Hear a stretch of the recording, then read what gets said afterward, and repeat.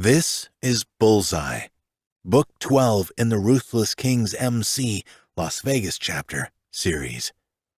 Written by 𝐂𝐮𝐨𝐤𝐸. Narrated by Jack Callahan and Pippa Jane. He who passively accepts evil is as much involved in it as he who helps to perpetrate it. Dr. Martin Luther King, Jr. Part 1. Backstory.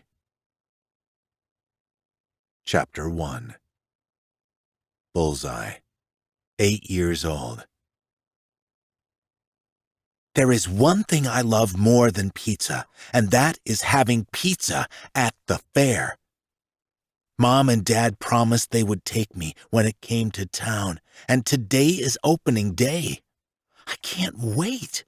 I've been dreaming about pizza for weeks now, but I haven't eaten any because I want it to taste like I've never had it before.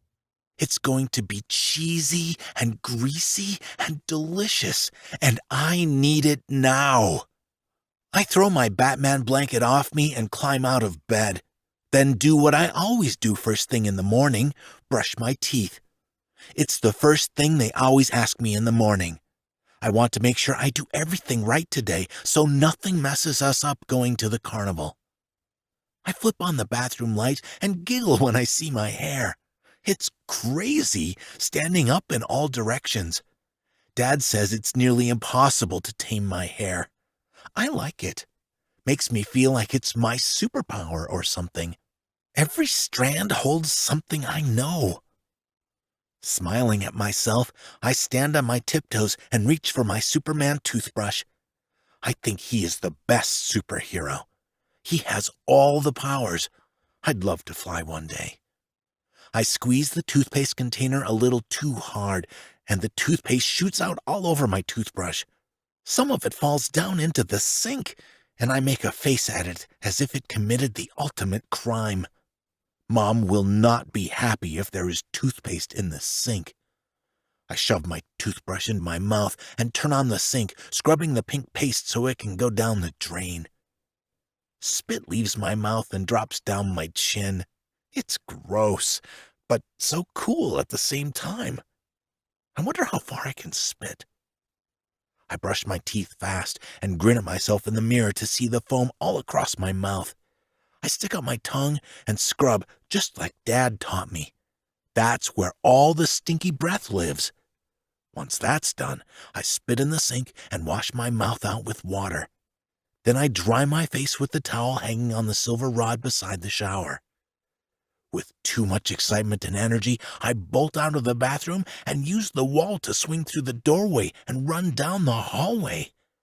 There are a bunch of pictures lining the wall of all of us, but it is the last one on the right that I love the most. It's of the three of us at Disney World, taking a picture in front of the castle. I loved it there.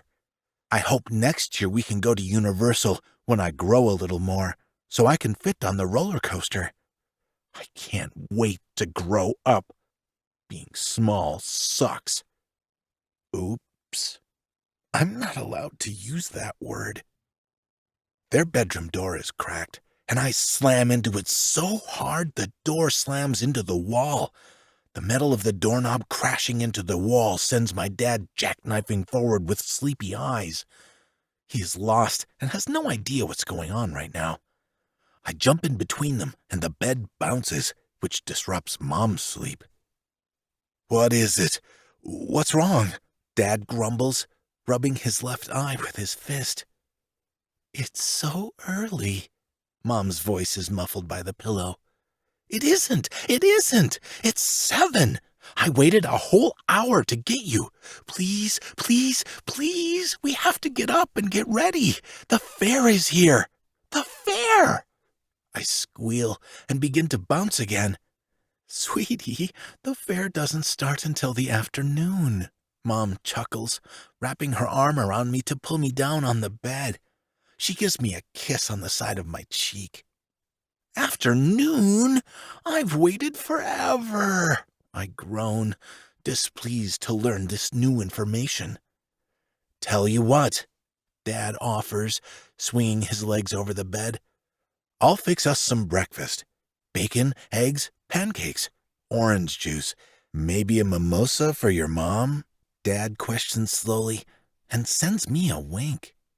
I look over to see Mom peek an eye open at us, which makes me giggle. With some mango juice? She asks. Dad rolls his eyes. Obviously. What else is there? What's a mimosa? I've heard Dad say it a few times, but I've never asked. It's a drink that will get Mommy out of bed. Like a superhero drink? I want one, I say excitedly. Oh, no, buddy. This drink is for adults only. Your little body can't handle it. It's made for grown-ups. I fall back dramatically and sigh. Everything good is. Mom's light-hearted laugh sounds like music when she finally sits up. I love Mom's laugh. It's my favorite. You know what isn't just for grown-ups? I drop my arm from my eyes and sit up on my forearms. What? She wiggles her fingers. Tickles? She playfully growls before launching herself at me and digging her fingers into my ribs. I scream and try to roll away, but I'm trapped with Dad's legs on one side and Mom's on the other. Okay, stop it, I beg, laughing as I hold my tummy. Okay, I'll put my fingers away. She brings her fingers to her lips and blows on them as if they are hot, then puts them in a pretend holder on her sides like I see my favorite cartoons do. All right, my little Bullseye, let's go to the kitchen. Dad ruffles my hair as he gets up. Dad, I pout. You know I don't like that nickname. They have always called me that ever since I can remember. Apparently, I never missed the toilet when I learned how to pee standing up. It's embarrassing. I'll never tell that secret. But it's funny, and it's a good thing, he says. You're a quick learner, and I bet you'll get a bullseye every time you try something new. You'll get it right the first time. You always do, kiddo. That sounds better than being a champion pisser, I mutter under my breath as I follow him down the hall. He spins around on his heel, a finger in my face, and he is hiding a smile as he tries to be stern with me. You can't say pisser, or piss, or anything like that, Waylon Justin Presley. Do you understand me? You say it all the time, I point out. I'm an adult. That's different. It shouldn't be. He opens his mouth and closes it again when he can't come up with an answer. And I'd rather you call me Bullseye. You and Mom are such hippies for naming me Waylon Presley. Are we going to get into this again, Waylon? Waylon Jennings and Elvis Presley are two of the greatest musicians to have ever lived. I know, Dad. He makes me listen to them, and I can't stand them. Your mom and I danced to Waylon and Elvis the night you fell in love. I know. It's sickening. Brat. Old man. Champion pisser. Dad throws back at me. You said it. That's not fair. Life's not fair, kiddo. Dad shrugs and opens the fridge to get out the bacon, eggs, and milk. Okay, be nice. I heard that, by the way. Mom scolds Dad. I stick my tongue out at Dad, and he makes a face at me. Mom takes a seat next to me, and like every morning, she places her word search book on the counter between us. Word searches are something we do every day. Clicking the pen, I run a line through a word that goes from one corner of the word search to the other. Haberdashery, I announce proudly. Oh, good one, Waylon. That was a big word. She nudges my arm with hers, and I feel stupid for being proud of myself. It's just a word, but when Mom can't find it and I can, it makes me feel really smart. While we search for words, the smell of pancakes fills the kitchen, and my tummy grumbles. Dad, do it. Do the thing, I tell him, hoping he puts on a show. He grips the handle of the pan. You mean this? He flicks the pan up with his wrist. The pancake flips through the air, and Dad spins around, catching the pancake just in time. Ayo, he cheers. I clap as he does it again. Mornings are the best. Why do they think I always want to wake up early? Oh, hey, check it out. The fair is opening early because they have a petting zoo from 10 to noon. Do you want to go, Waylon? Mom shows me the picture in the newspaper. There is an entire page dedicated to the goats, alpacas, and pigs. Oh my gosh, can we please? Please, please, please, Dad? I fold my hands together and give him the big eyes he can't stand. The pan sizzles when he adds the bacon. There's nothing like the smell of bacon. Of course we can. I wonder if we can feed them too. Oh, I'm sure. I'll buy the tickets now, just in case they sell out before we get there. I wonder if they do payment over the phone. Mom reaches for her billfold that's on the edge of the counter and gets up, walks over to the pink corded phone and dials the number on the newspaper. Hi, is it possible to buy tickets in advance? She grins. Excellent. No, I understand it might take a minute. The internet is so slow. With all the advances in the world, you'd think they would come up with something better besides dial-up. Oh, yes, of course. The card number is... She rattles off the card number, and I'm about to burst with excitement. Today is going to be the best day ever. I click the pen again and find another word. Okay, eat your breakfast, then everyone will shower, get ready, and we will have an amazing day at the fair. Dad carefully sets the plate down in front of me, and I narrow my eyes at the pancake. He made a bullseye on it. There's whipped cream in circles with blueberries in between and a raspberry in the middle. He laughs, and I grab a blueberry and throw it at him. I'm so funny, he tells himself. Mom snorts as she sips her mimosa. She smacks her lips together. Oh yeah, babe, hilarious. Dad leans over the counter and kisses her. Ew, I say, crinkling my nose in disgust. One day you'll want to ew with someone, Waylon, Mom says, giving Dad another kiss. Will not. Girls are gross. I shove a forkful of pancake in my mouth and lick the whipped cream from the side of my lip. So icky. Dad shivers in disgust, and Mom pushes him gently on the shoulder. I'll show you icky. Promise? Dad wiggles his brows. I don't know what that means, but it sounds disgusting. Stop! I'm trying to eat here. We eat quickly after that, and I practically lick my plate to get the last of the syrup.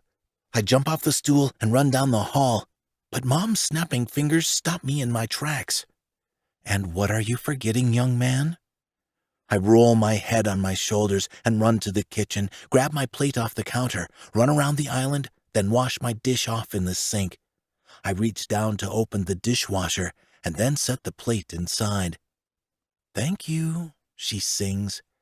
I run down the hall to hear my parents laughing behind me, probably flirting, which is gross, and I head up the steps to go to my room so I can get ready. I take the quickest shower of my life and grab a pair of jeans and my Ghostbusters shirt. The ghost glows in the dark. So cool. I slip on my sneakers and run down the steps again. Mom and Dad are still being disgusting in the kitchen, swapping cooties, and I stomp my foot. It echoes down the hall, and Dad turns around, not pleased with my slight tantrum. You guys aren't ready yet. Waylon, we have time.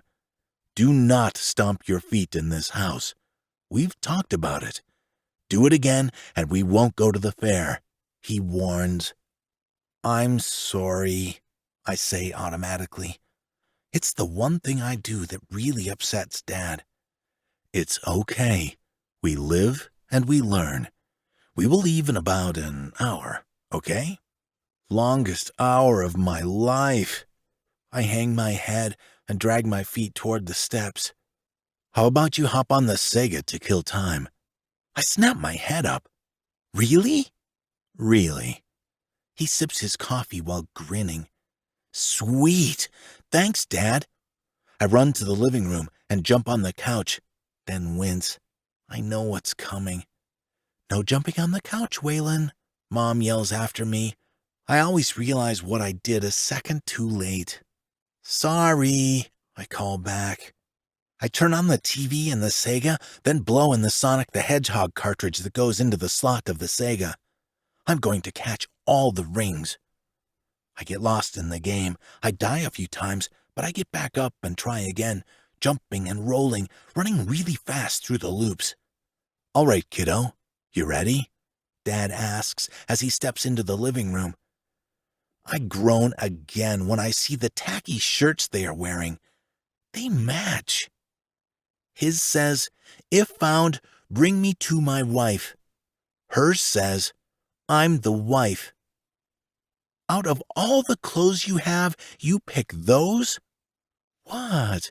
We like them," Mom shrugs. "You guys are trying to embarrass me." "Us?" Dad gasps. "Never." They are so corny, but I love them anyway. "Come on, we don't want to be late." Mom ushers us out the door while putting an earring in her ear.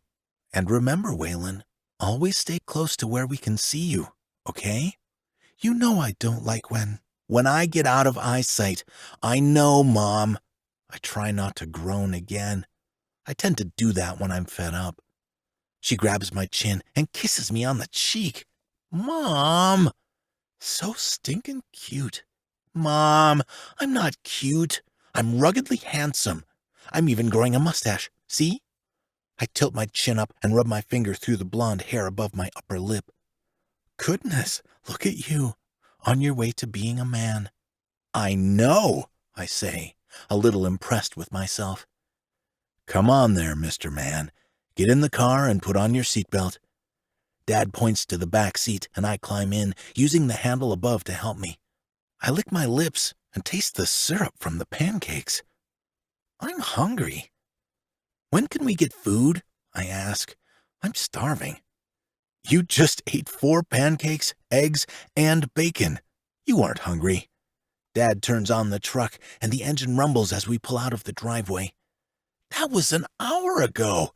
I'm starving." Mom chuckles and flips down the visor to apply lipstick. "When we get to the petting zoo, we can get something, okay? Chunky monkey," she says. Dad flips on the radio station, and I can't help but roll my eyes at the oldies song starting to play. He and Mom sing together to a song that shouldn't even be allowed on the radio, and I stare out the window, watching the trees pass. My favorite thing to do on car rides is to pretend I'm racing the car. I imagine I'm on a horse, on the side of the road where it's grassy. We are running full speed trying to beat Dad's huge truck. I have no idea how to ride a horse, but I bet it's so cool. A log is in the way. We jump over it, landing perfectly as we pull ahead of Dad. My imaginary horse is pitch black with curly hair. His name would be Midnight. Riding Midnight, even if it's just in my daydream, makes the ride to the fairground go by quick. "Okay, we're here," Dad announces, pulling into a parking spot. Finally, I'm starved. I unclick my seatbelt and jump out of the truck, landing like Spider-Man would. I hold out my hand and pretend to shoot spiderwebs from my wrist. Thwip, thwip.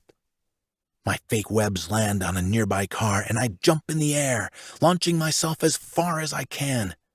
"Okay, Spidey, let's go." Mom waves me over and I jump to my feet to stand and rush over to take her hand. It's the one rule we have when it comes to walking in parking lots.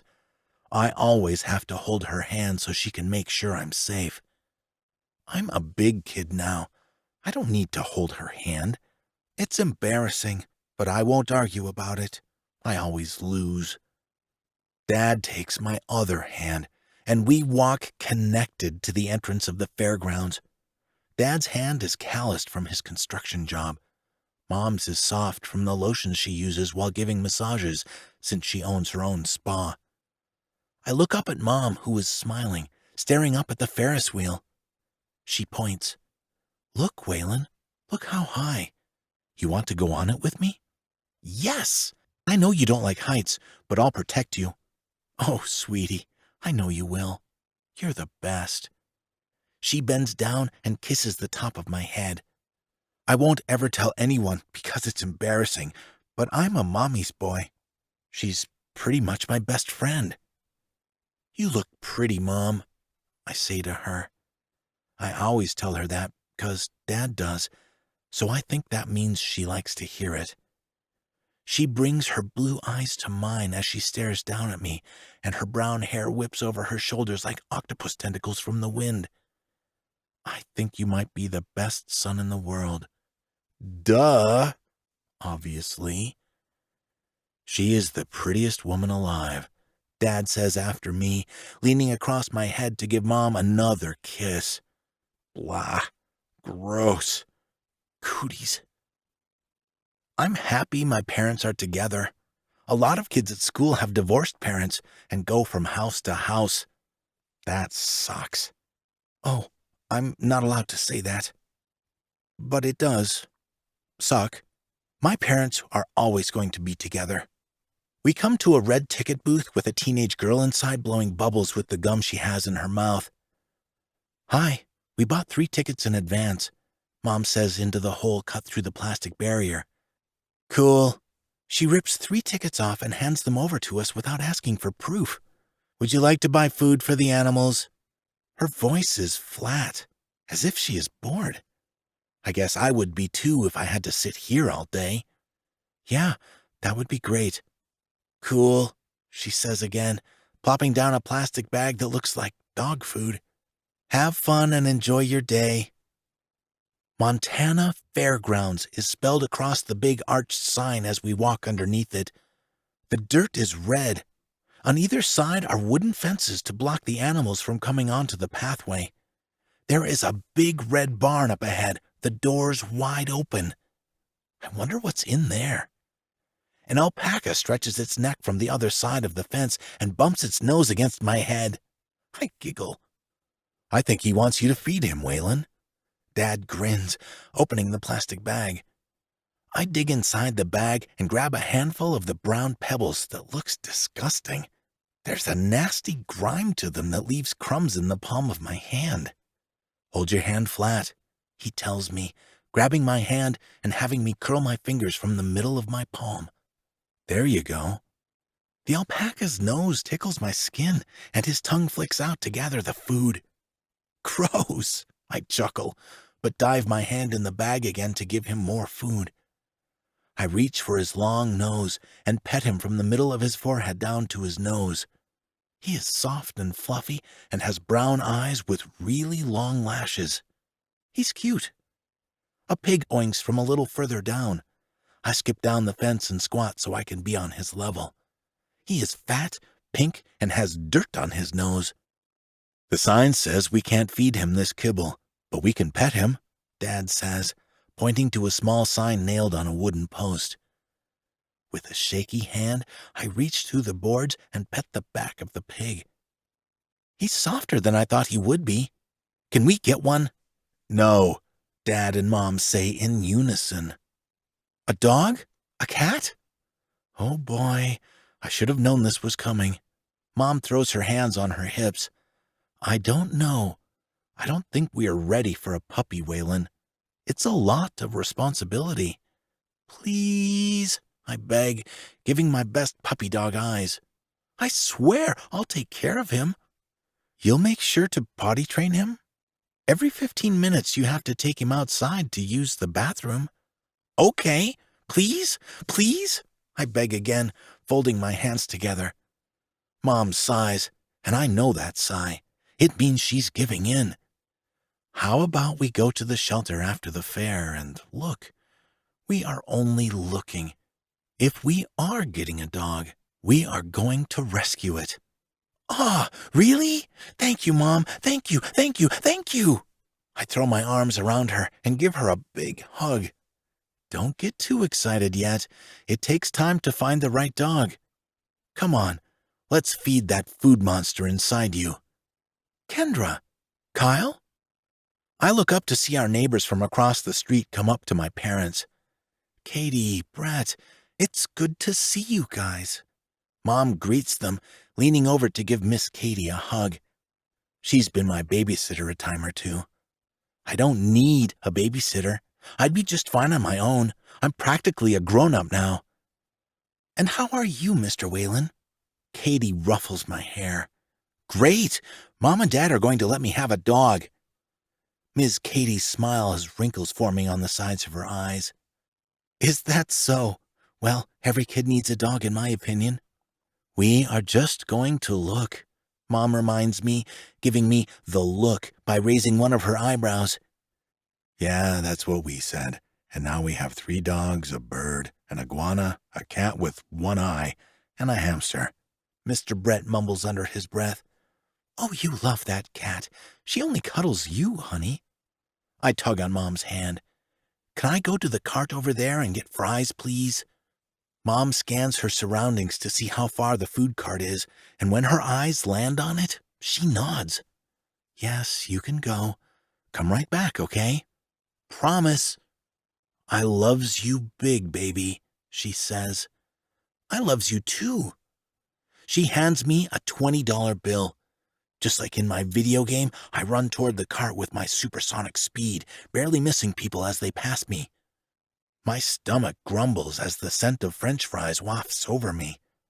I read the menu, and my eyes widen when I see all the French fry choices. I'm not like most kids who only like their food plain. Mom and Dad, from the time I could eat real food, always had me eat what they ate. So, I want barbecue fries with pulled pork and sauce on them, maybe with some pickles and onions. "Oh, my gosh. Whalen? Is that you?" I turn my head to see a woman standing there. I don't think I've ever seen her before. She's around my mom's age, with blonde hair. I notice her eyes are red, puffy, maybe from crying. She's skinny, too, like maybe she doesn't eat enough. Maybe I can share my fries with her, but Mom said to never talk to strangers. "I don't know you." "Oh, yes, you do. It's just been a while. My name is Patricia. It's been a few years. You probably wouldn't remember me." "Mom said for me not to talk to strangers." "Your mom is very smart." Her eyes get glassy, like she's about to cry. "You want to go see these horses in the barn? They are huge, and they have apples to feed them." My eyes widen. "Whole apples?" "Yep. How cool is that? Their teeth crunch the entire apple easily. It's pretty neat to see." I look toward my mom, and she waves at me before turning her attention back to the neighbors. "I don't know. I don't remember you, so I shouldn't go." "Kendra won't mind. I promise. Just 5 minutes. I want to catch up and see how you are doing in school." I don't know what to do, but I feel obligated to go. "Okay, but it has to be fast. Mom doesn't like for me to be out of sight." What a good mom. Her voice sounds funny, like she suddenly has a sore throat. She holds out her hand.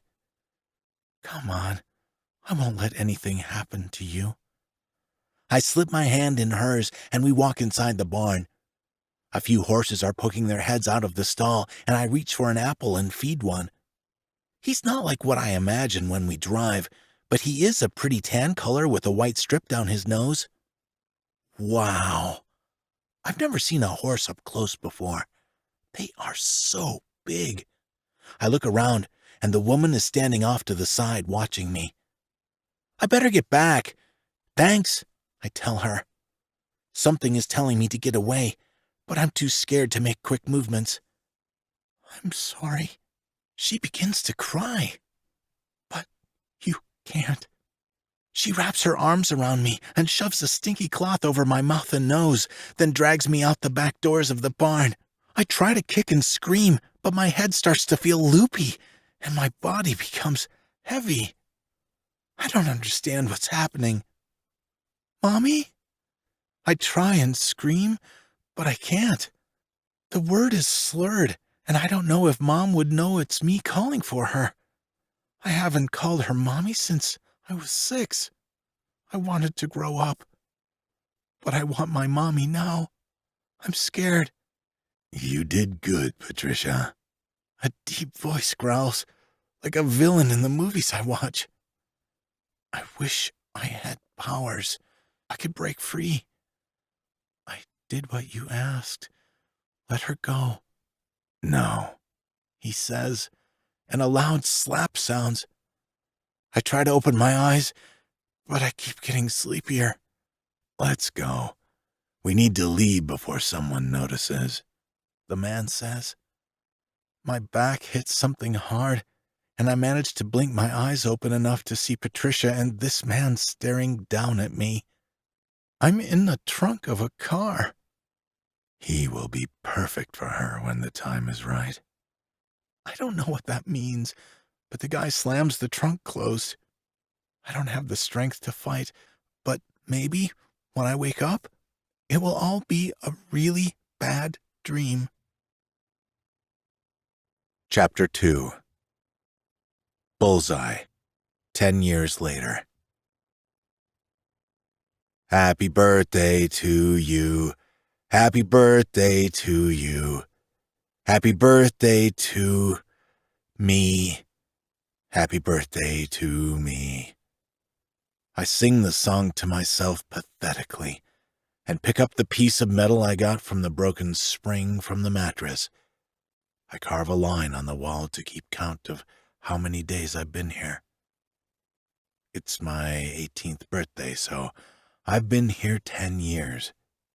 That's 3,652 days, 87,658 hours, 5,259,492 minutes, and 315,569,520 seconds.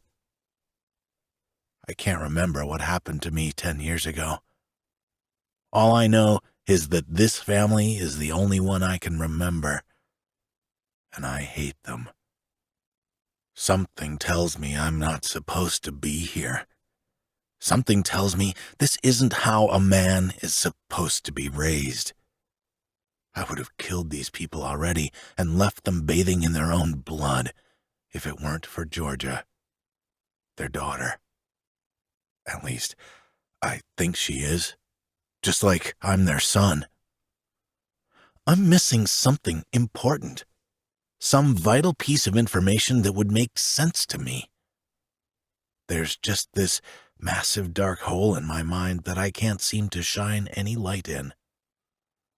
I can't remember anything that hasn't been here in this cold cement room. I think I've lived another life, though. Or maybe that's just wishful thinking. Georgia is my best friend. We've grown up together here. She's made this place and these people tolerable.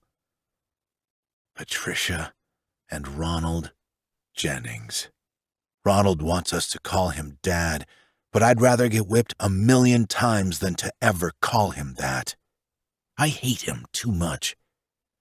Patricia is the reasonable one, a bit kinder, but she does the devil's bidding, so I know she can't be trusted. I hit the back of my head softly against the wall, sitting on the lumpy and uncomfortable mattress as I stare up the wooden staircase. And I wait for them to come down and get me. They are sick, twisted people who deserve to rot in hell for what they make me and Georgia do together. Ever since we were 16, Ronald has made Georgia and me have sex. He records it, jacks off to it, tells us what to do. If we don't listen, we are beaten until we can't move. He keeps us weak by not giving us proper food and water, so we can't fight back. But if we perform well, he gives us a good meal. We all sit down at the table like a real family. A real fake fucking family. Because Ronald keeps Georgia and I chained together by binding her left wrist and my right together while keeping our ankles trapped in chains too. I know this isn't normal. None of it is. And I want out. I want more, but I won't leave Georgia behind. They might make us do things we wouldn't ever do, but I love her deeply. As much as someone can without being in love with someone. I know she feels the same. We have talked about it before. Maybe if our situations were different, maybe if we lived another life, we could be in love. But this isn't a fairy tale. We are going to die here. Even with all the horrors these people put us through, I don't regret Georgia. I regret how things have happened between us. I regret our situation. I regret that I am not strong enough to protect her. I regret that I can't be who she needs me to be. But I don't regret her. She's the only good thing in this fucked up life. I pick up the chain attached to my ankle and wonder what my life was like before all this. The life I can't remember. Maybe that's just wishful thinking. Maybe I've never had another life, and I've always been here. No, that's not right. I'm not supposed to be here. I feel it. I just don't know where else I'm supposed to be. I look around my room as my stomach growls. There are a ton of books. At least I have that. I've taught myself everything since I've never been to school. But why bother continuing? Why did I bother at all? It's how I've been able to keep up with my birthdays, and I don't know how I know it, but I do. It's like it was ingrained in me. What else is ingrained in me? I know when I fall asleep at night on this twin-sized bed, I dream about a woman with brown hair and blue eyes, but I can't see her face. It's like everything is blurred. And then there are pancakes and Superman? It makes no sense, but dreams never do. I think it's my soul telling me what it wished it could have. Wishing is a bitch. I exhale and give my sorry excuse for a room the finger. I fucking hate it here. I want to burn this place to the ground with Patricia and Ronald inside. I'll take Georgia with me and we can start life over, together. We've only ever known each other, so it would make sense to stay together. Not as a couple, because I don't know either of us want to be with someone who has experienced something so terrible. It would be a constant cloud over our heads. She deserves more than that. She deserves to be happy. Drip, drip, drip. The drops of water pooling on the floor from the pipe in the corner bring me out of my depressing thoughts. I'd kill myself right here and now if it weren't for Georgia. Fuck living the rest of my life like this. Okay, now my depressing thoughts are done. The door opens, sending light from the hallway spilling down the stairs. I wince from how bright it is and lift my hand to cover my eyes. It's dark in my room with one small, rectangular window that's frosted over so I can't see outside. It doesn't bring in enough light at all. Lunch. Patricia raises her voice from the top of the steps and slowly comes down the steps, carrying a tray of food. It isn't every day we get lunch. I can smell the food. It's warm and hearty. I try not to get too excited, but like a desperate, weak man, I get on my knees and get as close to her as I can because I want the food so bad. The chain around my ankle tugs once I run out of slack. What am I doing? I'm not going to fucking beg for food. I sit down and lean against the wall, My back's sore from how long I've been in this position. Fuck her, fuck him, and fuck their food. Patricia sets it down next to me. The beef stew has my mouth watering. There's even toast and mashed potatoes with a Coke for a drink. Please, eat, she says softly. She has always been nicer, but I don't understand why she listens to Ronald. Does she not care how miserable Georgia and I are? Does she not care about the child pornography Ronald made from the time Georgia and I were 16? Does she not care just how sick the man is?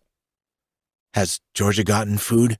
I ask, only wanting to eat if she has been taken care of.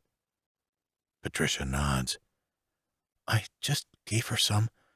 She got the same thing with a salad on the side. I know how much she loves her veggies. Veggies. It's as if Georgia and I are still kids when Patricia speaks. I pick up the tray and set it on my lap. This is a huge serving for lunch. This is actually the biggest serving of food I have ever received. What is going on? I don't ask because it doesn't matter, does it? No matter what, I have to do what they say, or they will kill Georgia. Something they have warned me about 100 times. Or Ronald will rape her after beating her first. That's not something I can risk. Even knowing all that, even knowing the monsters they are, part of me loves them. I think. I don't know where else I'd go, and I don't know what other kind of life there is out there. Maybe this is as good as it gets. Not being here scares me. Not having them feed me terrifies me. And not having their fucked up version of love, it fucking somehow hurts me. What kind of person does that make me? Does it mean I like what they make Georgia and I do together? Sex is supposed to feel good, but this kind doesn't. Do I like that? No, I can't be that ridiculous. Of course I don't.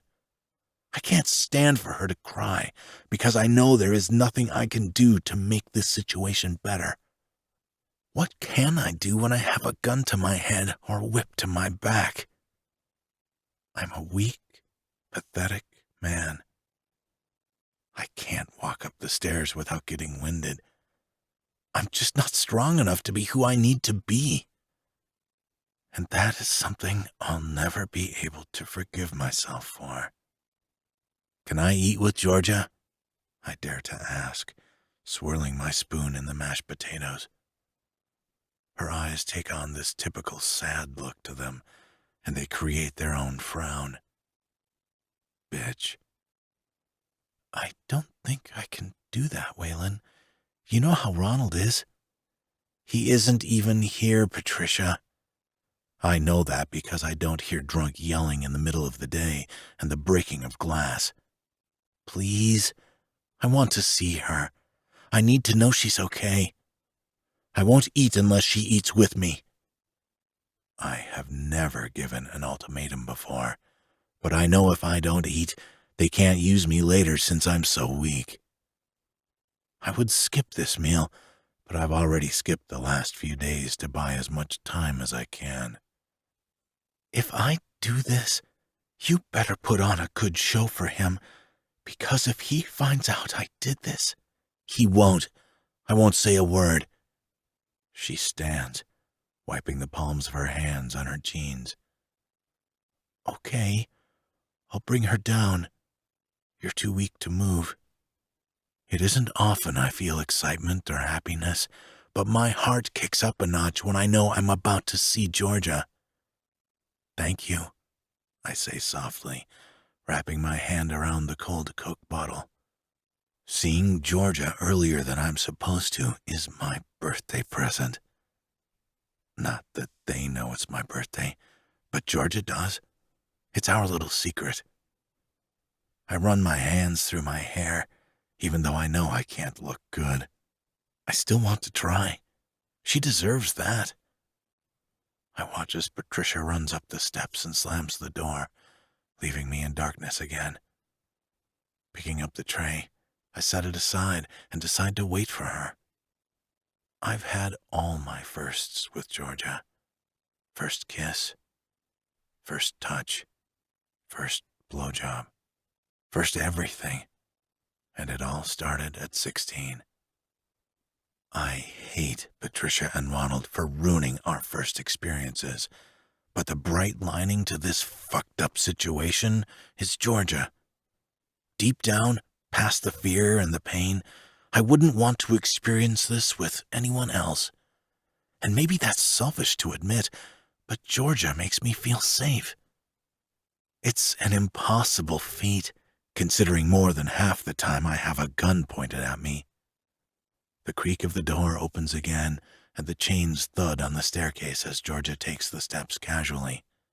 Patricia flips on the light, and a wide smile takes over Georgia's face. There aren't often times where happiness exists here, but right now is one of those times.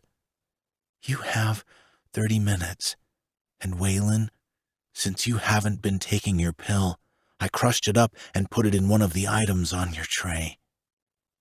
My guts turn with hatred. I clench my jaw, wishing I could kill this woman. I'm 18, a young virile man who should get an erection by watching paint fucking dry. But no, the situation is too damn stressful. I'm constantly afraid, and it is affecting my ability to get it up. Poor Georgia. She asked me one time if it was her fault. If it was because I didn't find her attractive.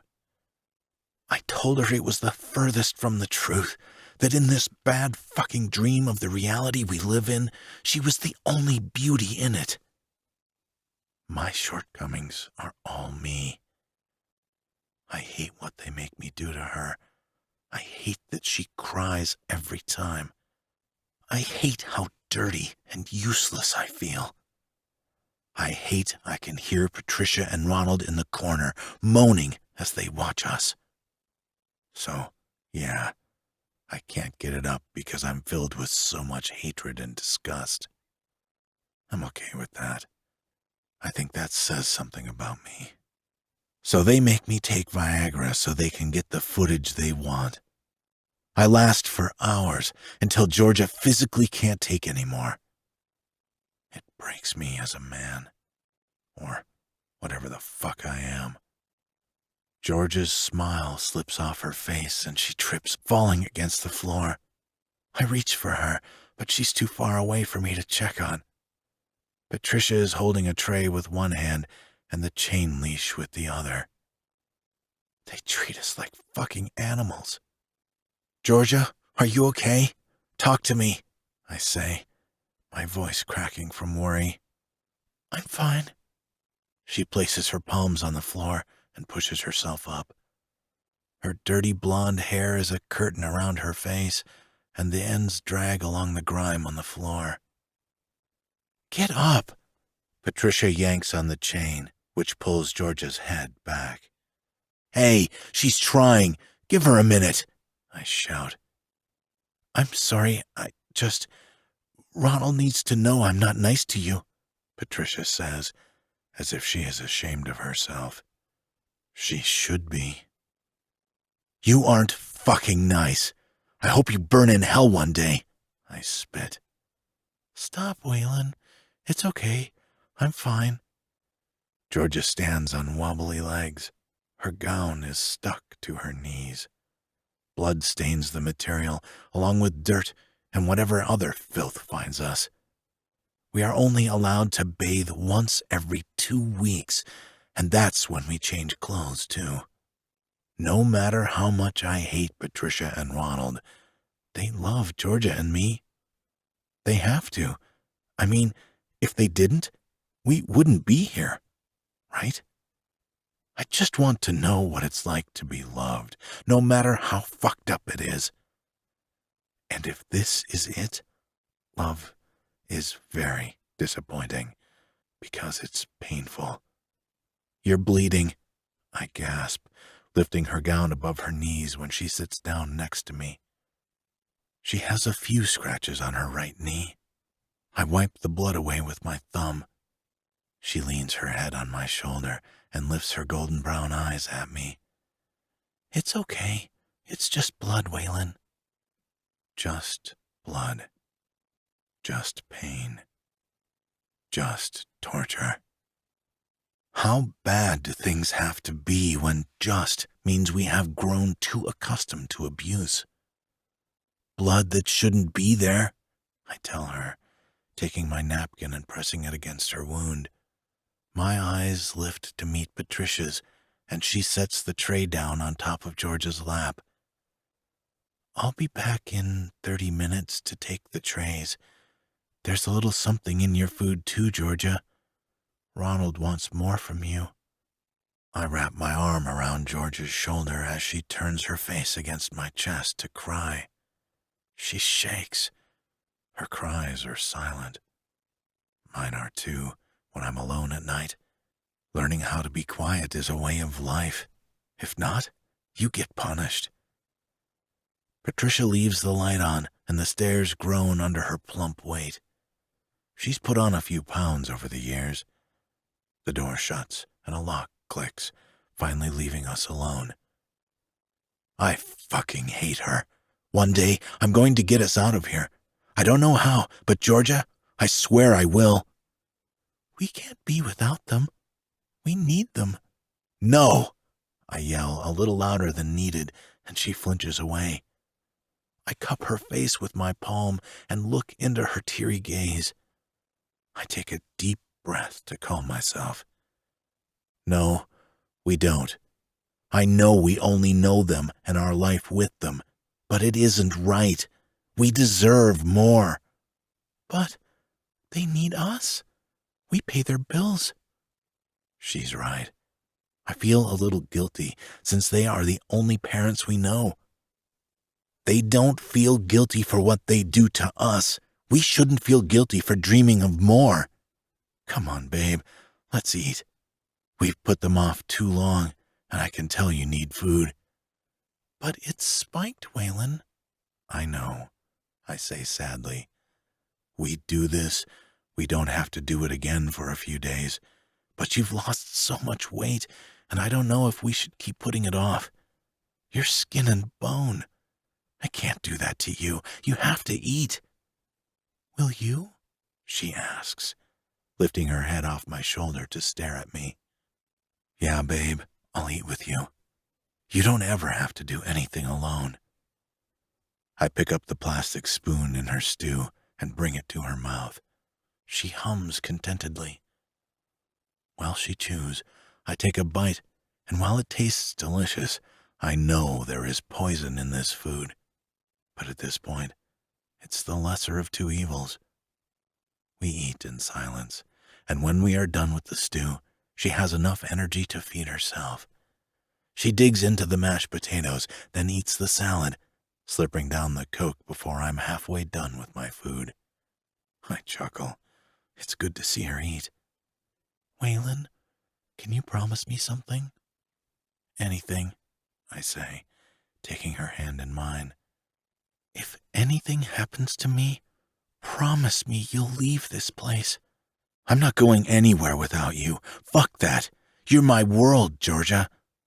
I know it's odd to say because we aren't in love, but she's all I have known. I don't know how to be without her. She's my soulmate in a way, my best friend. I get anxious when I think of life without her. "You can't think like that. Nothing is going to happen to you. It's you and me to the end. If something happens to you, I'd rather die than live." She grips my face, and her eyes dart back and forth between mine. "No, promise me you'll live your best life. Promise you'll love and make love, or fuck, or whatever you're supposed to do and feel good doing it. You deserve to feel good, Waylon. Live your life." "I won't do it without you." I won't make promises I can't keep. "Where the fuck is she?" Ronald shouts from upstairs. The trays on our laps crash to the floor when Georgia crawls into my lap. "She's downstairs. It was the only way Waylon would eat," Patricia explains, a lilt of desperation to her voice. A loud slap follows a second later, and Georgia wraps her arms around my neck, placing her face against the side. She hates it when Patricia and Ronald fight. It scares her. "Stupid bitch. They aren't allowed to be together until I say." "You needed them tonight. I only thought I was doing what was needed," Patricia cries. A large thump vibrates the floor. He's beating her. I close my eyes and rub my hand up and down Georgia's back. And it isn't long before I feel it tingling in my cock, since she's on my lap, wiggling around to get comfortable. On a normal day, I wouldn't be bothered. But since I'm drugged with Viagra, the lust factor is too hard to control. "You have to stop moving around," I whisper, trying to force the unwanted desire down my throat as I swallow. "I can't." Her words are breathless, and she willingly kisses my neck. "Georgia, we can't," I hate to say. "We've never had sex outside of when we have had to in front of Ronald. This isn't how things are supposed to happen." "I know, it's just, we never do anything without them in the corner. They aren't here. We have 15 minutes. Can you have sex with me the way you want? Not what he tells you to do?" We don't have a condom. It's the one thing that Ronald makes sure I wear. "Pull out?" She removes the soft silk of her lips from my neck to look at me. Her face is flushed, and her eyes are glazed over. I can't be with her like this. I know it wouldn't be what she really wanted. "Waylon, please. I know what we are to each other. We might not ever get out of this place. I want to experience something that's just you and me. We won't ever get this chance again. They won't allow us to eat together again after this, and you know it." Every word is true. It's becoming harder and harder to deny her. How much Viagra did Patricia slip me? My cock feels like it's about to explode. Georgia trembles in my arms as she slips the strap of her nightgown off her shoulder. "I know I'm not what you want all the time, but maybe once you can really want me. I want to know what real bliss is like, Waylon. Please," she begs, inching forward and presses a tentative kiss to my lips. "Look what you fucking did," Ronald shouts at Patricia. God, the walls are thin. "I have to clean your blood up now. It's going to be an hour before I can go downstairs to get them. I swear, you dumb cunt, if you stain this rug, you're going to be scrubbing it until your fingers bleed. Get in the room and don't come out." He ends his statement with a final slap to her face, silencing her. "We have more time," Georgia whispers. "Want me, even if it is only for a minute." "Babe, it isn't about not wanting you. It's about not wanting you in the situation we are in. But you're beautiful." She grinds against me helplessly, and I tilt my head back, squeezing her small waist as my control gets thinner. It's about to break. Her nightgown slips lower, revealing her tits. They are just the right size, with hard, rosy nipples. I hate that I want her right now, but she wants me to, so it's okay. No, it isn't. "Stop thinking so much. I want you. I want us to experience another first together." She tugs her nightgown over her head and tosses it on the floor. "Let's just have one time where they aren't in the same room." Her hands clutch the stained tank top I'm wearing, and I lift my arms over my head so she can yank it off. My hands roam down her skinny frame, too skinny, and my brows pinch together, wishing I could take better care of her. I can count her ribs. My fingers trace the ridges, and her skin fills with goosebumps. I palm her tits, rubbing my thumb over her nipples. Ronald always wants hard, fast, dirty, and degrading, and I'm good at it. But I don't always want that. I want what my partner wants. I bend down and suck her tight bead into my mouth, flattening my arms around her back as I pull her close. She whimpers for me. She has never made that sound before. This feels different. She's right. We need this. We need to know what it is like to be together without force. I know there is some force at play with the medication, but at least they aren't here. I can show her how good it can be, and she can show me. Her breasts are soft. Her skin is surprisingly smooth, since we don't have access to lotion or anything. I let go of her nipple with a soft plop, then give it a goodbye kiss. I drag my tongue up the middle of her chest until I'm at her lips and kiss her, like really kiss her. It's slow and timid on her end, delicate, yet perfect. The tip of her tongue flicks against mine, and I groan down her throat, so she does it again, which makes me lose control. I flip her onto the cot and spread her legs apart. She's beautiful laid out under me like this, more than any other time she's been in this position, because I know she really wants to be here. Slipping my thumb to her clit, I begin to circle it, something Ronald doesn't allow me to do. "Oh, Waylon," she moans, and I shove my hand over her mouth. I grin, feeling good about my ability for the first time. "Shh, babe. Walls are thin, remember?" She nods and grips the sheets as I move my thumb quicker. Her whimpers and moans come out faster, and her back arches. I think she's having an orgasm. I know she fakes it most of the time while Ronald is watching us.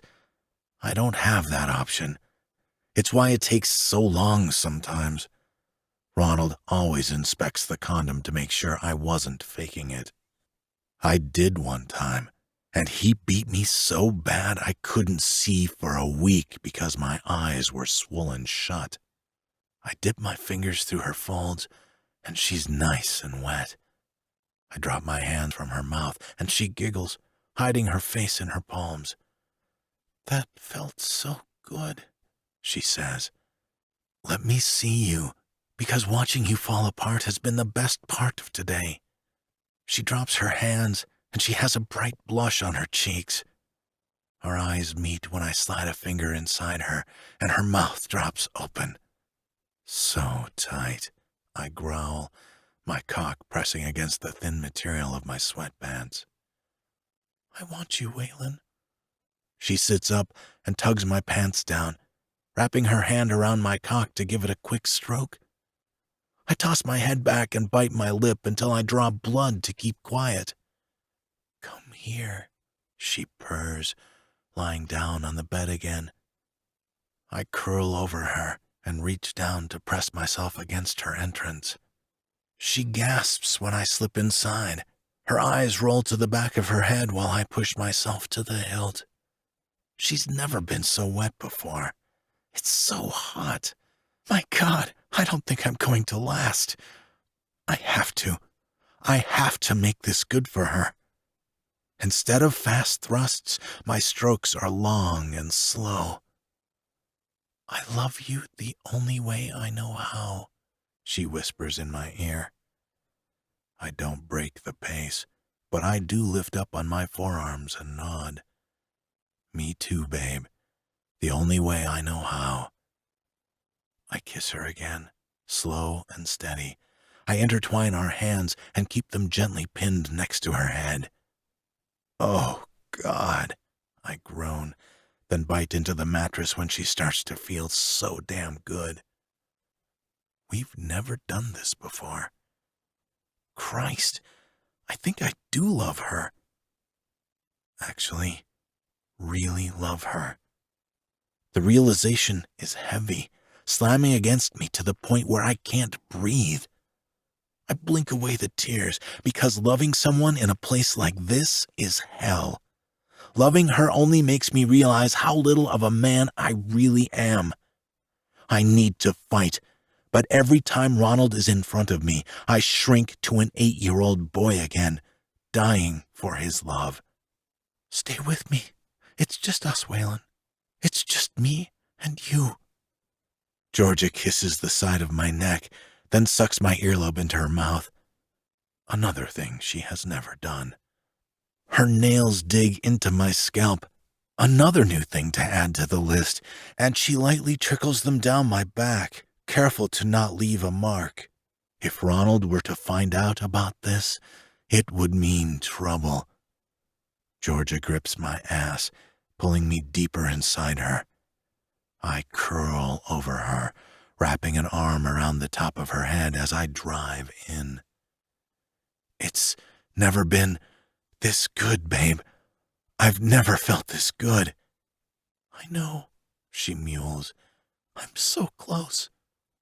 I jerk back in surprise and smile. Really? Again? She nods, sucking in her bottom lip, still not letting go of my ass. Her eyes drop to my abs as they flex. I glance between us, watching as I slide in and out of her. It's beautiful. I change positions, wanting to see her riding me. I flip us over until I'm staring up at her. What a sight! She's never been on top before. Ronald doesn't allow it.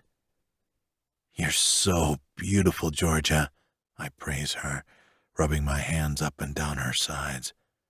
I can't help but rub my palms over the slight undercurve of her breasts. Waylon, I don't know what to do. We've never... I know. Just do what feels natural. It's going to feel good. She situates herself on top of me, and my cock slides in another inch. We groan at the same time, and my hands grip her hips, rubbing my thumb over the ridges of bone protruding from her skin. So full, she moans, her hands slapping against my chest for leverage. Georgia begins to rock, uncertain at first, but her clit rubs against my pelvis, and she slaps a hand over her mouth to swallow a loud sound. I take her hand away and replace it with mine instead, so she can do what she wants. She moves faster, back and forth, rocking against me like a boat at sea caught in raging waves. My eyes roll to the back of my head, and the tingle at the base of my spine tells me this is about to be over. Oh, God, Waylon, I'm so close. Don't stop. Don't stop. But it isn't me that's moving. It's her. She rocks me faster, harder, chasing her orgasm. I can't hold back. I grit, my teeth tight together. I flex my hips, thrusting deep inside her and trying to hold back my orgasm. She has to come first. It's the only way I can pull out. Yes, yes. She flips her hair over her head.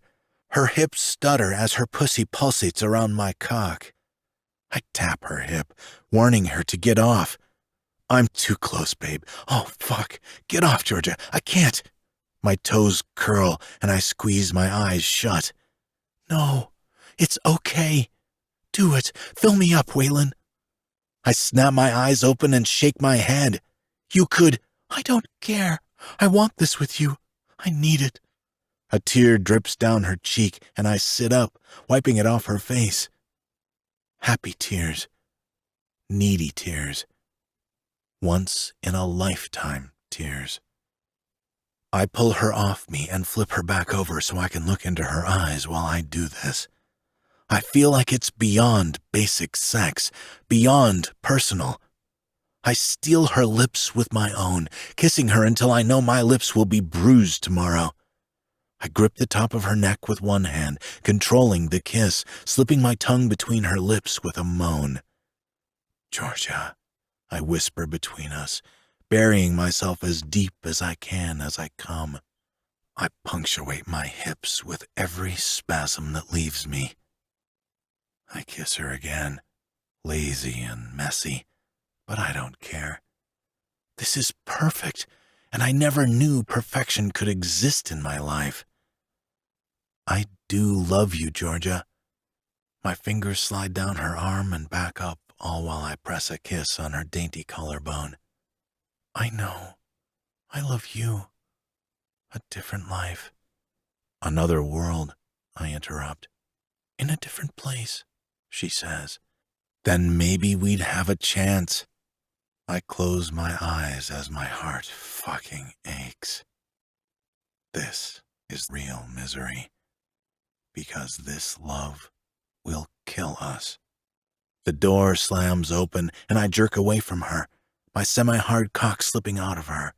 I scramble for her nightie, pluck it off the ground, hurriedly pulling it over her head. I'll take care of this, babe. I'll take care of you this time. And I don't care if it kills me. I barely have time to put on my sweatpants when Ronald is at the bottom of the steps. I just pulled him above my hips, and I forget about the damn chain around my ankle. I can't go more than 3 steps outside the bed. My leg tugs when I try to attack him, but I'm stopped short. I growl, stepping in front of Georgia so he can't see her. And what do we have here? He sucks his tongue across his teeth. You being a little whore, Georgia? You don't get enough of him, so you gotta sneak down here and get it, huh? Is he not enough? Do I need to bring you another man to add to the mix? His hand grips her ankle and yanks her down on the bed. The collar around her neck digs deeper from the awkward placement of the chain being hooked on the other end of the wall. I lurch forward again, trying to wrap my hands around his throat. Don't fucking touch her. Why not? You can. Been thinking about this pussy for a while now. She's legal now. Or maybe I'll beat the shit out of her for spreading her legs before I could tell her to. He pinches the side of her leg until a spot is left, and she cries out. She scrambles away from him, but he yanks on her chain, sending her flying backward on the bed. Georgia is on her back, staring up at him with fear in her eyes. He wraps his hands around her throat and unhooks the chain, lifting her by her neck. She chokes, gags, and claws at his arms. I step forward, the chain tightening when I try to get closer. Let her go. Whatever you want to do it to me. Leave her alone. Please? I beg him. The worst part of all this is how I still have lust coursing through my body and an erection that won't go down because of this goddamn Viagra they gave me. He tisks when he sees my cum dripping down her thigh. Fuck. He wanted to be the first to. The thought makes me want to puke. I'll literally do anything. I manage to choke out the words. Anything. Patricia, Ronald yells, and a few seconds later feet hit the floor upstairs. Patricia runs down the steps and stops short when she sees the sight before her. Oh, no, she whispers. Take Georgia to her room. Ronald tosses her over to Patricia, and she has a gentler touch, taking Georgia's hand instead. Waylon, Georgia calls out for me, scared and white as a ghost. I don't have time to answer her. Patricia drags Georgia up the steps and slams the door. It only takes Ronald a split second to throw his fist and land it against my face. Blood fills my mouth. I try to fight back, but these chains are making it hard for me to stand my ground. I throw my fist next, clocking him right in the chin, but I don't have the same stamina. I'm weak. He throws a fist against my side, and I double over. He grunts as he lifts his knee and rams it against my face. My head snaps back, and blood gushes from my nose. You'll do anything, huh? He backhands me across the face. My vision hazes from the force. Would you suck my cock to save her? Would I want to? No. Would I do it to save her? Yes. My cock is worthy of so much more than your useless mouth. He slaps me again, and this time I fall to the ground. He kicks my back, and something cracks inside me. I howl in pain. I'm not fucking gay. You're sick. He squats down and grips my face with his hands. I wheeze, struggling to breathe from the pain. Dad? I let slip, because he has to be. I'm not your father. I'd never love you. You're nothing but a way for me to live, boy. Boy. Love deserves more than a boy like you. I curl in on myself as he starts beating me again, feeling like a little boy all over again. I can't protect anyone. I can't save her. All I want is to be loved. But love is hard to come by when you've never experienced it. You get the love you think you deserve, so I obviously hate myself. Love is learned, and it doesn't live here. The only thing I'll ever learn to do is hate. Chapter 3.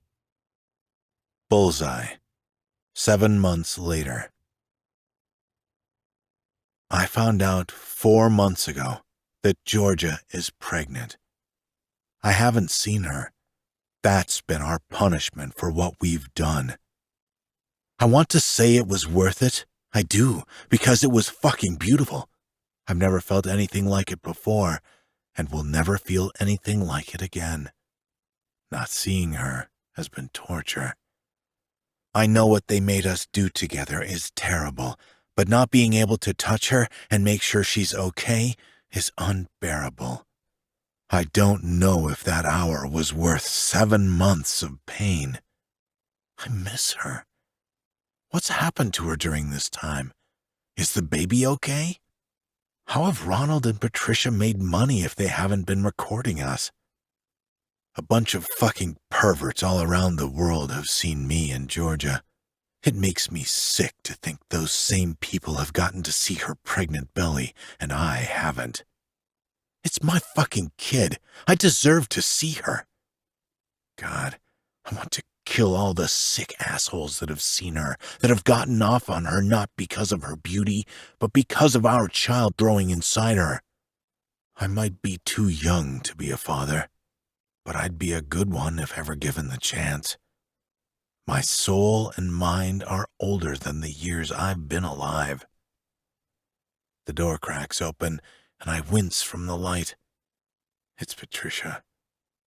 I can tell by the silhouette at the top of the stairs. I lift my hand to block the light. I don't have the energy to argue, to fight, to do anything. They win. I haven't eaten in days. I haven't had water in days. I haven't slept in months. It feels that way, at least. I'm too worried about Georgia. Oh, Waylon, you need to eat and drink water, she whispers, kneeling at my feet. She places her hand on my forehead, and I jerk away from her. Don't fucking touch me, you sick fuck. I saw you. I rasp in disgust. I saw you in the corner, touching yourself, fucking Ronald, moaning at our expense. I gather spit in my mouth and spew it against her face. It lands on her cheek, but she doesn't look angry. She looks regretful, which only pisses me off more. You don't understand, she starts, wiping her cheek on her shoulder. I'll never understand perverts like you. You are our parents. You're supposed to love us. It sounds automatic as I say it, because I've said it so many times in my head. I didn't know it was possible for her to look guiltier. I love you in the best way I'm allowed, Waylon. Whatever the fuck that means. I slipped Ronald a sleeping pill in his beer. He'll be out for a while. I wait for her to continue, but she doesn't say a word to explain herself. Well, what the hell does that mean? She hands me a bottle of water. I don't even care if it is laced with Viagra. I'm too fucking weak to fuck. I twist the cap off and guzzle it down. It spills over my lips and refreshes my dry, cracked lips. It tastes so fucking good. How is Georgia? Please tell me. You haven't given me an update. Is the baby okay? Is she okay? I gasp for air, tired from drinking the water so fast. You want to come see her? Seriously? I don't know if I can believe her. It isn't right that you haven't. I've been doing the best I can, she whispers, turning her head against the light to show a black eye. She unlocks the chain from the wall, and the shackle falls off my ankle. Don't try to run, she says, pulling a gun from her red hoodie pocket. I barely have the strength to drink water. I won't run. As fucked up as it sounds, you're my family. I don't run away from family.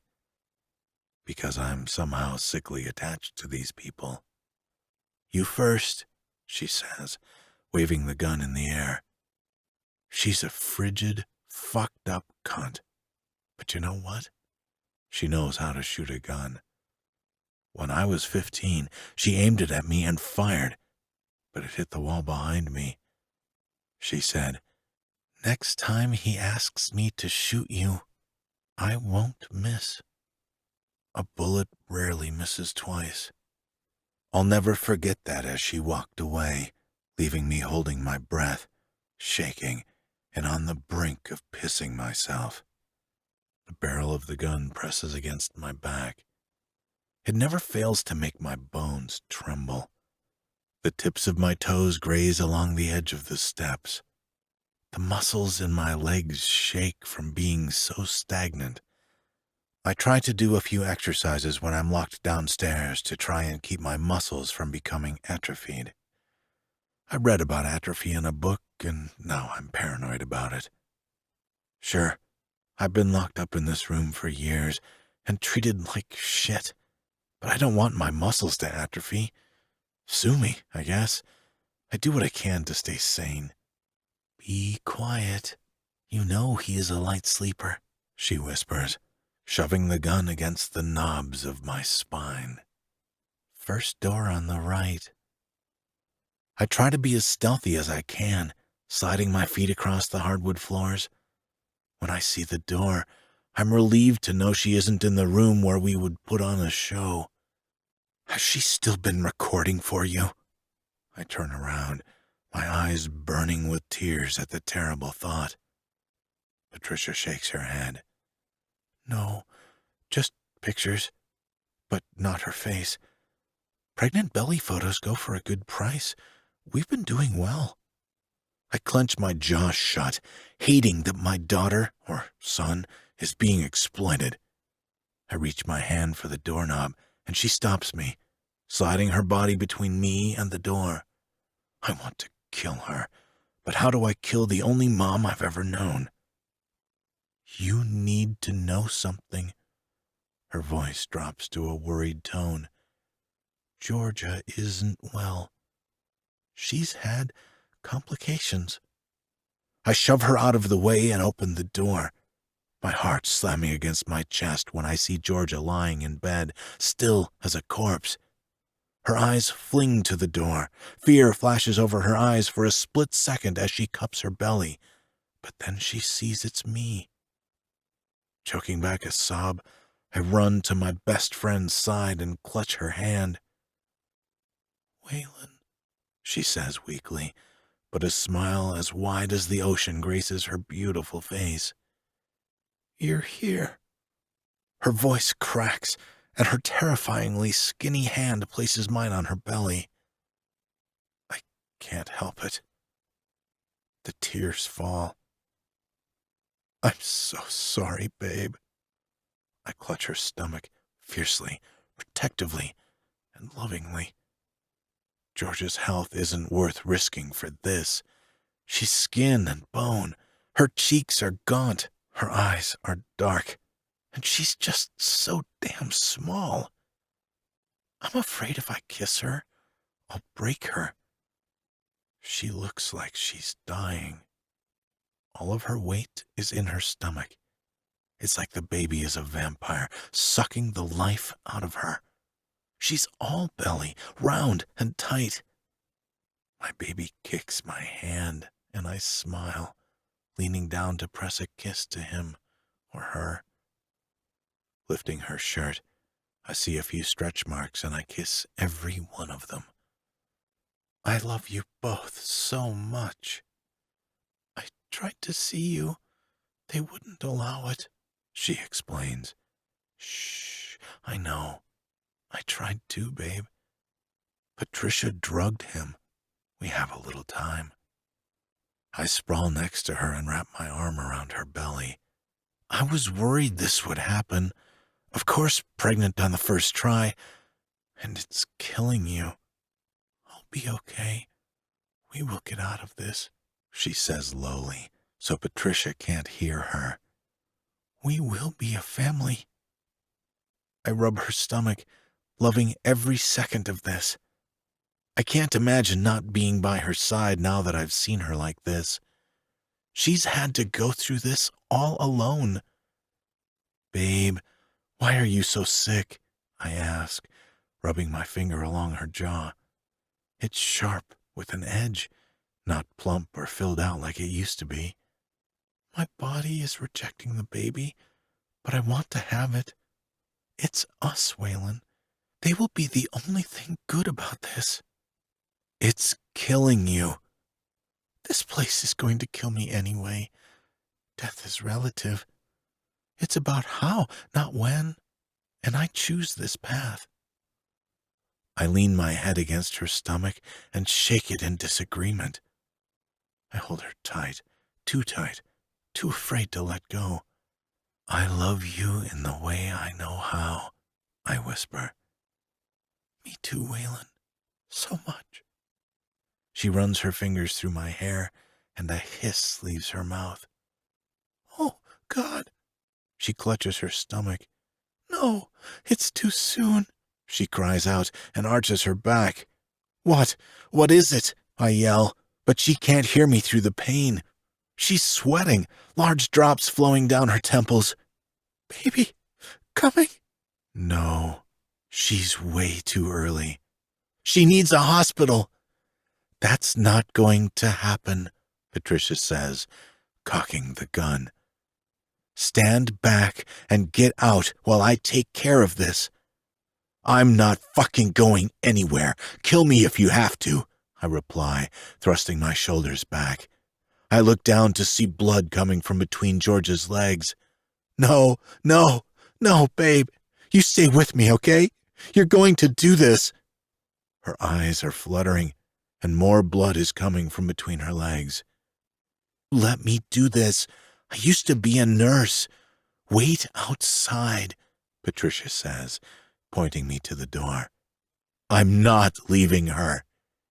You will, or you won't be alive to see this baby's breath. I can promise.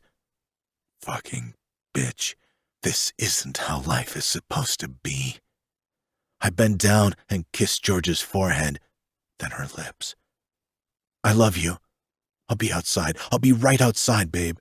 Patricia pushes me out the door and locks it. The click is loud and deafening. I press my hand against the door and roll my forehead against the cheap wood. I love you in the only way I know how, I whisper, hoping she can hear me. I don't know what happened. There was no blood, and then she screamed, and there was so much of it. I lace my fingers behind my head and fall back, hitting the wall across from the door. I sweat. I ache. I hope. And all I can do is watch the handle turn. All I can do is wait. I don't hear anything. I don't hear screaming, or her pushing, or Patricia talking to her. Silence can't be good. I rub my hands down my face. The thought of living life without Georgia or our baby kills me. I have to start thinking of a plan to get us out of here. A loud snore comes from the living room, and an idea starts to form. I could kill Ronald in his sleep, and when Patricia is done, I'll kill her too. Georgia and I can run away together. Yes, that's it. We will run far away from here. I don't know where we'll go. I don't know what I'll do, but that doesn't matter. I'll do whatever I need to do to provide for them, to care for them, to make sure they never have to want or anything. I don't know how. I don't have a high school degree. I've never had a job. I don't have any skills. Well, not true. I've had a lot of sex. I could be a prostitute. Is there another word for a guy selling his body for cash? No, I can't think like that. I can do better than that. I'm smart. I can provide for my family while not having to sleep with other people. The only thing I need to focus on right now is killing Ronald and Patricia. The click of the lock has my eyes zeroing in on the doorknob as it turns. I kick off the wall and bounce on my feet. I can't wait to see my son or daughter. I hope being born so early is okay. I know nothing about babies or children. Patricia slides through the crack of the door. She didn't open it all the way, so I can't see inside. From her neck down, she's drenched in blood. Her hands are shaking, and there's a smear of red across her cheek. I tried, Waylon, but there was so much blood. I scoff. Her words don't make any sense. How are they? Boy? Girl? How is Georgia? Can I see her? I step forward and reach for the handle, but she sidesteps me to block my way. She places a bloody hand on my shirt, and I look down to see that the red has pooled under her nails. They didn't make it, Waylon. The baby was too premature, and the cord was wrapped around her neck. My knees buckle, and I hit the floor. The hardwood digs into my bone, bruising my flesh, and I let out a piercing, murderous roar. A girl! My daughter! Can I see them? I croak, the tears streaming down my face until all I taste is blood. She wouldn't want you to see them like that, Waylon. There's so much blood. I don't care. She asked me not to, Patricia says, placing her hand on my shoulder. She asked me to tell you to remember her before, not like this. The baby, it would hurt you worse to see her. I fall onto my ass and punch the floor, screaming at the top of my lungs as I clutch my chest from the pain ripping it apart. Georgia has been my solace, my safe place, my best friend since I can remember. She is my life. She is the reason I stayed alive and didn't kill myself. She was the reason, and she taught me how to love. She was the only salvation in this hell.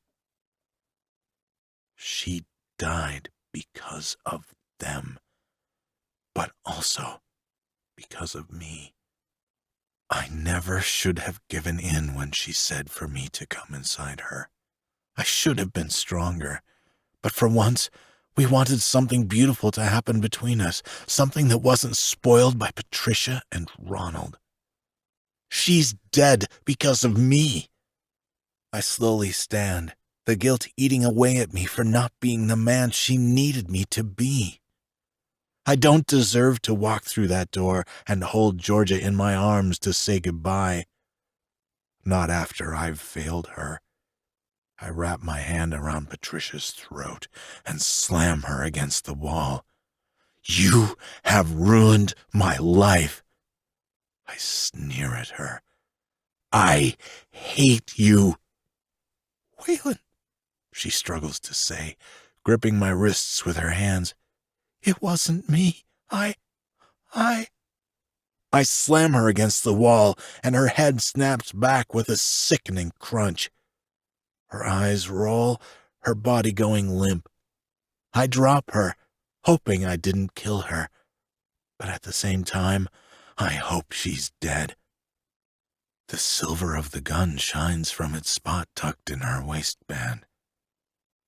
My hand trembles, causing the reflection of the gun to glide across the polished metal. I wipe my arms under my nose and sniffle, then glare at the door that Georgia is behind. Dead. Bleeding. With my baby. Our baby. I sob and sag against it, punching the wood with frustration. I want to go in there. I'm so sorry, babe. What the fuck is going on? Patricia? I whip my head to peer over my shoulder and look down the hall when I hear Ronald coming out of his drugged state. His words are slurred, so he's still weak.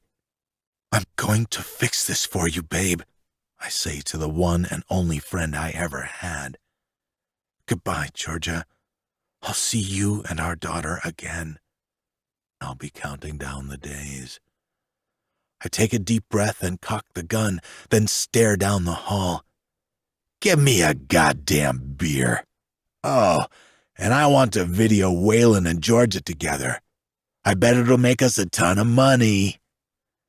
The sound of her name coming out of his disgusting, perverted mouth fills me with a new rage. My heart is crying for who it has lost. My time here with these fucking assholes is over. My footsteps are soft as I tiptoe down the hallway, the gun heavy in my hand. Actually, he laughs, which sounds forced and drunk. Don't get Waylon. I want to fuck her tonight. Been waiting too long to feel that pussy. You can have Waylon. We can watch one another. I know you'll like that. Come help me, Patricia. I can't get up. I lift the gun and step out of the shadows, aiming it directly at his greasy fucking head. His hair is dirty. His skin shines with sweat and oil. His shirt is stained, and he is wearing tighty whities that have turned a light yellow color from sweat. Filth. Pure fucking trash is what he is. Patricia can't come to the phone right now, I say, my voice shaking from fear. Yeah, I'm scared. I've been scared of this man for years. I've never stood up to him because he was the person who took care of me. He was all I had, but now I know I never had him. I only had Georgia.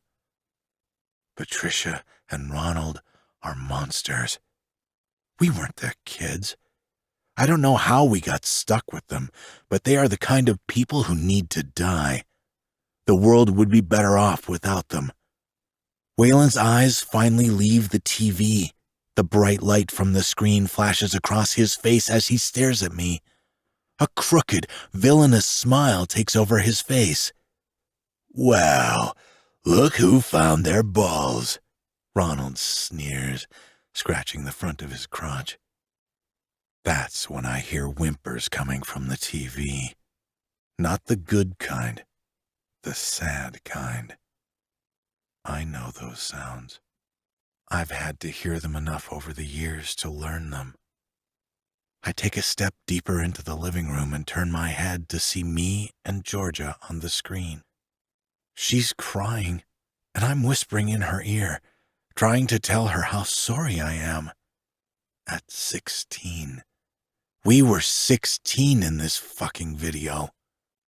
I bring the gun up and shoot the TV.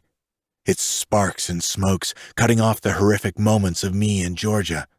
Scared kids who thought we were being good kids. But we were manipulated and taken advantage of. So often I tried to hold back my own fears and emotions for Georgia when we were younger. I had to be the strong one. I had to take care of her. And I failed. What the hell do you think? I swing the gun toward him and cock it again. I take a step closer to him, my heart raging inside me. I think I'm finally doing what I was supposed to do a long time ago. I place the hot barrel against his chest. You think you have the balls to kill me? You think you're man enough? He laughs, which sends his disgusting cigarette-ridden breath wafting in my face.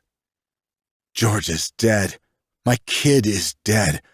I have nothing to lose here. His eyes widen and his frail chest starts to pump faster. Dead? Fuck. That's a problem. I push the gun against his chest. It's my fucking problem because she was my family. Boy, I'm your goddamn family. I feed you, clothe you. Barely. I'm done with you. The curtains behind the TV catch fire from the sparks coming from the exposed wires. I'm taking everything bad you've ever done to us, and I'm burning it to the ground. I meet his beady eyes, and a flash of me looking up at him in a dark, tight space fills my mind. A memory, maybe? I don't know. I don't blink. I don't look away. But I do pull the trigger. Bullseye. The gunshot is loud, and the spray of blood against me is warm as it rips a hole in his chest where a heart used to be. I wait for panic, but it never comes. He's dead. There's no lingering torture of waiting for him to die. His eyes are open, staring right at me, but he doesn't blink. Wrinkles form around his open mouth, making that stupid, shocked expression he died with even more satisfying. Blood soaks through his shirt, dripping down to his underwear. I'm calm. I wipe the gun down to get rid of my prints and throw it on his body. I just hate that I'm leaving Georgia behind, but I have to know she's in a better place and at peace. No more struggles. No more pain. No more videotaping or threats, just solace. And I miss her so fucking bad. Smoke is starting to fill up the living room now. I cough heavily into my elbow, but I'm not leaving until those tapes are destroyed. I hold my arm over my nose and open the huge filing cabinet next to the TV. All of them are filled with tapes of us, neatly organized by the month and year they were filmed in. With a roar, I empty out every drawer. They clatter to the ground in a large heap. I want to throw up. Every encounter, every forced kiss, every tear, every painful memory lies in that pile. But there is one that these films will never have. And it's the night Georgia and I risked everything together. I run to the kitchen and look for some type of accelerant. I find a bottle of lighter fluid under the sink. I grab it along with the laptop and video camera on the kitchen table. It's where they uploaded all their work. I open the laptop and snap it over my leg until it is in 2 pieces. I add it to the mound of abuse with the video camera and douse everything in lighter fluid. I back away as the flames whoosh up above my head, engulfing my past with all the heat and fury I have felt all these years. People have seen enough of Georgia. Once the police find this place, I didn't want them to find tapes of us and end up seeing her. I don't care about myself, but she deserves peace. I squirt the last bit of accelerant on Ronald and throw the empty bottle at him. The tendrils of the fire inch their way closer, burning the recliner. I make my way to the back door and look back to see him in a red-hot blaze. I'm free, but why do I still feel chained? I stand in the middle of the yard. the desert beneath my toes cold compared to the heat blaring from the house. I watch as the only life I've known goes up in flames. I thought I'd feel liberated, but it's the last thing I feel. My freedom, my dreams, were supposed to happen with Georgia. The window in the kitchen shatters, and black smoke billows to the sky. Slow tears drip down my face as I walk, dazed and nearly catatonic out of the backyard, turning my back on what was. I climb the fence, not feeling the pain of a splinter digging into my toes as I use the beams to push myself up and over. I'm numb. I don't feel anything. I don't think anything. I walk. I don't know where I'm going. I don't even know what state or city I'm in. I follow the narrow road. I think it's a road. It's smashed red clay, a dirt road. There's a lot of that around here. Exhausted, I drag my feet. The grains of sand lodge in my toenails, and I become dizzy. It's been a few days since I've had an actual meal and a good amount of water. More than a damn bottle. I look around, passing large patches of empty land. I didn't know I lived in the middle of nowhere, but wow. I stumble, and the jerk of my body has me dry heaving. Nothing comes up. I spit, but it's just dry. I debate on sitting down and die so the crows can have me, but think better of it. I don't know what keeps me going. Georgia, maybe. She wanted me to live and get out, but I feel selfish for even considering it. I'm not sure how long I walk, but I come upon a big building with a row of huge motorcycles outside. Loud rock music is coming from the inside, and I can hear laughter and talking. I've never heard real laughter before. Only Patricia and Ronald's sick, mocking laughter. "Shit, Hawk! Incoming!" I lift my hand to wave, but it's all too much. I fall to the ground, and their boots scuff against the ground. "Hell's bells! He looks rough. He's skin and bone."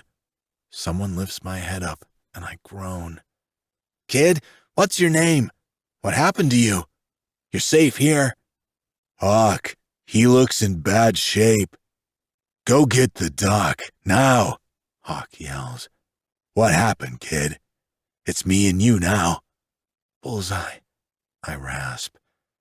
"Bullseye. Always a bullseye. I never miss." "Stay with me, Bullseye. You're gonna be all right. You're with the Ruthless Kings now." The man's brown eyes are concerned as he stares at me, shaking my head to keep me awake. I have no idea what a Ruthless King is, but this place has to be better than where I've come from. Part 2. Present Day. Chapter 4. Bullseye. This is fucking bullshit. I can't believe Reaper is sending me to involuntary therapy in order for me to remain in the club. Apparently, I've been difficult to get along with, whatever the fuck that means. I'm sitting in a swanky office with light blue painted walls and calming pictures of landscapes and oceans. I'm not crazy. Therapy is for people losing their minds, and that isn't me. I'm fine. I don't need anything or anyone. I understand myself just fine. You can go. I don't need a fucking babysitter, I grump, crossing my arms over my chest as I stare at Skirt. Aye, you do. You're being a wee little dick about this entire thing. Reaper wants me, he points to himself, on you, he points to me, like glue. You're stuck with me. He leans back and spreads his arms wide, showing me he is getting comfortable and not going anywhere. I hate this.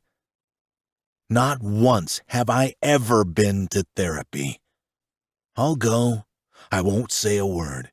No need to, because nothing is wrong with me. Great, I mutter, less than enthusiastic about him being here. Reaper doesn't even trust me enough to go to therapy alone. He thinks I'll ditch. I would, but I won't admit that out loud. That would mean Reaper is right. I'm stubborn and hard-headed. The last thing I ever want to do is admit when someone is right. Skirt leans forward and places his elbows on his thighs, folding his hands together. What's your deal, Bullseye? Why are you so angry? I'm not fucking angry. I just don't want to be here, I snap. Fuck. He just proved his point. Therapy is for weak people. I'm not weak. You're wrong. It takes a lot of guts to admit what's going on inside you to someone you don't know. People find it easier, than talking to someone they know, like a friend. Something about less judgment. I don't give a damn who judges me. You know what I think. I let out a long exhale and play with the thread sticking out of the hole in my jeans. I don't care what you think, Skirt. I think you do. We've been brothers for a long time, Bullseye. I don't really know a thing about you. What's that say? There's nothing to know. The words come out sadder than I mean to when a flash of George's eyes plays in my mind. I might have a club to back me. I know I'd die for any of them, but none of them could be as close as me and Georgia were. None of them can be my best friend. Half of my soul died when she did. Another pair of eyes flashes in my mind, green instead of blue. She has a pixie haircut and the personality of a firecracker. Ruby, the girl from the boutique over by Daphne's shop. Seeing her has me feeling things. I don't want to feel anything, and it's better off that way, since she wants nothing to do with me. I wasn't sure if I wanted anything to do with her anyway. And the last thing I want is to feel. Best bet is to stay away from her. No one can replace Georgia and what we could have had. I don't believe that. And that sounds like your problem, not mine. His eyes soften around the edges. You didn't used to be so angry, Bullseye. I've always been angry. At what? At who? I clench my fists at my sides and grind my teeth together. That's none of your business. I run my hands through my hair and begin shaking my right leg. When the fuck can we get out of here? You have to meet with a therapist first, Skirt says, right as the door to the right opens, revealing an older woman. Great. Now I have to worry about Grandma's feelings when I tell her I don't want to talk to her. She isn't too old, I guess. She has gray hair in her fading auburn hair and laugh lines around her mouth, telling me she's had a good life. Waylon Jennings? She holds the side of her glasses as she reads the name on my file. Your name is Waylon Jennings? Like the singer? How did I not know that?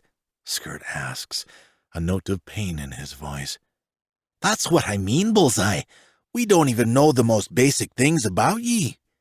And I want to keep it that way. I push myself up by using the arms of the leather chair and tower over the tiny woman. I don't go by Waylon. I don't even know how you got that name. I go by Bullseye, and only Bullseye, I tell her, staring at her in the eye. Waylon makes you uncomfortable? Oh, she's already doing her psychobabble bullshit on me. Why is that? She asks, swinging her door open to allow me inside, wanting to find out. I begin to sweat. I rub my palms on my jeans as I stare inside her office. I can see a long desk with a small waterfall fountain plugged in on the side of her desk to probably give a calming effect. Well, I am not fucking calm. I don't think I've ever felt what calm is. "I'll be out here waiting, Waylon," Skirt bites, narrowing his eyes at me. I roll my eyes and step forward, turning my body so I don't run into the therapist. She shuts the door quickly and walks confidently behind her desk. She's pretty for an older woman.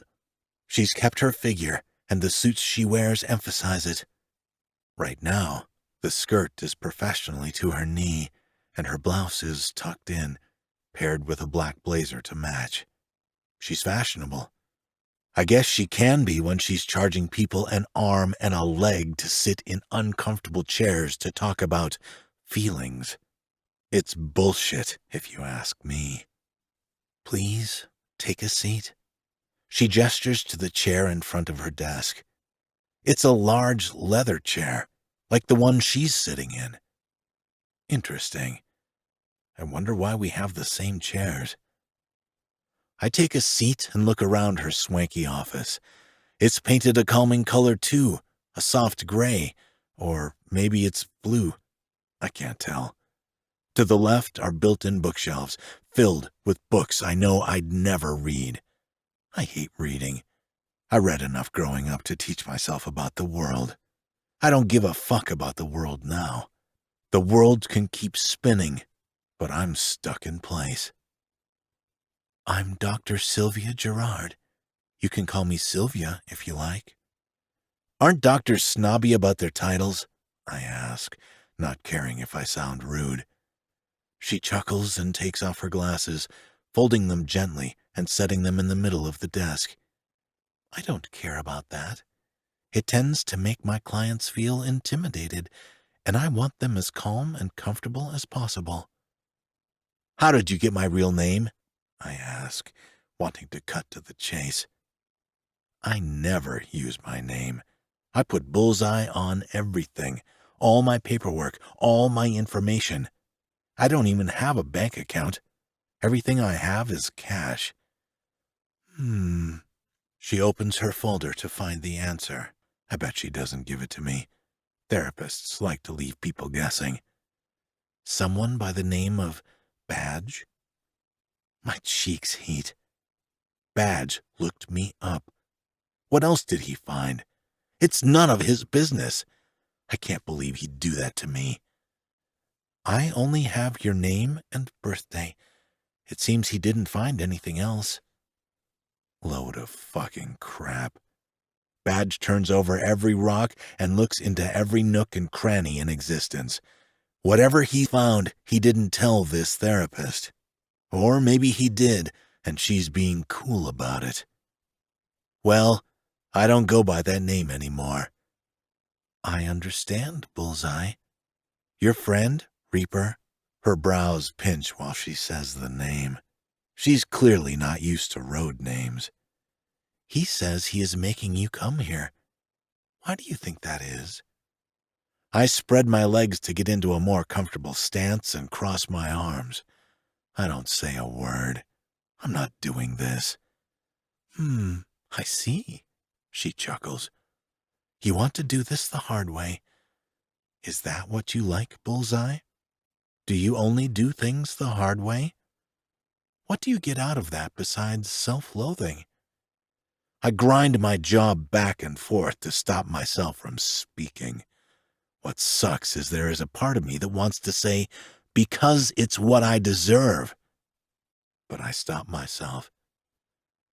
"Reaper paid for the entire day, Waylon, so we can sit in silence for 8 hours if you wish." I slam my fist on her desk and drop my tone to a threatening level, one that scares most people. "That is not my name." The agony is loud in my yell. She doesn't flinch. She's a tough old broad, I'll give her that. "You can't scare me, Bullseye. I deal with worse men than you over at the maximum security prison. Tell me, why does your name bother you?" I tilt my head back and stare at the ceiling, trying to figure out what is going on inside me right now. All I know is it's usually worse around this time of year, because it's when I lost Georgia. Why do you go by Bullseye? I inhale a sharp breath and look away. The truth is, I don't know. Everyone thinks it's because I never miss with darts, but that isn't the truth. I actually can't remember the why, but I know how it feels. It feels right. She sighs, and her chair squeaks as she leans back. My eyes catch a photo on her desk of her and her family. The older man has his arm wrapped around her, and her 2 kids are sitting down in front of them, smiling at the camera. They seem happy. Nice picture, I grumble, ignoring all of her other questions. Her brow raises, and her mind is spinning as she picks apart my curiosity. Thank you. My family means the world to me. My sons' names are Jake and Liam. Good names. Strong. I like that, I say, a bit softer. If my daughter was still alive, she looks like she'd be around the same age as Sylvia's sons. You like family, Bullseye? I nod. Family is important. Want to tell me about yours? My MC is my family, I say automatically. I don't want to get into what I don't remember. It's too soon. You like them? I'd die for them. But do you like them? She repeats. Of course, I nod. I wouldn't die for someone I didn't like. She scribbles something down and I roll my eyes. What could she possibly be getting from this conversation? And your biological family? Do you still keep in touch with them? The rage I always feel when I think of my past builds up inside me. It's getting hot. I rub my chest. You are angry with them? She questions. Why? What do you remember about your childhood? That's it. I get up, take her picture, and throw it against the wall. The glass shatters, and she still doesn't flinch. I'm huffing, staring daggers at her. Your family is nothing. That's all family is. It's nothing. But you just said family is important. Which one is it? Is family nothing, or is it everything? You're so fucking annoying. I begin to walk around the room. I feel restless.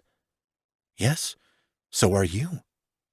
I stop walking, surprised to hear her say that. It makes me smile. On the inside, I don't want to talk about them, I say. Well then, what do you want to talk about? Pick something, and that's what we will discuss today. Anything? I ask. Anything. I head back to my chair and sit down. I'm sorry about your picture. It's fine. Happens more than you think. I keep extra frames nearby. I chuckle.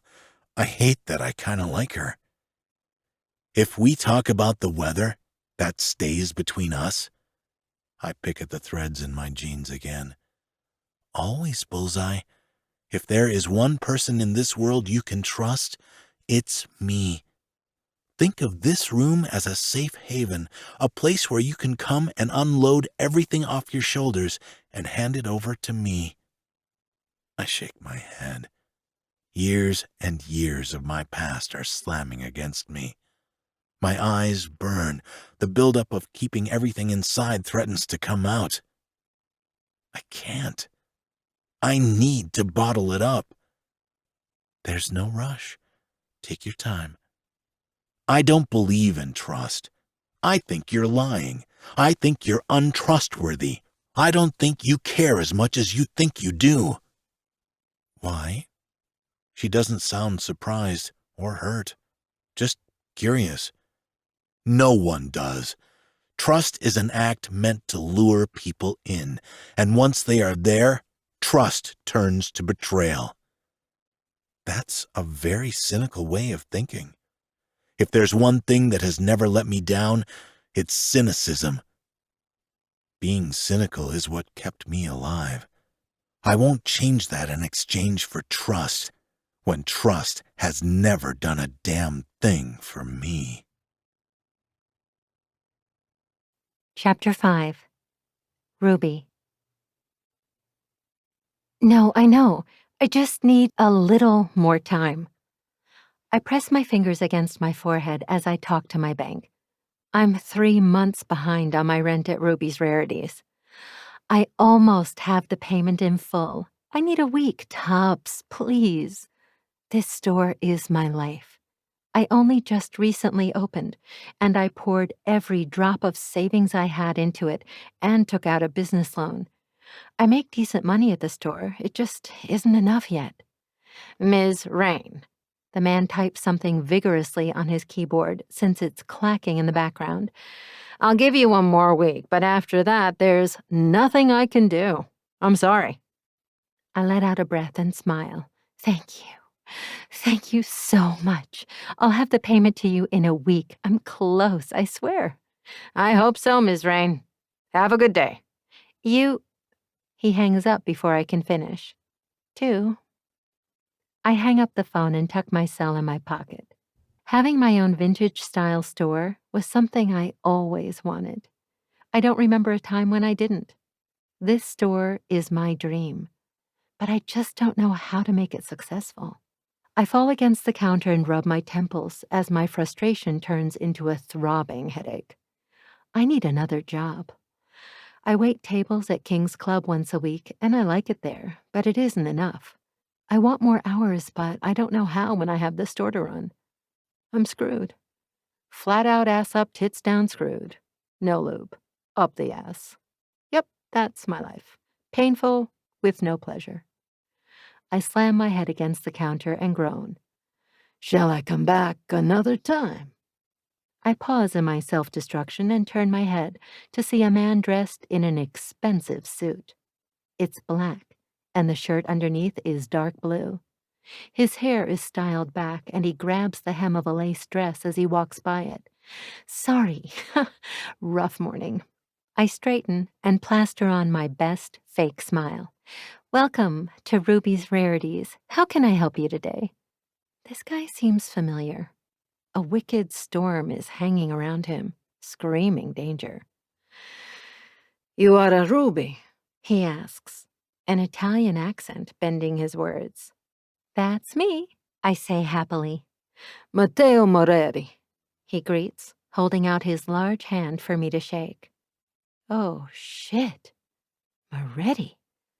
I know that name. He's a very dangerous man. Holy hell, what is he doing in my store? I flush and take a step back. You're welcome to anything in the store, free of charge, Mr. Moretti. Yeah, just don't kill me. A young woman bounces in behind him with long brown hair and a big smile on her face. Matteo, you better not be scaring her. Stellina, I would never do such a thing. She drew conclusions about me, Matteo explains, wrapping his arm around the woman. He kisses the top of her head, and his dark eyes find me again. I swallow. He's a teddy bear, I promise, the girl tells me. Right. Maybe a wild, feral teddy bear that cuddles with dead bodies. Go pick out whatever you want, Stellina. I'll wait. The girl grins and walks away, but he doesn't let go of her hand. He brings it to his lips for a quick kiss before letting her go. Okay, that was cute. I want a man that kisses my hand. Talk about panty melting. One guy comes to mind that melts my panties into a giant puddle. But I can't give in. I have to get my life together first. Bullseye is a flirt, a charmer, and I don't want to like a player. He only wants me for one thing, and I'm not going to give it up to him. Most girls would throw themselves at a guy like Bullseye, but I know myself. I'm sensitive, and I get attached. My heart desperately wants love and is tired of being alone, so I'm not going to settle for someone who just wants to fuck me and leave me. I'd end up with a broken heart and eat 5 pints of Ben & Jerry's ice cream. And while Chunky Monkey is my favorite, it's not good for my hips. Broken hearts lead to pants that don't fit. I watched the scary Moretti man watch his woman, his eyes never leaving her as she flutters around the store, picking up anything and everything she likes. His gaze is intense. It even has me feeling flustered, and I'm not even the one on the receiving end of it.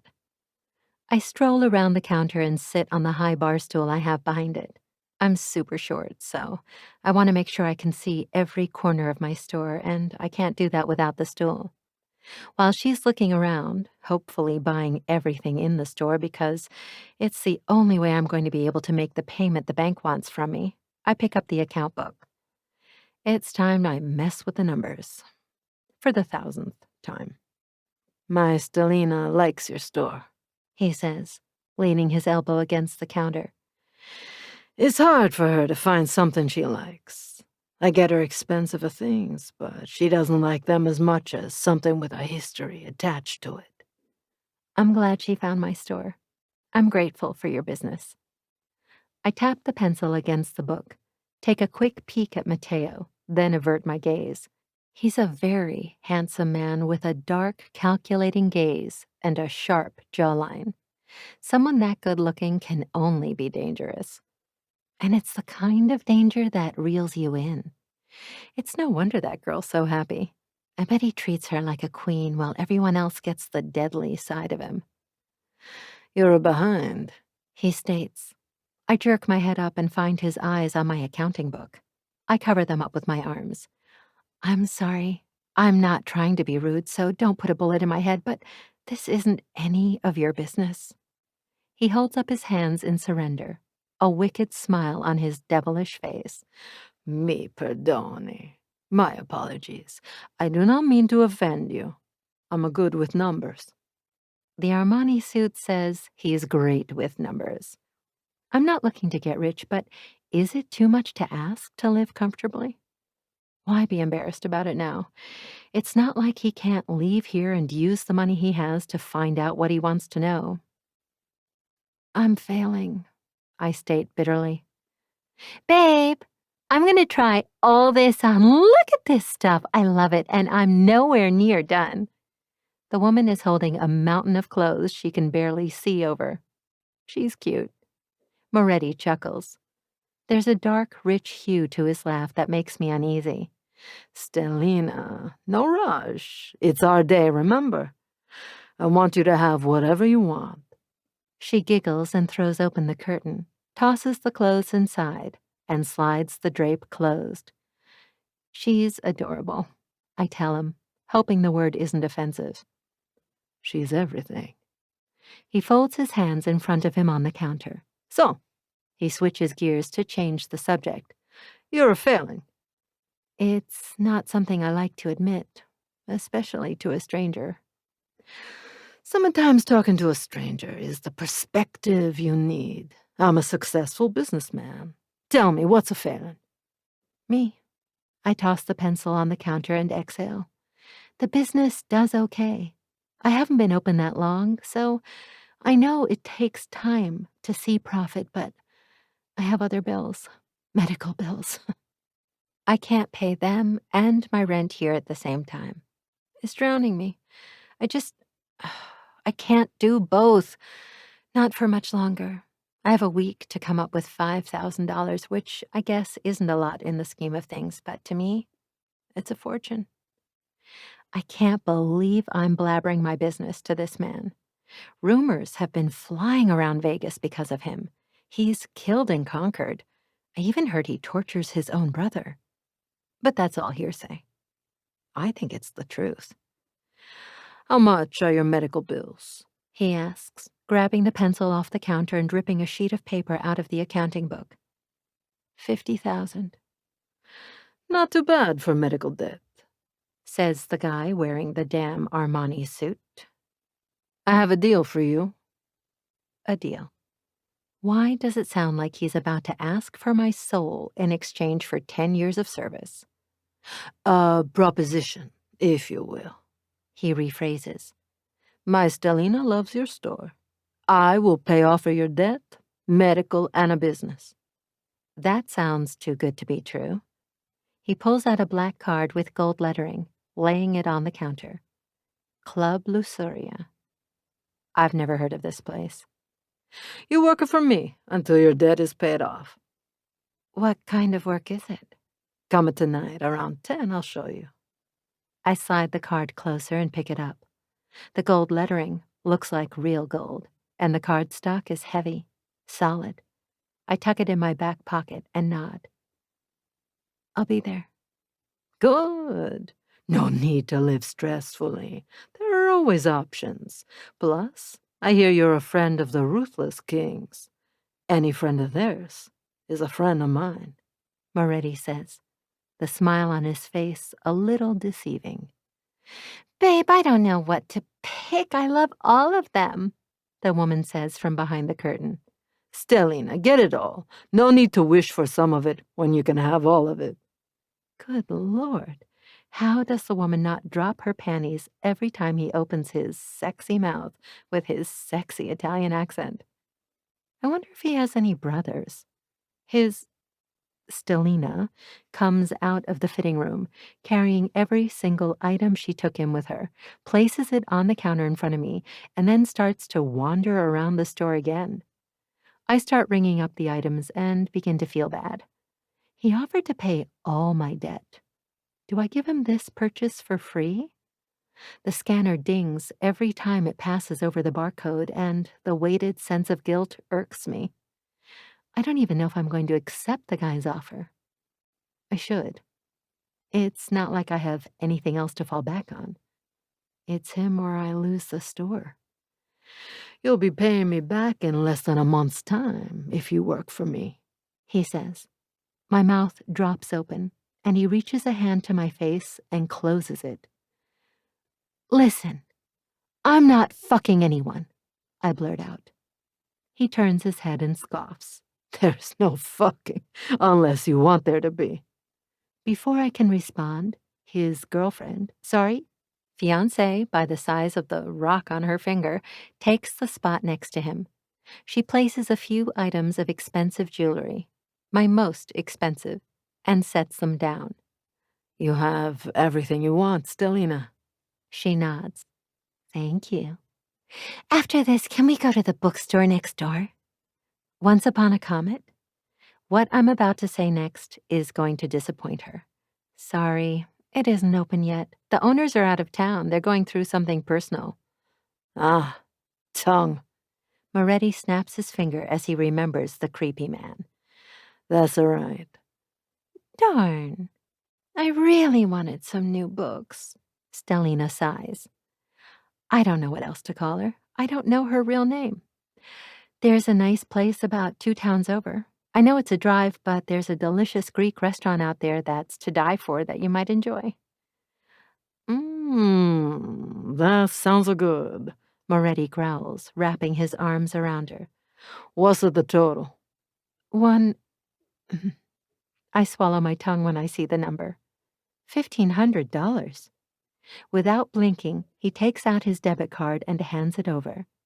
The charge goes through without question, and with shaky hands I hand him the receipt. It's the biggest purchase ever made in the store. Come see me. Flash the card at the entrance, and you'll be treated like a VIP. Dress to impress. His hand falls to the curve of his fiancée's lower back and carries her bags in the other, guiding her out the door. Why are you helping me? It can't just be because Stellina likes the store, I shout after him. The woman giggles. My name is Nora. I'm so sorry for not introducing myself. I got lost in your store. Sorry, I flush, embarrassed. Giovanni, take Stellina to the car. Wait there. An older man waiting by the door nods, his silver hair parted perfectly to the side. He takes the bags from Matteo and holds the door open for Nora, who waves goodbye to me. She seems nice. Someone I could be friends with, maybe. As I said, my Stellina likes your store. To see it go under would make her sad. I have the funds to change that. You're helping me to keep her happy. Is that such a horrible thing? He shrugs, taking a step forward to go out the door. I plan to see you at 10 tonight. Do not be late. I'm not the kind of man who takes kindly to people taking advantage of his time. Late isn't even in my nature. I'll be there early. An entire hour early. I'm not about to give the man a reason to kill me. Magnifico! He smiles, reminding me of a cat who just ate the canary. I shiver. See you tonight, Miss Raine. With that, he heads out the door, leaving me alone in my tiny shop with my heart racing. Wait a minute. I didn't tell him my name, which meant he knew everything he needed to before he walked inside the store. Great. Well, at least he can't call me a liar. If anything, I was way too honest with someone I've never met before. Crap. I sink onto my chair and take out his mysterious cardigan, shining it against the light. It sure is pretty. The black is rich, and the gold shines brighter than a freshly polished diamond. If this is my way out, just what exactly is he going to have me do? I turn on my computer and bring up the browser, then type in Club Lusuria. No hits. His hotel comes up, the Lusuria, a 5-star hotel on the Vegas Strip. Why didn't the club come up on his site? I think that's odd. Is it illegal? Would I do illegal things to get rid of debt? Yes. I stopped caring about morals when I started drowning. If someone would tell me to spend a month in prison for my debt to be gone, I would, without question. I won't kill. I pondered that thought for a minute. I don't think I would kill. Well, okay. It depends on who it is. I wouldn't kill an innocent grandma, but I would kill a rapist. That's good to know. I'll need to remember that. The bell above the door rings, and I snap my head up to look who's coming in.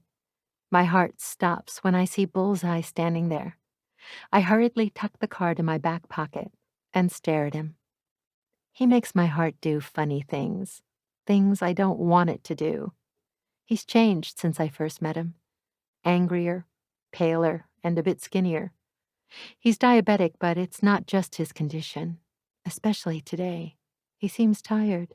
Dark circles are under his eyes, and he has a resignation about him that stabs me in the chest. Bullseye has been asking me out for ages, and I've constantly been saying no. Not because I don't want to. He's a beautiful man. Tall, muscular, but not overly so. A face that belongs in a magazine. And those eyes. A bright, crisp green. But right now, they are murky. I just came in to say I won't be bothering you anymore. What? No, that's not what I want. I realized a lot today, and the truth is going after you was something I should never have done. He scratches the underside of his chin, but never takes his eyes off me. Christ, that hurts way more than it should. Skirt is outside, idling on his bike as he waits for Bullseye. His words are almost drowned out by the exhaust grumbling. I'm not good for you, and you obviously see that. Have a good life, Ruby. He turns around, and the bell dings again. The door slowly shuts behind him as he mounts his bike, and I finally get out of my stupor and run after him. I push against the door with my shoulder and yell, "Bullseye!" He pretends not to hear me and guns it out of the parking spot. Why does it feel like everything just changed for the worst? It's for the best, Ruby. He isn't in a good place. Skirt explains. Have a good one. He follows Bullseye a second later, and I'm left dumbfounded, wondering how the hell so much could happen in 1 hour. Bullseye is a rarity. There aren't many like him. Coming across someone like him is like looking for a gem that's never been discovered before. I just missed out on a chance of a lifetime because of my own insecurities. It's always me. I'm always a failure, and I have no one to disappoint but myself. Chapter 6. Bullseye. I'm glad I don't have to go to therapy for another week. Today was exhausting. I didn't even say that much to Sylvia, but being there with her had me thinking about a lot of things. I've fallen off the wagon. I've enjoyed a little too much of my life, fucking cut sluts, and doing whatever the hell I wanted. I have briefly forgotten that I don't deserve anything good in my life.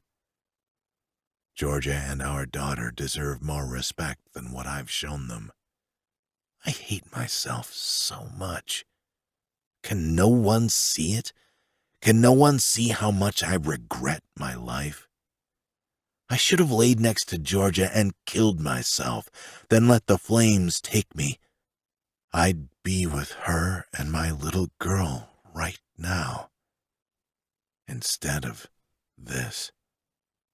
But again, I don't deserve the peace that comes with death, which is why I ended things between me and Ruby. I don't know what it was between us, but it was me chasing her, and she was obviously not interested. I don't need to be chasing tail anyway. No more whores. No more sex. I've lost myself in sex for most of my life. It's ruled me for too long. I thought it would feel different after what happened when I was a teenager. It doesn't. I still feel like I'm performing, and I'm tired of it. I'm tired of everything. I walk into King's Club, a local bar a club brother of mine started from the ground up. Tool and his old lady own the place. Everyone in the MC has a few shares in the club, so we get revenue. I like the place. It's got a sultry vibe to it, especially when Juliet is singing on the stage. The girl has a set of pipes on her that has this place packed on Thursday and Friday nights. Tool is behind the bar, placing fresh bottles of booze on the liquor shelf. "Tool," I call out as I head his way. He looks up from the box and smiles when he sees me. "Well, look what the cat dragged in. How you doing, Bullseye?" he asks as I take a seat on a plush, purple velvet barstool. "You look like shit." "Thanks. You don't look so good either." "I always look good," he says. "Yeah, he does. Ow! Ow!" He seizes up and whips his head around to see Juliet running away, giggling after slapping his ass. "I'll get you for that, little sparrow," he shouts. "I hope so," she replies, her voice a soft echo in the club. "Damn woman?" He doesn't say it with malice, but with a huge, love-struck grin on his face. He reaches behind the counter and pulls out 2 glasses, then pours about 2 fingers' worth of scotch in each. "What can I help you with, Bullseye?" I pick up the glass and take a sip. I close my eyes and hum as the smoky flavor warms my stomach. "You are helping me." "Drink to feel better, not worse," he says. "What do you think I'm doing?" "I think you're 1 glass away from falling apart. Tell me what's going on." I've known Tool a long time. I even knew Hawk, Boomer's dad, back in the day. If I could tell anyone what was eating me, it would be him. No one knows my story. They all know I wandered in from nowhere, and that I'm somehow connected to the fire I set on that horrible day, but I never told my story, and no one ever pushed me to tell it. "How's your diabetes?" I clutch the glass so tight I'm afraid it will break. "Fine," I seethe, downing the rest of the whiskey. "I shouldn't be letting you drink if you haven't been responsible about your sugar levels. I said I was fine." I reach around the bar and pluck a bottle from somewhere. Vodka. I can get down with that. I pour myself enough to make me sick later and take a huge swallow. I'm not much of a drinker, not like Patrick used to be or anything, but today I really need it. "You don't look fine. Why are you torturing yourself? Why won't you let us help you?" "I don't need help. And last time I checked, Reaper is making me go to therapy. There. See? I'm getting help.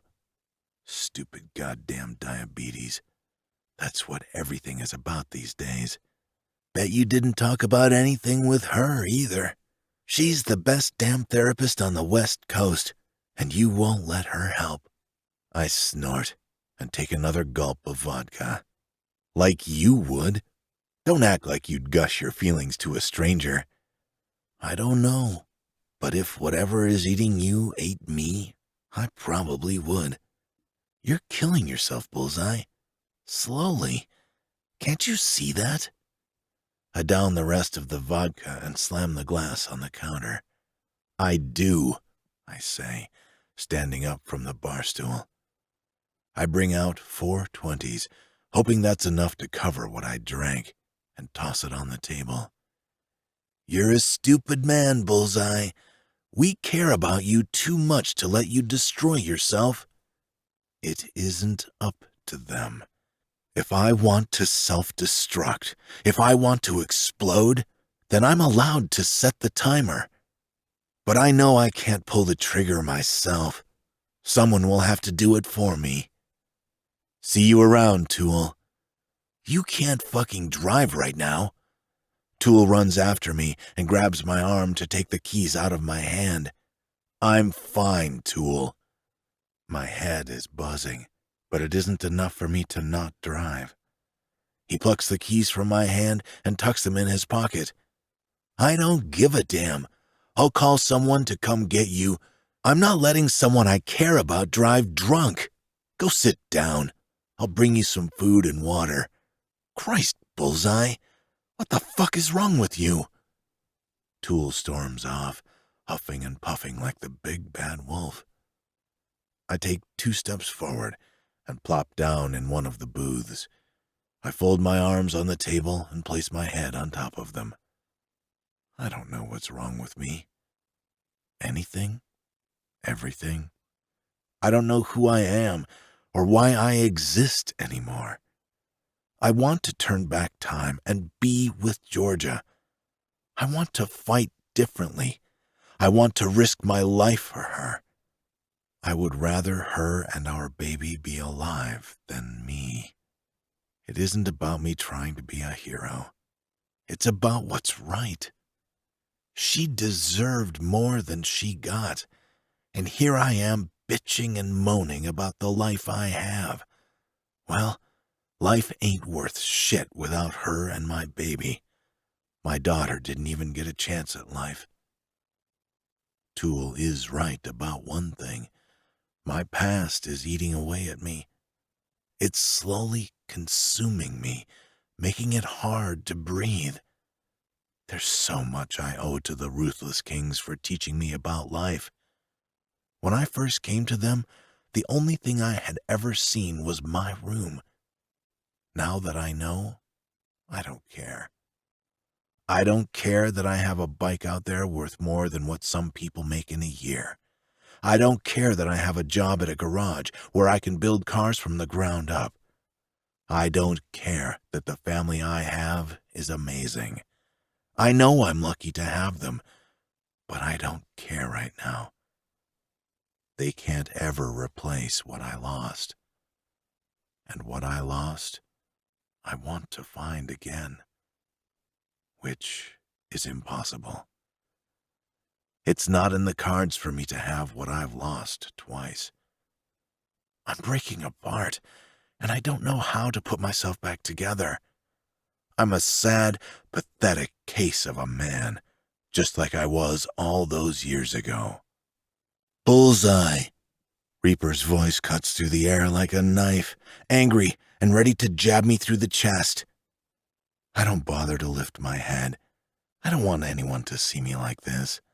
I was okay living my life by fucking my way through it, since that was really the only thing I was taught. Then I got diabetes, and I had to actually fight to survive. I had to watch my sugar, or else. I never wanted to fight that hard to live. I just wanted to coast until I died. Boots kick mine under the table as Reaper takes a seat in front of me. "Look at me," he says softly. I shake my head, rolling my forehead over my forearms. I know I don't have a say in the matter. When Prez says jump, you reply with, "How high?" I know what he sees when I lift my head up. A weak man unable to care for himself. I know. I'm not asking for pity. I just want to be left alone. Tears fill my eyes, and I close them, the pain becoming so unbearable inside me that I don't know if I can let it out. It's too much. It's a bomb. Bullseye. I open my eyes to see him sitting in front of me, a concerned look on his face. "I want to fix this for you. Tell me what I need to do, and I'll do it." I look away. There's nothing to be done. "What happened?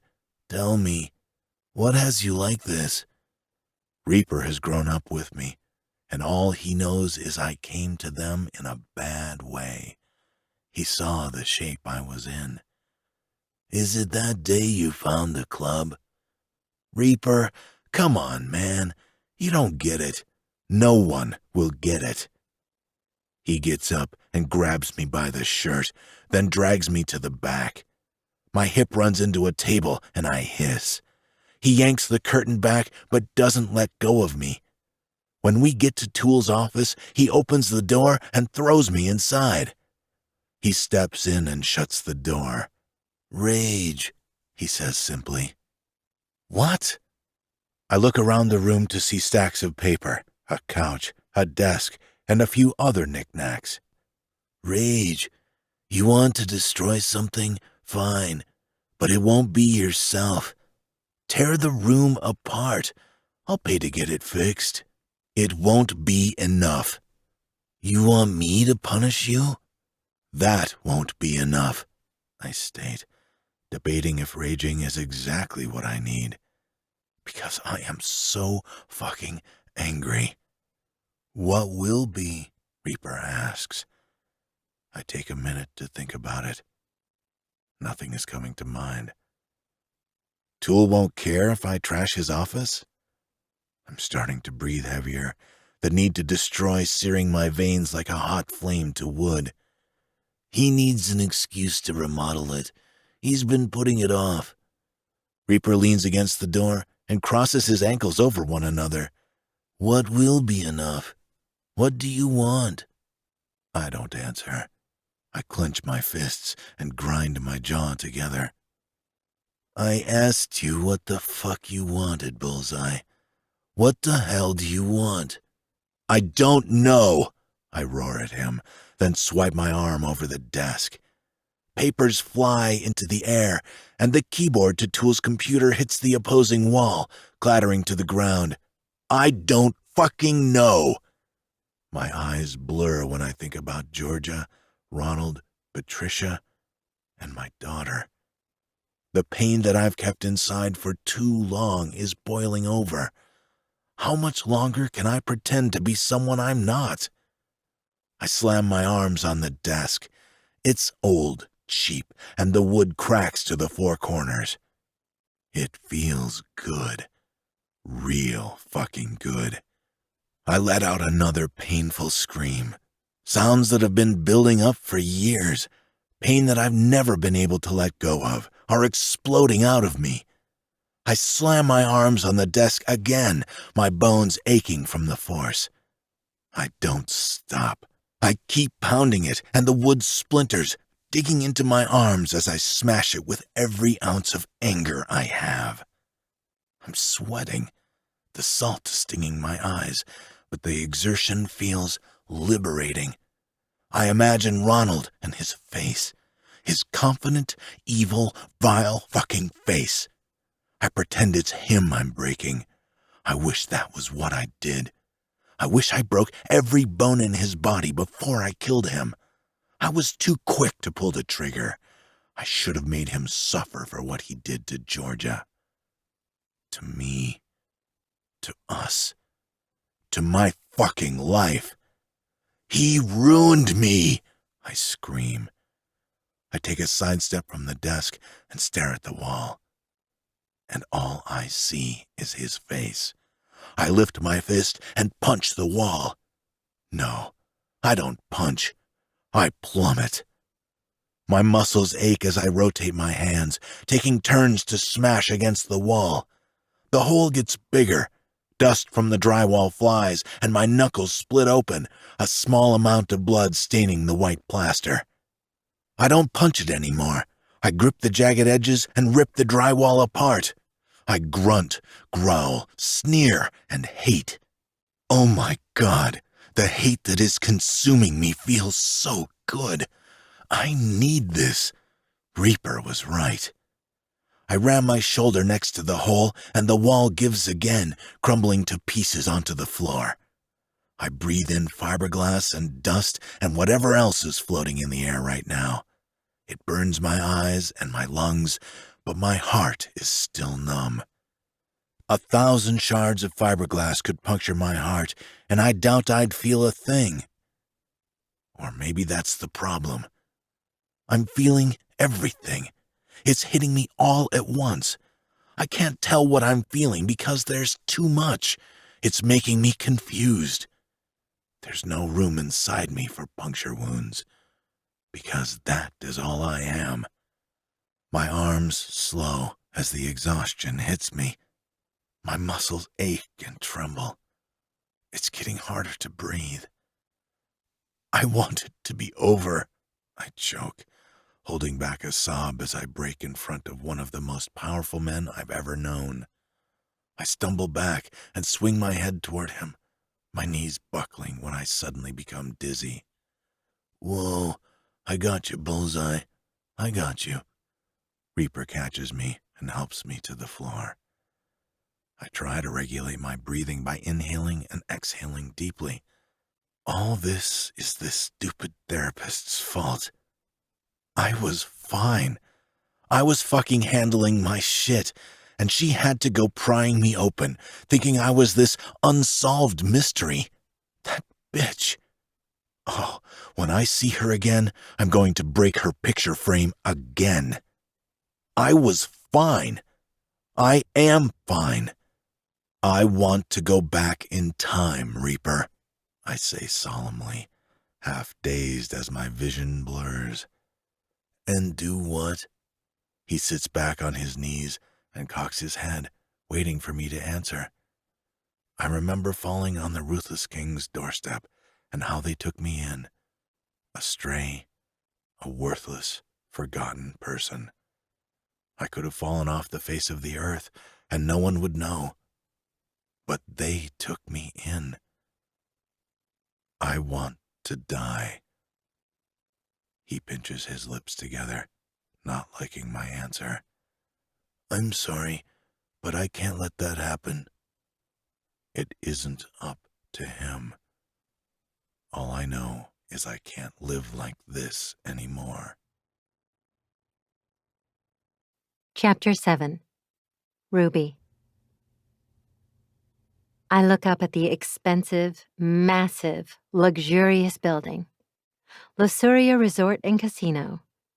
I'm standing there in a simple black dress. Nothing too expensive, but it will get the job done.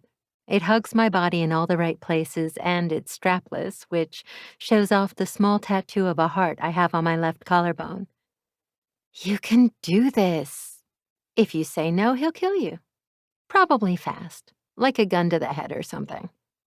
I blow out a breath and fiddle with the ruby ring I have on my right ring finger. It's a family heirloom. The ruby itself is huge, 6 carats of pure rubiness. I don't know if that's a thing, but it is right now.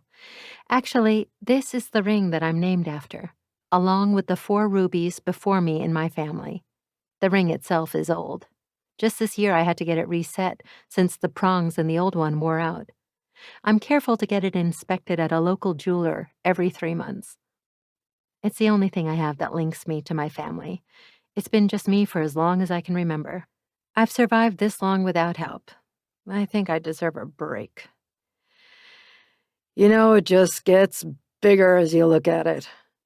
I stumble in my red high heels at the sound of a familiar voice.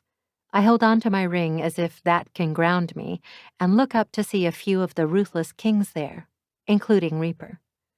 My shoulders deflate with disappointment when I don't see Bullseye. Where is he? Is he actively avoiding me? What are you doing here? Guys' night, Reaper says, tossing a cigarette onto the ground and stomping on it with his foot. Liar. Sarah kicked you out because you're annoying the hell out of her.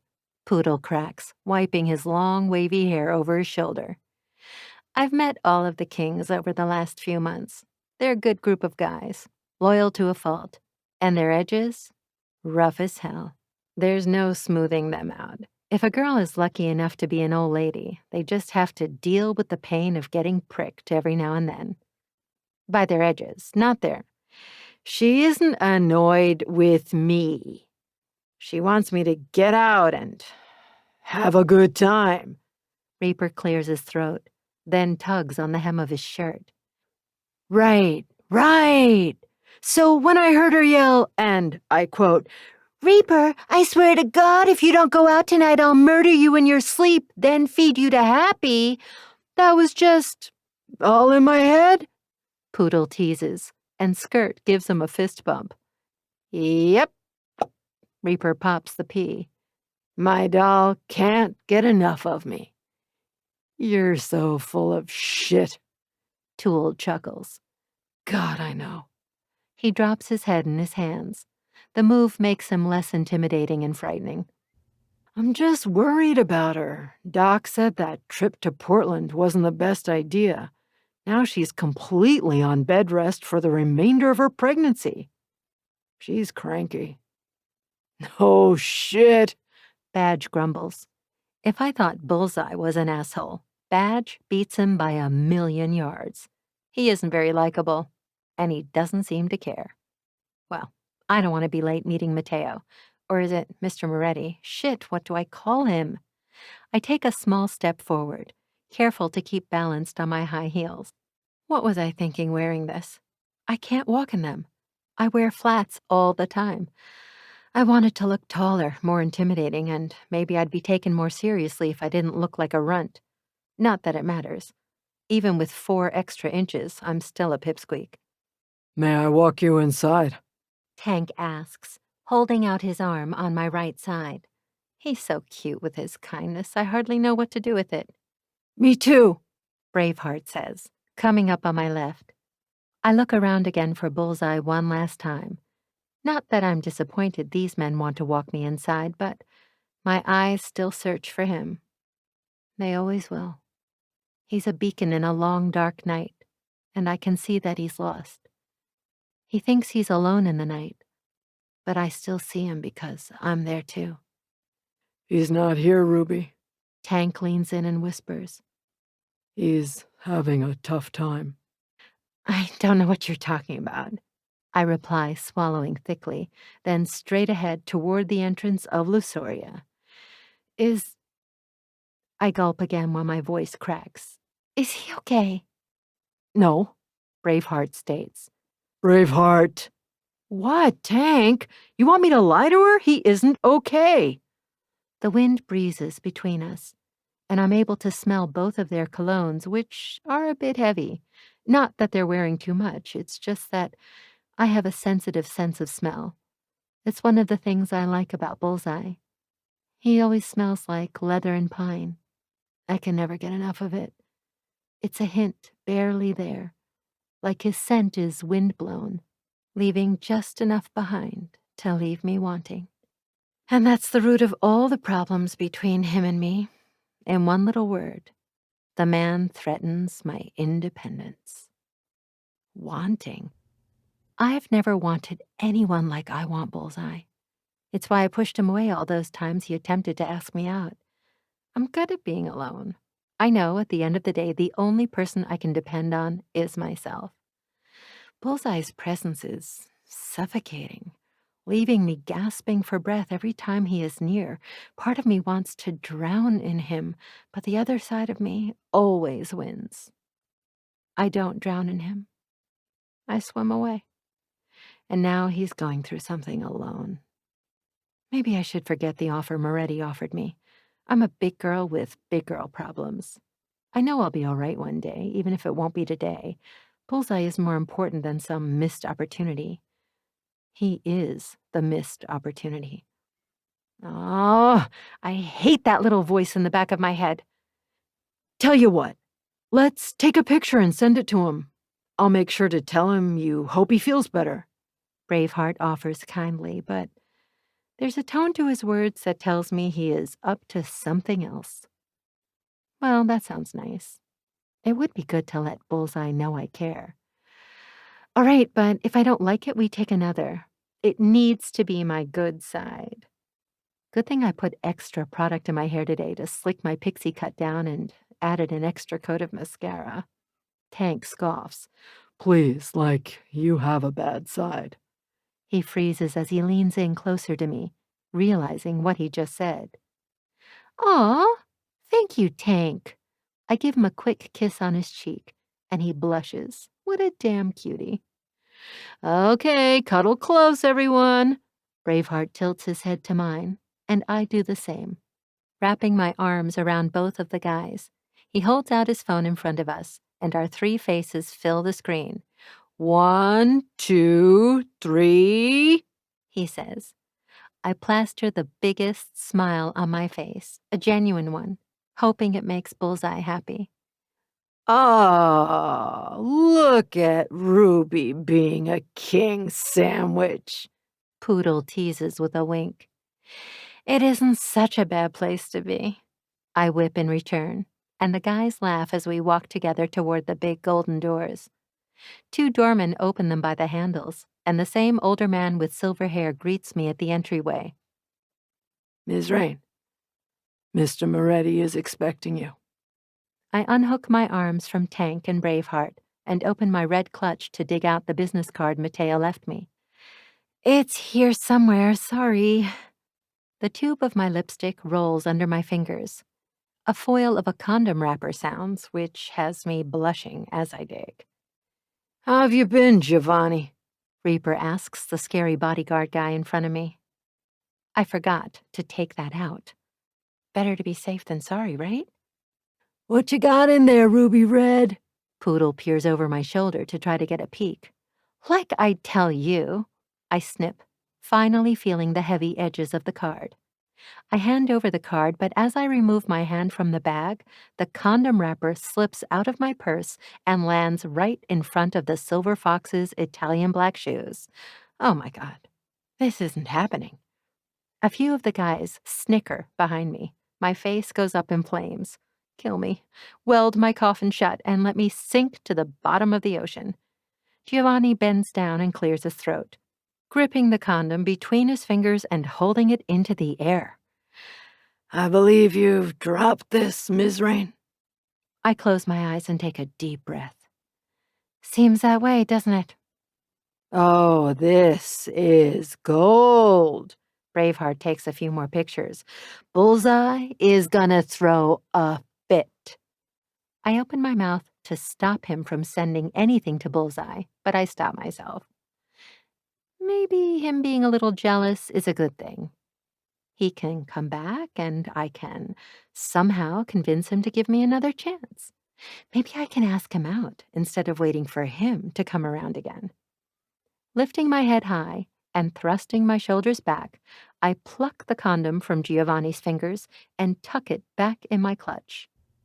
If a woman wants to have sex and be prepared, I think she's allowed to be, don't you all? Or are you sexist and think only men can be prepared? I level my eyes with all of the kings. I'm ready to see Mr. Moretti now, Giovanni.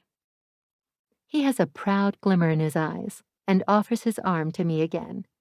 What is it with men and offering their arms? Bad, murderous men aren't supposed to be gentlemen. They are supposed to hold a knife to my neck or rip my panties off. Heat pools in my panties when I think of Bullseye doing both. What the hell is wrong with me? I bet he would, too. I bet Bullseye has an animal inside him waiting to be unleashed, and I want nothing more to unlock the cage he keeps it in. Right this way, Ms. Raine. Giovanni's baritone voice has a sliver of what danger sounds like running down my spine. The ruthless kings follow, and Giovanni holds up his hand to stop him. Mr. Moretti only wants to meet with Ms. Raine. If you don't have a card, you are not welcome. We have an open invitation, Giovanni. Don't forget that. That sounds a hell of a lot like a threat from Reaper.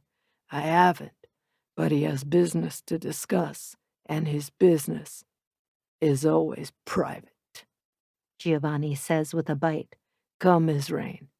We can't keep him waiting. Giovanni tugs on my arm gently, and I wave goodbye to the kings. I feel guilty leaving them behind. They have all tried to support my store, but sometimes desperate times call for desperate measures. We pass a few drunk people. Women are laughing, stumbling in their high heels, and whatever man they are with tries to hold them upright, probably praying they get lucky tonight. A drink clatters to the floor, and a splash of a cold beverage lands across my foot. I yelp, running right into Giovanni's side. Sorry, I wasn't expecting that. It's okay. I understand. He snaps his fingers, and two men run down the hall until they are at our sides. Clean up that mess. There better not be a wet spot on that rug when I walk out of Club Lusuria, do you understand? He darts his eyes from one man to the other. Yes, Mr. Moretti, they say in unison. You're a Moretti too? Duh, that makes sense. He chuckles. I'm his uncle. Oh, that explains a lot. I let slip. In a good way. I rush out, hoping I didn't offend him. Sleeping with one eye open for the rest of my life is something I do not want to do. He tosses his head back and laughs, patting my hand that's hooked on his arm gently. Oh, Ms. Raine, you're a flatterer. Yeah, totally. When we get to the entrance of Club Lusuria, I expect there to be a line, but there isn't. The doors are black and I can't see inside, but a man is standing to the side. He's wearing a crisp black-on-black suit, standing there with his hands crossed in front of him. He is also tall and broad, with olive skin and ink-colored hair. He isn't older like Giovanni, but young, maybe in his 20s. The outside of the club is surrounded by black and red sculptures swirling toward the ceiling. I narrow my eyes as I try to figure out what I see about them but can't see at the same time. My brain is trying to figure out the trick. I tilt my head, and that's when I see it. They are bodies, pressed against each other. A clear message of what hides behind the doors. Lust. Which makes sense, given the name. Piero, if you'd open the door for the lady. Giovanni hisses when Piero takes a minute too long. He's staring at me. Apologies, Mr. Moretti. My focus was captured by a stunning sight. Oh, wow. He's good. Too young for me. I like my men a little more damaged. I dip my head as we walk through the doors, the bass of the music vibrating deep within the walls. It's dark in here, but not packed. It's members only. Giovanni yells into my ear so I can hear him over the music. That makes sense. Everything screams sex and wealth. Neither of those things comes cheap. Come, he is this way in the VIP area. He leads me through the dark, passing people who are dancing with one another. On every table there is a black rose, a color I've never seen before on a flower. It's decadent, sexy, and while it screams beauty, it also promises danger. I carefully walk up the black velvet steps, the plush cushion giving under my spiked heels. The cool air wraps around me, causing goosebumps to rise on my skin and make me shiver. I'm surprised given the humidity sticking to the air. It's a dense fog curling to the ceiling as the bodies gyrate. Giovanni spreads out his arm to allow me to sit down in the booth. The seats are lush, an intoxicating plum color that tricks the eye into thinking it might be black. The back of the booth reminds me of an old Victorian couch. It swoops around in a half circle to give everyone enough space. The table is a bright cherry red with a flaming spade in the middle. A single black rose sits in the middle in a crystal vase, and across the other side, is Matteo Moretti. He has his arms stretched out over the back of the booth, dark eyes watching me as I get settled. He looks casual, as if I'm not about to sell my soul. No biggie. It's fine. I rub my hands down my thighs and clear my throat. I'm always fine. I wish someone was by my side right now, someone that I knew. Maybe Braveheart or Tongue. Bullseye. No, not him. He's done with me. I should have said yes to him the 100 times he asked me out before. I don't know what's changed with him. I don't know if he met someone else or maybe whatever illness he has requires him to be in quarantine. Maybe he has the flu. Moretti holds up his finger and closes his eyes, his body giving a half jerk before a euphoric grin takes over his face. Nora pops her head out from under the table and crawls up his body, not seeing us yet. Oh. Yum. I take a sip of the water in front of me and watch as they devour each other. His hands are on her ass, squeezing the globes with his large hands. My breasts are heavy and aching. My nipples turn tight, and my clit begins to pulse as they give in to their carnal desires. His eyes meet mine as he whispers something to Nora. She turns her head and holds a hand over her mouth, giggling. She slides off his lap and plops down in the spot next to him. You came, he says to me, reaching for the scotch glass. So did you. I slap a hand over my mouth and feel the tips of my ears heat. They're going to shoot me dead. I'm not going to make it through the night. Matteo grins, taking a sip of his amber beverage. I come every day and night, Miss Raine, and so does my sweet Stellina. I really do, Nora seconds, sounding a bit drunk off lust. Maybe they pump pheromones into this club. Would you like a drink before we get started? He asks. I turn to see Giovanni sitting next to me, casually staring at his phone as if his nephew wasn't just getting a blowjob right in front of him. What kind of world have I stepped in? The desperate kind. I would, please. Spiced rum with a splash of pineapple juice, please. Anything for you, Mrs. Moretti? Another daiquiri. They're yummy. Stellina, you know what happens when you get a drunk. I watch their exchange, and her eyes go round and innocent as she sips her straw. Clearly, they have played this game before. No, she says, slurping away. He bends down and whispers in her ear, and her eyes roll to the back of her head. Oh my God. What if they're asking me to be their third or something? Could I do it? I mean, he is handsome and she's pretty, but that's pretty far out of my comfort zone. I guess I could for him to pay off my debt. Money talks and sex feels good, so fuck it, why not? You're probably wondering why I asked you here, Miss Raine.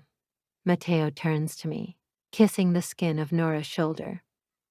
I fold my hands on the table just as Giovanni comes back with drinks. Thank God. I take it from him and chug half of it down. Listen, I'm not into it, but if you're looking for a temporary third, I'll do it.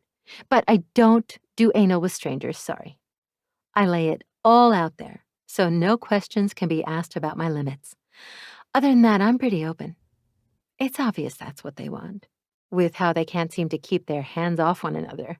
They are kinky. I can respect that. I take another big swig of my drink and stare at Giovanni, Moretti, and Nora. I meet their gazes individually, and they're staring at me like I've lost my mind. Okay, I drawl.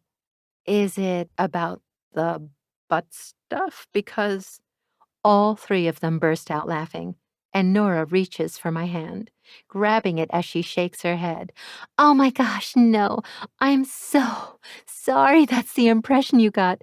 Matteo didn't think you'd actually be early, so I slipped under the table to kill time. But no, sorry, you aren't who we're looking for when it comes to a temporary third. Ouch. Okay.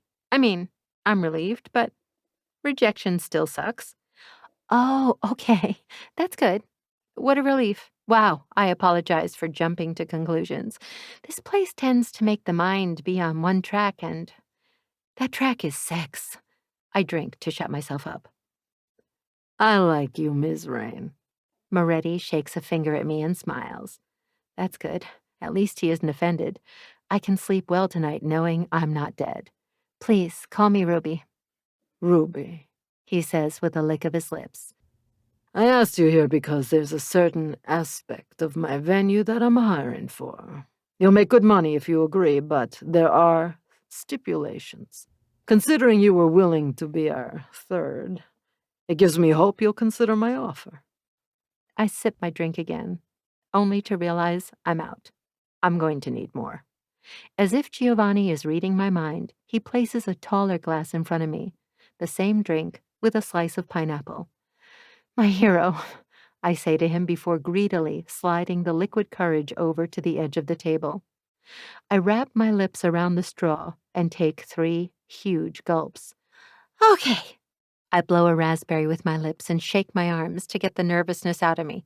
Hit me with it. What's your offer? If you turn around, you'll see a sign that says Hall of Lust. I keep my drink close as if it's my body armor as I spin around. Just as he said, a neon sign is flashing those words, illuminating bright light everywhere. Another set of black doors hide what's behind them. A man sits there, collecting the black roses as a few people go inside. Do you know what it is? I shake my head as I turn around to stare at him. No. It's for voyeurism. In that hall are separate rooms. In those rooms, there is a one-way mirror, so the customer can see what they've purchased. You would be their purchase. I choke on the rum, and it burns my nose, throat, and eyes. I cough and hold up my finger as I take a swig of water. I'm sorry, what? You can request a partner, or you can perform by yourself. When the customer orders, they're specific with what they want because of the choices on the list. For 1 month, you work for me, and your debt will be clear. Are you trying to pimp me out? Nothing like that, I assure you, He says. You'll merely perform, dance for their amusement, put on a show. There is no touching, there is no sex. Unless, of course, you have chosen to do so. Why this? Why not make me a waitress? It will take you twice as long to pay me back that way. You'll be safe here. Every single one of my lusters, that's what I call my employees who work the hall, have a bodyguard. No one has to know your identity either. I need a body.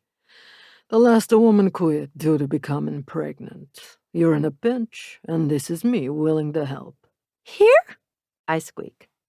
No. With her husband. This life isn't for everyone. I take another drink and consider his proposal. Could I do it? It would be nice not to wake up with looming debt. Before I agree, can I get a tour? Thought you'd never ask. Moretti slides out of the booth and holds out his hand for Nora to take. She lifts her eyes through her lashes, staring up at him as if he hung the moon. Maybe for her he did. It's sickly romantic. And I want it. Yes, I'm whining because I fucked up my chance all on my own. Giovanni slides out of the booth and holds out his hand too. I don't feel a spark with the handsome silver fox like I do with Bullseye. I miss his annoying visits. I need to check on him. The more I think about it, the more I want to flee from Moretti's offer, but I know this is a one-time opportunity. If I don't take it now, I might not ever get a chance like this again. Bullseye doesn't want me anyway, right? What's it matter now? My breath stutters as I inhale, the sharpness in my chest making it difficult to breathe. You okay? Nora leans in and questions, placing her hand on my arm. I nod. Yeah, just nervous. Don't be. It's amazing if you're into this kind of thing, she says. I am into it. I've never had the opportunity to truly experience it. The guard opens the onyx door, bringing to view a long, wide hallway. It seems never-ending. The doors are made of steel, and Mateo opens the first one on the right. Ladies are first. He purrs, watching Nora with eyes that promise wicked, terrible, amazing things. I enter the room and gasp at the extravagant curtains and bedding. Everything is silk. There's a chandelier above the bed and a small fridge to the left. It imitates a bedroom. You could turn on a black light and find this place clean as a whistle. Everything is replaced after every visit, Moretti explains. I take a seat on the bed and reach for the list that's lying next to a touchscreen panel. The black silk sheets slide against my legs, and I have to hold in a moan. Wow, they feel good. Everything in this room is meant to make someone's body feel good. I used to have a colored light system, but I upgraded. I found the lights tacky. He tugs on the sleeves of his suit. Right, of course. I try to sound agreeable, but I'm in shock while I stare at the menu. He has everything. I shouldn't say menu. It's not like I'm ordering dinner, but reading the options makes me feel like I'm at least ordering dessert. Male on male, full sex scene with toys. Male on male, without toys. Male on male, without protection. Male, solo act. Male on female. Male on male on female. The list goes on and on. After I pick who I want, it asks what I want, if there's a certain scene I'm craving. Have a good time. Let me know your decision when you're done. Wait, what? But I'm not quick enough. Moretti locks me in the room, and I spin around, gasping for breath as I stare at the floor-to-ceiling mirrors taking up the entire wall. Fuck. What the hell have I gotten myself into? Do I succumb to pleasure to erase debt? To hell with it all. What do I want to choose? Chapter 8. Bullseye. Everyone knows I like to do the watching. No one knows I crave to be watched. It's in my DNA. It's what I was shaped to want, and no matter how much I fight it, I can't anymore. Watching Skirt and Dawn, no matter how fucking hot it is, isn't enough for me. Everyone thinks I'm at home wallowing in my discomfort, but I'm not. I'm at Club Lusuria, and the only person who knows I'm here is More. After the last few days of diving darker into my mind, I need this. Fighting who I am and what I need is exhausting. I know I'm fucked up. No, not fucked up. Broken. I should hate being watched after everything, but now it's like I don't know who I am without it. I've been lost for 18 years, stuffing this need down in my soul until I couldn't taste it anymore. I was lying to myself. I always tasted it. The forbidden nature, the darkness of it, the way my skin crawled from eyes wandering over my body. I miss it. I miss being wanted. Christ, I really am fucked up in the head. The worst part? I'm wondering if I miss them wanting to watch me. They created this monster inside me, and now I need to figure out how to tame it before it kills me. In the confusion, I know there's a part of me that wants to heal. I want to get better. Everything I've stuffed inside me over the years to try to live a normal life is cracking me from the inside out. If I have to heal, I have to break. Maybe breaking won't hurt as bad as suffering. A knock at the door sounds and More enters. He doesn't know why I'm here, and he hasn't asked. What I like about him is that he is discreet, secretive, and only thinks business. That's what I am right now. You sure you want to do this? He asks. I'm sure. He has no idea how much I need it. Sign here." He places a piece of paper down on the table, along with a sleek gold fountain pen. No doubt it costs a fortune. I pick up the pen and scribble Bullseye. I never write my real name anywhere. "Cash only?" He double-checks. "Cash only." "How many times a week do you want?" He folds the contract and tucks it in his pocket. "Patricia and Ronald had me performing twice a week until the end. Would twice be enough?" "Twice, if that's all right." "Of course it is. This will be your own room. No one will be allowed in or out. You will not share it. You can keep all of your personal work items here. And before you go out, you will check your blood sugar. You even signed the contract stating as such." He pats his jacket pocket. How the fuck does he know about my diabetes? You have got to be fucking kidding me. "I know everything there is to know about my investments, Bullseye. In that refrigerator, you'll find everything you need, including your testing kit. I and another one of my men will be in here to check on you to make sure you do it." "I'm not a child," I say through tight teeth. "That's not what I hear." Mateo strolls to the fridge and pulls out a black bag. I hate that thing. It only makes me feel weaker. How the hell can I be a man again and claim who I am when I cannot get over the fact that I have a disease that makes me weak?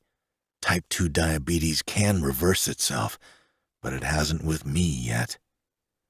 Patiently fucking waiting for it to get on with it. He tosses it to me and crosses his arms. "I'm waiting, Bullseye. I don't have all night." I jerk the bag open, clenching my jaw. I insert the test strip in the handheld vampire, as I like to call it, and prick my finger. I plop a drop of blood on it and watch as the machine thinks. "There." It beeps. 120. "Happy?" "As a fucking clam," he says with zero enthusiasm. My tablet dings, and I hold my breath as I stare at it on the coffee table next to the chair I'm in. It's the tablet for Club Lusuria. Someone has already requested me. How the hell am I already in the system? Fresher masks are in the closet, since you care about your identity. Welcome to Club Lusuria, Bullseye. I can't wait to buy you for an hour and see just what you can do."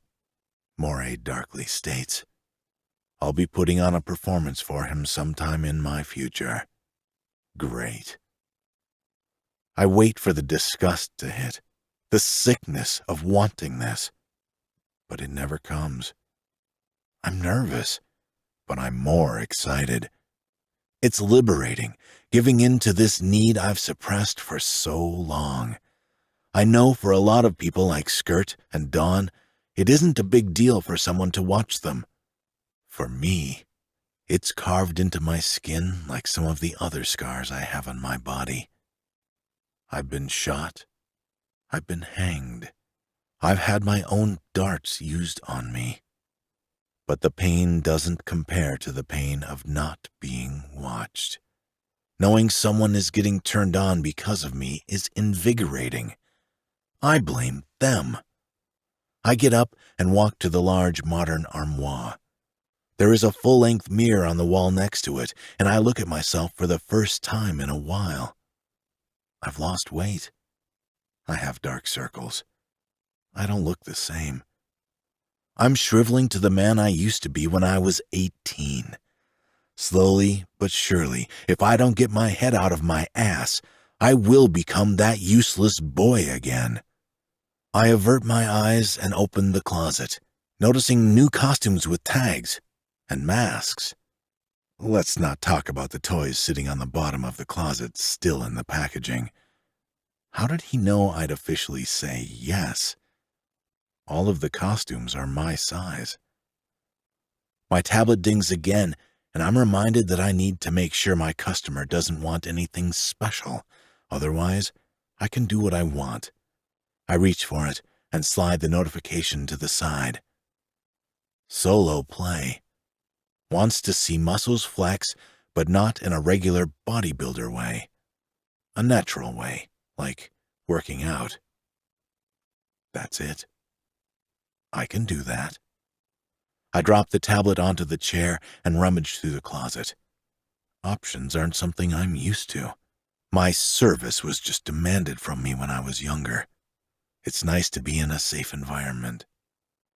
I forgo the costumes and reach for a leather mask that covers my entire head and face, minus my eyes. There are nose holes so I can breathe, but other than that, my mouth will be covered. It's perfect. I don't want anyone seeing my face. Plenty of this sick world has already seen it. I glance down at the toys again, and one grabs my attention. A cock cage. Before I feel pleasure, I deserve to feel pain. I bend down and push the ends of the costumes out of the way. There are a number of cages here, in various sizes. Christ, there is a mini one.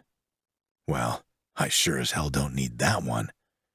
I grab the second largest and close the armoire door and begin to undress. The air is cool, wrapping around me like an ice sheet. My nipples bead. Even the tight contraction has me gasping for breath since my nipples are pierced. I slide off my pants next, and my cock comes into view. It's pierced from top to bottom with a Jacob's ladder, a Prince Albert, and behind my sack, I have a gish piercing. Like I said, pain before pleasure. It's going to hurt when I get hard. My piercings are going to press against the cock cage, and the anticipation sends a shiver running through me. I unwrap the cage from the packing and inspect it. It's round, with metal spirals around it to encase my cock. It snaps at the top where the lock goes. The key is in my hand, but I need to figure out how I want to unlock it. The customer will have to tell me when they want me to unlock it, or maybe they can. I wonder how that would work. I slip my flaccid cock in the cage and hiss. The metal is cold. I slide the lock into place and groan. Fuck. This is going to hurt. I have no room to grow. Perfect. I slip my mask on right as a knock on the door sounds. Come in, I answer. The door swings open, and Moray runs his eyes up and down my body. Everyone knows he is bisexual. He doesn't care to hide it. I'm straight, but it doesn't bother me. I'm used to men looking at me. Aren't you a vision? His nostrils flare. I clear my throat and hold out the key to him. Is there a way for the customer to unlock it when they want, or is it no touch? I apologize, Bullseye. There is a no-touch rule. I can tell her to tell you when she wants you to come. She will bang on the glass. Yeah, that works. My words are muffled by the mask. I slip the key through the mask, and it holds tightly against my cheek. I'm not going to ask why you're doing this. It is not any of my business. It isn't. He charges at me and wraps his hand around my throat. You'll watch how you talk to me, he sneers. Fuck you. I shove him away. I'm not someone you can boss around. If you can't handle that, let me know and I'll walk out of here. You've been bought and paid for. You'll bring in great money. Keep your temper and attitude in check, Bullseye. Just because you are a king doesn't mean you can't be punished. Punished? He knows nothing of punishment. Your punishment would be a fucking playground, I growl, taking a step forward, squaring off to one of the most powerful men in the city. Do I have a death wish? Yes, but wishes don't come true if they are spoken out loud. I'm fearless and afraid. Anyone who says they aren't scared of anything is a liar. Life is too fucked up to not be terrified. I can't tell if you are brave or stupid, but I respect you either way. Come on, your customer is waiting. Who is it? Moray shakes his head and levels his eyes with mine. The reason this business does so well is because of anonymity. Of course. I can't believe I even asked. We walk out the door and my sack rubs against the metal of the cage. It's a delicious tease, creating a different kind of hunger. One that I've let starve for far too long. Have a fun, he smirks, opening the door for me to enter the room, where only the customer can see me through the glass. I step into the room. The floor is lukewarm under my feet. It's smooth, shiny, like polished cement. There's a red glow encompassing the space, making it difficult to see at first. There are 2 silver bars attached from one side of the room to the other, a few seats if I choose to sit, and a bed. I don't care about any of that. If she wants to see muscle, then she wants an up-close show. My feet patter against the floor, and I cock my head to the side as I stare into the glass, hoping I'm capturing her gaze, whoever it is. When I get there, I lift my arms above my head and drag my fingers down the mirror, flexing my biceps as if I'm dying to get inside. I angle my body and place my hands parallel to my shoulder and push up, staring into the glass. Are they already touching themselves? Do they want more? Are they fantasizing about me? The thoughts have blood flowing to my cock, plumping against the cage, negating any possibility of becoming fully erect. I groan and take a step back, running my hand down my chest and playing with my nipples. I flick them, tug on the bars until it hurts, and a bead of pre-cum leaks from my begging dick. I fucking love this. How have I been denying myself all these years? I drop down to my forearms and imagine a beautiful woman under me, Georgia. But her face doesn't last long. She morphs into a short little spitfire with a pixie cut and burgundy-colored hair. Her green eyes are wide as I drive into her, fucking her raw. She'd scream my name, shout it to the heavens, or maybe hell, depending on how good I make her feel. Ruby would cream all over my pierced cock, milking me for every drop. I rut against the floor, waving my hips back and forth. The cage clinks onto the floor with every stroke. My arms shake as I hold myself up. My cock wants to burst free from its cage. It's painful. I can feel the agony deep in my sack. I shake my head of the thoughts of Ruby. My desire for her grows, as does the need to move on from Georgia. I would be cheating if I loved again. I jump my feet between my hands and stand, strut close to the mirror again, and grip my caged cock. Right above me is a rod. I jump up to grab onto it, giving her a full view of what she's paid for. I lift myself slowly above the rod, keeping my abdominals flexed, and rub my cock against the mirror, hoping she sees how many piercings I have.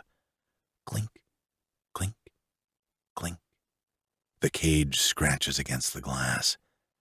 My cock becomes harder, and the flesh starts to swell outside of the metal springs. Fuck! It hurts. It hurts so fucking good. The sweat behind my leather mask begins to build as I pull myself up faster, showing this stranger my endurance. I concentrate on keeping every muscle in my body strained so she gets what she wants. I can feel her eyes on me, and it has my heart pumping, my cock leaking, and my mouth watering for release. Bang, bang, bang. The vibrations shake the mirror. I release the tight grip I have on the rod, drop to my feet, and slip my fingers in the space of the mask between my cheek and eye. The key is slippery from perspiration, and I slide it out. My fingers shake as I insert it into the lock. The slide of the lock is music to my ears. I toss the lock through the air, and it smashes against the glass. I yank the cage apart and groan with relief as my cock finally becomes fully engorged. The imprints from the cage remain along the silky length, and my piercings seem irritated from the pressure. The head is an angry blood red, and pre-cum is spilling from the tip, glossing my shaft. I wrap my hand around myself, and my body bucks. I'm tender and sensitive, but it isn't enough. I pinch the Prince Albert at the same time I stroke, the Jacob's ladder creating a unique massage along the hard muscle. Fuck, I growl to myself. My spine tingles, and my balls pull tight against my body as my orgasm threatens me. I reach a hand between my legs and press against my gish. My moan is a strangled sound as my entire body tenses. The tendons in my neck strain, and I can't breathe as my orgasm wrecks me. White cum shoots through the air and lands on the glass, similar to paint strokes. The next 3 spurts don't have as much momentum. They drip over my hand, puddling onto the floor. From head to toe, I'm shaking. I don't move to clean up. I'm staring right into the glass, knowing her eyes are on me too. My shoulders rise and fall as I take in harsh breaths. My heart stutters an even, strong beat, and a euphoria takes over my head. I'm dizzy. I'm high. I surrendered to my need, and it feels so fucking good. Chapter 9. Ruby. Oh my God. What the hell did I just watch? And can I please watch it again? This man is pure, explicit, panty-melting sex. I can't rip my eyes away from him. His body is glistening under the red light, and with every ragged breath he takes, the sheen of sweat reflects against his broad chest. Cum drips from the tip of his cock. For some reason, I find myself licking my lips, wanting a taste.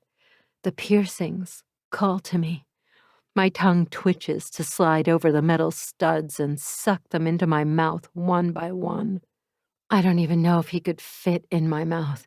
The man is big, long and thick. Even semi-hard, he is impressive. The beast lies against his thigh, smearing his cum against his leg. He's so close. I can see the dark hairs becoming wet. God, he is beautiful. A man like this deserves to be worshipped and praised. By the brutality of scars on his body, I'd say being praised is the last thing that has happened to him.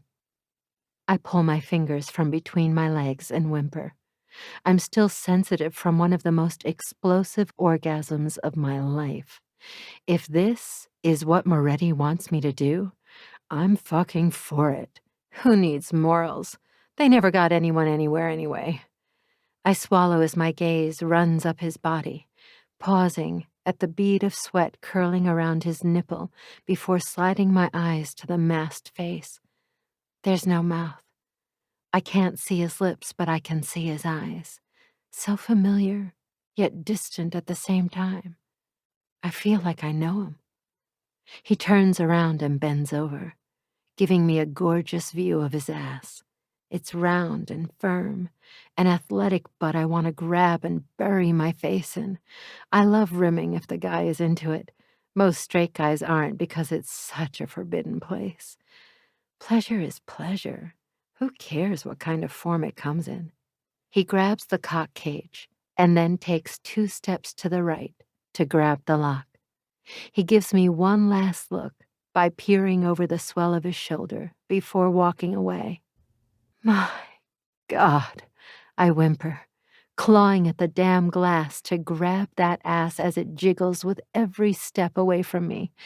Come to mama. Okay, I'll pretend I didn't just say that out loud. I'd never have a lover call me mama. It's weird. The stranger walks out the door and leaves the viewing room empty. leaving me wanting more than the show he gave me. Love isn't born out of lust. Love only grows if the environment is right, but lust, it's an emotion anyone can give into at any time. The environment be damned. I let out a breath I had no idea I was holding and walk over to the sink and wash my hands. Club Luxuria is unlike anything I've ever experienced. I never thought voyeurism would be a job opportunity for me. While I'm still nervous at the prospect of performing in front of someone, I'm also kind of excited. It's new and different, a change of pace that I need in my life, something other than working myself to the bone. I wipe my hands off on a disposable towel and toss it in the hamper. My legs wobble as I try to remember how to walk. I tug the hem of my dress down to where it belongs as I unlock the door. Damn it, I could have fled this entire time.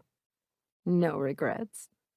I thrust my shoulders back and open the door, then strut down the hall with a flushed face, wet panties, and a deal to make. I have never felt more like a boss in my entire life. I open the door to leave, and Giovanni is there waiting for me. Did you have a good time, Miss Raine? The best. I scoff on a laugh. I school my features when I remember this is a business meeting. I mean, it was good. Very classy rooms. The blush creeps up my neck, and I'm thankful it's dark in here. I'm glad you find it to your liking. Come this way, please. Mr. Moretti is waiting at the booth for you. Giovanni turns on his heel, and I follow him blindly, catching glimpses of people making out and moaning on the dance floor. When we arrive at the booth, Giovanni has to clear his throat because Moretti has Nora spread out on the table. Moretti lifts his head from the side of her neck, and he growls in displeasure, removing his hand from the apex of her thighs. I turn my head away to give them privacy, and when I look back after a few minutes, he is licking his fingers clean. Good Lord, the man gives no fucks about where he takes Nora. This is the perfect example. Lust has no environment. It lives everywhere, in every situation. Ruby, did you enjoy your show? He asks, wiping his hand on a black cloth napkin. I did. Very much. My voice cracks, and I stuff my mouth with a straw from my new drink. I gulp eagerly, quenching the dryness in my throat. Would you like to work for me? Am I allowed to work for you after the month is up? His mouth tilts devilishly to the left. You think you'd want to be here longer? I'm not so sure. Let's start with a month, and we'll see where we're at. Thank you. The straw makes that terrible, slurping suction sound when I'm done. Matteo slides a piece of paper across the table and clicks a pen. Just sign on the dotted line, and I'll see you first thing tomorrow night. I pick up the pen and read the contract he made for us. It's short, simple, and I have no doubt he'd aim to kill me if I broke this contract. This is a contract between Ms. Ruby Raine and Mr. Matteo Moretti. Ms. Raine has agreed to Mr. Moretti's terms. Mr. Moretti will pay all of her debt, and in return, she is to work for him for 1 month. At the end of that month, whatever money Miss Raine makes that surpasses the amount owed will be paid to her in full. Below the simple statement is his elegant signature, and just below that is a space for mine. When the pen hits the paper, he stops me. Let me make myself perfectly clear on something, Ruby. No one fucks with me. No one fucks me over. If you plan on doing that, I'll pry that family heirloom off your finger. My eyes round in shock when he says that. How did he know? I drop the pen and swirl my ring passed down from generation to generation back and forth. I'm a businessman, and I pride myself on being smart. You are in debt, Ruby. Yet you refuse to sell the one item you have that will not only pay everything off, but you'll have some cash left over, too. I know a gem like that has to be worth a pretty penny. I protect my ring by holding my left hand over it. He's right. I won't have to struggle anymore if I sell this ring, but I can't. It's all I have left of my family. I'd rather die than give it up. Do I make myself clear? Crystal, I say on a slight growl. I won't disappoint you. I'll be here. I'll show up. Excellent. Also, he reaches into his pocket of fucking wonders and slips out another tightly folded piece of paper. I want to buy 49% of Ruby's rarities in 1 month. We can discuss business later. What? No, that wasn't part of the deal. It's a business opportunity. Do you really want to say no? You'd never have to worry again. Why are you doing this? Why are you so interested in me? He hums, lifting the scotch glass to his lips. His dark eyes sparkle in the light, revealing a devious nature lurking beneath. The abyss. Because I know someone who has an interest in you. Besides, Ruby's rarities has potential. I am part of said potential. He says. Plus, my Stellina loves that store. Whatever she loves, I buy. But I know you love it too. I don't want to take away your dreams. I know how important those are. Can I think about that, please? I ask in a small voice. Don't take too long to think. Opportunities like this only come around once. He tells me. Yeah, the implication is clear. He won't be offering this again. I pick up the pen and sign our original contract. I'll work for a month, pay off my debt, and I'll see where we are. I paid your debts earlier today. You're free and clear when it comes to collections. When it comes to collections. Man, Moretti really doesn't beat around the bush, does he? You can stay and enjoy yourself, or you can leave. You're free. For now. I'll go. I'm starving, I say, suddenly feeling uncomfortable and second-guessing everything. We have a wonderful restaurant here, he offers. Good to know. I hold my clutch to my chest and get the hell out of this club. I make a beeline for the door, trying to duck through all the people dancing. It's no use. I'm getting bumped around by all the people writhing around. A waiter nearly runs into me with a plate of drinks. The music is loud, but even still with all the distractions, I can feel the threatening gaze of Matteo Moretti searing my back. I don't need to turn around to see. I grab the silver Gothic handle of the door and push it open with my hip. A burst of cold air hits my heated face, and I sigh in relief. I fan my face with my clutch and head to the right where the doorway is. I need to get the hell out of here. Too much has happened. Hey, Ruby! I hear my name called, and I look around to see Slingshot at the blackjack table with Poodle. Want in? I give him a wave and shake my head, then mouth, hungry, knowing he of all people would understand. Okay, have a good night, he shouts over the loud shouts and cheers of the crowd as they win. I wrap my arms around myself and head out the doors. Once I'm outside, I walk to the nearest wall and slump against it. I feel dizzy, out of my element, and in, way over my head. There's one person I want to call, one person I want to talk to about this. But I know Bullseye won't answer. Everything will be okay, I mutter to myself as I put my hands on my hips and bend over to take a deep breath. Everything will be fine. You're doing the right thing. I'm sure I sound like a crazy person talking to myself. It happens a lot. I finally catch my breath and straighten back up, looking out to the Vegas nightlife. It truly is a beautiful place. Bright lights, busy people, shotgun weddings, gambling. The city has anything and everything. I don't often get a chance to come all the way to the Strip from my little town a ways over, but when I do, I love it. My thoughts are interrupted when my stomach grumbles, reminding me that I haven't eaten since breakfast. I know of a great sushi place that's nearby. It would be good to walk under the stars. That'll clear my mind and calm my racing heart. I keep my arms tight against my body as I put some distance between myself and the Luxuria. My stilettos kiss the pavement, clicking rhythmically down the sidewalk. Being alone on the Vegas Strip has my thoughts whirling. I can finally think without the chaos in the background and temptation all around me. I stare down at my ring. The big, beautiful ruby ring that everyone would want and no one can have. I've got plenty of offers on it. Mateo is right, I could sell it and would never have to worry about anything ever again.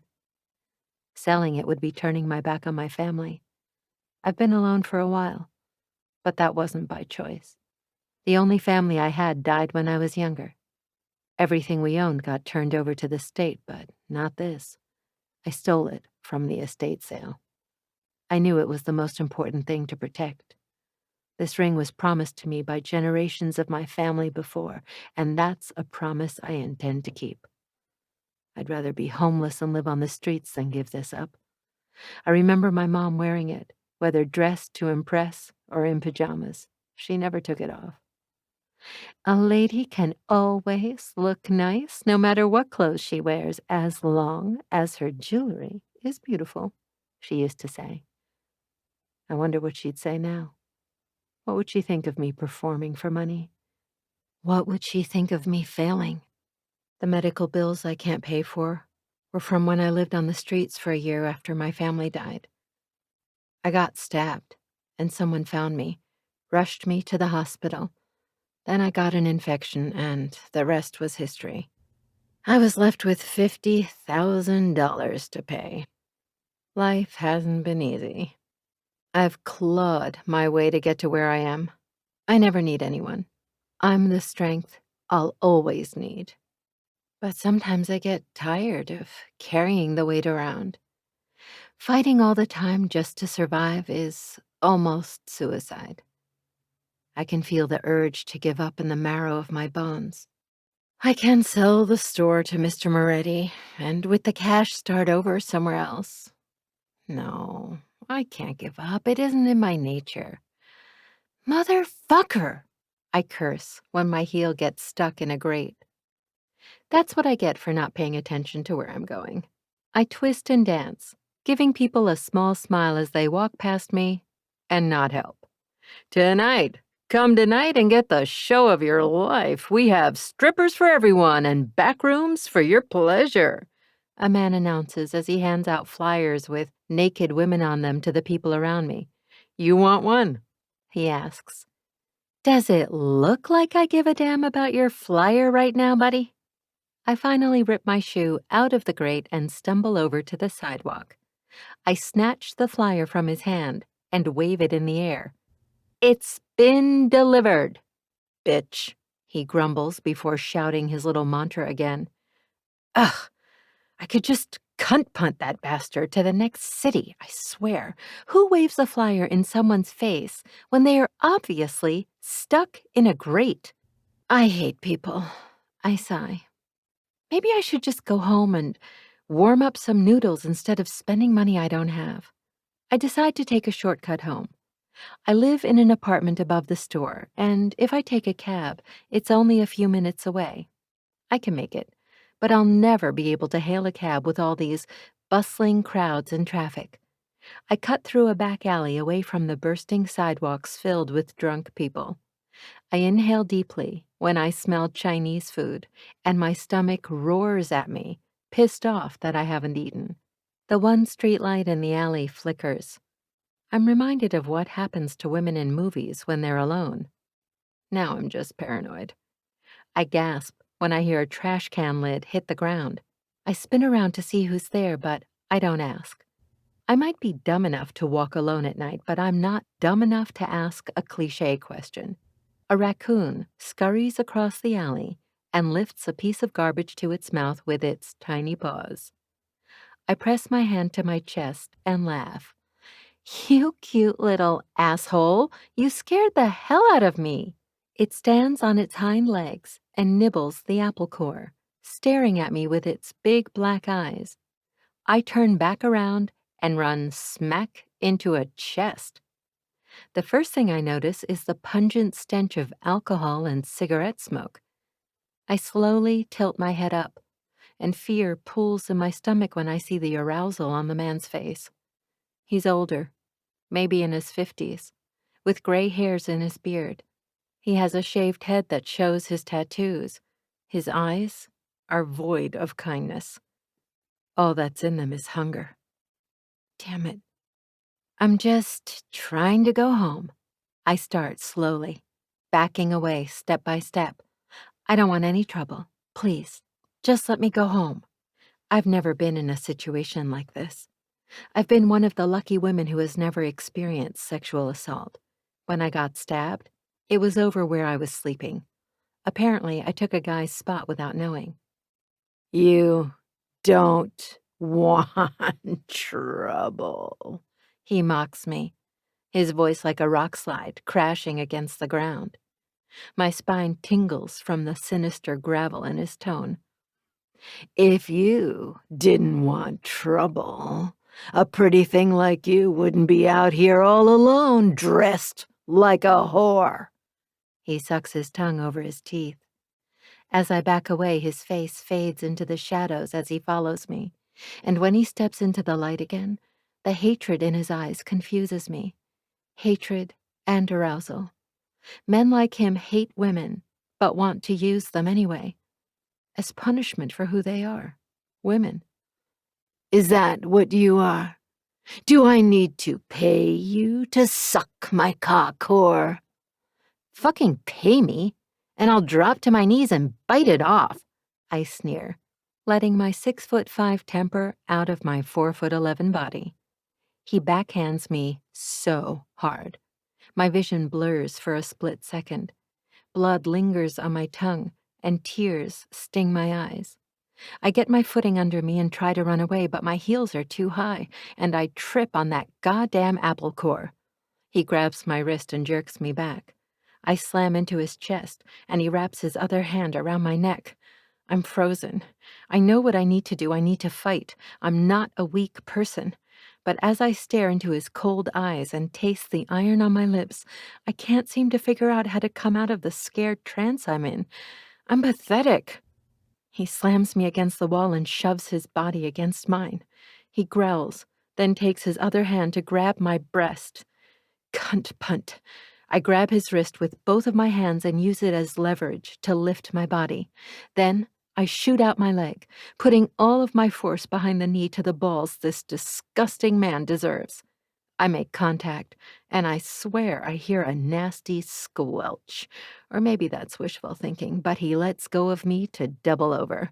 I do not take the opportunity for granted. I kick off my shoes and make a dash for the exit, only to slam into another chest. Oh, little one, we never hunt alone. The new stranger is skinnier than the other. I look back to see the first guy still cupping his balls. I doubt he could even get it up right now. I lift my fist in the air and swing, but he dodges it, grabs my arm, and wraps it around my back, shoving me face first into the brick. He grinds his erection against my ass, and I whimper, tears brimming my eyes when I realize I'm not going to get out of this. He reaches under my dress and rips my panties off. The air tickling my bare skin makes me remember my voice. It's the reminder I need that I still have one last weapon. I scream. Chapter 10. Bullseye. I feel better than I have in a long time. I know I have a long way to go to figure myself out, but I think accepting who I am is a good place to start. I was conditioned for this lifestyle, and not having it has left an uneasy, unfulfilled emptiness in me. Sure, I watched Dawn and Skirt, but that was not what I was conditioned for. I need to be watched. And tonight, I didn't feel shame. I felt empowered because I had control. Things are different now. I'm different. I'm not a weak fucking kid who can't do anything. I'm a grown man. I can conquer my demons. It just may take longer than others for me to do it. Morey said I was done after one performance tonight. I don't know if it's because he reads people really fucking well, or if I didn't do a great job, but I'm glad not to be pushed to do more.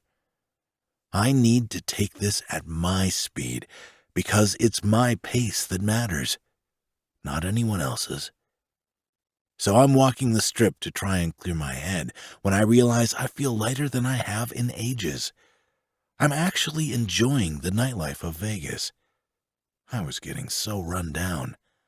The burden of everything was weighing on me so much that it was pushing me to the ground. I still have a lot I need to accept that makes me realize I'm not a weak man. I'm just a man who needs differently than others. All of a sudden, a scream rips through the air. At least I think it does. I'm not sure. Vegas is filled with so many sounds. I freeze mid-step and listen, then dig my hand into the inner pocket of my cut to grab my darts.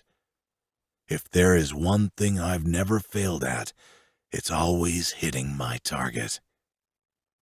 I tilt my head and roll the steel dart between my fingertips. It's smooth, sharp, and ready to kill. If I'm not aiming to kill, then I'm not doing it right, am I? I'm about to chalk up the scream to just being in my head when I hear it again coming from my left. How can everyone else go about their business and not run towards where the murderous wail is coming from? People are so selfish. I run to the left and jump over a line of trimmed bushes. My boots hit the sidewalk with a thud, and I hear the commotion coming from the alleyway squeezed between two buildings. "No! Fuck you!" the woman hisses. I hear the guy groan, but painfully, not in a good way. She's a fighter. That's a relief. I sprint to the entrance of the alley and see one man on the ground cupping his balls, and the other shoving a tiny woman against the wall. I can't see her face, but her dress is hiked up, so it isn't a mystery as to what the guy has planned for her. Not tonight. With all my might, I sling the dart through the air, and it lands right where I want it to. Right against the side of his neck, where his jugular is.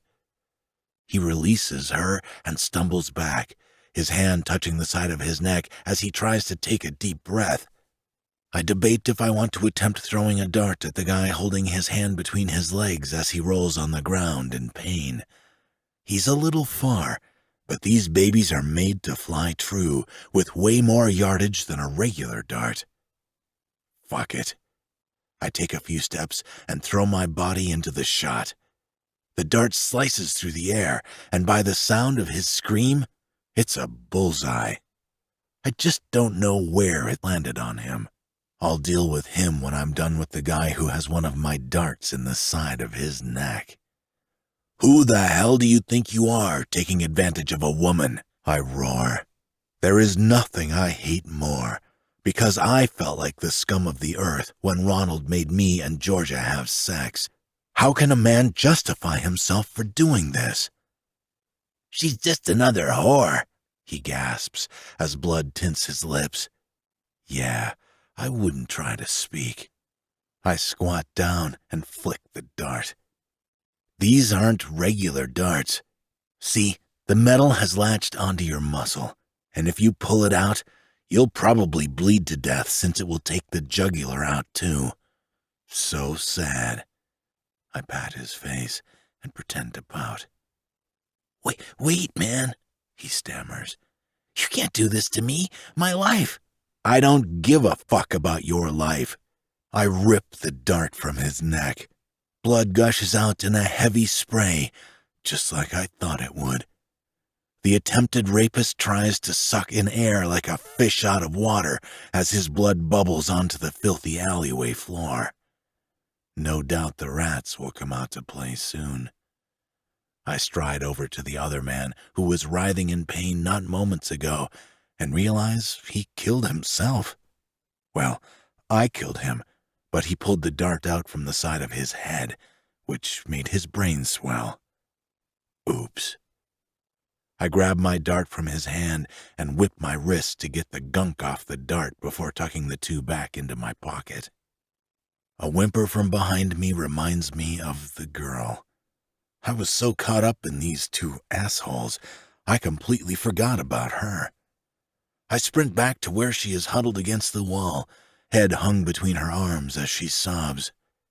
Hey, it's okay. They're dead. They aren't going to hurt you anymore, I say soothingly, but she doesn't answer. I check her out to make sure she isn't injured. She has a bite mark on her shoulder and a few scratches and bruises that no doubt hurt like hell, but she looks like she'll be okay. No major damage from what I can see. And then I notice the ring on her finger. My heart begins to thump, and fear, real fucking fear, seeps into me. Ruby, I whisper, hoping like hell it's someone else with the exact same ring and pint-size height.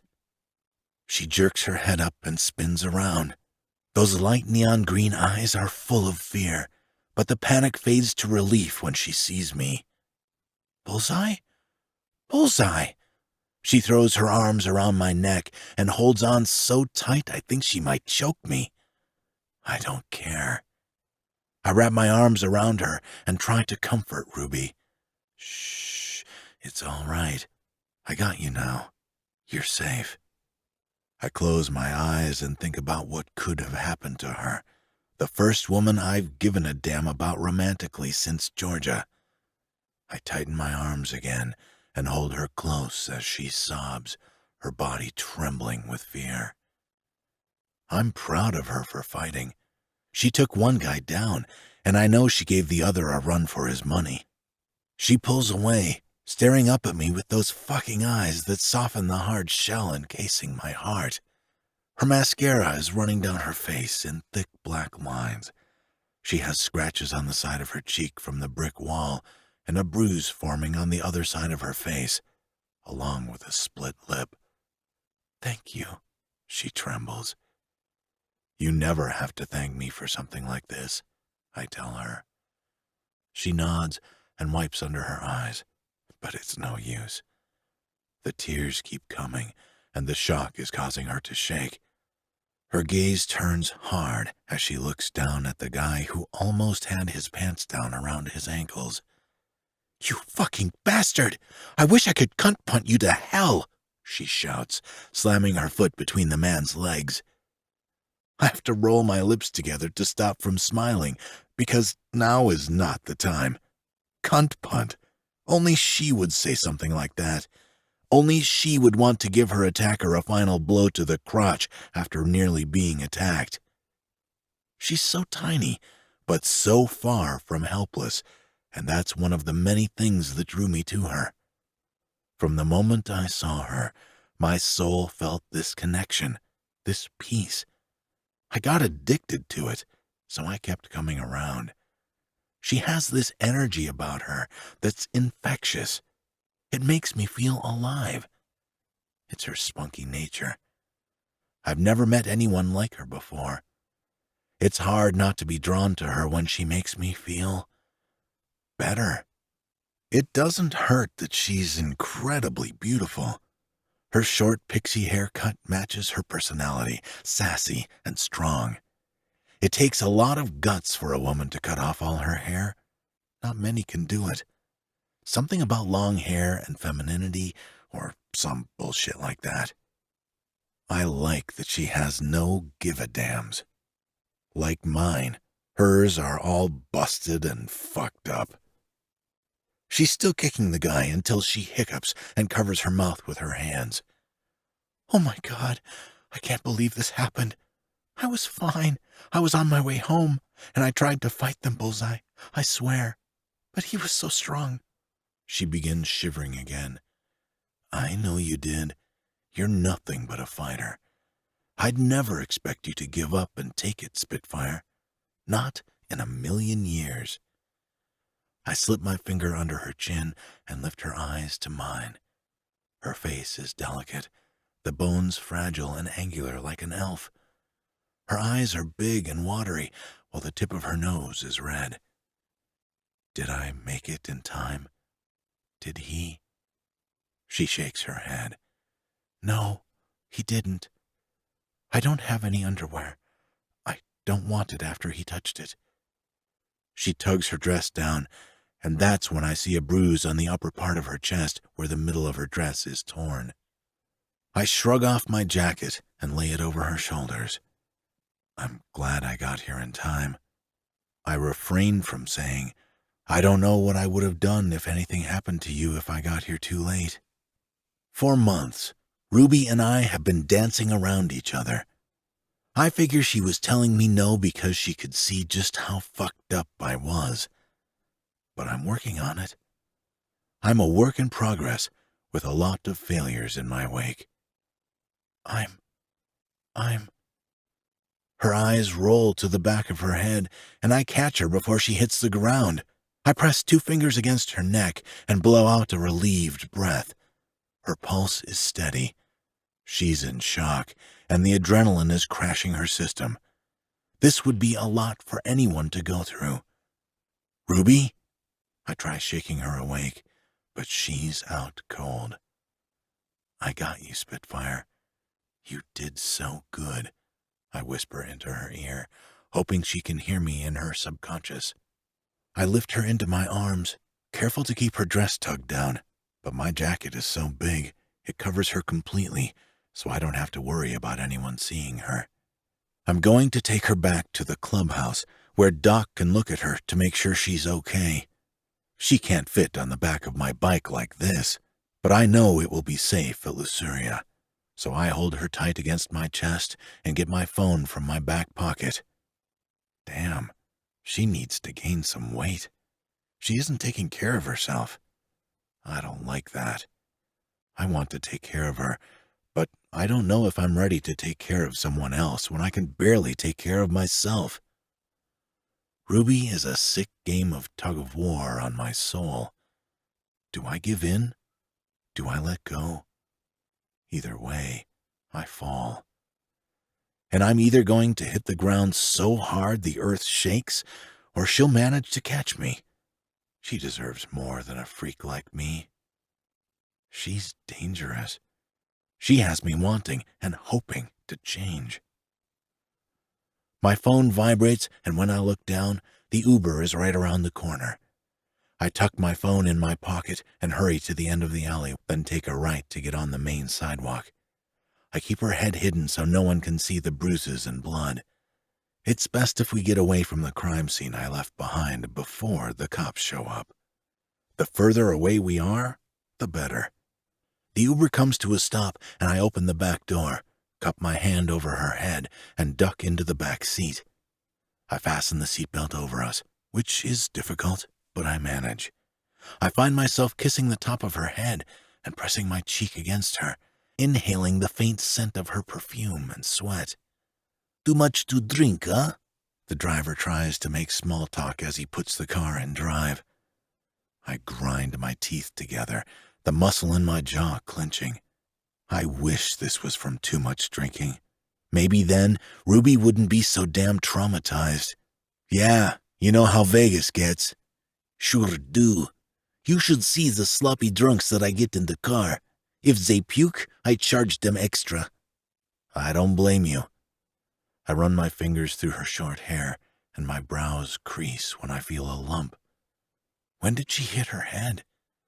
I look down and part the short strands to see a deep cut. It isn't long, maybe 2 inches, but it will need stitches. I didn't even notice the blood on the back of her neck. I lift her hand next and study the scratches on her knuckles. She fought like hell. I don't know what comes over me, but I bring them to my mouth and kiss them. Part of me hopes it soothes the wounds and makes them better. It's a childlike thought process, but I never had it done to me. I would think being taken care of makes everything a bit better. Whoa! Check out this place. Ruthless. The driver's eyes widen and he gulps. You're part of the Ruthless Kings? I don't answer him. No need to. I toss a $20 bill at him and get out of the car, then kick the door shut with my boot. The driver slams on the gas and the tires spin, burning rubber into the air. I curl my lip. I hate that smell. Adjusting her weight in my arms, I run as quickly as I can down the driveway.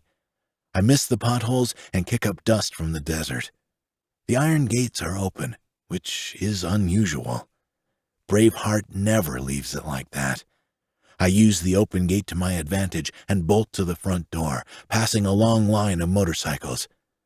There's a faint fire crackling in the fire pit right below the steps, which tells me someone was just out here. I love the smell of a bonfire.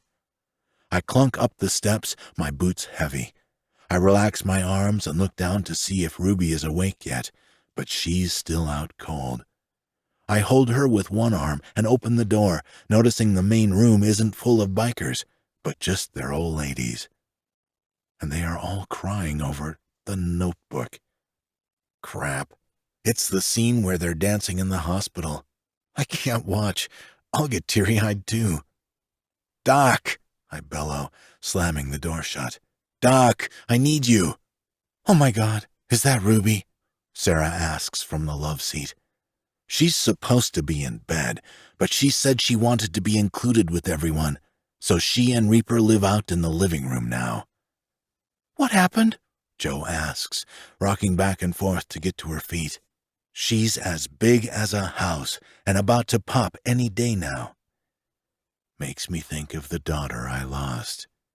She'd be 18, I think. A pang hits my heart when I realize how much I miss what I never had. "She was attacked. I need Reaper too. Where is he?" I ask, pounding down the hallway as Mary and Dawn run after me. I've seen Dawn naked. Hell, I've seen Dawn on her knees sucking Skirt's cock. I've seen her moan and come and shake. I've seen what every inch of her looks like. Usually when I see her, I imagine the three of us in the back room Sarah and Reaper built as a Christmas present. But I'm not. I only care about the woman in my arms. "Most of the guys are out. Sarah wanted some time alone, so they went to Luceria." I freeze. Fuck. Did they see me there? I hope not. "But Doc is here." "Doc wasn't going to leave all the pregnant women alone," Dawn says. "Is she okay?" Sarah yells from the main room as Mary opens the basement door to Doc's makeshift hospital. "I think so. I'll keep you guys updated, okay?" "Thanks, Bullseye," Dawn says, placing her hand on my arm. I guess you could say me, Dawn, and Skirt have a pretty odd relationship compared to the others. More intimate. I mean, I don't kiss or touch her. It's a rule. But I find her leaning on me sometimes, and Skirt doesn't care. Skirt says she feels safe around me, and with our arrangement, Skirt is okay with the friendly touches. But that might all have to come to an end. I'd give that up to make something with Ruby, if I ever get the chance. If I think I'm deserving enough.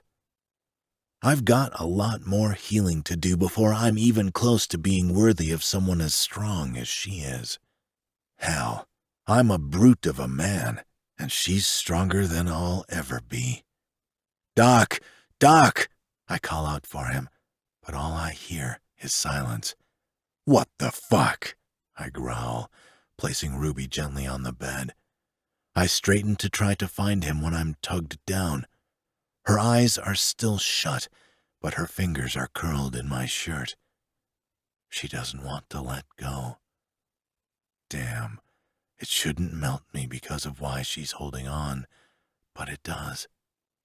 "I'll be back, Spitfire," I whisper into her ear and kiss the top of her head. She must hear me, because she lets go and flips to her side. When she's settled, I march into Doc's office and see him doing paperwork with headphones on. What if one of the girls went into labor? He wouldn't be able to hear them. I march up to him and yank the headphones off his head. "I've only been calling you for the last 2 minutes.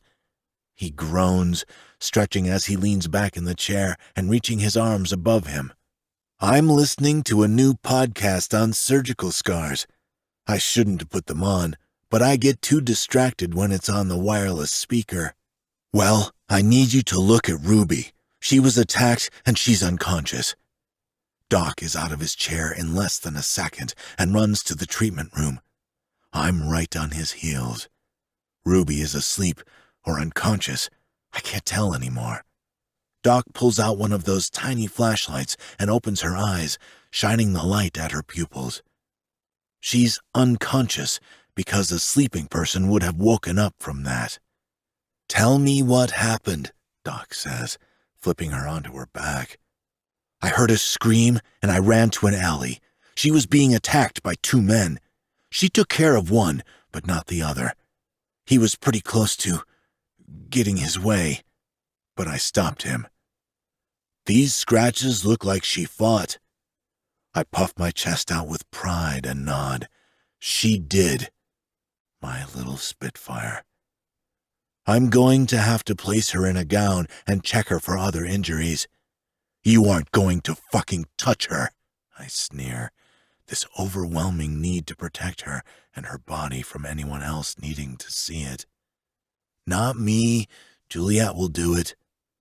I let out a breath and nod, then rub my hand on the back of my neck. Sorry, I didn't mean to snap. Doc's fingers fly over his phone as he texts, and a second later, the basement door opens. Juliet is light on her feet as she comes down the steps. Oh my God, what happened? Sorry, I was taking care of Lady. She's on her last few days, Doc. Damn. Poodle is going to be a wreck when that happens. Lady has held on longer than any of us could have hoped. Poodle will be lost without her. We're ready. I have the medication to make her go easily. And Ruby here was attacked. I need you to change her into a gown so I can examine her, please, Doc says. Of course. Juliet walks to the closet and grabs one of the gowns, then comes to Ruby's side again. Doc guides me to his office to give them privacy. Her pupils are responsive. That's a good sign. She has a gash on her head that needs stitches. I rub a hand over my mouth, suddenly feeling sick. Is she going to be okay? Does she need surgery? I won't know until I examine her, but I don't think she will. I close my eyes and lean against the wall, suddenly spent. That's good. How are you doing? Oh, I know that tone of voice. I'm fine, Doc. What's your sugar? It was 120 a few hours ago. I leave out the fact that it was Mateo that made me check it. Good. Keep checking it. Don't forget, you can contract type 1 diabetes if you don't regulate your type 2. I get it. It's just another thing to add to the list of things for me to conquer. One more thing that makes me weak. I know. Okay, Doc, she's ready, Juliet announces. I push off the wall and run to Ruby's side. She looks sick in the damn gown. I don't like it. Doc checks her over for other injuries, probes the bite mark on her shoulder, and then finds the cut on her head. Juliet, I need you to check between her legs. What? No, you aren't going to violate her. It's procedure. We want to make sure there wasn't any sort of penetration. She might not know. Things like this happen so fast, Juliet says, taking a seat on the stool and scooting forward. Doc is cleaning out the cut on her head wound while Juliet is spreading Ruby's legs. I take her hand and rub my fingers over her knuckles. She's a warrior. There's some bruising along her thighs, nail marks, but no damage from force. She was very lucky. She wasn't lucky. This isn't fucking lucky, Juliet. She fought like hell. That's what saved her, not something as superstitious as luck. I snarl. My hands begin to shake, and I have to let go of Ruby's hand. I think we need to check your sugar. I'm fine. Take care of Ruby. I can take care of myself. Yeah, you're doing a real great job of that, Doc mutters as he begins stitching the wound closed on Ruby's head. I don't have the energy to bite his head off, so instead, I take a seat in the recliner. My head begins to pulse. I rub my temples to ease the ache. The bite mark didn't puncture the skin, so that's good. Won't have to worry about any diseases or infection. I've cleaned up the scratches on her body, but other than that, she'll be sore for the next few days. She'll be fine. She'll wake up soon. Doc covers Ruby up with one of the blue blankets at the foot of the bed. She just needs rest, and depending on how she bounces back, she might need some therapy. Fucking therapy. You can go, Bullseye. She's fine here. I'm not leaving her. I'm never leaving someone I care about alone again. I don't care if it kills me. Then let me check your sugar. I think it's low from all the activity in the last few hours. Doc opens the medical cabinet to grab a kit. I take Ruby's hand with my left hand and hold out my right for Doc. I feel steady, no longer afraid of the outcome anymore. It's a bit low, like I thought. Nothing some juice can't fix. Doc walks over to the fridge and grabs me an orange juice. My reactions take me by surprise as I take it from him instead of throwing it against the wall. My reactions are changing, and Ruby is the catalyst. Maybe I don't hate myself anymore. Just a strong dislike. And I have her to blame or thank for that. Chapter 11. Ruby. Ow! My head hurts. My entire body hurts. I blink my eyes open, and every time my lids close, the throb in my head beats harder. Hey, you're awake, Comes a familiar deep voice. The soft, rich tones flood my chest with warmth and bring me out of my sleepy stupor. I open my eyes and blink a few times to clear the fuzziness. Bullseye's handsome face is the first thing I see. I have to admit it isn't the worst thing to wake up to. His dark lashes are stark against the green iris of his eyes. His thick, unruly brows squeeze together as he looks at me with concern. My heart flutters when he cups the underside of my jaw. I lean into his touch, loving how his hand swallows me. I feel so secure with him. I regret all the months wasted saying no to him when I could have felt like this. You with me, Spitfire? He asks. I need to pee. Why is that the first thing I say? No wonder he ended things with me before they even had a chance to begin. Bullseye chuckles and hangs his head. Of course you do. You've been out for hours. I'll get Juliet to help you. No! I shout at him, wrap my fingers tightly around his wrist, holding on for dear life. I lick my lips and take a minute to compose myself. Wow, I panicked. No, it's okay. I can go on my own. I don't want to bother her. And I don't want to be around anyone else right now. Ruby, do you remember what happened last night? He asks. I nod, and instead of becoming a crying mess, I get angry. I cunt-punted those assholes, and I do it again. I lift my chin defiantly, and there's a sharp pain on top of my head. Ow! I mumble, reaching for the top of my head. Ah! Bullseye stops me, snagging my hand just in time before I touch it. You have stitches, little miss. It's best not to get yourself hurt unintentionally. He helps me off the bed and to stand up. Every muscle in my body hurts. My knees give, but Bullseye is there to wrap his arm around me. I got you, He says, taking most, if not all, my weight. I scoot my feet along the floor and hiss with every muscle I use to move my legs. We pause at what I assume is the bathroom door, and I tilt my head to look up at him. "You were there. You saved me." I think you would have saved yourself, with your cunt punts and all. He smirks. "Maybe," I say with doubt. "I think you're just saying that to make me feel better. But we both know what would have happened if you didn't show up." "Thank you, Bullseye. I don't know why you were there, but I'm so thankful," I'm glad I was too, he says, rubbing his calloused index finger over my jaw. "Now go pee before you piss on my boots." He opens the bathroom door and flips on the light. "I wouldn't piss on your boots. In your boots, maybe, if you pissed me off enough." I shuffle inside the bathroom and giggle when I see his face before I shut the door. Oh, those cute lips parted in shock have me wishing I could stand on my tiptoes and kiss the bottom one.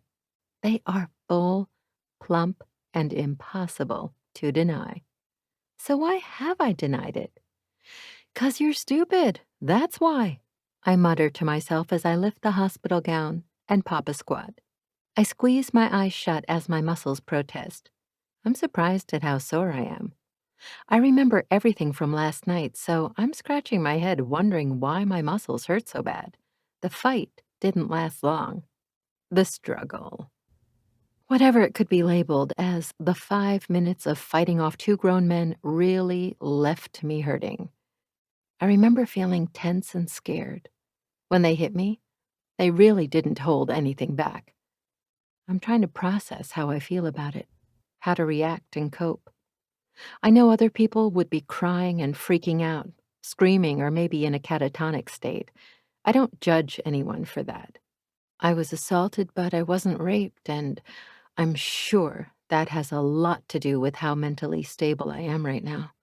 I am good at processing when bad things happen. I seem to recover quickly. Maybe it's the way I categorize things, or because I've been through bad shit before. I'm shaken, that's for sure, but I'll be okay. I know I'm not ready to curl up in a ball and die, that's for sure. I've worked too hard to get to where I am to give up now because 2 assholes thought they could have their way with me. Damn it, I groan in frustration. I can't seem to get up. My thighs are killing me. I wipe and flush, then close my eyes from the embarrassment I feel, knowing what I have to do. "Bullseye?" "Yeah, Ruby." he answers through the door. "I can't get up. My body really hurts. This. This is what I hate most. Feeling like a victim, not being able to rely on myself. I almost hate that more than the actual act of what those men did to me last night. If there is one thing I pride myself on, it's my goddamn independence. Asking for help tastes just as bad as regret, in my opinion. My pride might be a little over 6 feet as well." The door cracks open and Bullseye keeps his eyes on the ceiling, which causes him to slam his shoulder into the wall. "Ow, damn!" He curses. "Yeah, there's a wall there," I point out and grin, then wince from my jaw hurting. Damn, I forgot the guy slapped the daylights out of me. "He didn't. You're still here. He isn't. You punted him straight to hell, remember?" I did, didn't I? That makes me feel great about myself. "Sure did. All right, can you wrap your arms around my neck?" He asks. I lift them, and while it hurts, they don't hurt as bad as my legs. That's probably because I have deep bruises and scratches up and down my thighs from where that man tried to take what wasn't his. He didn't get it because I slammed my head into his face, and Bullseye came to the rescue, just like he is now. He scoops me up effortlessly and brings me to the sink. I unwrap my arms and wash my hands, then dry them off by plucking a towel that's folded next to the sink. I discard it in the laundry bin in the corner and wrap my arms around Bullseye's neck again. I inhale deeply, leather and pine soaking into my lungs to remind me I'm safe. Bullseye sets me on the bed, but I don't unwrap my arms. I don't want to stay down here. This hospital-like room only makes me feel worse than I really am. Can't you take me to your room? Or take me home? What time is it? I need to open the shop. I have an appointment tonight. Damn it. I'm not going to be able to perform. Moretti is going to think I'm standing him up. He's going to find me, gut me, and pry my ruby ring off my cold, dead finger. Listen, you're in no shape to run a store or whatever else you have planned. I'm sure as fuck not leaving you alone, okay? I can't afford to stay closed. I pinch the bridge of my nose, and the sting of tears hits my eyes. Huh, of course. I'm crying over finances instead of what happened last night. What the hell is wrong with me? You'll be okay. No, you don't understand. I have to be there. I have to. I know how desperate it sounds, but I have no choice. I made a deal with Moretti, and if I don't follow through, then I don't know what I'll do. Would Bullseye understand? Would he judge me? If I stay here, I'm going to have to tell him everything. You have to let me go. I don't have to do anything, He corrects me. but we'll talk about it more after you eat. Maybe shower. You'll feel better after. And if it is so important to you to open the store, we can send Tank and Braveheart down to run it, and Mary. They will need a woman's touch. And Mary knows that vintage stuff, right? He offers, brushing his thumb over my cheek. I shouldn't be touching you after what you've been through. I'm sorry. He pulls his hand away, and I snatch for it again, grabbing it just before he drops it to his side. The skin across my knuckles is broken and red. I remember my fists scraping against the brick as I tried to get away from the hold the man had on me last night. I'm not afraid of you, Bullseye. I rub my thumb over his knuckles. The skin is softer than what I thought a dart-slinging, grumpy-going, car-fixing man ought to be. His fingers are calloused. His skin has an olive hue, and he has scars randomly all over his body, but I think he's beautiful. He's a story, a long series I could get lost in, and I want to know every detail. I bet the details would be like pulling teeth. You should be, He rumbles. I'm no good, Ruby. I did us both a favor the other day. Besides, I know you aren't interested. It's all right, we're friends. I'm going to be here for you. But I don't want to be his friend. I scoot closer to him and lean in, watching his tongue flicking out over his lips. What are you doing? He asks, a curiosity to his tone. He doesn't move away.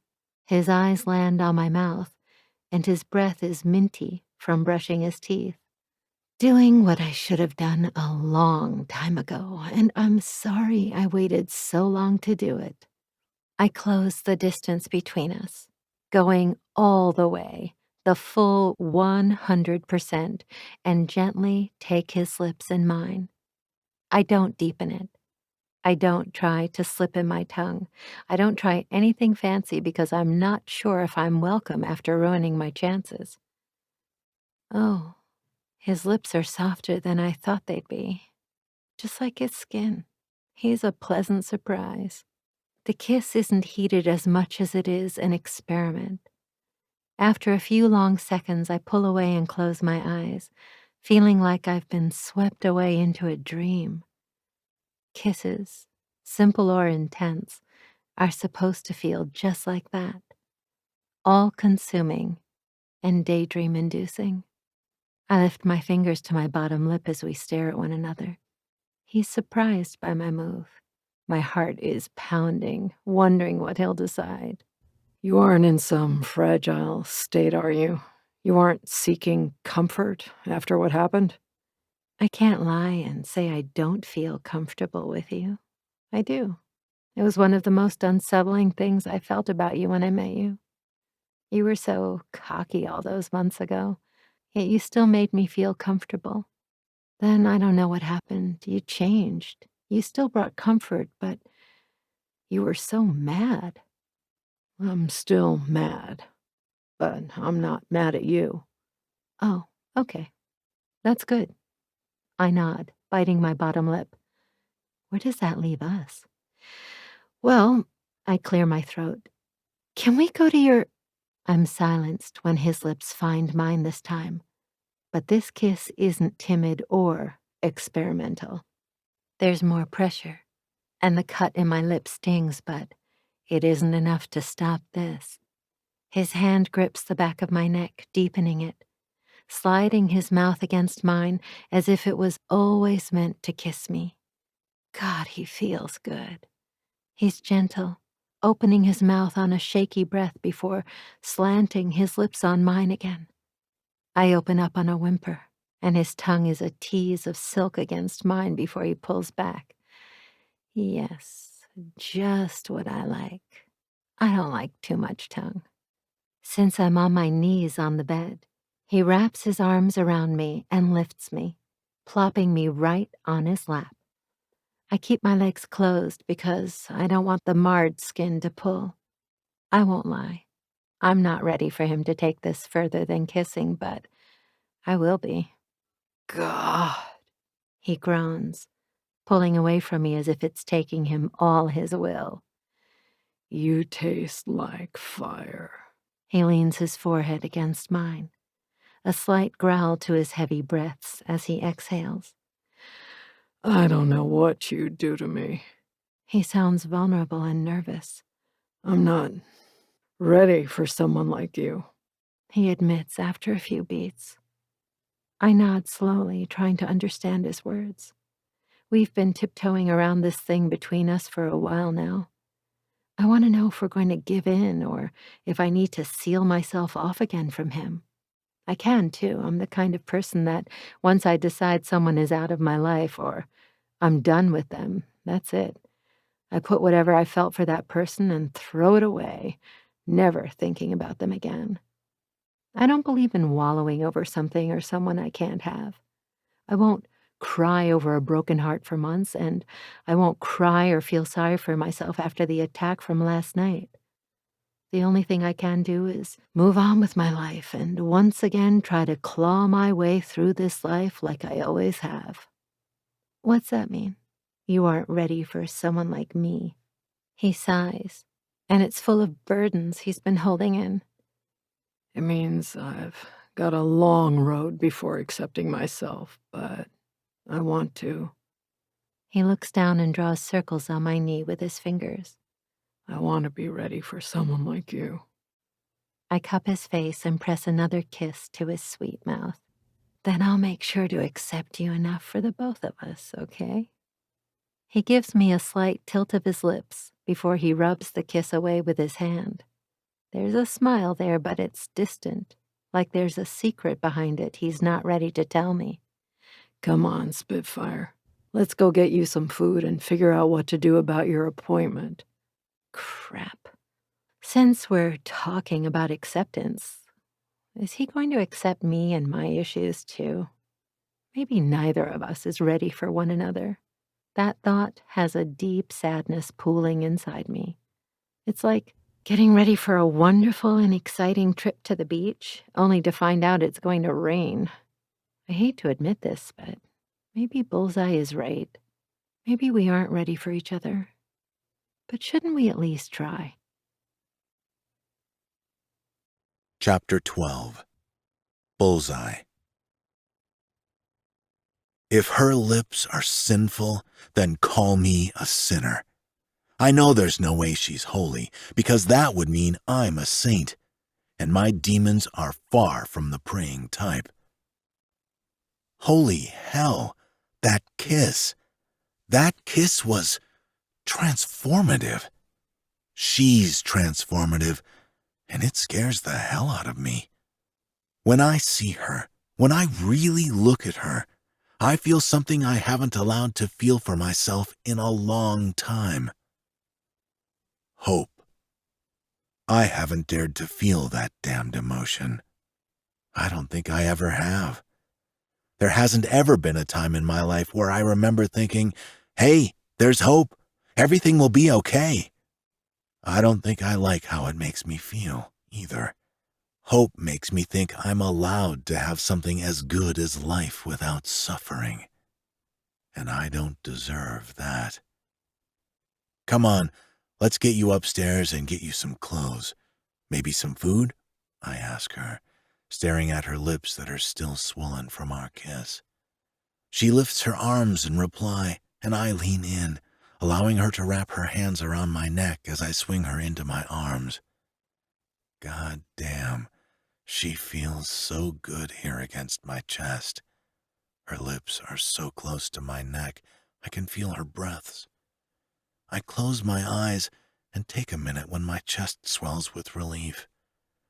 Relief because a small part of me, the tiniest part of me, has let go of the past. It feels so damn good, like 1,000,000 pounds lifted off my shoulder. But then guilt slithers in like the serpent it is, and I'm weighed down again. I hold her close as I walk up the steps. My fingers curl into her torso before I open the basement door. I know when I walk into the kitchen and everyone is around the table enjoying their breakfast and drinking their coffee, they're going to have questions. Because I never, ever hold a woman close like this. I've never given a damn about anyone else since Georgia, but it's fucking hard to say no to Ruby when she's so damn strong. God, I just want to soak up her courage and her will. Then maybe I'd be able to get over myself. Even with the cut sluts, who haven't been around in a while since the compound got attacked, I never held them. I'd fuck them and leave them with their panties around their ankles while I tucked my cock back in my jeans. Hell, I'd be zipping up as I walked out the door, still hearing them panting for breath. I was an ass, but sex was all I knew, and hanging around with a woman intimately who wasn't Georgia was something I wanted nothing of. Until now. I swing the door open and pause in the entryway. Just like I thought, most everyone is around the table. Every single head swings in my direction. Reaper pauses as he drinks from his President of the United States of Ruthless America mug Slingshot got him. Joanna has her hand on her stomach, rubbing her large pregnant belly while her brows raise in question. Skirt is eating pie, but he doesn't stop eating his pie. He never does. Badge doesn't give a fuck. He's on his laptop while Maisie puts his hair in small ponytails all over with pink bows. He acts like he doesn't like kids, but he lets Maisie do whatever she wants. Doc gets up from the table and rushes over, wiping his hands on his shirt since he was eating toast. Is she okay? She's right here, Ruby mumbles against my chest before turning to look at Doc. And I'm fine, just sore. I smirk at her attitude. You heard the lady, I say. Lady, Poodle repeats sadly. Melissa begins to rub his back to calm him down as he turns in his chair and hides his face against her shoulder. That's right. Lady is on her last few days, and Poodle is taking it really hard. Good. Get Ruby settled. I expect everyone in church in 20, Reaper announces from the head of the table. His coffee mug hits the table with a louder thud than necessary. Now that I'm really looking at him, he has dark circles under his eyes and worry lines etched in nearly every crevice of his face. I don't ask questions. I just nod and begin my way to my room, which used to be Tongue's. He and Daphne have a home outside of the clubhouse now, waiting for them when they get back from New Orleans, if they come back. The issues with Daphne are delicate. Reaper went ahead and hired a few contractors to build other houses too, so the other couples don't have to wait if they don't want to. Skirt and Dawn have a place now for themselves, baby Joey and Aiden. Everyone's finding their home, except me. What do you mean you can't do my tea party? Maisie screeches at Badge. I'm taking that as my cue to leave. I have church in 20 minutes. I can do it after. The tea will be cold, Maisie argues with Badge. Yes, the pretend tea will be cold. tragic, he replies in a flat tone. Badge, Reaper warns him. It's all I hear as I close the door to my bedroom and place Ruby on the bed. I'm sure she is less than impressed with my room. There isn't much here. A bed, a dresser, a closet, and that's about it. I don't have any pictures hanging on the walls or shit I'm proud to show off. I open the closet and grab one of the King's Garage shirts. It will be big, but it's all I have. I can ask one of the girls if... No. Ruby stands up and takes the shirt out of my hand. Our fingers brush. I'll never admit this to her out loud, but I hold my breath. Every touch with her feels intimate. I want your shirt. She brings it to her nose and inhales. You know, when you'd come to visit me at the store, and you'd kick me out? Yeah, how could I forget? I say dryly. She chuckles and nudges my arm.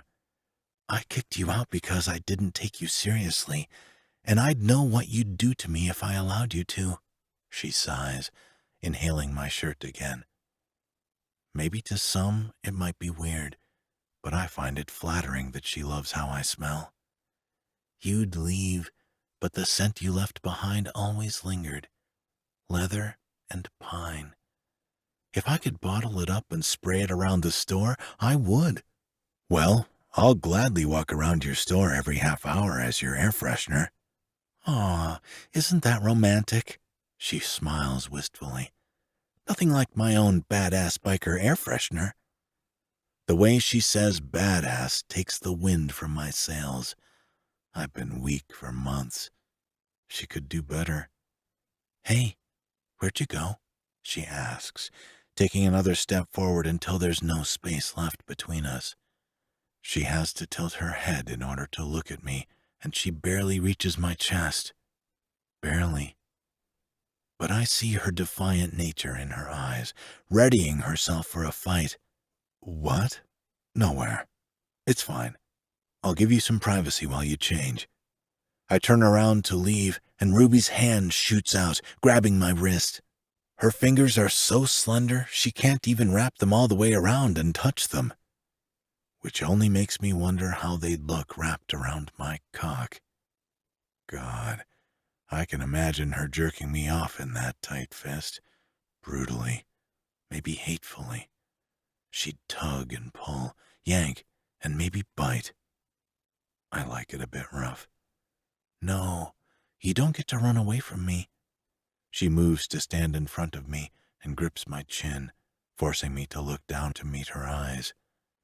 They're like a storm, firm and ready for any amount of destruction that is about to come her way. You've been doing that lately. Running. Why?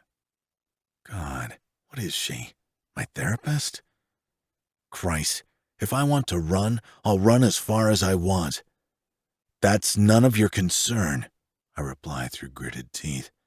I have church. She blocks me from leaving and shoves me against the chest. It's my concern when I have a feeling this dance between us has finally come to an end and we are going to do something about it. I want to know you. Let me. There's nothing to know. The sadness in those words reminds me how hollow I am on the inside. I'm nothing special. I'm just like everyone else with their fucked up pasts, and it's all hitting me at once. It's like I never grieved all those years ago when I escaped Patricia and Ronald. When I got diagnosed with diabetes, it was the cherry on top. Everything inside me collapsed. I don't know how to put myself back together. Her hand lands softly on my chest, right above my heart, and she stares up at me with tender eyes. Why do I feel smaller than she is? How does she hold so much power in a simple stare? The longer I'm with her, the more I crumble. I don't believe that for a second, Bullseye. Tell me one thing while you help me get dressed. One thing about you that you haven't let anyone else know. She spins around to show me the ties that hold her gown together. Undo my gown, Bullseye. Help me get dressed." Her tone is firm and bossy. My cock plumps from how demanding she is. I lift my hand without question and do as she says, which makes me pause. Why am I listening to her like some obedient dog? That's not who I am. Yet it feels good not to make any decisions, not to think. I don't know what's wrong with me. I like to be in control. That's been my problem for the last few months. I haven't been in control, and I hate the spiral. I blow out a breath, and her skin pebbles with goosebumps. I swallow, pinching the ties between my fingers, and pull slowly.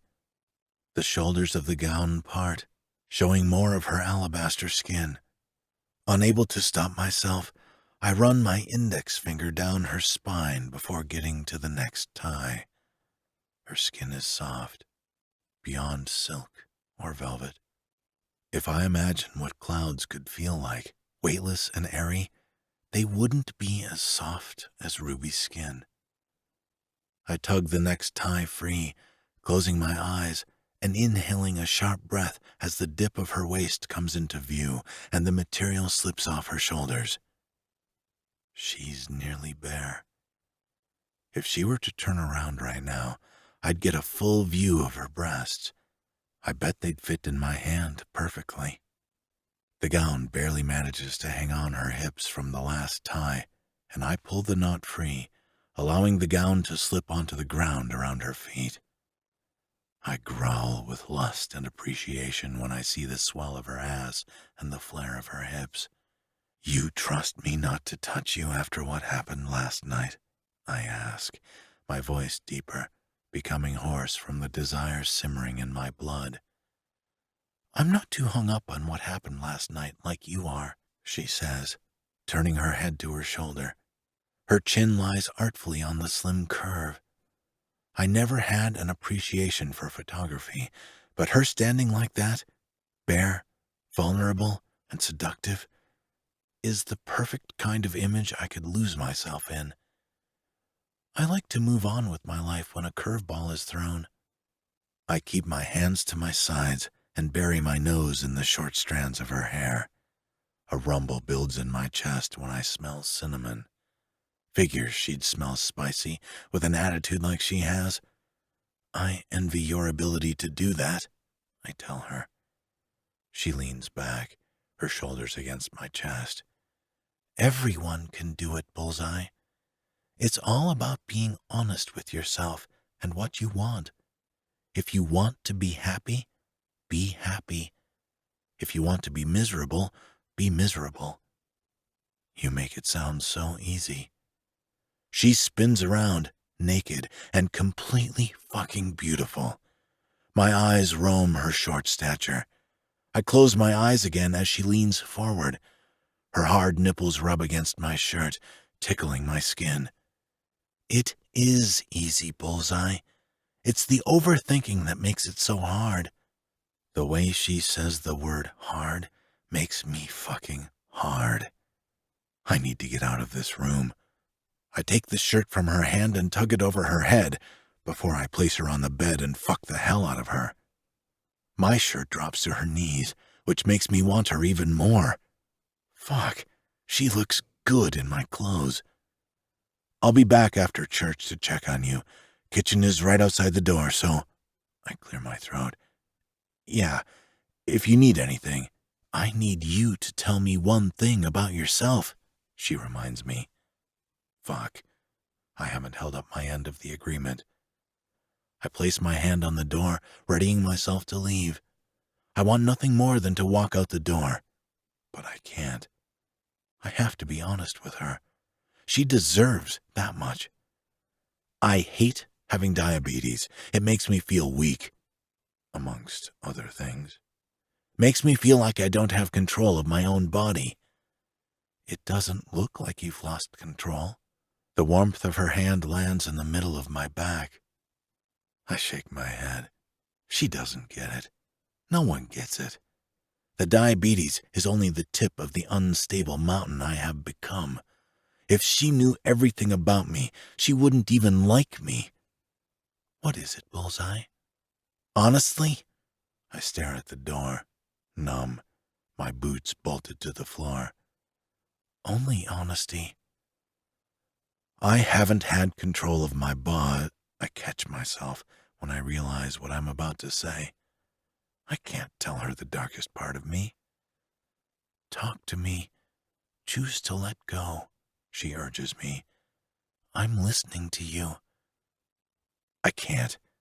I don't trust myself enough to confide in you, and that isn't on you. That's on me. I open the door and take a step into the kitchen, where only Skirt remains, eating his pie. Hey, Bullseye. I turn around to give her a departing glance. God damn, she's a sight for sore eyes like mine. I lift a brow, silently asking what she wants. She begins to shut the door, staring at her feet, when those dark lashes lift and those emerald gems land on me. I can trust enough for the both of us. And with that, she closes the door, leaving me wishing I was half as strong as she is. She's got a pair of big balls on her, that one. Aye. Skirt grumbles around a mouthful of food. She'll whip you into shape in no time. I flinch at the word whip, and my skin begins to tingle. A memory surfaces of Ronald whipping me over and over again because I didn't hurt Georgia the way he wanted me to. Aye, you okay there, lad? Skirt's hand lands on my shoulder, and I blink back to the present day. Ronald is gone. All I see is Skirt in front of me, chewing. He has crumbs all in his beard and concern written in his eyes. I shrug out of his hold and curl my lip. I'm fucking fine. Liar, he says. Always lying. I give him a brisk, narrowed expression and shoulder bump him as I head toward church. There are a few minutes left before the meeting officially starts, but there are a few guys seated in the room already. Slingshot is there and somehow got his hands on tacos. Reaper's going to kill him. Oh my God, Bullseye, I had some tacos delivered. That explains it. And they had fried tacos on the menu. It's a taco, but fried. I gathered that when you said fried tacos. But it's so good. You want one? I ordered 15 of them.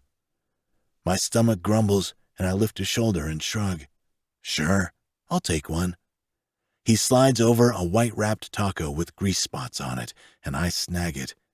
I don't expect to be impressed, but when I unwrap it and pick it up, the shell is warm and inviting. I bite down. Wow. Slingshot must see how much I like it because he laughs. Right? So fucking good. It is. I'll give you that, I acknowledge, taking another bite, a string of melted cheese hitting my chin. The door slams shut, and Reaper stomps his way to the head of the table. Slide me a fucking taco, damn it, he grumbles. Oh, he's in a mood. He unwraps the taco, and right as he is about to put it in his mouth, Sarah yells, "Does someone have fucking tacos and not bring me any?" She practically roars like a savage beast. Reaper hangs his head and groans. She's been so crabby and hungry all the time. It's like a never-ending craving. She asked to spank me last night. Me. He points to himself. The guys snicker around the table, then fall silent when Reaper narrows his eyes at everyone around the table. I don't say a word. I stuff my mouth with a fried taco. But the question is, did you let her? Poodle asks, still hiding a laugh. Would you tell an angry, very pregnant, always hungry woman no? Who, may I add, is also on bed rest? You would be cranky too if you had a bowling ball inside you, sucking the life out of you. Slingshot points out. Open the door, he says. I'm not going to let a pregnant lady go hungry. I roll the chair back and twist the handle and open the door. Sarah looks up from the love seat. Poor thing, she does look miserable. Heads up, Sarah. Slingshot takes his slingshot out, puts a taco in the strap, pulls it back, then launches it across the room. He just slingshotted a taco. I've seen everything now. Sarah catches it midair, and she unwraps it like a Christmas present, growls, and stuffs half of it in her mouth. Jesus, I mutter under my breath, closing the door slowly as to not disrupt the animal outside. Scary shit, right? Reaper asks, wincing when he adjusts himself in the chair. Damn, she must have really spanked his ass. It's so hard to hold in my laugh, but I keep a straight face, which should earn me another taco. Okay, down to business. Fuck, these are good, Reaper says, staring at the taco. A deep-fried taco. Who would have thought? He speaks to himself more than he does to us. Okay. He shakes himself clear of his thoughts. Okay, first thing on the list. Bullseye? He spins his chair a little to the left to look at me. How's therapy? I growl in response and rip another bite off the taco. It's going well, then. Good. You have another appointment in 2 hours. I slam my fist on the table and sneer. I'm not going. Ruby needs me here. She has us. She'll be fine. Well, someone needs to open her store, and she has an appointment she needs to cancel tonight. Wow, another appointment with Moray? Wonder what that's about, Slingshot says as he unwraps another taco. What the hell did you just say? I better not have heard what I think I just heard. Slingshot licks his fingers. Last night when we were out at Luceria, Ruby was there. She had a meeting with him, and by the look on your face, you didn't know. Awkward, he says in a higher-pitched voice. Could have been innocent, he shrugs. Nothing with Moray is innocent. I dig my nails into the table and try to take deep breaths. If she was there last night, she might have seen me, but I'm not even upset about that. I don't like that she's meeting with a man like Moray alone. Well, that won't be happening again. After this meeting, I'll talk to her, and whatever is going on, it stops right fucking now. Well, this makes the next part of the meeting even more awkward. Moray believes some of the men he fired, the ones who worked for Maximo, are plotting something. He killed one lurking around his home, and since he still has Maximo locked away, he thinks their unwavering loyalty to his brother means they are going to try and set him free. So he is hiring a few of us as security, and he has requested you personally, Bullseye. It means I have to leave Ruby. I growl in dissatisfaction. Maybe you'll change your attitude after your therapy meeting. I can already see a few of those dark clouds over your head changing to sunshine, Reaper jokes. I sit back and cross my arms. I am not a fucking ray of sunshine. I'm not. I don't even like sunshine. I don't. Fuck. I do feel something. And damn it, it is kind of warm. It feels nice. But it has nothing to do with therapy and everything to do with Ruby. Chapter 13. Bullseye. And I'm back here staring at Sylvia's door. I didn't get a chance to talk to Ruby before I left, so now I'm stewing in questions, wondering why she met with Moray. You act like it's the end of the world. How do you think we babysitters feel being here with you? If we could trust you not to ditch on your appointments, you could do it alone. Badge is such an ass. He leans his head back against the wall and shuts his eyes. Don't know what's crawled up your ass, but you need to get it out. I miss the old Bullseye. Yeah, well, I'm starting to realize that Bullseye never existed. He was a fraud. Sylvia opens the door and takes off her glasses when she sees me. Bullseye, it's good to see you again. She smiles. She looks like she is actually happy to see me, too. And when I find myself getting up, I don't feel as angry as before. I'm wanting to walk inside. I'm wanting to get better. I think it has something to do with Ruby's words. If you want to be happy, be happy. If you want to be miserable, be miserable. I don't want to be miserable anymore. Have fun talking about your feelings, Badge says, his eyes still closed. Sylvia doesn't seem amused. And I'm sure you're a big, strong man without issues. I'm sure I'll be seeing you sooner than you'd like. She tilts her nose in the air and walks into her office, leaving Badge with one eye open. Dare I say, he looks nervous.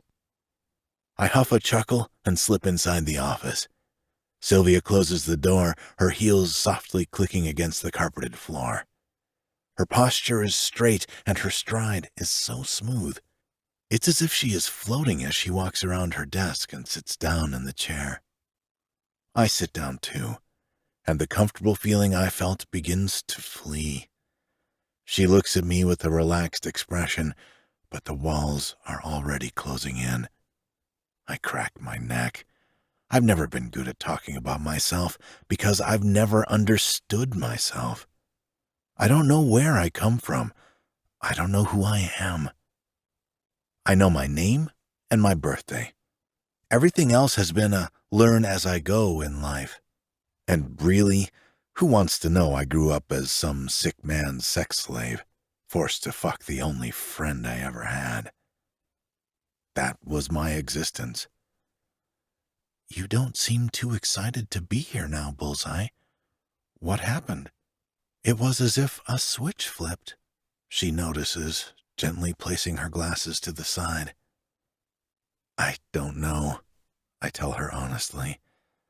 I was hopeful walking in, but now that I'm here, I don't know. I look around the room again. There isn't anything threatening about it besides the woman behind the desk holding all the fancy degrees to map out what the fuck is wrong with me. I know what's wrong with me. I'm just fucking broken, and I should have killed myself a long time ago. No, I can't think like that. I don't want to be miserable anymore. I want to change. I just need to learn how to let go of regret and guilt. I understand. Maybe it's easier if we aren't in the office? Would you prefer to take a walk outside? We have beautiful gardens here, she offers. You can grow flowers in this heat? No, we have a greenhouse. It's huge, enough for us to walk around uninterrupted. Yeah, I think a change of scenery would be good. I get up from the chair and rush to the door to open it first, for Sylvia. Oh, why thank you, Bullseye. Aren't you a gentleman? Huh. Never been called that before. Small changes, I suppose. When we walk out of the room, Badge stands and clenches his fists. Where the hell do you think you're going? I know you aren't done. You can sit there. We are going on a nice walk, and then you can sit here and think about how you speak to people. Sylvia huffs, then begins to saunter down the hall.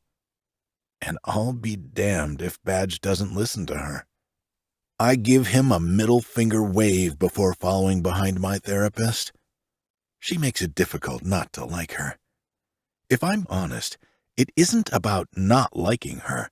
It's about not liking the fact that Reaper finds me so unbearable that he wants to fix me, so he sends me here with Sylvia. We walk in silence, not saying a word. I pull out my phone and send a text to Juliet to see how Ruby is doing. My phone dings a second later. Juliet. Oh my God! She's the same as she was 5 minutes ago, the last time you asked. I growl at the screen, wishing she could hear me. Juliet. She's fine. She's asking about you and wonders when you'll be back from therapy. My heart hits against my chest like a wrecking ball swinging to break concrete. She knows? I didn't want her to know I'm in therapy. Fuck. She probably thinks I'm so weak now. I need a scene.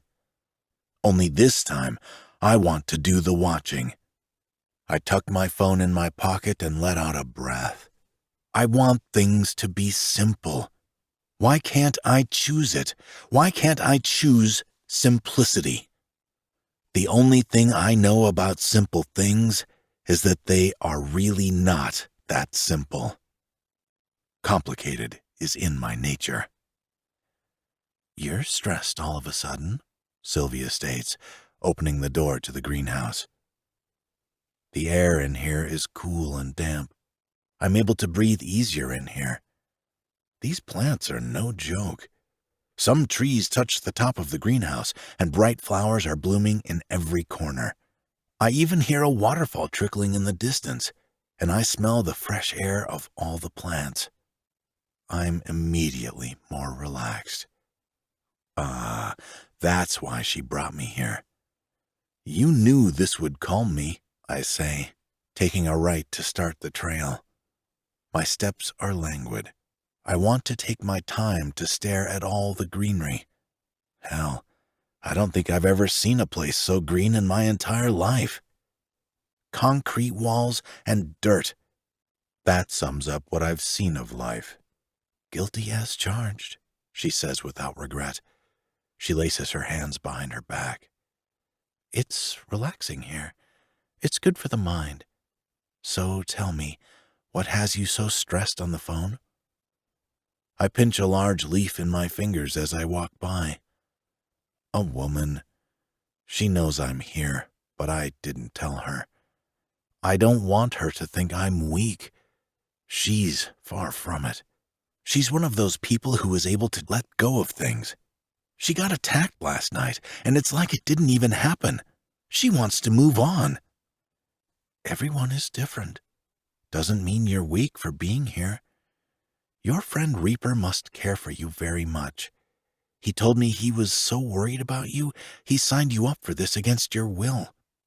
I imagine that wasn't a strong point in his mind either, but something that needed to be done. Tell me, why do your closest friends not know you?" "I haven't shared," I say simply. "I consider it a way to protect myself." "From what?" I open my mouth to tell her, but I don't have an answer. Getting close to people is something I stopped doing a long time ago. That's all. There. That should be a good answer. "Why don't you like your name?" "I think Waylon is unique and different," she asks, changing the subject as we pass a koi fish pond. There are rails for people to lean on to look onto the water. To the left of me is a fish food dispenser. I crank it and catch the pellets in my palm, then toss a few into the pond. The black water ripples as the fish swim close to the surface. There's a white one that's bigger than the rest, and it has a red spot on top of its head. Another one swims next to it. This one's smaller, but searingly bright orange. I toss a few pellets its way, too. I wish I could tell you. I really don't know.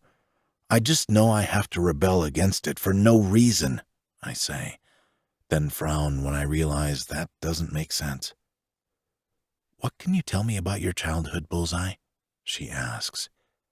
I click my tongue and toss a few more pellets in the water. "You probably know more than me," I say sadly. The koi fish's mouths are huge as they gulp in the food, creating bubbles in the water. I can't remember anything about my childhood. "Well, that isn't unheard of. It's so long ago," she tries to explain. "No, I really don't remember anything. People have memories of when they were kids, their parents, their best friends, pets, anything. I don't remember a thing." It feels so good to say that out loud. I'm a grown-ass man nearing 40, but it bothers me that I don't remember anything. It's like my slate was wiped clean. She purses her lips and takes a few pellets from my palm and throws them in the water. What's the last thing you remember? George's sweet, innocent face comes to mind, and I sprinkle the rest of the food onto the water. It doesn't matter. What I do remember is gone too. I lean my elbows on the rail and hang my head, then fold my hands behind my neck as I try to take a deep breath. I don't know how to do this, Sylvia. Okay, let's not talk about that. Come on, let's sit. She guides me to a nearby bench. A light mist from the sprinklers fills the air. It feels good. I close my eyes and tilt my head back and breathe in the fresh scents of flowers.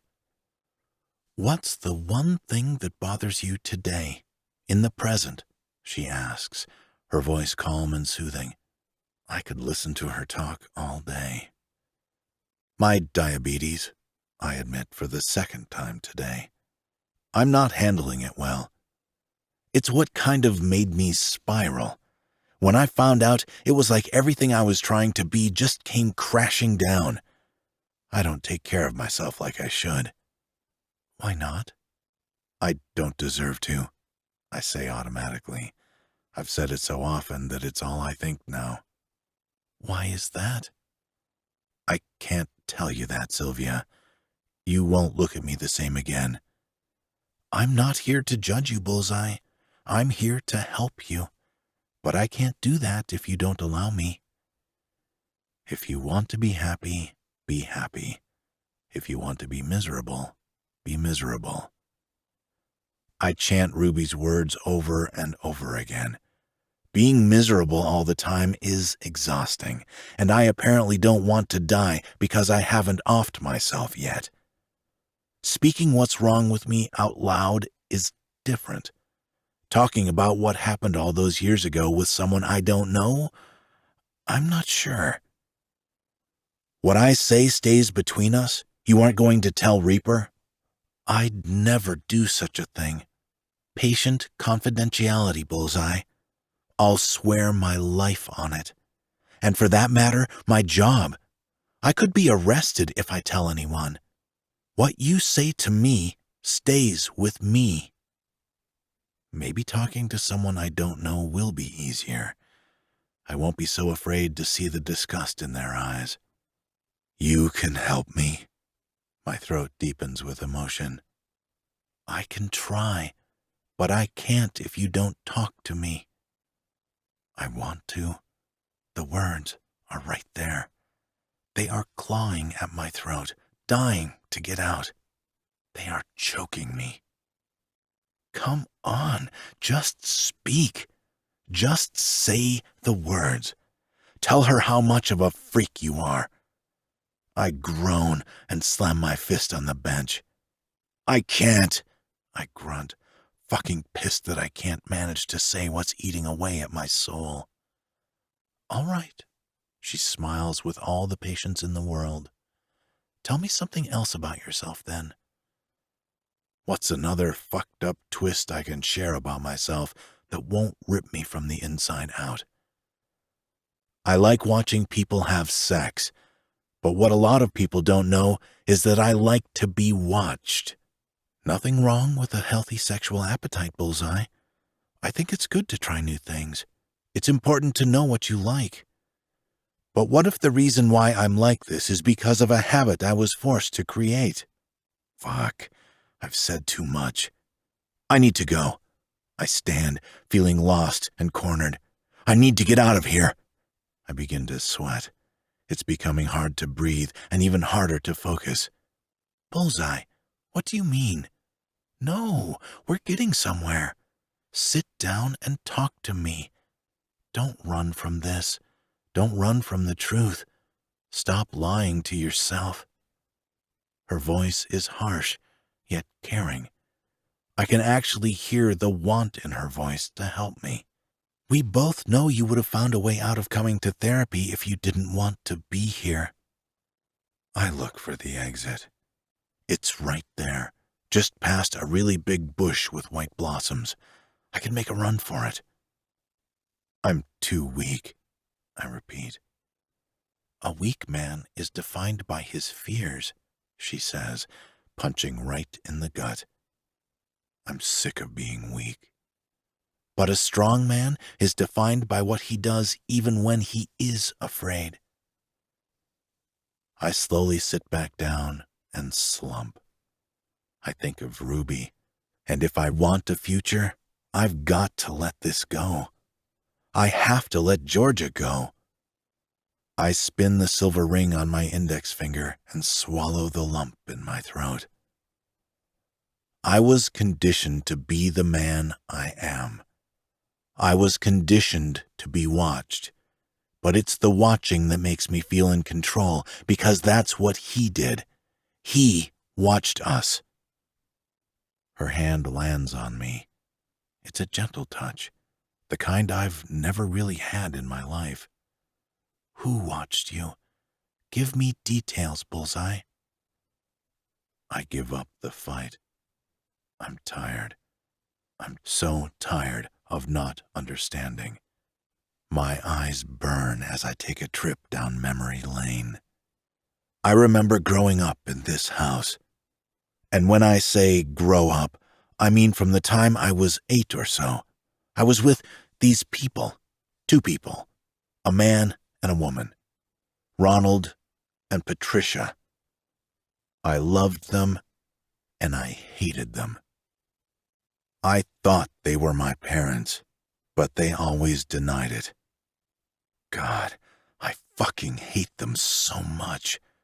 They ruined my life. They made me into this person I don't even recognize. I hate myself because of them. I take a deep breath as my eyes water and remember that I don't want to be miserable anymore. I need to be honest. If there is one person I can tell my truth to, it is Sylvia. I bend down and unlace my boot. They kept me downstairs in the basement.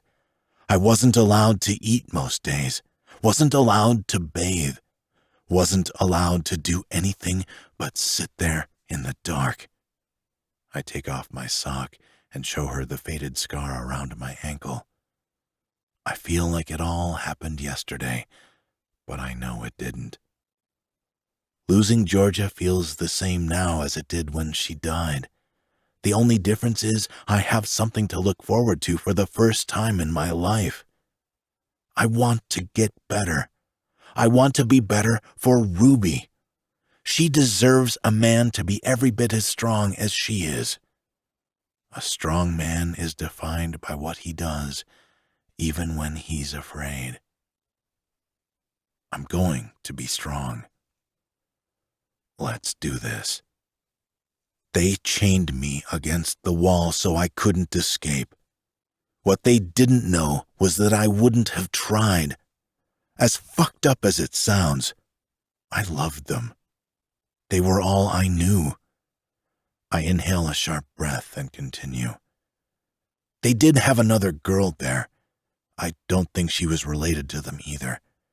She was my only friend. We didn't go to school like other kids. It was just us. And then we turned 16.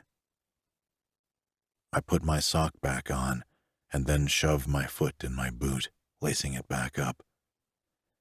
Everything changed at 16. Bodies changed. Ronald and Patricia noticed. They made me and Georgia have sex together.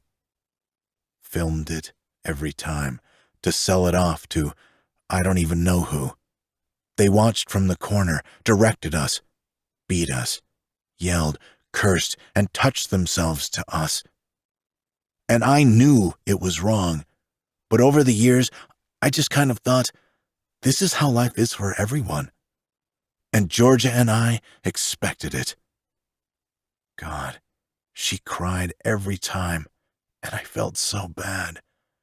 I should have let him shoot me, but I didn't want to die and leave her there alone with them. That was the best choice, Sylvia whispers, still listening to my flow of words that are bursting out of me. Go on. I'm listening. I can hear the horror in her tone, the tremble of shock shaking her core as she listens to me. He'd even put a gun to my head. A tear drops down my cheek, and I make a hand gesture, pointing my index finger and thumb in the shape of a gun. I sneer the same words Ronald used to say to me all the time. You better take that Viagra, boy. I sneer the words with hate, spit flying from my mouth. You better fuck her harder, boy. I got a lot riding on this show. I shove the gun in the air, remembering how it felt when it hit the barrel against my head. Fuck her face harder, boy. I want my audience to see the spit dripping from her chin. My lips turn downward as I hold in my emotions, but the tears are dripping onto my arms. I shove the fake gun again. Spank her where it hurts, boy. Make her cry. Tell her how worthless she is. I growl and begin to raise my voice, the agony ripping me apart when I hear his words. Turn her around, boy. Let the camera see those young tits bounce. Don't be worthless, boy. I want to hear noises, boy. Our people pay a lot of money for this. I hit the side of my head and then grip the bench with my hands, staring at the ground in a daze. I remember him talking to Georgia, gentler, but still disturbing. Ride him faster, Georgia, you sweet thing. Ride him harder. Slap his face, sweet thing. Ride him reverse.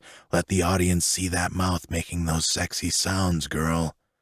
Stare up at him while your mouth is full of his cock, Georgia. You know you want it. I can almost hear Ronald's voice in my ear again, barking his orders, the smell of beer and cigarettes always wafting from his mouth. That's it, sweet thing. That's it. One day, all of us will get together and perform a show. Bet that slutty cunt would like that. Oh my God, Sylvia whispers. She tried not to cry, and I always told her how sorry I was.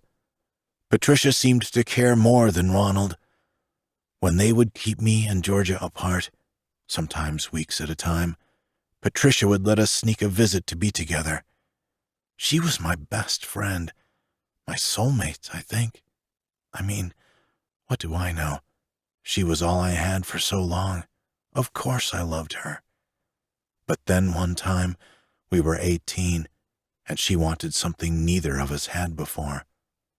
She just wanted regular sex, without them watching, without them controlling us. Something we deserved for each other.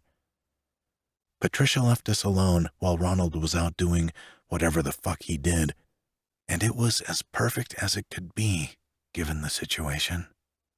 Sylvia sniffles, and when I look over, she's patting underneath her eyes. But she got pregnant, and then they wouldn't allow me to see her. For 7 months I was in the basement, wondering how she was. She was already so skinny, so malnourished. I was worried. I stopped eating, and Patricia finally let me see her. I hold my face in my hands and weep. She looked terrible. I had done that. I hit my chest violently with my fist. I was killing her because I should have said no. I shouldn't have let us have something beautiful, because beautiful things didn't happen for people like us. Not without consequence. She died 20 minutes later. Bled out. Miscarried. I don't know. I lost her and my daughter. I wipe my cheeks, promising myself that this is the last time I'll shed tears for a past I can't change. I already feel lighter after spewing all that built-up hate.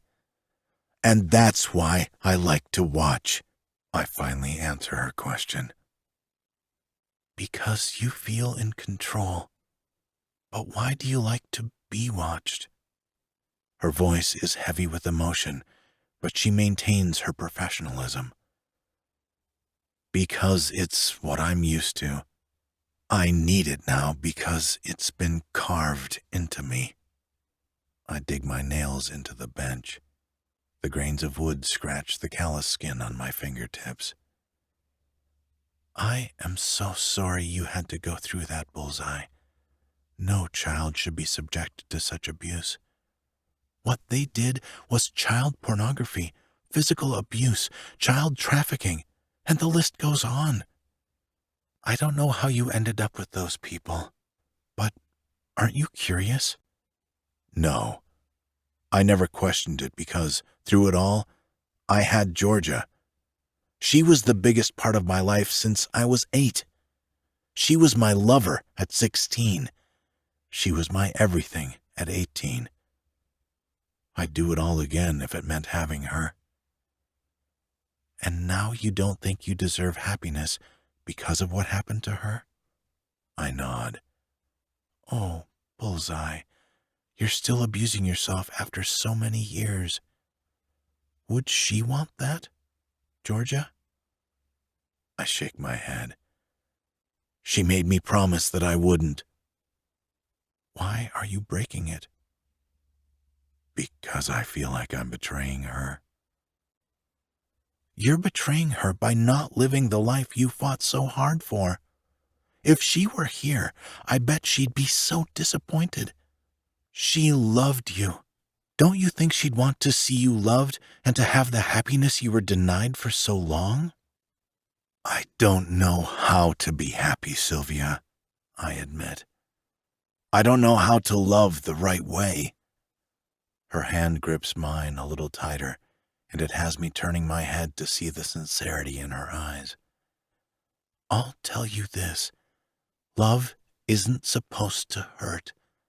And if it does, it's the wrong kind of love. The right way? She sighs happily and stares off into the plants that surround us. The right way leaves us feeling whole, centered, and wanted. The wrong way only has us questioning everything. But what if all I know is the wrong way? What if the only love I have to give is the wrong kind? I press my palms against my eyes and take a deep breath. I feel so much fucking better admitting all this. I know I have a long way to go, but I already feel better. She purses her lips as she thinks. Until I see you again, I want you to do something with this new woman, something you wouldn't usually do, and I want you to write down how many times you smiled. That's it. I don't smile. I know. I'm going to change that, Bullseye. I promise, she replies. I grip Sylvia's hand in return and meet her gaze. I really am sorry. I'm so sorry. I wasn't who I needed to be for her. She gathers me in her arms and holds me tight. I feel like I'm 18 again, finally dealing with the demons that have been haunting me. It's okay, Bullseye. Oh, you were just a boy. You were only a boy. You did everything right. It was them. Don't for a second blame yourself for the misguided actions of sick people. You'll see, Bullseye. You'll see. Hearing her tell me it's okay lifts a huge weight off my chest. It's what I needed to hear. I don't know why, but coming from Sylvia, I know it means something. I know I have a long way to go until I can accept myself fully, but I think I'm on the right track. God, I hope so. Because I really do want to know what the right way is and what it feels like. Chapter 14. Ruby. It's been a few hours since I've seen Bullseye.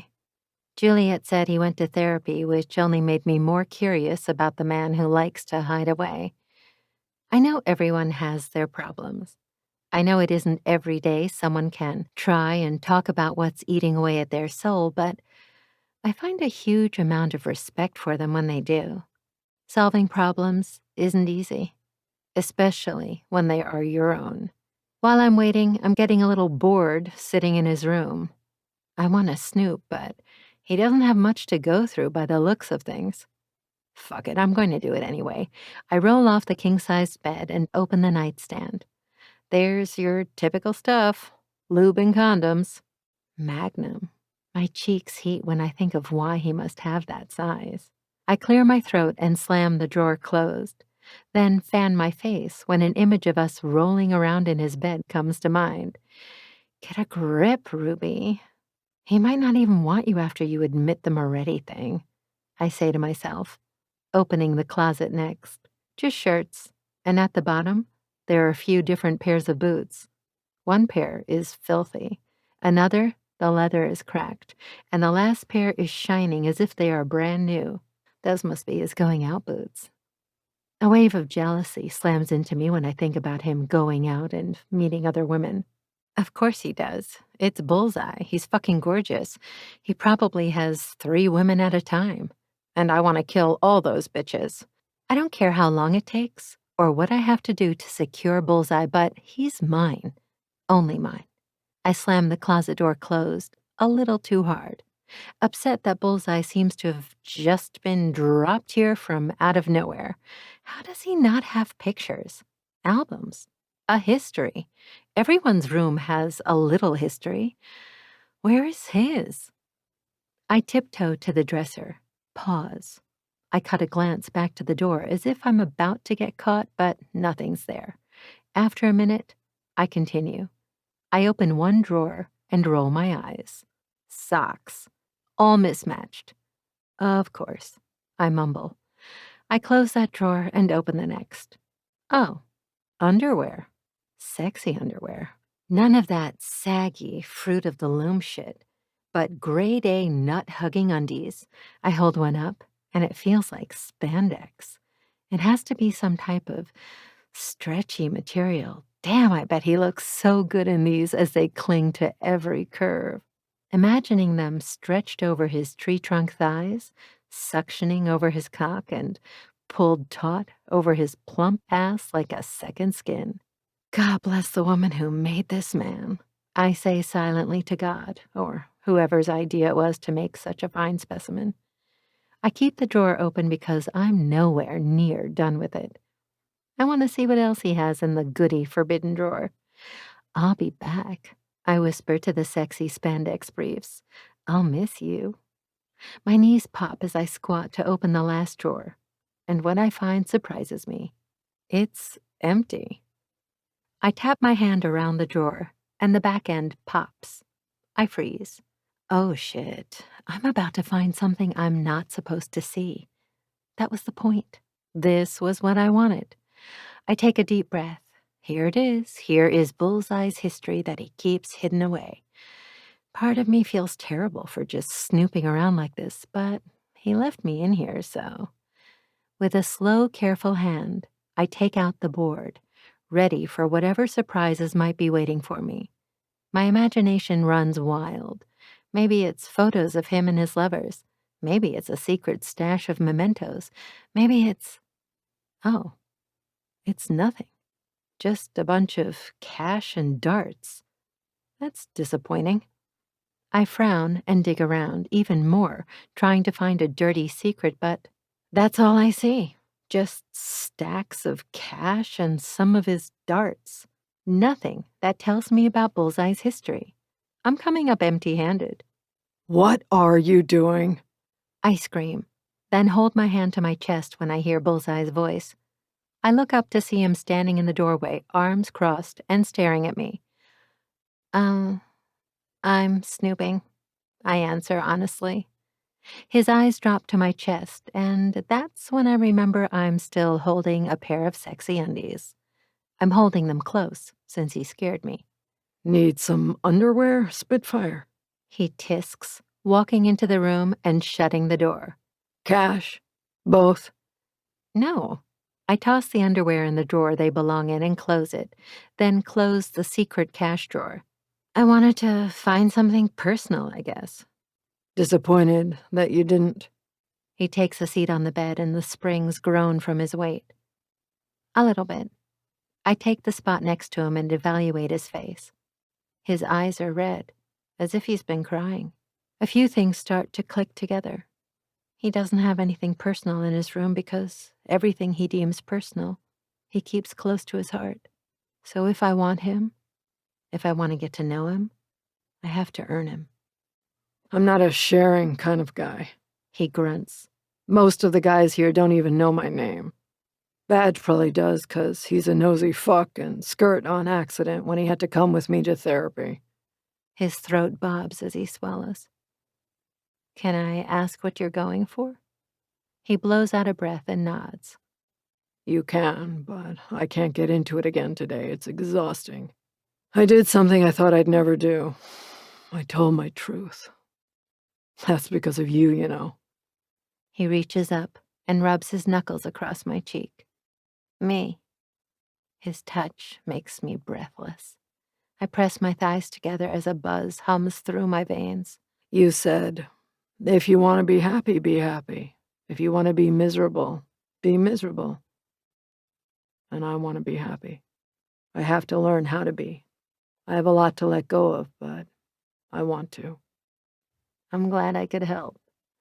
You've helped more in the last 24 hours than anyone else has in the last 18 years. He drops his hand from my face and he sighs. I'll tell you soon, I promise, but what you need to tell me is what kind of business you have with Moretti and why. The threatening tone and the timbre of his voice has my body awakening, wanting to reach out and cut this sexual tension with some actual sex. I'll give a secret for a secret. I quirk a brow at him, challenging him to defy me. He picks me up around my waist and plops me on his lap. You drive a hard bargain, Spitfire. He slides his hands up my back and growls as he slides them back down. There's an ache in my shoulder where that attacker bit me, but other than that, I feel fine. His hands feel good. You don't play fair. I'm a man full of secrets. I know. I wrap my arms around his neck. And if driving a hard bargain is how I get to know the man, then that's what I'll have to do. Tell me why you met with Moretti last night. And you can ask me anything. He offers. I tap my fingers along his neck, and he closes his eyes, soaking up the touch. It's simple, not a huge gesture, but it's like he can't get enough of it. Why is that? I play with the ends of his hair on the nape of his neck, and he hums, a hint of a smile ghosting on his lips. 1. He mumbles. 1. He shakes his head. Just something my therapist told me to do. Tell me why you're meeting Moretti, he says, switching the subject instead of allowing our conversation to flow. I decide to let it go. For now. I'm in financial trouble. I have medical debt, and I'm behind on rent for the store because everything I have is going to medical bills. I went to him because he came to me with an offer. He paid off my debt, and I work for him for a month. His hands tighten around my hips, and the muscle jumps in the carved edge of his jaw. You got into bed with a snake. No way in fucking hell will I allow that. I'm going to ignore the allow part of that statement. He doesn't control me. I make my own decisions, and whatever we're doing, whatever this is between us, it hasn't been signed and stamped or written in blood. Until then, I'm my own damn person, and I make the decisions about my life. That actually wasn't an option. I thought it was. I thought he and Nora wanted a third to add to their relationship. Talk about awkward. I blow out a breath. I was sweating as they laughed. No, he states on a cruel bite. His fingers add delicious pressure to my hips as he grabs onto them with fury. I lean back and lift my brows. Excuse me? It isn't up to you. Moretti offered me a way out of the damn struggle I've been dealt.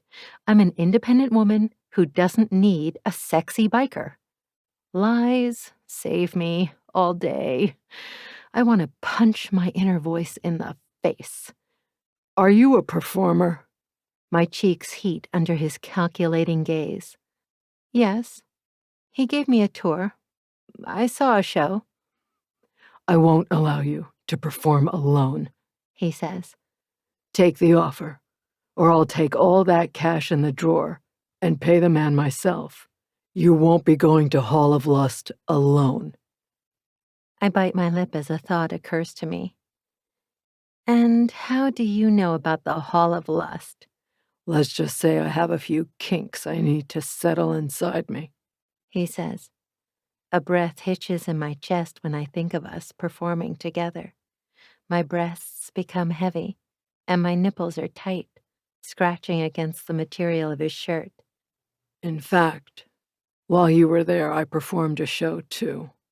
He flips me over, and I wrap my legs around his waist, staring up at the intimidating man as he zeroes in on me, as if I'm one of his targets. Maybe you saw me there, He whispers, tickling his nose across my cheek. I was in a red room. A leather mask covered my face. He moves to the other side of my neck and presses a kiss under my ear. My heart thumps wildly against my chest when I remember the long, thick cock hidden beneath the cock cage. No, it couldn't have been him. He could not be that beautiful, sexy, breathtaking man who danced in front of me and gave me everything I ever wanted when I couldn't touch. I wore a cock cage.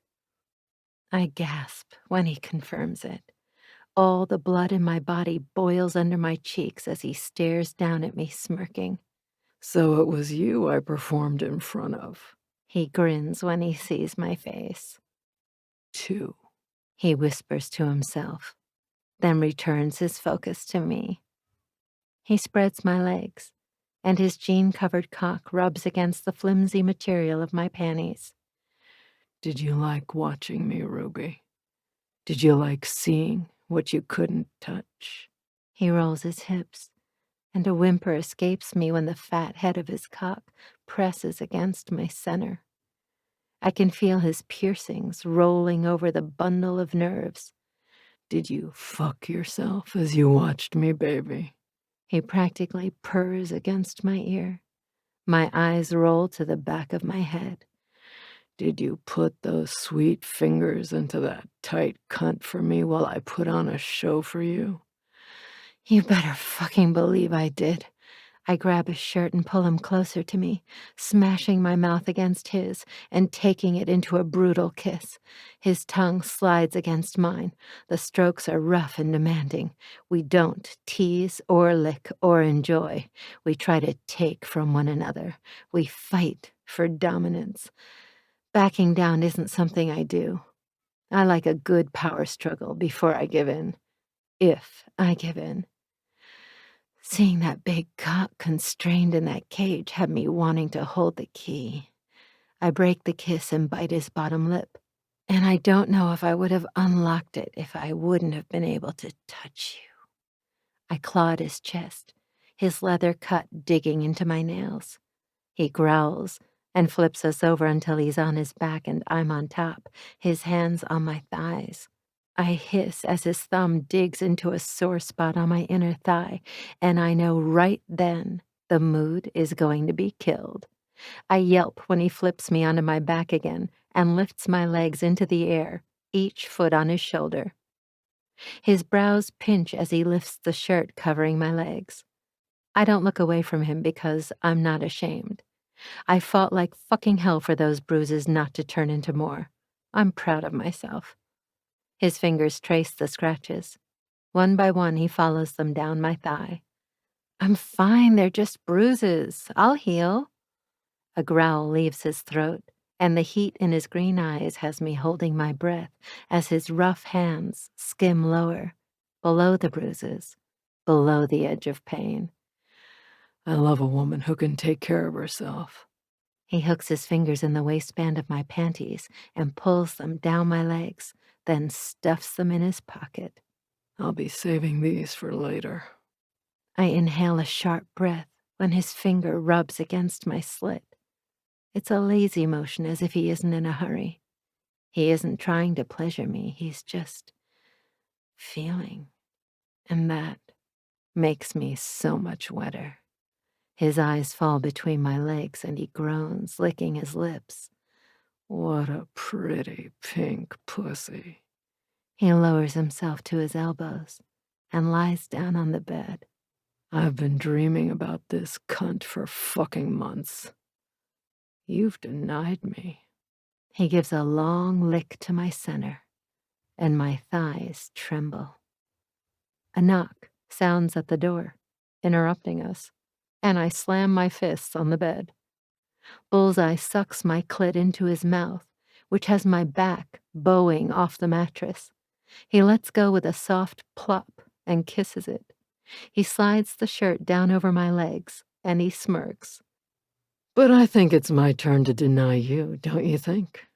He rolls off the bed and readjusts the massive cock that's tenting his jeans. Bullseye! We have to roll out in 10! Skirt yells from the other side of the door. You've got to be kidding me. You're going to leave me like this? I sputter, legs spread, wet, aching and throbbing for an orgasm. Spitfire, you've left me in a whole lot worse. I doubt that. I never had your juices shining on my lips, I spit. He grins and rubs his lips together. Fuck, you do taste good.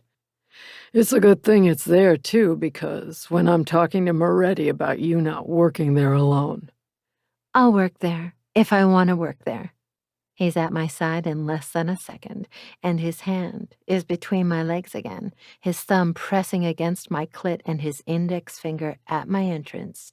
No one, he growls, pressing into me. My mouth drops open on a moan. Fucking no one is seeing your pussy without me there. They can watch us. They can wish they were me, tasting this sweet fucking cake, but leaving you alone with eyes that want to eat you up is out of the question. You fuck me, and only me, or you don't fuck it all, Spitfire. He slides his finger in and out, slow and steady. So fucking tight. I can't wait to feel you wrapped around me one day. He pulls out and brings his finger to his mouth and sucks it in. By the way, he closes his eyes, as if he just tasted the sweetest thing on earth. I have an arrangement with Skirt and Dawn. If you're interested, maybe we can do something about that later. The thought of watching another couple has me sliding my hands down my body to take care of the ache he has created. Fucking hell, you're perfect. You aren't allowed to touch yourself until I come back. Do you understand me? And what are you going to do to me if I do? I smirk, kneading my breasts and pinching my nipples, giving them a good, hard tug. It's what I'm not going to do to you, if you do. If I don't come, you don't come. He snags the back of my head and pulls me in for another kiss. It's heated, quick, and our tongues duel for a sweet 2 short seconds before he breaks away. If I come home and bury my face between those legs and smell the sweet scent of your cum, your pussy will not be my target tonight. He begins to walk away, but his parting words leave a bad taste in my mouth. I slide out of bed and grab the back of his shirt before he opens the door. No other pussy will be your target either, I clarify. I'm not stupid. I know bikers. They fuck anyone they can, and I know Bullseye's reputation. The girls told me. He loved the cut sluts when they were around. I don't share Bullseye. Not physically. Waylon, he says out of nowhere. What? I blink up at him, confused as to where that name came from. You wanted to know something about me that not everyone knows. My name, it's Waylon Jennings. He kisses my forehead and a sigh escapes him. And I don't share that information. I smile up at him. realizing what he means. He doesn't want to share me either, because he plans on sharing who he is with me. Chapter 15. Bullseye. My God, my fucking cock hurts.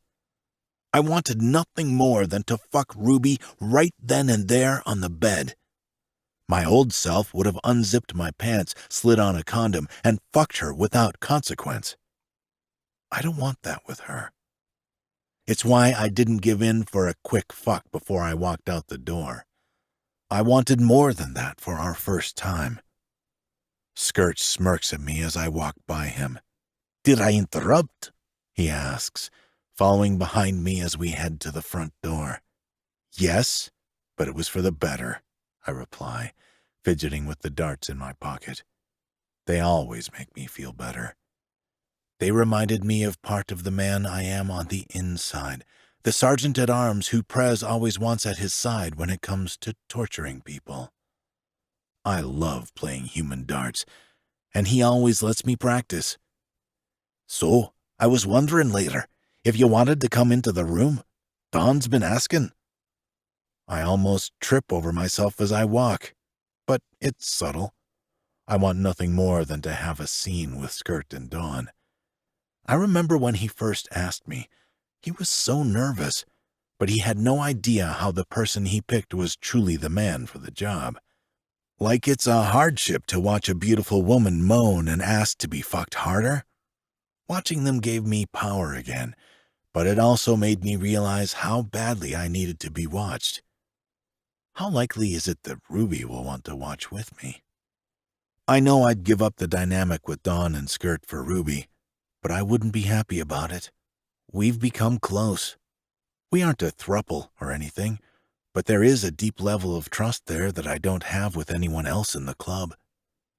The relationship is hard to explain, but it makes me happy, and thinking about not having the one thing that's kept me somewhat grounded over the last few months hurts more than I care to admit. Absolutely. Like I'd ever say no. Skirt's shoulders sag, and he blows out a breath.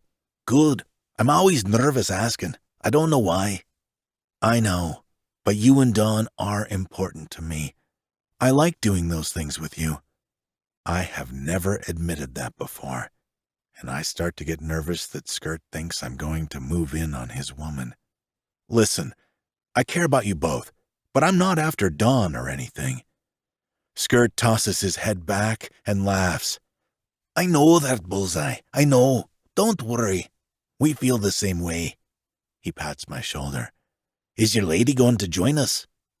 I scratch the back of my head and think about how to answer. I think so. She's into watching, so maybe. "I'll talk to Dawn and make sure it's okay. I don't think she'll mind. Never thought our little party would grow," he snorts, making his way around to me. His brass knuckles drop on the ground. "Damn it." He bends down, and his kilt lifts up. I've seen Skirt's ass plenty of times, but out of the room, I don't want to see it. The son of a bitch is hairy. "Oh, don't act like you don't like it," Skirt says playfully. "Get the hell out the door, Skirt, before I need someone to bleach my eyes." I shove his shoulder, and he stumbles out the door, cackling like the crazy Scot that he is. I look over my shoulder and down the hall as I grab the door handle. My bedroom door is shut, but I know Ruby is there, safe and sound. I don't want to leave her, but I need to deal with fucking More. Just the thought of her performing in front of him or some strangers has me slamming the door shut behind me harder than necessary. "He okay?" Skirt asks, stopping on the third step of the porch. "I'm fine.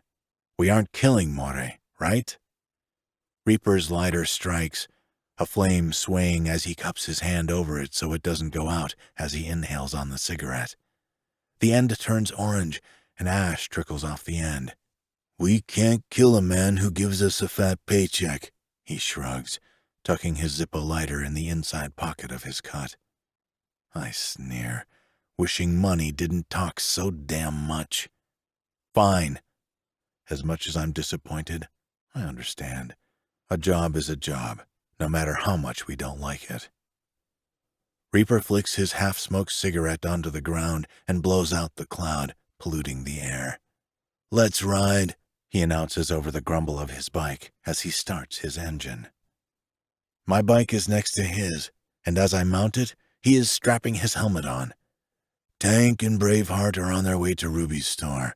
It will be covered for a few days until she's back on her feet," he says to me, flipping the kickstand up with his boot. Honestly, the way Ruby bounces back from the cruelty of life hitting her out of nowhere, I bet she is already ready to go back to work. She'd push through the pain and the soreness in her bones because she's always had to work through pain. I'm just an overprotective ass. I know there aren't many things about Ruby I can control, but I know I have control over this. I'm not ready for her to go back to work so fast. I think she needs time to relax. A part of me also believes she isn't as good as she says she is. I'm waiting for the other shoe to drop, so to speak. I'm so used to things falling apart. I might be wrong. Maybe she is as strong as she says, and I'm being a skeptic. I nod to Reaper. The rumble of bikes is music to my ears as we head out of the front gate. Even over the loud engines, I hear men cursing because of the potholes in the driveway. Reaper refuses to get them fixed again after the storm washed the dirt he filled them with away. He always says, "It's a way of slowing down the enemy," which I think is a crock of bullshit. But what he isn't thinking about is what it's doing to our bikes. One by one, we turn right onto Loneliest Road. I follow behind Reaper and place a hand on my thigh, casually sinking into a relaxed ride. Damn, it feels good to ride. I'm thankful Skirt picked up my bike for me from Luceria without asking questions. He probably knew what it was doing there and put two and two together. The hot sun on my arms and the breeze across my face feels so good. I look around and find myself surrounded by my real family. Life isn't bad at all. Now that I've slowly started healing, my eyes are more open and I can see everything I have around me. Plus, who can deny this gorgeous view of the rocky desert with the mountains in the background? For the longest time, all I saw were four walls, and now I have the opportunity to see everything. Sylvia is right. Georgia would be fucking pissed knowing I haven't been taking advantage of life the way she would have loved to. The ride is quick and easy. Too quick. I want to go on a longer ride, one where Ruby is riding bitch with her arms wrapped around me. And then, when we are secluded, I'll pull over on the side of the road and fuck that tight cunt until she's screaming my name across the highway. Skirt's whistle of appreciation brings me out of my thoughts, and I look up to see a huge gate blocking out entry into More's Italian-style mansion. "Damn, this is fancy," Skirt comments. "Just remember, everything is dipped in blood," I snort. "So are we." Reaper presses a button on the intercom. "Mateo, let us in. I gotta piss." The intercom clicks, and More's dark chuckle emits from the speaker. I tighten my hands on the handlebars and keep my lips pressed together. I didn't mind the man, but knowing Ruby signed a contract with him has all my protective instincts flaring up. "It's always a pleasure to see you, Reaper," More says. "Please, come in," he adds, just as the massive gate begins to swing open. The feeling is not mutual. It is not going to be a pleasure to see him. The gates take forever to open, and I huff in annoyance. I look at the two gargoyles perched on the concrete posts, staring at me with big stone eyes. They creep me out. What's the point of damn ugly gargoyles? It's not like they can come to life and protect the place from an intruder. The gate finally opens enough for Reaper to nose his way through. He fires up his engine, leading the way for us to follow, the sun glistening off the chrome of his bike. The driveway is long, made of gorgeous red cobblestone that circles a giant fountain. Full green bushes with pink blossoms surround the extravagant structure. We park our bikes and turn them off. I take off my helmet and lay it on the seat. Skirt whistles again as he stares up at the mansion. Good Lord! Can you imagine the size of the fridge in this house? I bet it could hold so many pies. That gets us all laughing, and I slap my hand on his shoulder. Skirt always says the right thing to make things better. Reaper walks up the bifurcated staircase. I've never seen one outside before, but as we climb up the stairs and pause at the front door, on either side of us the stairs continue to a balcony maybe? I'm not sure since I've never been here before. The intricately carved, arch-topped wooden doors swing open, and a younger version of More greets us. Unlike the serious expression Matteo keeps, this More is all smiles. Hi, I don't think we've met. I'm Salvatore, Matteo's brother. He holds out his hand, and Reaper goes to shake it, but Matteo steps beside his brother, and like the dark cloud that he is, he slaps his brother's hand away. Don't let his friendly demeanor fool you. He isn't to be trusted. Matteo narrows his eyes at his brother, and the fun light that was shining in Salvatore's eyes dims. He's fine, Reaper says, entering the house without permission. His wide shoulder bumps into More's, and More's lips tug in the corner in a sneer. He's nicer than you, Reaper informs him. In fact, I think I like him more. Salvatore grins. See? I knew I was the brother everyone preferred. Well, the rest of you come in. We're letting all the hot air in. More walks away, his expensive leather shoes clicking against the floor. There's a chandelier above us shined and sparkled like 1,000,000 diamonds. It's pretty, expensive, reeking of wealth, but I think rubies are prettier. Follow me to the living room, he orders, lifting his hand in the air and crooking 2 fingers over him. His suit sleeve drops down to show his Rolex, and it only makes me hate him more. I have money, and I have no reason to be flashy with it. I don't understand it. He has a Rolls-Royce, a Range Rover, a Mercedes, and a Tesla sitting in his driveway. I bet he has countless more cars he doesn't drive in his garage. What's the point of all that? I'm not rich, but I do pretty fucking well. All I need is my bike and Ruby by my side. That's it. We could travel the world. That would be so nice. The realization almost knocks the breath out of me. Is that really what I want? Is that the thing I crave? The life that will make me truly happy? Love, companionship, and adventure? Just the thought has one of those fluttering things flapping in my stomach. I've never had that before. I can't do that if More keeps his fucking claws in Ruby. I can't have what I want if his shadow always lingers. I'm done with people trying to control what's mine and what is supposed to be my fucking life. I dig my hand into my pocket and roll the sleek edge of my dart against my fingertips. More turns around to speak, and before he can get a word out, before I can stop myself, I throw the dart in the air so quickly that no one has any idea of what is going on. I intentionally only nick his neck. He hisses, slapping his hand over the left side of his throat. The dart lands with a hard thud against the wall, and I'm in front of More in 3 angry strides, my arm against his throat.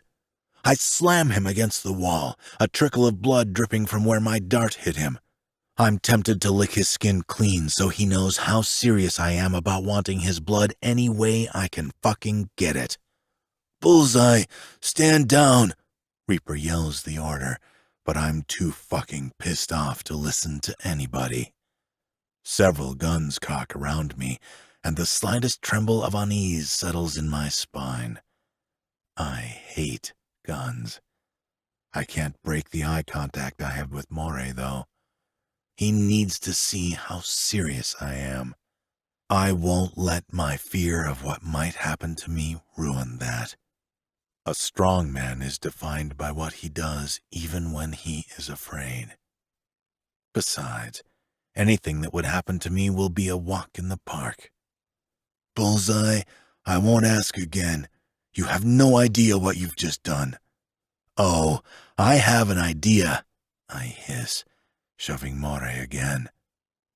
He lifts his hands to his men to tell them to hold off on shooting me. Now, a Bullseye, is that how you treat your employer? He asks smugly, and the back of my neck begins to burn when my brothers murmur behind me. I won't be ashamed. I don't give a flying fuck who you tell anymore. I'm not here for me. I press him harder against the wall. Well, we both know you never miss when it comes to your darts, so why don't you indulge me and tell me? Ruby, I want her out of the contract you have. Reaper and Skirt take a step forward. You went into business with her? The gravel of anger charring Prez's words has me grinning like a smug bastard. She's a grown woman. I gave her an opportunity, and she took it. Well, she can't perform for you. She was attacked last night, so I'm telling you the contract is void. The dark coals of his eyes spark like fire when he hears she's been attacked. I am not an unreasonable man, no matter what you think. But a contract is a contract. We agreed. She isn't performing without me, or I give you the cash and we can be done with it. He eyes me, contemplating my offer. I reach next to his head and yank my dart from the wall, leaving a small circular hole in its wake. You're going to want to fix that, I say, blowing the dust off the sharp metal tip of my weapon. Mateo tugs his suit straight to get the wrinkles out, and then brushes the dust off his shoulder. I want to own 49% of her business, and for 1 month you perform together. That's my new offer. Take it or leave it. I stand toe to toe with him. I don't know if she'll sign over her business. I'll pay you in cash for the debt you paid. You have nearly $100,000 in cash? Yes, I say, without flinching or blinking. Everything I've ever earned is in my room. It's not the safest place for it, but I don't like the thought of using a card. If Ruby and I go further, I'll need to get over that. He thinks about it, dabbing his bleeding neck with a silk handkerchief. Consider my payoff for her debt my buy-in into her business. If she says no, you'll give me $150,000. Before he can blink, I have the sharp tip of my dart under his chin. Why the fuck are you increasing the amount owed? For pissing me off and making me bleed in my own home, he sneers. Now, can we get to the matter at hand, or are you still going to be selfish? I flip the dart in my hand, then tuck it in my pocket. Nope, I'm done. Skirt slaps the back of my head, and I have no doubt with how Reaper is looking at me that I might get a heart carved into my chest. I could have started a war. I incited violence in an ally's stronghold, and I ignored his order. But it was all worth it. Oh my God! Nora, his fiancée, places the tray filled with coffee cups on the counter, pulls her robe tight around her waist, and ties the belt. She runs to Moray's side and fusses over him, which has me rolling my eyes. The bastard has been through much worse. Like an explosion, for starters. He's lucky he came out looking as good as he does. His burns healed nicely, nearly unseen, but she's bitching about a small cut on his neck. What happened? Do I need to go get a Band-Aid? She asks, her eyes big through the glasses she wore. No, Stelina, I am fine. Bullseye here lost his temper, that's all. Nora whips her head to me, her brown hair swinging over her shoulder as she marches up to me. She lifts her hand in the air and slaps me across the face. "Oh, shite," Skirt gasps. "He deserved it," Badge grumbles. "He might make deals, but I will make death threats if you ever touch him again. I don't care who you are. I will go after the one you love if you ever go after who I love again." "Stellina, shh, all is well." Matteo grabs her hand and brings it to his mouth to kiss. He speaks to her in Italian. She giggles, then bounces away happily on her heels. I rub my cheek from the slight sting. "She hits like she loves you, that's for sure." He agrees. "My Stellina is protective. She's perfect. I won't apologize for her actions. She did nothing wrong." He takes a seat in the chair next to the fireplace and places his hands in a steepled position as he stares me down. "It's not the first time I've been hit. It won't be the last," I say. "Okay, enough of the bullshit." Reaper takes the lead and rubs his hand over his mouth. "Bullseye, sit the fuck down and don't say another word until I say otherwise." I do as he says and take a seat on the couch, but a gun hits the back of my head. "Get that fucking gun off me before I ram a dart in your eye," I threaten the person behind me. "Piero." Matteo motions for the guy to drop the gun, and the steel barrel finally leaves the back of my head. I crack my neck. "Sorry, Prez." "It's fine," he sighs, exasperated. He knows how much guns make me uncomfortable, especially after being shot in Atlantic City. He pinches the bridge of his nose. "Why are we here, Matteo? Why do we care what happens to your brother? And you have men here. You don't need us," he points out. "My men are young and inexperienced. You are not. You should care, because I need to make sure my brother doesn't escape or get freed. What I have planned for him is much crueler than any quick death. Plus, my Stellina is here. I need to make sure she's safe. If my brother's loyalists get their hands on her, it would be like someone taking Sarah, Reaper." Prez's nostrils flare at the thought, and the tendons in his neck tighten. "Okay, well, I don't think so many of us need to be here. Bullseye, Poodle, Patrick, you three head back." "Sounds good to me," Patrick says. "I'd rather be with Sonny. More, I'm sure I'll be seeing you soon." More nods in agreement as Patrick and Poodle leave. But I'm confused. "I thought I was requested here. Why am I leaving?" "Because you pissed me off," Reaper snarls. "Go back to the fucking clubhouse and get your head on straight. I'll deal with you later." More smirks, but the last thing I do is break eye contact with him.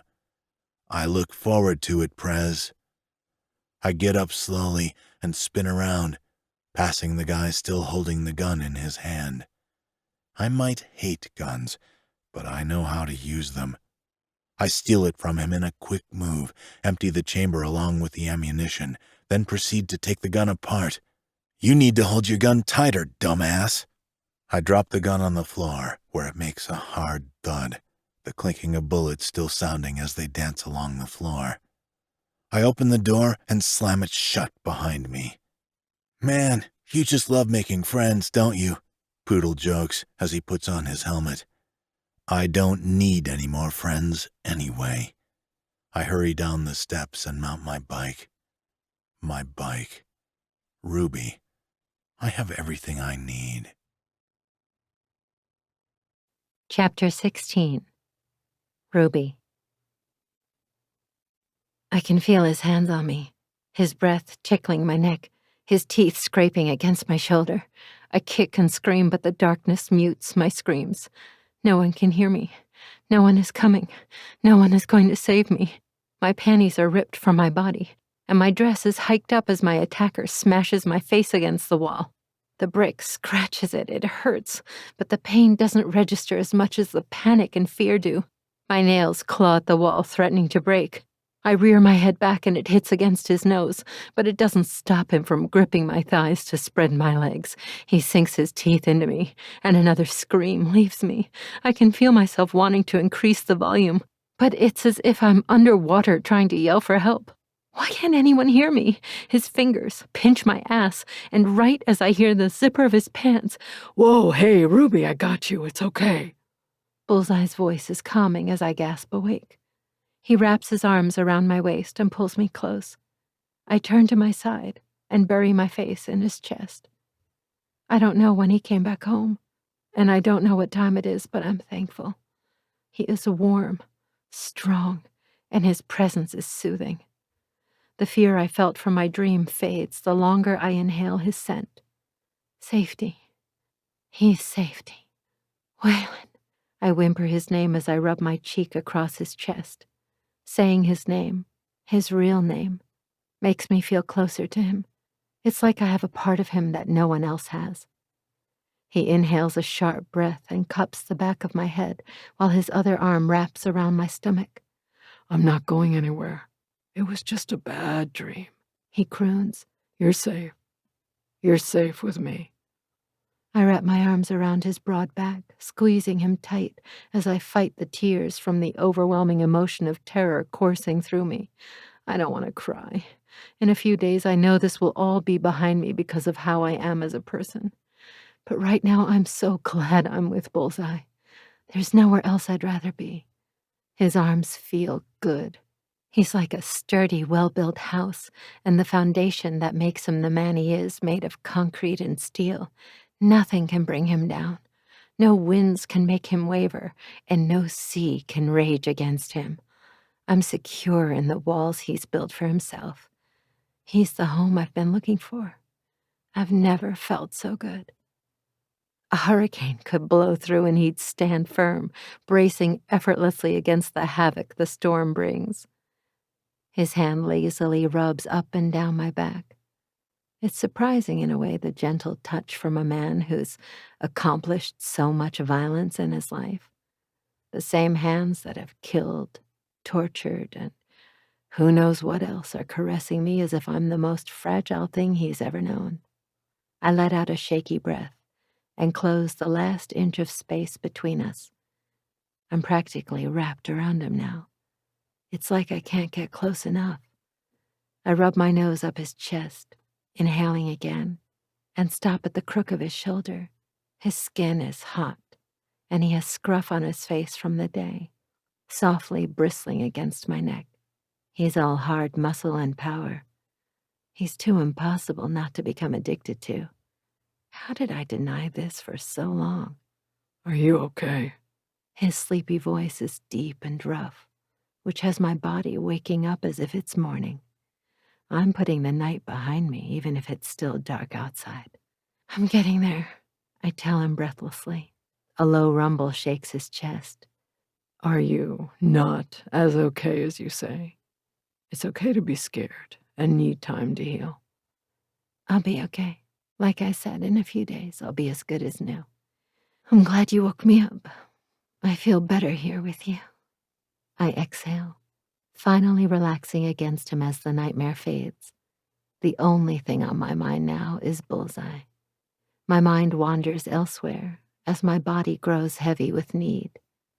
I run my hand down his chest and press a kiss to the side of his throat. "What are you doing?" he asks, his words strangled with lust. I grin against his throat before pressing another kiss to the large knot of his Adam's apple as it bobs. Isn't it obvious? His chest is bare. All that muscle is on display. I can't see since the lights are off, which is a shame. A man that looks as good as he does deserves to be appreciated more. "I don't think it's a good idea with everything you've been through." I sigh and roll over, flipping on the lamp so I can see him. The light isn't bright, so it isn't enough to hurt my eyes. I settle on my side again and keep myself propped up with my elbow on the bed and face in hand. The impressive width of his chest is illuminated by the faint light, which casts a yellow glow onto the olive hues of his flesh. I'm sure beautiful is not the word women use to describe him, but he is. From the curls at the ends of his hair to the tips of his toes, the man is the definition of beauty. His eyes dart back and forth between mine. What are you looking at? I press my palm against his chest. The primitive beat of his heart runs rampant under my palm. I'm looking at you, Waylon. I make sure to repeat his name. You're gorgeous. I bend down and press a kiss to the top of his chest, then trace the defined pectoral with my finger. I just appreciate the sight. I lift my eyes and notice a faint blush on his cheeks as he looks away from me, a smile stretching his lips. 3, he says. 3? I'm confused. What is he counting exactly? Nothing, don't worry about it, he says, turning onto his back. I don't know why you'd want to look at me. I'm fucking sexy. Yes, you are. I drift to the wound on his shoulder. It's a puckered scar that's not faded, but not a fresh, bright pink either. What happened? gunshot. Hot, I joke, watching another smile grace him. 4, he says to himself again. I have no idea what he is doing, but I'm not going to ask. My fingers drift to another scar, smaller, perfectly round. What about this one? One of my darts, he says unhappily. Oh, kinky. I decide not to ask for the stories because I don't want this moment to turn heavy. I want Bullseye now, but I think I have some buttering up to do with him. He can act big and bad to the world, but I think he's never had someone take the time to touch him, to relish in everything he is. I'm going to show him it's okay to let go of that bit of control and hand it over to someone else. He grins again. 5, he whispers. And this? I ask, tracing a line on one side of his throat. It's faint. Maybe the wound hadn't been that bad. I was hanged. The rope burn was nasty, but it healed. I can barely see it now, he explains. So you like to be tied up, that's good to know, I say, watching him try to hide another smile. 6, he mouths. I swing my leg over his legs and bend down, kissing each scar that I've touched. I continue my way down, kissing the abs that glisten in the pale light until I get to the sheet covering his hips. And here? I ask, rubbing my bottom lip against the thin, faded line. It looks like nothing, but any mark on him is anything but nothing. Whip, he says, but doesn't elaborate. A whip that left a scar. When I think about it, my brows furrow, and I have nothing clever to say because being whipped so hard it leaves a scar isn't for pleasure. It's for pain. He has a novel written on his skin, and I want to know his story so badly. I tug the sheet down and fling it off the bed. He's in his sexy underwear, tight and stretchy, forming over his thighs and cock like a second skin. The waistband is black, a thick cotton material that feels soft under my fingers. I run my nails down his sides and his stomach hollows as he inhales a shaky breath. What are you doing? He asks again through tight jaws. Appreciating, I answer honestly as I scrape my nails down his legs. I lower my body and come face to face with his covered cock. I can see the outline of the piercings. The very tip of his crown is peeking out from the bottom of his underwear against his thigh. He is big, hard, straining. And that glistening silver Prince Albert piercing is begging to be played with. I think you're still in shock from your dream. What happened to the confident guy that left me wanting while he went to see Moretti? This Bullseye is almost shy. I like it. Makes me feel powerful. I think I'm a grown-ass woman who knows what she's doing and what she wants. I mouth a wet spot over his cock, soaking the material from my spit. And I want you. I don't know how many ways I have to spell it out, hint at it, or tell you I'm fine, but I guess I'm gonna have to prove it to you. I tug down his underwear, keeping my eyes up at his face so I don't look at the glorious weapon hanging between his legs. If I remember correctly, he is just the right size. And I don't care what women say. It's the size of the dart that matters, not the toss. Because no matter the aim, sometimes the target is missed. When I tug off the underwear from his ankles, another scar catches my eye. It's nasty looking. There isn't any hair that grows there. It looks like it's from something round, maybe like a cuff or something, but that doesn't seem right. His entire body tenses as I run my fingers over the flesh, and I know this is one that I'll be most curious about. I ignore it, filing it away in my mind for later as I kiss up his right leg. He squirms and groans, his hands fisting the sheets tighter the closer I get to his cock. Now that I'm face to face with it, it's even bigger than I remember it being. I blow a cold breath on the throbbing flesh, and a bead of pre-cum trickles out of the slit. I don't take him in my mouth just yet.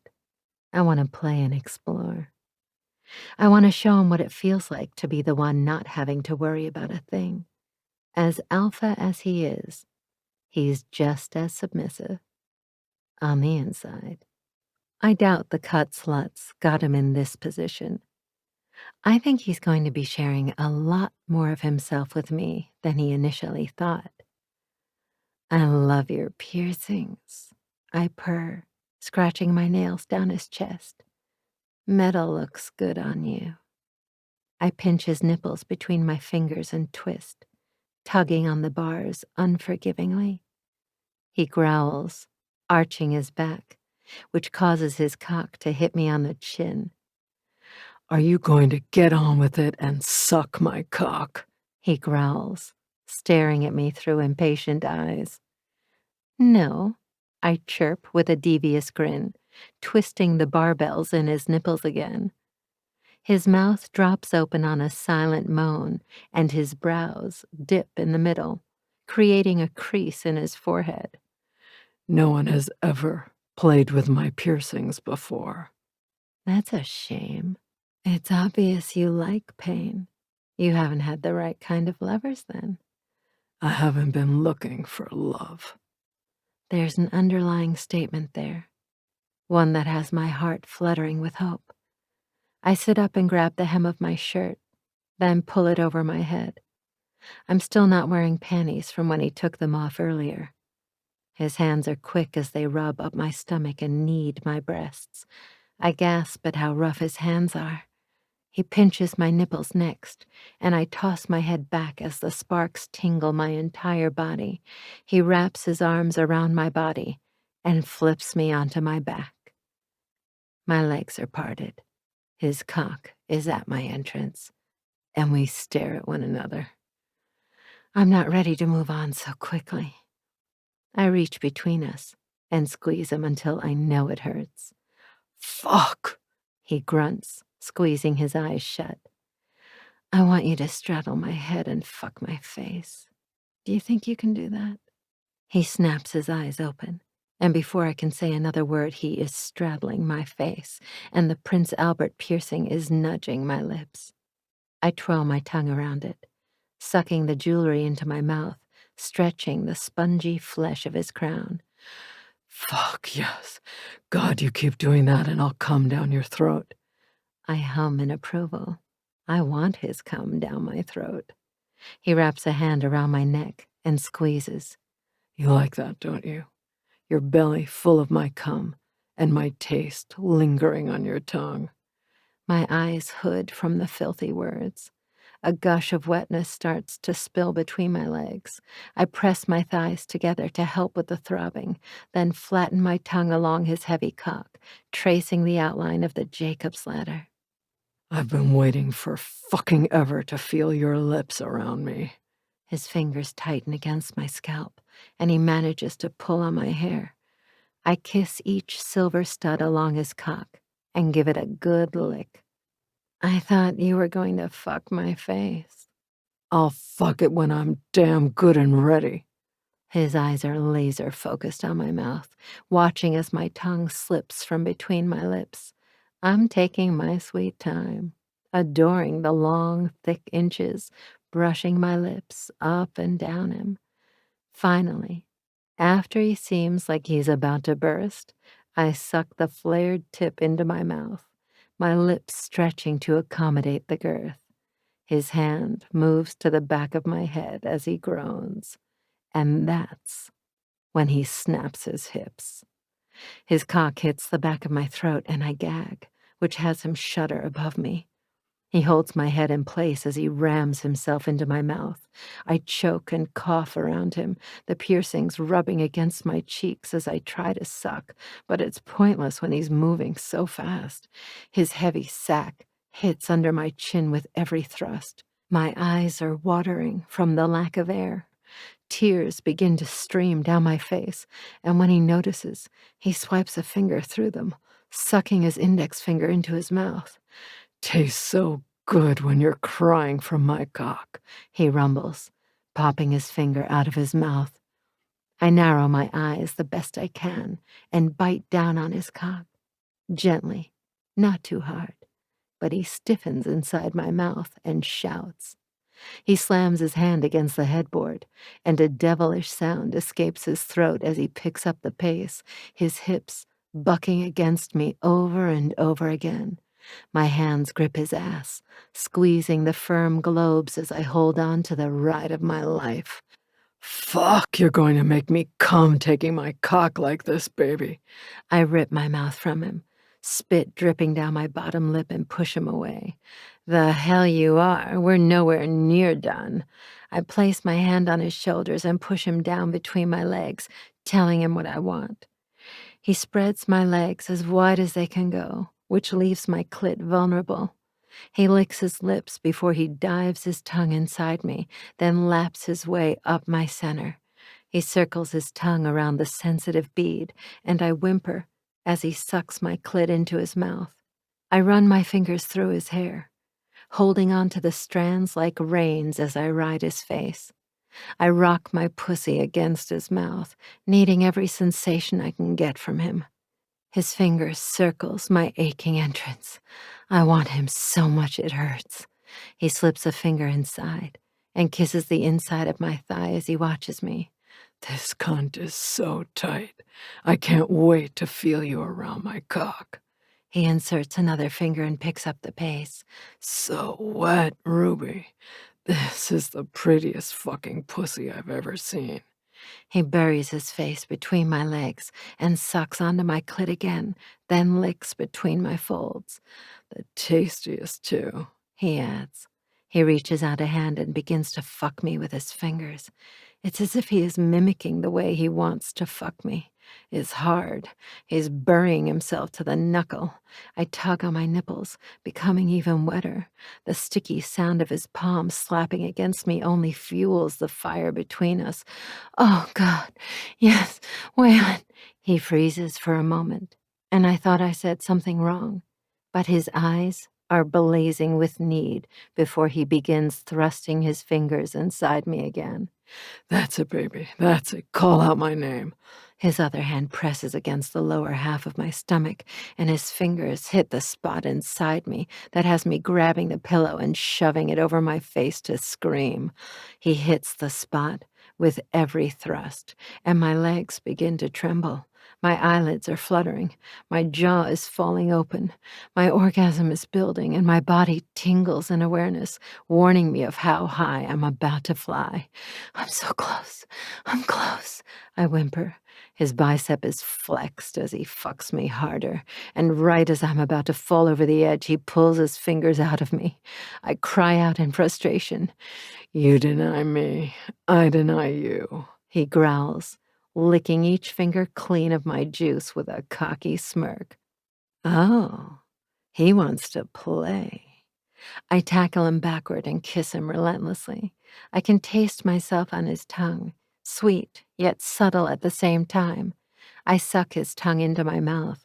His fingers dig into my ass, and then his hands are gone. I miss them on my body, but I know he is enjoying himself. Until his palms land hard on each cheek, a loud clapping fills the room and my flesh stings. I let go of his tongue, and he brings his hands down again, his eyes never leaving my face. I gasp, my mouth falling open from the delicious sting.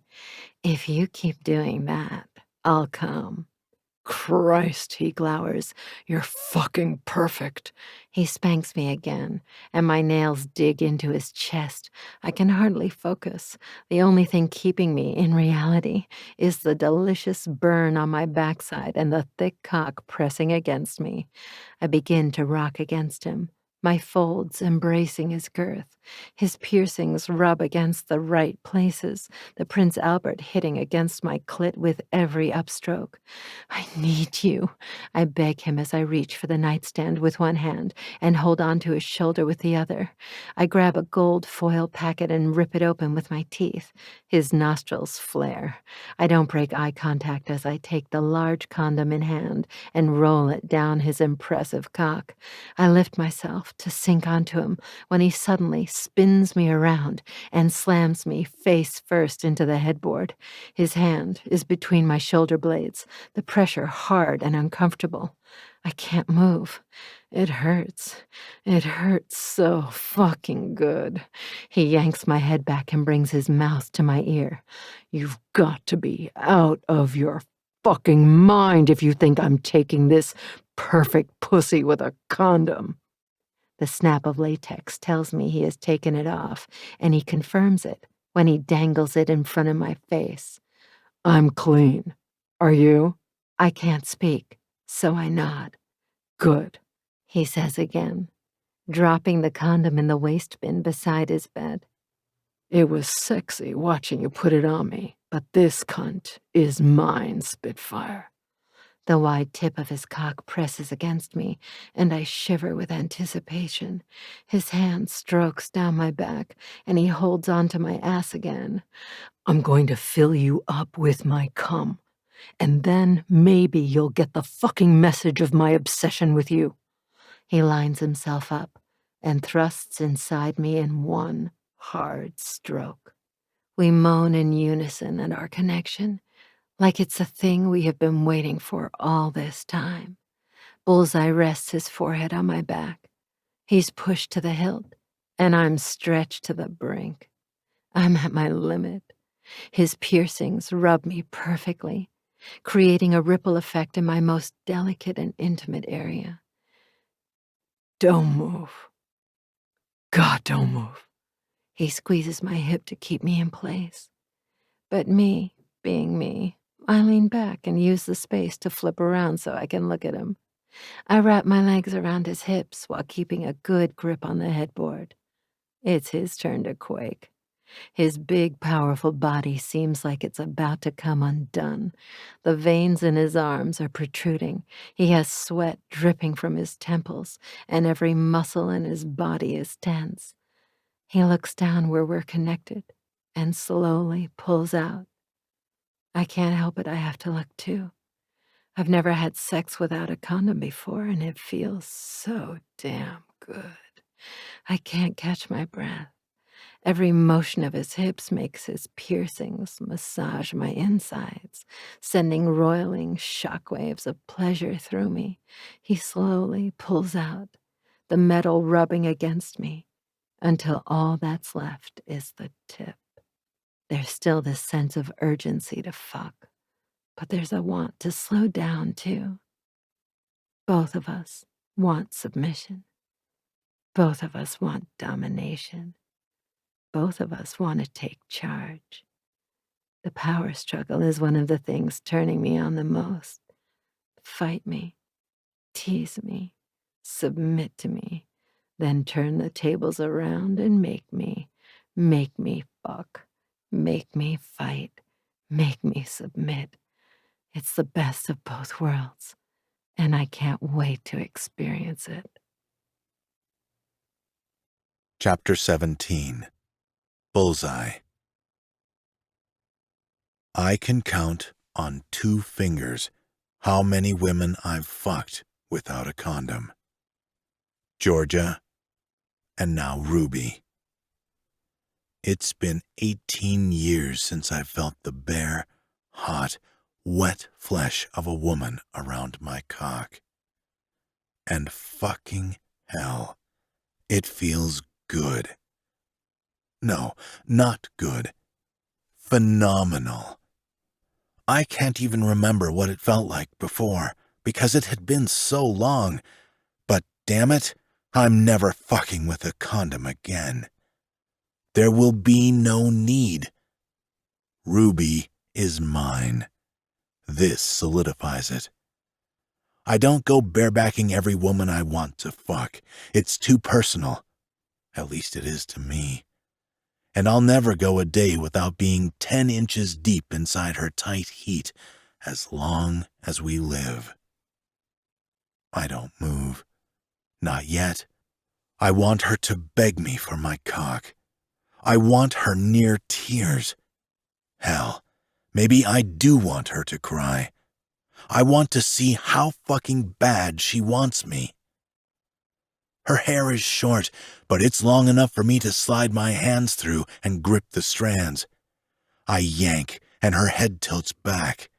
She whimpers, tightening her muscles around my cock, fucking me from the inside. I growl, deep and threatening, a warning to tell her to stop. I nip at her chin, my breaths leaving me in desperate trembles. You know what I want to do to you. I flatten my tongue across her neck, and her hands fall from the headboard. She wraps them around me and grinds her nails into the skin of my back. Bull, I smother her mouth with a kiss. I've always hated my name, but the way she says it has me wanting to hear it more.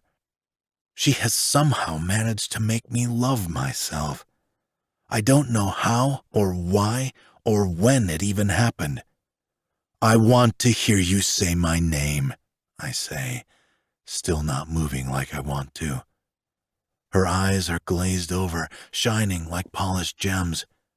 Waylon, please, she begs. It isn't enough. I want to hear her whine. I want to feel her take. I want her to lose control with so much desire, so much fucking need that it causes pain. And I want her to relieve herself by letting that animal go inside her. My fingers pinch her left nipple.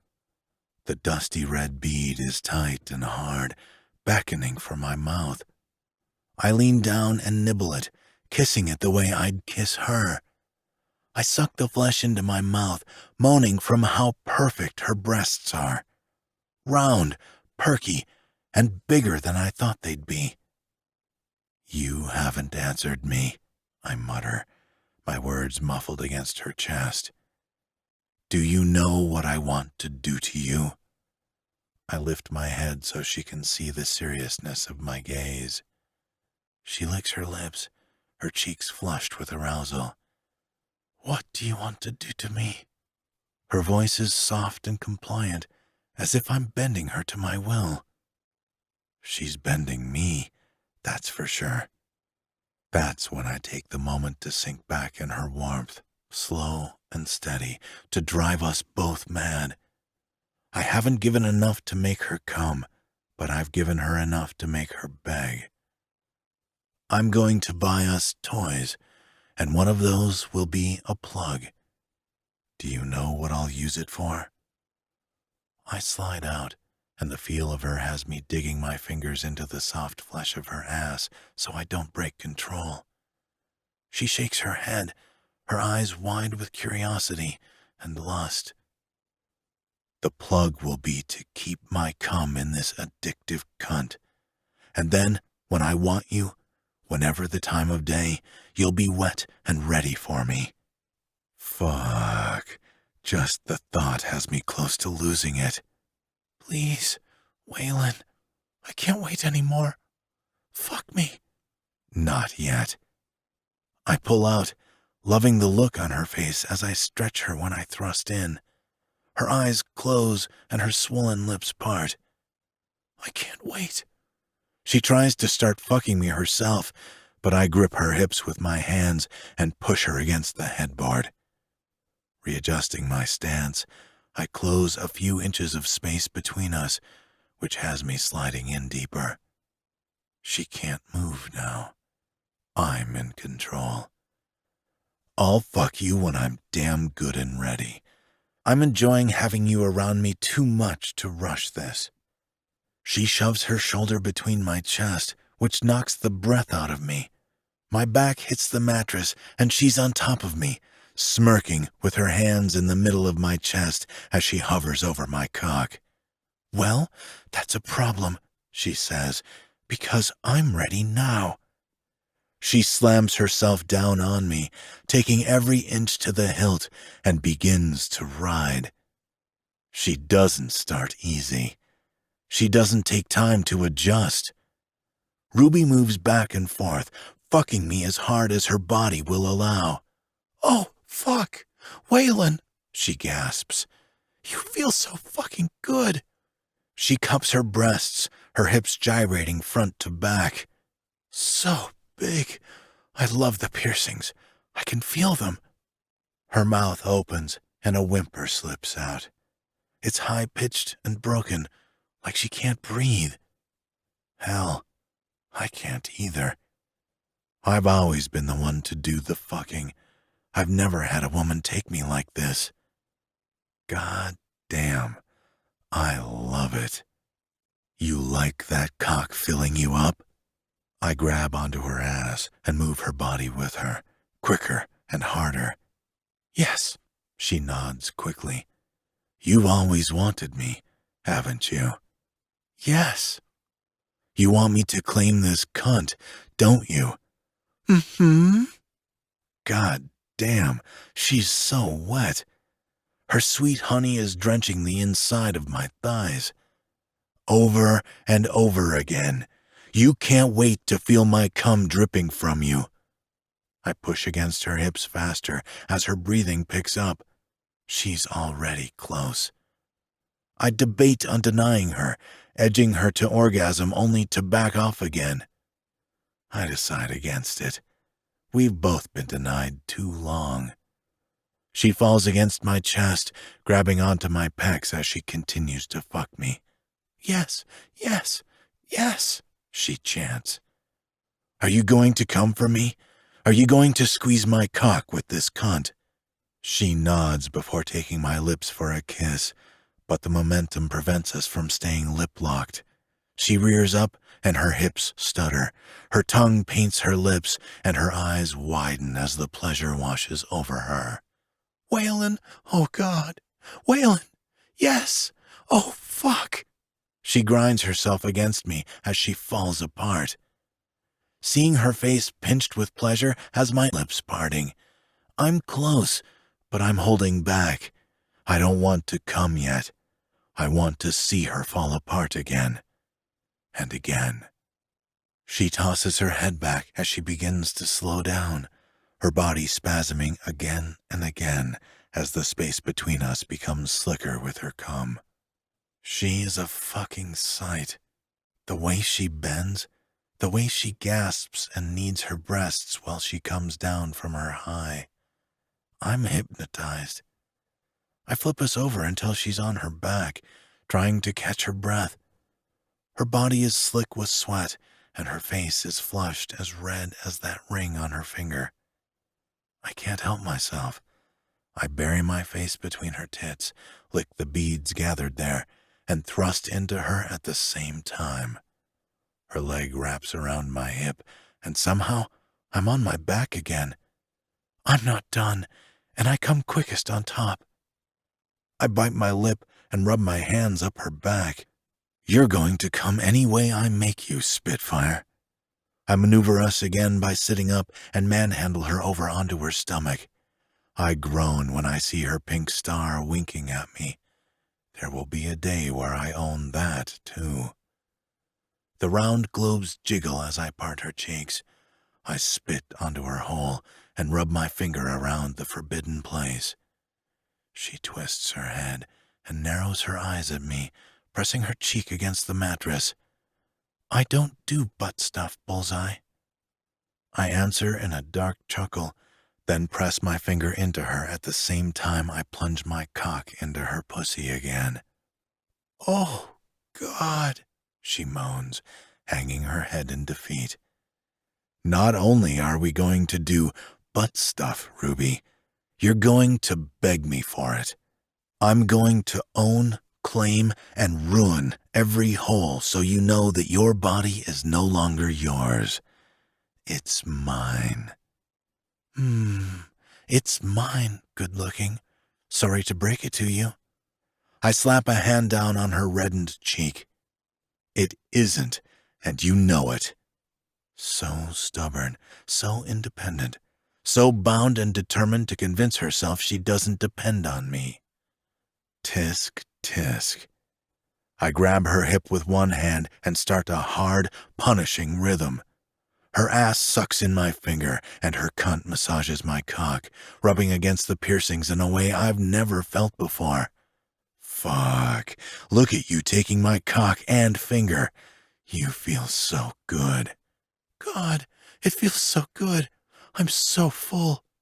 More, she pleads, yet at the same time, she tries to get away from me by clawing at the bed.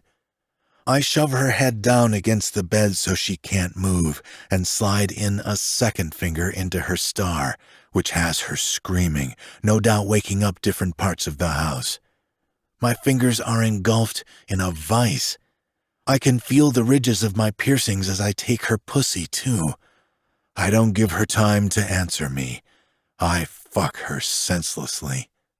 Her ass shakes with every punishing thrust. I don't take it easy on her. I give her everything I've got, needing to prove to her that I can make her come in any position. I refuse to be like any of the men she's been with. If she could only come while she was on top, they weren't doing it right. My fingers are knuckle deep, and my sack is swinging, slapping against her clit. Our skin slaps together, and sweat drips into my eyes. Heat and exertion cloak my skin. I plant my foot against the bed and keep one knee on the mattress to get a better angle and leverage. And I pound her, again and again and again. Her body is a damn temptress, wringing out the best I have to give. Fuck! Waylon! Oh! She tightens her hands on the edge of the mattress, clasping it for dear life as she muffles her cries into the bed. I can't wait to hear her when we don't have to worry about waking anyone up. The Hall of Lust will be perfect for that. Or the soundproof room Reaper and Sarah built me, Skirt, and Dawn for Christmas. A gush of fluid hits my leg, and I smile wickedly, licking the sweat off the top of my lip. 7. I love knowing that she's coming again. No, she's doing more than that. She's orgasming so hard, she's squirting all over me. My mouth waters, needing a taste, so I pull out of her but keep the same rhythm with my fingers in her puckered hole. I bury my face in her cunt and lick her clean, growling like a beast. I swear, I taste strawberries and cream. I slide my tongue in her swollen, used hole, and another small tremble shakes her as she comes yet again. I hear my name in the sheets as she cries for me. Nothing has ever sounded better. Her gasps, moans, and whimpers are a symphony being played just for me. My fingers slip free of her, and I spin her around. I sit back on my feet, and she straddles my lap, wrapping her legs around my waist as she engulfs me again, taking me straight to the hilt. Our mouths collide, our teeth clink together. She whips her tongue against mine, bringing a moan from the depths of me. As I thrust up into her, she meets my move with a roll of her hips. Something changes. The pace, the mood, the emotion. It's desperate, and I have no idea what to do. I circle my arms around her, hold her close, and our foreheads fall against each other. Both of us are slick with a sheen of sweat. Our fingers slide against our flesh, unable to gain any traction. I breathe in every breath she exhales. She circles her arms around my neck and pulls herself closer, holding on tight. God, I never want to let go. I haven't felt a connection like this. Ever. Not even with Georgia. I groan her name, Ruby. My hips stutter when my orgasm causes my cock to become harder. Tingles drift from my spine to my sack as it pulls tight against my body. Damn it, baby. Damn it. You feel too good. I grab at her back desperately to bring our bodies closer, but it's impossible. She steals my lips again, but this time she isn't fighting for dominance. The kiss is sweet and slow, the soft skin around her mouth brushing against the coarse shadow of my stubble. Our tongues dance, but mine overpowers hers as she lets me take the lead. I cup her throat, deepening the kiss, wanting to get lost in her.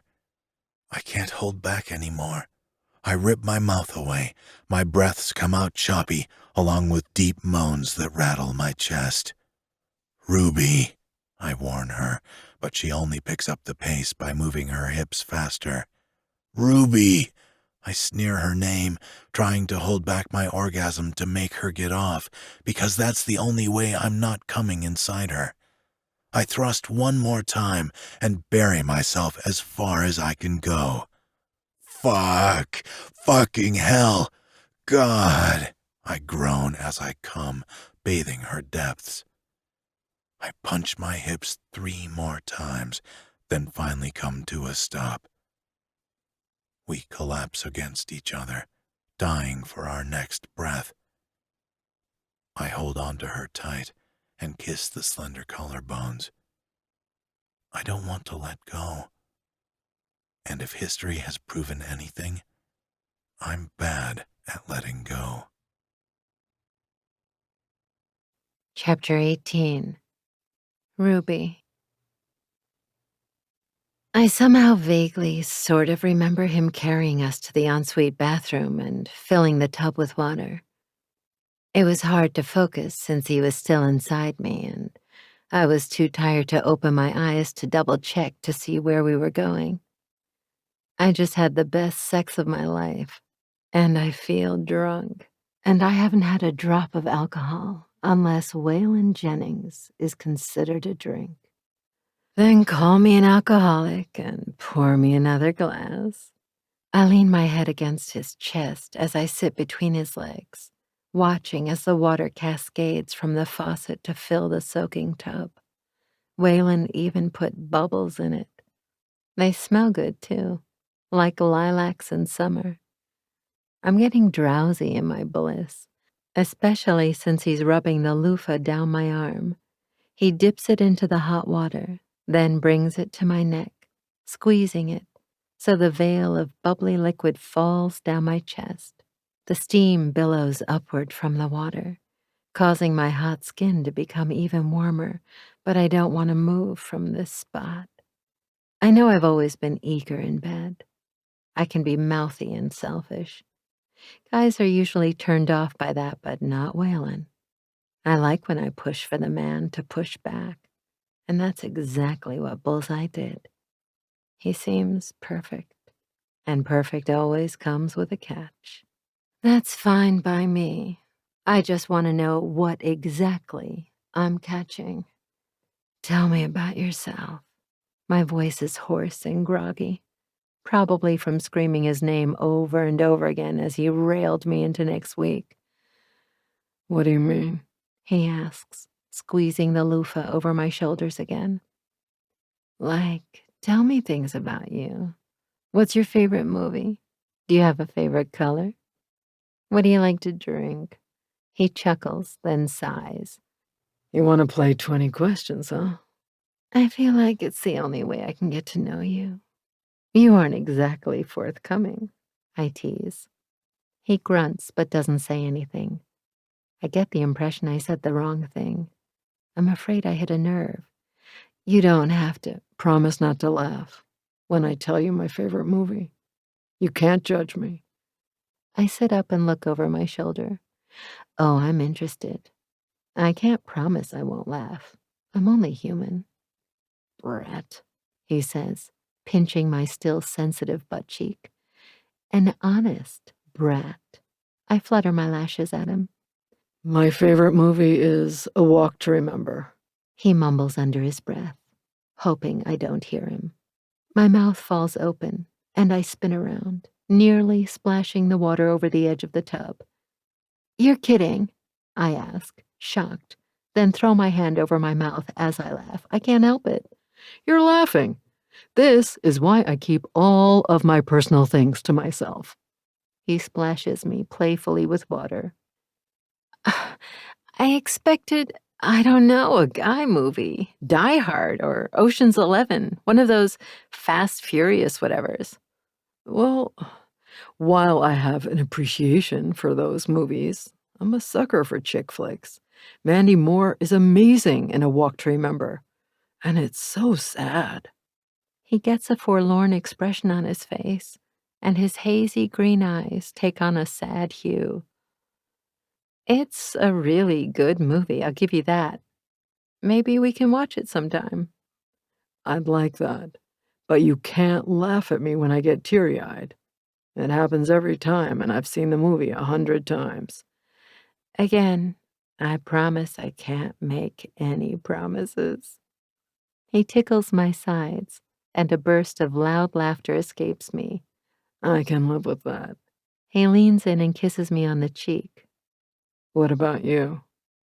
I don't miss how he mouths the number 8 on his lips. I still want to know what he is doing when he counts. I think about it and snuggle against his chest again. Rose Red by Stephen King. It's a miniseries, not technically a movie. It's long, but it's so good. What do you like about it? I sigh when I think about the last time I watched it. We watched it all the time. It used to be something my dad and I did together before he and my mom died. I think that's why it's my favorite. One of the last memories I have of him is watching it. We'd get popcorn, different sorts of candy, drinks, and pig out on the living room floor for like 4 hours. That sounds like a great memory.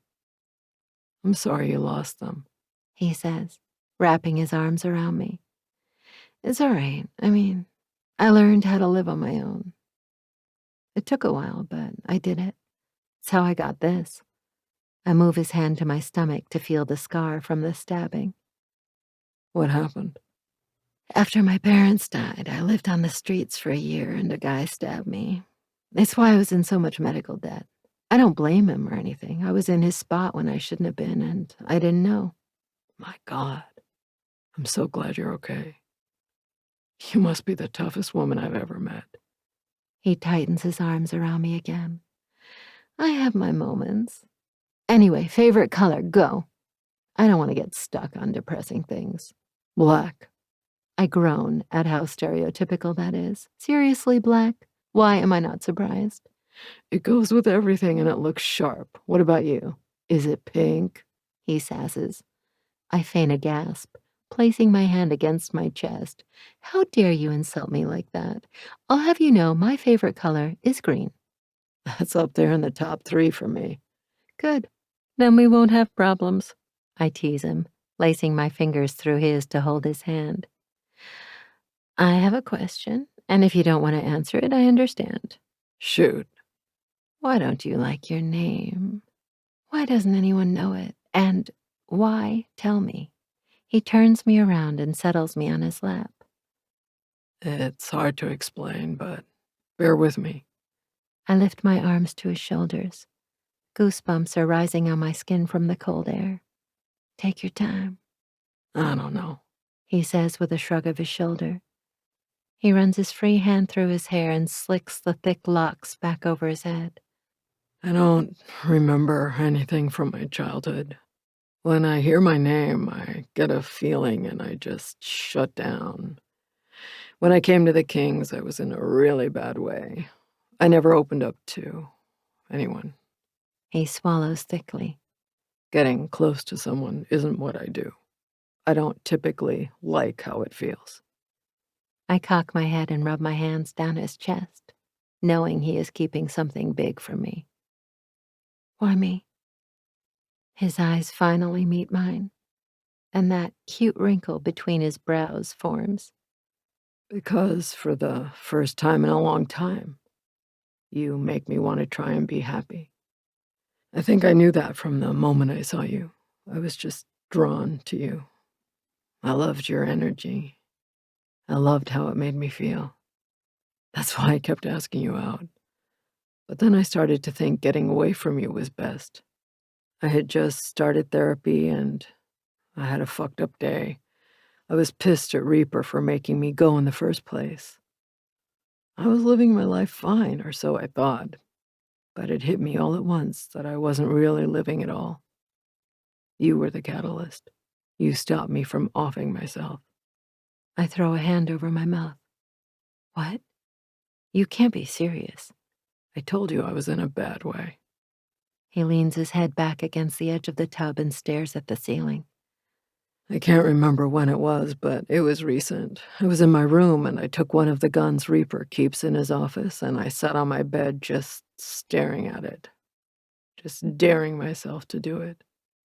I was so tired of living, Ruby.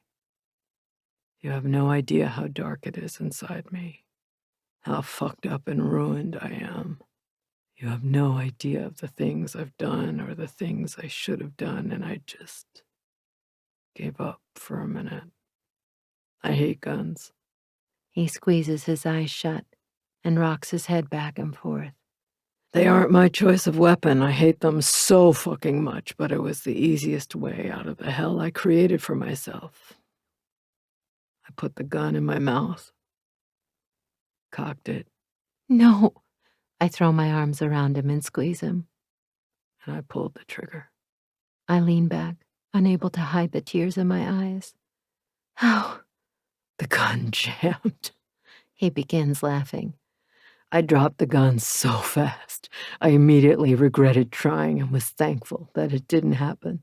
I don't know how it jammed, because the next time Reaper fired it, it was fine. Some divine intervention, maybe. I knew then I had a long way to go to recovery, to stop hating myself, but I wanted to try. Trying for me wasn't enough. It isn't enough. He tilts his head up, and his palm gently holds my cheek. So I'm trying for you. I choke out a sob and take his hands and press them against my chest. God, please don't ever do that again, please. Even if you ever decide not to be with me, I can't live without knowing you're in this world, Waylon. Don't ever leave me. I'd miss you so much. I won't.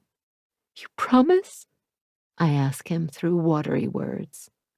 He gives me a sad smile and brushes his nose against mine. I promise. Why? Why what? He cups his hands in the water and splashes water on his face. Why did you try? What happened that was so bad? He dips his head underwater for a second and bobs up, pushing his hair back. I was a sex slave from 16 to 18. I lived with these terrible people who locked me up ever since I was 8 or so. Not my parents, but they made me believe they were. I was kept in a basement, chained to the wall so I could never escape. I never saw the outside of that room until they made me perform. I don't know what I was expecting, but it wasn't this. I clap my hand over my mouth. I might be sick. No, I have to hold it together for him. He's sharing his truth with me. This is the dark secret he's been keeping. He continues. They videotaped me and Georgia, the other kid my age there. They forced us to have sex, threatened us when we didn't. Guns, whips, beatings, whatever. They denied us food and water. I was so unhealthy and thin, I couldn't protect us. So many times I debated on having him shoot me, but I couldn't leave Georgia alone. Oh my God, Waylon. I lay my hand against his heart as mine breaks. It doesn't hurt to talk about as much now. It's easier since I talked to my therapist, but yeah, it stayed with me. It stays with me. Georgia was all I knew from the time I was 8 to 18. I loved her. She was my first everything.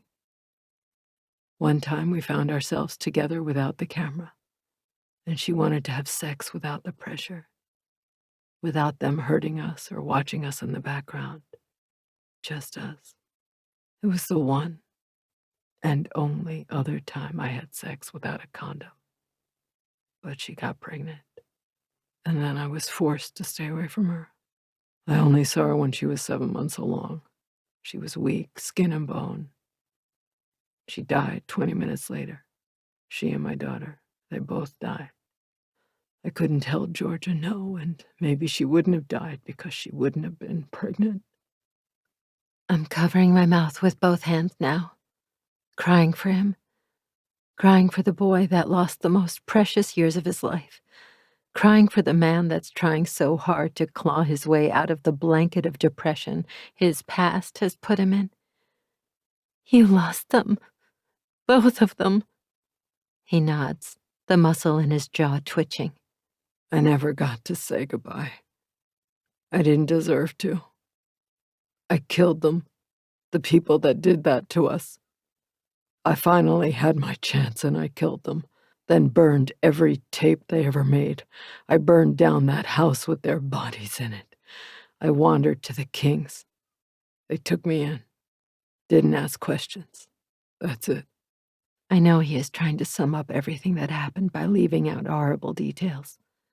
My little girl would have been 18 last month, he whispers, a tear leaking out of the corner of his eye. 18. I sob as I hold him. I'm so sorry. His arms slowly find my backside, and he squeezes me. I can't believe what I just heard. No wonder he keeps everything to himself. He hates talking about himself because he thinks there's nothing but bad memories. He doesn't have much to relive, only pain and sorrow. It will always hurt like hell, but I'm getting better. I'm putting it behind me. Besides my therapist, you're the only one I've ever told. He's sharing another part of himself with me. You'll always be safe with me, Waylon. Any part of you, anything you share, I'll take care of it. I'll take care of you. I know, and I'm learning how to take care of you by figuring out how to take care of me. I want to. Don't give up on me, okay? I can do this. I'm stronger than the pain.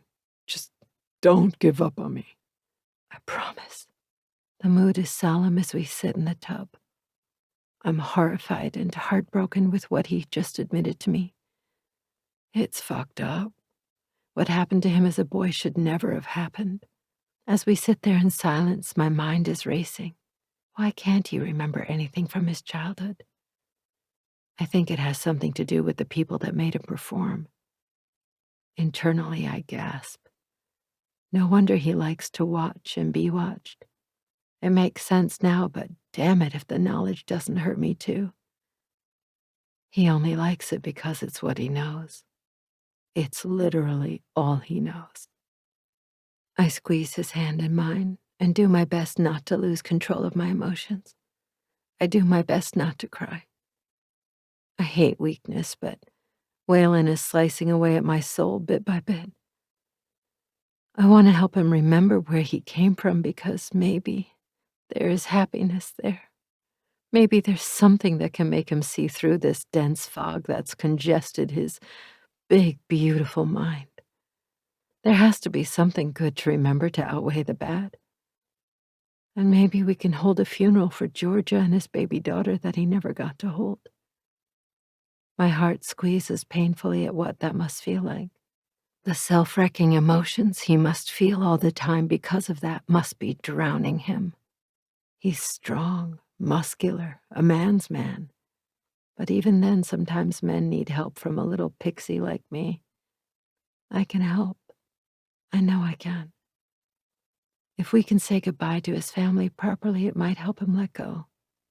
Not let them go, but let the pain, self-sabotage, guilt, and blame go. It wasn't his fault. Wanting to make him laugh again, I try to change the mood.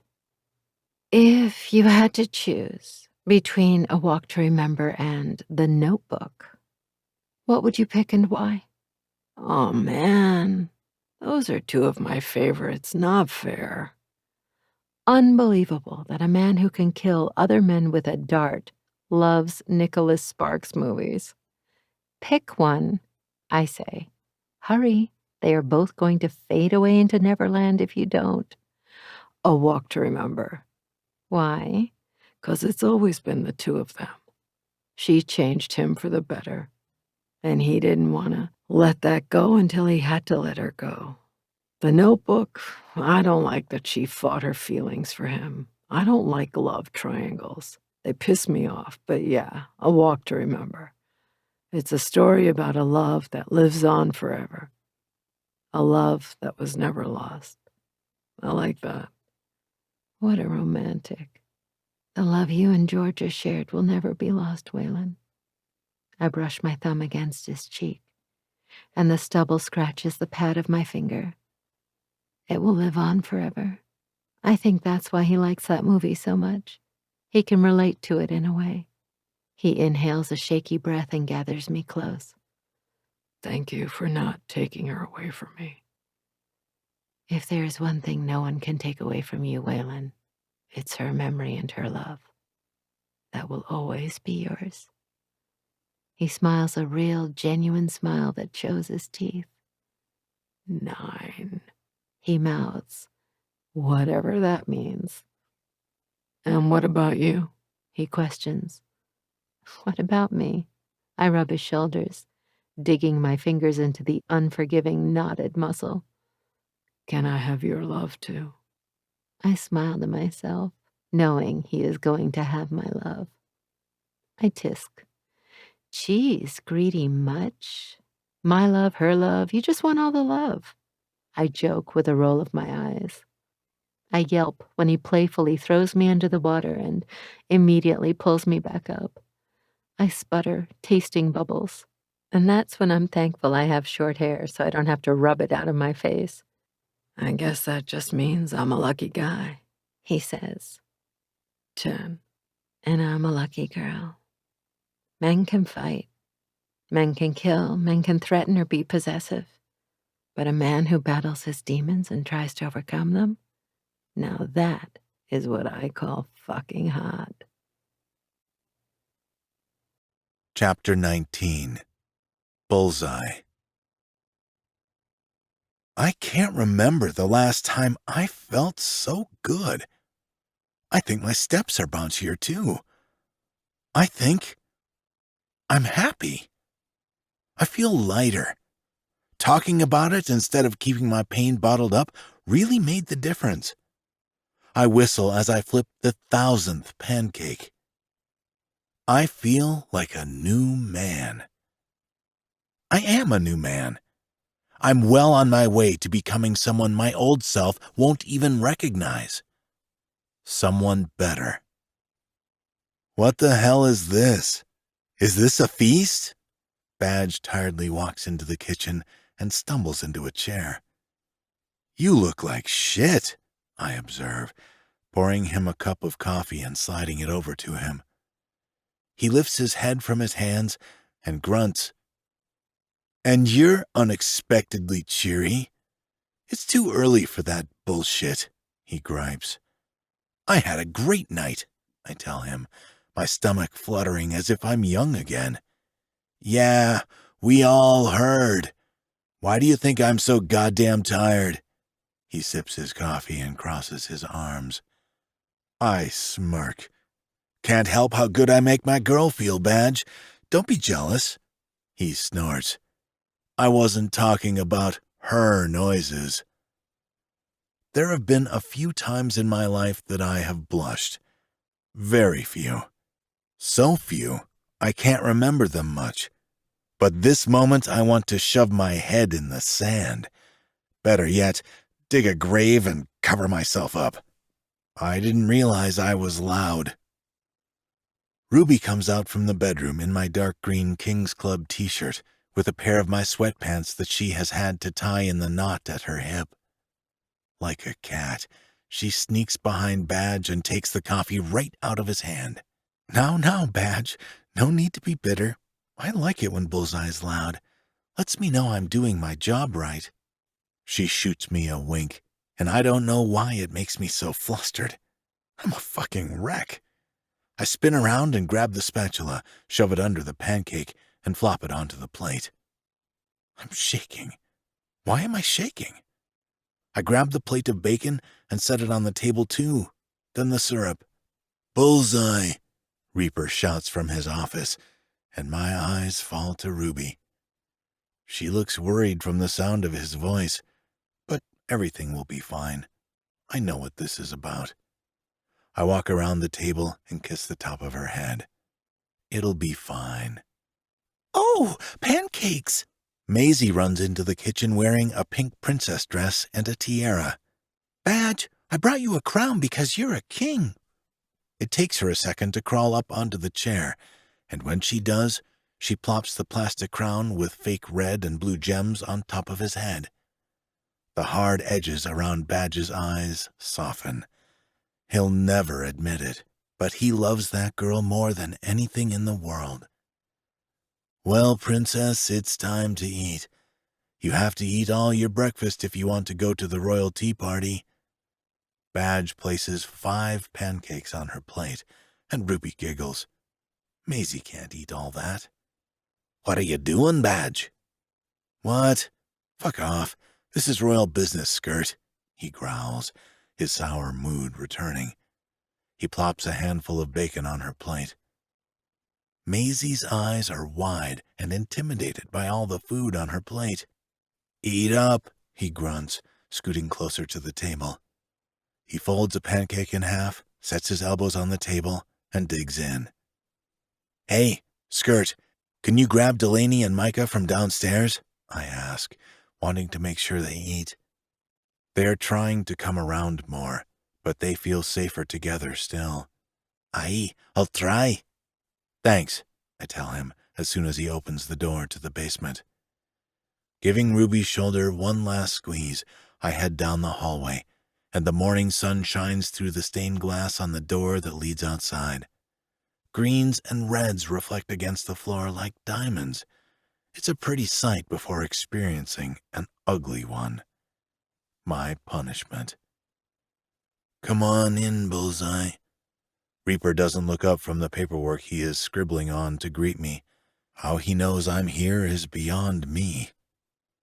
I count my blessings and take a step into the wolf's den. There is one chair in front of his desk, and I take a seat, crossing my legs. Throwing the dart at More wasn't a good idea, but at the moment it seemed like the best idea. Reaper finally sets down his pen and sits back in his chair, lacing his fingers together across his stomach. His "Long Live the King" tattoo shows along his chest since his shirt is unbuttoned. You've been my sergeant-at-arms for a while, and for that time, I trusted you to take care of business. Trusted.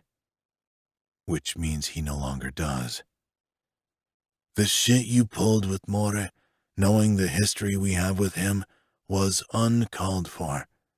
I don't give a fuck about your reasons or excuses. He leans forward, and the leather of his chair squeaks. I don't know what's going on with you because you've been sealed tight from the moment you stumbled onto us. But that shit ends now.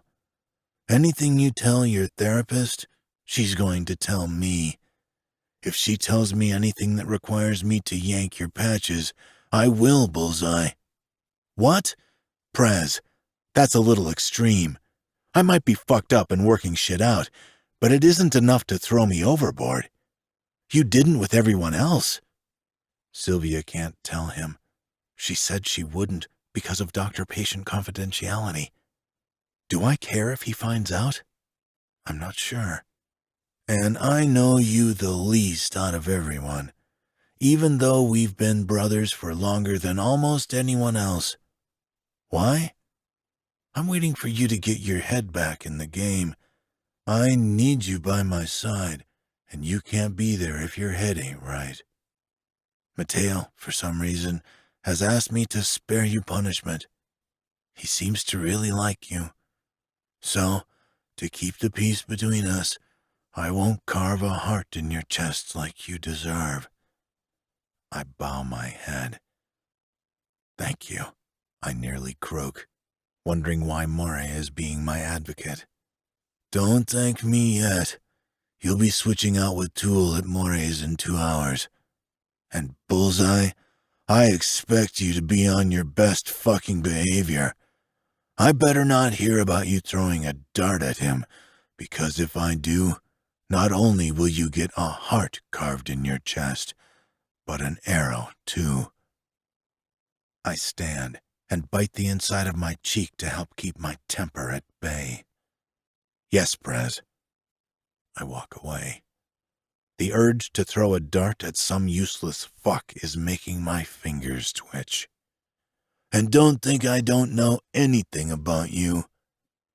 I stop mid-stride out the door, keeping my back turned toward him. I know all those years ago you had something to do with a large house fire. I don't know how or why, but I hope one day you tell me so I don't have to force my hand to find out. I turn around and stomp toward his desk and press my palms flat against his desk. I'm not hiding anything anymore. You want to know so much about me? Fine. Ask my therapist, because I don't feel like repeating myself. I turn around and grab the handle of the door behind me and slam it shut, just asking for punishment now. Fucking carve me up. I don't care. Anything anyone does to me now can't compare to what I've already lived through. I march down the hallway, and Ruby is standing against the wall by my room, watching everyone in the kitchen. She must hear me because she unfolds her arms and pushes off the wall. I'm so fucking pissed off. Reaper really pushes the power boundary sometimes. I understand he is the president, but I think it's okay for people to have secrets. Well, until they affect the club. While I have been moody, throwing a dart at Moray wasn't exactly best for the club. And him being right only pisses me off more. I grab Ruby's hand, drag her into the bedroom. I'm all worked up and need some relief. I lock the door behind us and stretch my neck left and right, popping it in all the right places. Are you okay? What happened in Reaper's office? I don't give her time to speak. I grip her shoulders and shove her to her knees. Put that mouth to fucking work. Suck me and shut up. I grip her chin, sounding more hateful than I intend to, but she likes it. She sags and her eyes dilate. Ruby doesn't know that before I made breakfast, I took a trip to the adult store, purchasing nearly everything I want to use with her. I'm waiting, I growl viciously, a primal animal wanting release. She fumbles with the button on my pants and drags the zipper down. Ruby reaches her hand inside, and her slender fingers wrap around my aching shaft to pull me out. I'm so fucking hard. I need release. I need to calm down before I go out, and what better way than for Ruby to swallow me? Her pretty pink lips wrap around the tip, and her tongue flicks along the head. I reach down and wrap a hand around her throat. Don't tease me, Spitfire. Make me come. Her hand wraps around the base of me, and her thumb and index finger rub against the piercings on either side, which sends a delicious zing to my balls. While she's fitting me into her mouth, sucking the tip in and playing with my Prince Albert, I grab her other hand and put it under my sack, where my 𝐏𝐸 piercing is. I take her index finger and have her press against the stud. I hold in a groan and pinch my lips together. Her eyes widen in surprise when she feels the piercing. She applies pressure and tugs, humming around the length of my cock as she sucks me down her throat. Fuck, yes, I love that she wants to play me. Just like that, I praise her, my hand on the back of her head as she bobs up and down. The slurping and sucking noises have me losing control and thrusting my hips to quicken the pace.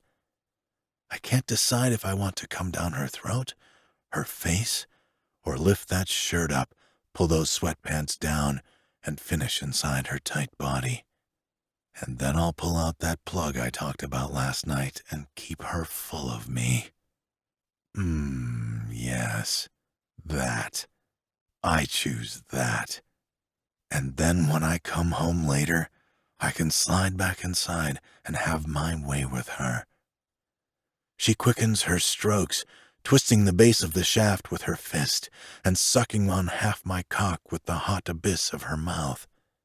I'm touching the roof of her mouth, the sides of her cheeks, the back of her throat. With every second that passes, she sucks me down in the hungriest of ways. She moans, and her spit makes squelching noises while she jacks me. Her finger twists the 𝐏𝐸 piercing, and I snarl, take her head in my hands, and begin to fuck her face like I did last night. You like that? You like being my little slut for me, baby? You look so good on your knees sucking my cock. Is this the only way I can shut all that sass up? I expect her to mouth off at me, but she just nods and rakes her nails down my legs, humming so the vibrations wrap around my girth, splitting her lips wide. She knows I need this, and she's backing down so I can have what I need. And right now, I need more than Ruby on her knees. I pull my cock out, and a string of spit stretches from her mouth to the Prince Albert. She looks debauched with those swollen red lips. Her short hair is messy, sticking up on its ends from my fingers. I don't say a word. I pick her up and roughly push her down on the bed, yanking the sweatpants down below her ass. I just need enough rough to slide into her pussy. I don't take off her shirt. There's no time. My need is too much. I grab her hips and slam into her in one long stroke. And I don't stop. I pound into her, shoving my cock as deep as I can go with every stroke. Waylon, she whimpers my name in a lust-induced frenzy. My hand lands on the back of her head. Be quiet. Do I need to gag you to get you to shut up? She becomes wetter and groans, trying to be quiet like how I want. I think someone likes that idea. I dig my fingers into her hips, plummeting my cock as hard as I can. She's going to be sore later. I'm probably taking her too hard, but she'll be fine. I wrap my hands around her shoulders and swing her around, slamming her against my closet door, continuing the harsh rhythm. Our skin slaps together, and she begins to make those fucking sounds again. I want to record the sounds for myself and listen on repeat like a favorite song. I shove 3 fingers in her mouth to keep her occupied.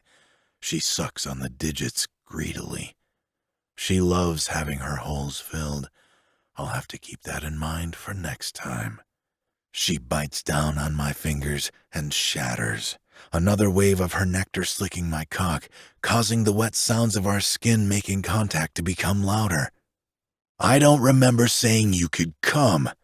I bite the shell of her ear and press her flat against the door to bury myself. Take every fucking drop. Take it. I grip the back of her neck and hold her down, punctuating my hips as another spasm leaves me. My eyes roll to the back of my head as wave after wave of pleasure melts my bones. God, I exhale, stumbling us back until we hit the bed. I slip out of her and roll her to her back, then lift her legs.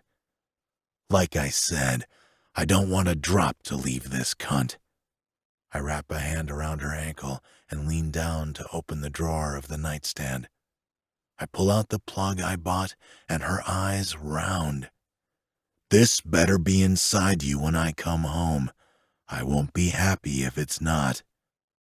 I wet the plug with the mess of our cum and slide it inside. Look at that. Your greedy walls sucked it right in. Your hungry pussy doesn't want to miss a drop either, does it?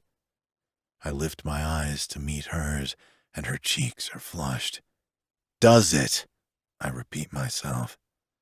She shakes her head, and I drop her legs to tuck my semi-hard cock back in my jeans.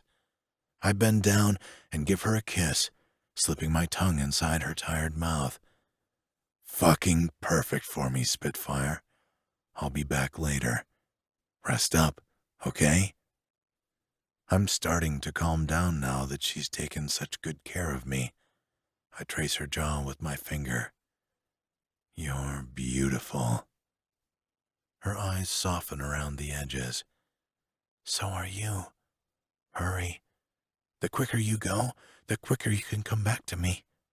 All right. I bend down to kiss the tip of her nose. Braveheart is at your store today, so just rest, okay? I'm afraid I took you too hard. Whatever that just was, feel free to do it again. I'm boneless, and I'm going to nap. She moves up the bed and gasps when she looks between her legs. I straighten and take a few steps toward the door. Oh, yeah. Did I forget to mention that the plug is pushed against your G-spot with every move you make? I tip her a wink and head out the door, double-checking to make sure I shut the door all the way. Phew! You smell like sex! Knives comments, throwing the ninja star in the air and catching it without cutting himself. Shut up. Let's go to More's and get this over with. Aye, Bullseye. Let's plan the room, yeah? Skirt asks, catching me before I can get down the hall. Fuck. I haven't really talked to Ruby about it yet. I don't want to agree if she isn't ready for that. Yeah, sure. I'll make sure Ruby is with me. Skirt smiles, his rosy cheeks becoming full. Sounds good. Knives, ready? Yeah, let's roll out. Bye, Hellraiser. I'll see you later. He leans in and kisses Mary within an inch of her life. I don't blame him. Every time we walk out the door could be the last time. We never know what we are getting into when we leave the gates, especially since we are getting into bed with Mora, so to speak. I have a feeling our hands are going to get dirtier. I pass Maisie sitting on the couch with Slingshot and jut my chin toward the door, telling him it's time to go. Sunny is next to Maisie, painting her nails so she won't be too bored without Slingshot. Patrick must have already headed out for the day. He'll probably already be there waiting for us. Time to go, Slingshot, I say, opening the front door. Maisie jumps off the couch and begins to cry. No, Uncle Slingshot, you can't go. Oh, man, the waterworks. It will be all right, Maze. I'll be back. I always come back. Slingshot picks her up, and her princess dress flutters around her as he plops her on his hip. She buries her face in his shoulder. Her dark hair fans around her face as her little shoulders shake with tiny sobs. Aw, Maze, baby, it's okay. He'll come back. Come here. Sarah holds out her arms as she sits on the love seat. No, I want Uncle Slingshot. Maisie kicks her legs and wails into his shoulder. Hey, look at me, Slingshot says softly, leaning away so Maisie has no choice but to look at him. Her big brown eyes are filling with tears, and her bottom lip is pouted as it wobbles. I'm going to be just fine, sweetheart. I always come home, okay? No more tears. I think someone needs a nap. He kisses the top of her head, and I swear the women around him melt and sigh dreamily as they look at him. I bet their ovaries are exploding right now. You taco swear?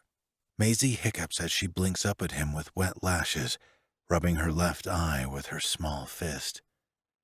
Now it's his turn to melt. I taco swear, Maze. He folds his hand like a taco. Come on, do it. She grins and copies him. Now, wrap your arm around mine and let's take a bite out of our taco. It's the only way the swear will be promised. They bite down on the pretend taco and pretend to chew. There, he grins, setting her next to Sarah. I love you, Uncle Slingshot, Maisie says.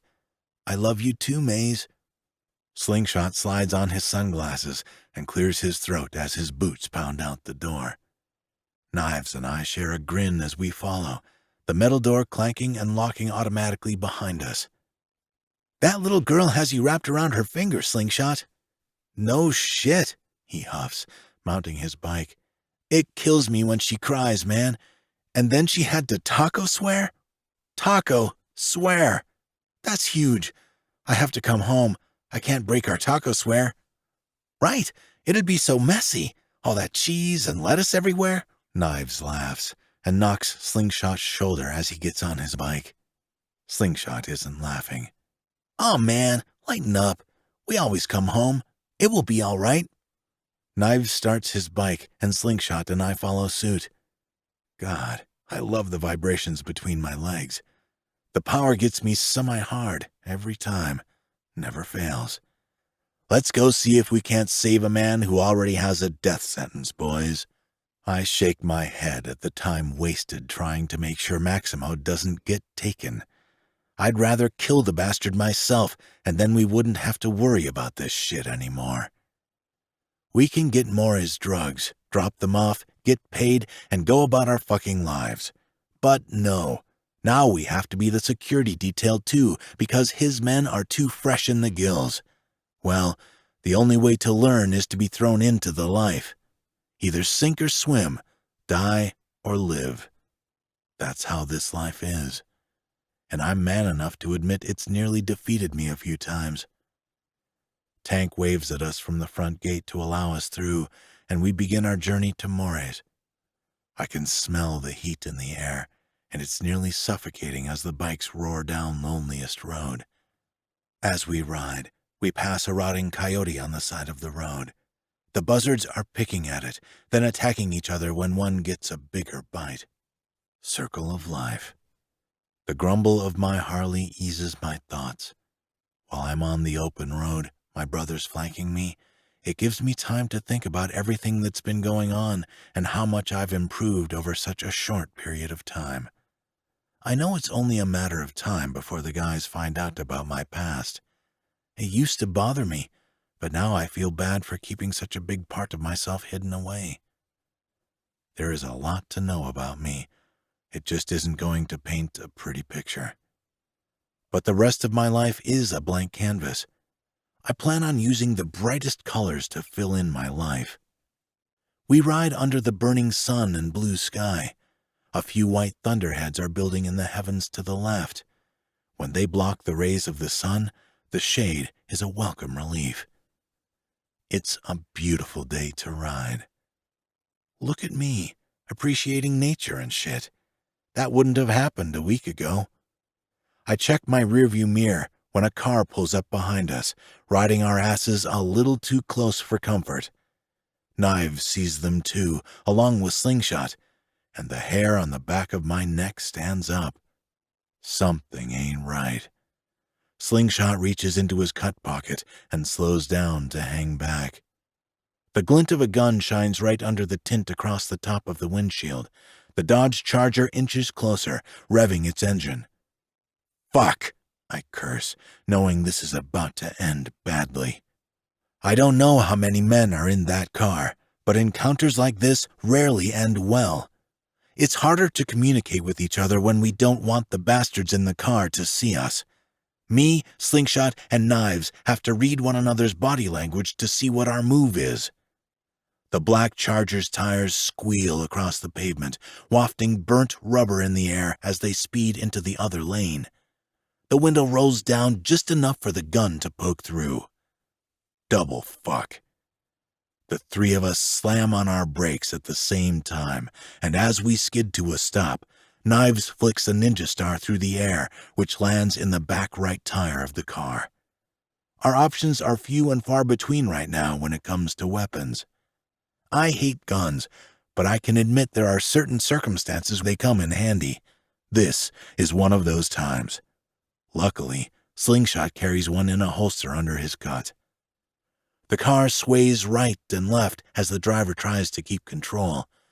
The gunman rolls down the window all the way and leans out, pointing the gun directly at us. At the same time, we hit the throttle and drive straight toward the danger. Knives dives left and slings another star through the air, just missing the back left tire. I reach into my pocket for one of my darts. They are sharp enough to penetrate rubber, but the car is fishtailing, making it almost impossible to get a decent aim. I try anyway, throwing the dart through the air, but it lands just above the left back bumper. Damn it, I fucking hate it when I miss. It isn't often, but those few times really piss me off. Moving targets are the hardest to try and get a good beat on. The car finally slides sideways, and Slingshot fires round after round into the car. Knives flings another star, which hits the front right tire while bullet holes pepper the glass. The passenger leans out the window, and time slows down. Being on a two-lane road gives us few options to escape, especially when the car is sideways, blocking our way out, and right now we are moving too fast to turn around. Plus, never give a man who has a gun your back. That's how you die. The screeching tires and glass shattering onto the pavement mute the chaos of my pounding heart. All I can think about is Ruby, my brothers, and my family. Now that I'm finally overcoming my bullshit, I'm ready to live. But sometimes living isn't always in the cards. The car spins until it's head-to-head with us. The chrome of the bumper gives one last glint against the sun before the driver slams on the gas. The passenger leans out the window, holding the gun in the air, and fires. Knives throws one last ninja star while I toss a dart and Slingshot fires his weapon. My dart lands right between the eyes of the passenger, and the gun drops to the pavement, igniting the trigger once more. Momentum and speed are lost against gravity, and the Charger loses its composure, spinning into the air and heading right toward us. There isn't anything we can do but brace ourselves. Metal crunches against the road, launching forward again in another turn. We punch the throttle and hang right, damming the road and taking our chances with the desert instead. Knives makes it onto the sand first, but the back end of the car clips me and Slingshot. The hit is hard enough to send me flying off my bike. I soar through the air, watching cactuses and the red cracked dirt under me pass by. My shoulder hits the ground first, and the breath leaves my lungs. Something cracks, I don't know what yet, and I'm suddenly in searing agony. Instinctually, I cover my face with my arms as the car spins over me, landing in a useless heap a few yards behind my head. Knives! Slingshot! I grunt as loud as I can. When I don't hear them, I yell and hold my hand to my shoulder. Guys! Silence. People think screams are scary, but that's not true. Silence is the scariest sound to hear. It's where the unknown lives. Chapter 20. Ruby. I don't think I can move my legs. Actually, I don't think I can move. Why would I want to move? Oh, Yeah. I sit up, giggling to myself as the plug rubs me in all sorts of delicious ways, sending that promise that Bullseye made to take me again later rushing toward my throbbing clit. I can't believe I can't touch myself, but I'm going to listen to him. I trust him to make me feel good later. I gasp as I stand and head to the bathroom. Oh, God! I groan with every step. How am I going to get through the day? Maybe I should take it out? I'll put it back in later and he won't even know. But I don't know if disobeying him is a good idea. That's asking for punishment. That's something to keep in mind. I flip the silver knob of the shower and step into the hot spray. I tilt my head back and wince, forgetting about the small cut on my head. I let the water flow over it, warming the stitches until the pain fades and the ache is gone. I stretch my neck and let the water hit my face. All the bruises and scratches from the attack the other night no longer hurt. There's a sliver of me that's still uneasy about the attack, like any person would be, but the majority of me is moving on. I don't like lingering in the past. It doesn't get anyone anywhere but pain and suffering. Why would anyone choose to suffer when they could live? A contented exhale escapes me as I scrub my body with the honey-scented soap. There are a few things I need to be worried about since I've been holed up here for the last few days, like my shop and Moretti, but I trust Bullseye to tell me the truth. When he says he has it taken care of, I believe him. Turning off the shower, I reach for the fluffy gray towel hanging on the silver rod and dry off. There's still a wanton heat building between my legs, but my body is becoming accustomed to it. The mirror is foggy from the steam, and I swipe it with the palm of my hand, staring at my reflection. My hair needs a trim, and my cheeks are flushed from the shower. There's a small red mark on the side of my neck, where Bullseye latched his lips and sucked when he pressed me against the closet door. I like it when he gets carried away. I spin around and turn my head to look over my shoulder and notice the attacker's bite mark is still there. It looks worse than it feels. Black and blue with teeth indentations. Damn him. I could cunt-punt him all over again. Sighing, I open the cabinets looking for a toothbrush. Something other than his. But when I come up empty, I'm satisfied. If I can suck his cock and he can eat me out, why is sharing a toothbrush so forbidden? I snatch the electric brush from the holder and squirt a line of minty paste across the bristles. While I'm unfortunately scrubbing the taste of Bullseye off my tongue, I think about everything he has shared with me, the faith, love, and hope he has put in me. I never want to give him a reason to doubt me.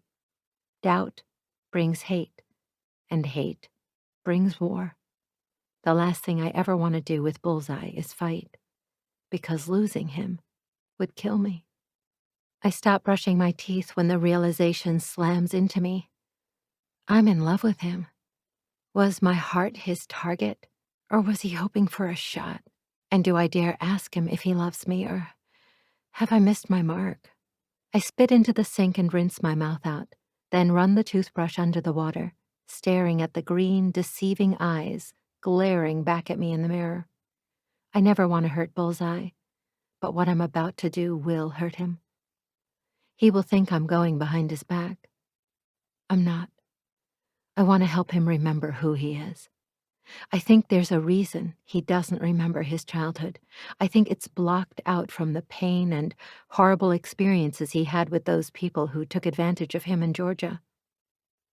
I think Georgia would want him to remember if he had loving parents, a dog, a favorite food, if he liked school, something, anything good. If I can help add anything memorable to his experiences, I want to do it. He deserves to have them. He needs to know if he was loved before he experienced so much hate. If I lose him for this, if he hates me for this, I'll have to live with that. Risking my love for him so he can regain the love he used to have as a child is a chance I'm willing to take. I hope he can forgive me. I head to the bedroom, running my hand over the top of the dresser. It's sleek, old and worn. It's chipped and dented in various places. It's obviously used. Something maybe everyone in this house has used at one point or another. It has a history. I like things with history. Throwing the towel on the bed, I open the drawer and snag a t-shirt, pull it over my head, and tie the loose material to my hip. I really need my clothes from my apartment. His are way too big. Next, I steal a pair of gym shorts and roll the waistband to get a better fit. Blowing out a nervous breath, I keep the reasons for doing this running through my mind and open the door. There's no one in the kitchen, but the smell of coffee lingers.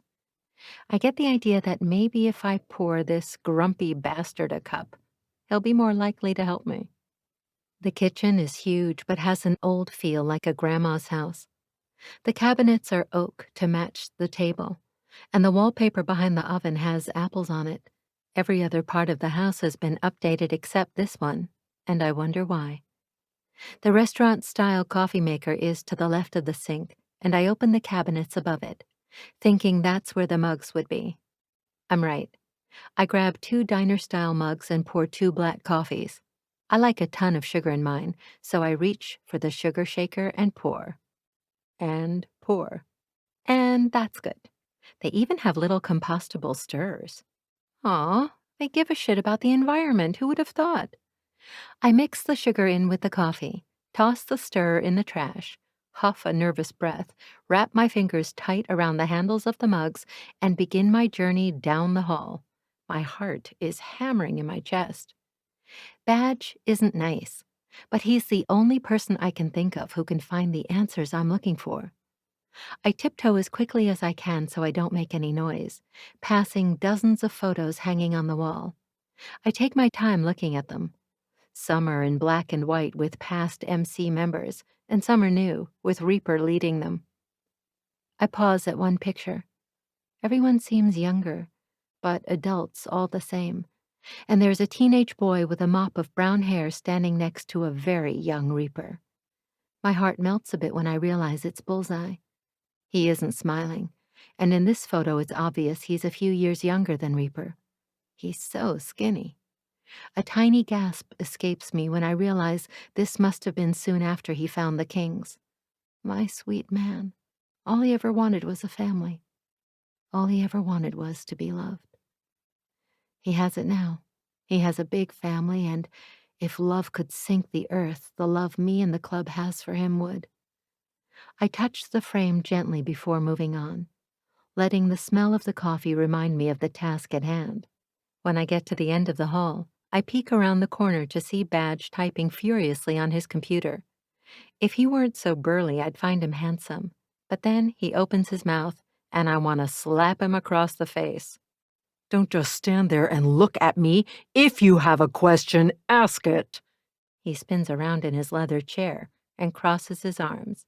His very large arms are attached to very massive hands that probably choke cute kittens in his spare time. Oh, God, those poor kittens. Does Badge even care about the kittens? I'm getting way off track here. I don't know if Badge ever harms innocent kittens. That for me? Or are you just going to continue to stare? Want a picture? Not sure how much Bullseye would like that, but whatever. Bullseye might like it. And I might too, but that's a conversation for another time and most definitely a different person. I step into his office and hold out the coffee. I'm here to talk about Bullseye, actually. He lifts a brow and brings the coffee to his lips, sipping it. He chokes and hands the mug out to me. You're trying to kill me before we can talk? Christ, that's sweet. My eyes round, and I steal the cup from him and exchange it with the one in my hand. Shit, I'm sorry. That one is mine. You'll be on your way to getting diabetes, too, if you aren't careful. That is pure sugar. Well, if I did get diabetes, at least I'd know Bullseye's would be controlled. He isn't fooling anyone. He thinks it won't affect him. One day, it's going to catch up to him. I just hope I'm here to help because he won't be able to help himself. I'm more responsible than he is. That's not why I'm here. I want to ask you what you know about Bullseye. I lean against his computer desk and try not to stare at all the monitors above one another lining the wall. These are security feeds from different establishments the kings own, I think. I hope. If not, it's just creepy. I know his name and his birthday. He grunts, taking a big swig of his coffee. That's better. He smacks his lips together. No, what do you really know? I prod. What do you know about him, as a person? He sighs, and it sounds weighted with guilt and regret. I can tell you everything about every member, down to their first sneeze, but not Bullseye. He's my brother. I'd die for him, but knowing him isn't something he has ever allowed, not with anyone. Except me. Bullseye came to us in a rough kind of way. I never asked questions. He was loyal, is loyal. He corrects himself. I figured he'd tell us when the time was right, but he never did, so I respected his privacy. Why? Did you ask questions with anyone else? Yes. Poodle. Badge grinds his jaws together. I'm older than I look. Okay, I don't know what that has to do with anything. Listen, we saw Bullseye in the worst way when he came to us. I've never seen anything like it before. He obviously had been abused. I wasn't going to prod. And then the time had passed, then more time, and then it didn't matter. He was a king, a brother. I'm not going to question it now or ever. I'm not asking you to, but I think you need to do some digging, I tell him, hating that I'm going against him like this. The things I know, there is a part of himself he can't remember, and I think remembering that will make him realize who he is. He leans forward, his dark brows pinching together to give his stern face a soft edge. He might not forgive you for this, if you tell me. I'm doing what is best for him, whether he realizes it or not. This is what is best. He needs to know.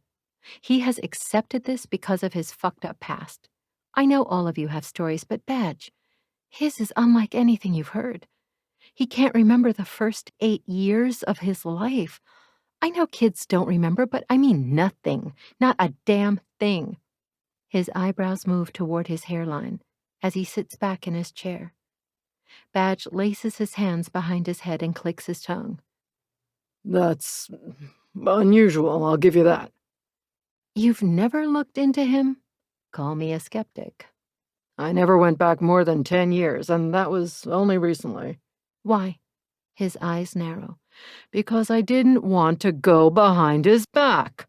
Badge is accusing me. That's fine. I'm a big girl. I can handle whatever life decides to throw at me. I did what was necessary for his therapist. If she wanted to know anything, she was going to have to get it from him. Very noble of you, I mutter.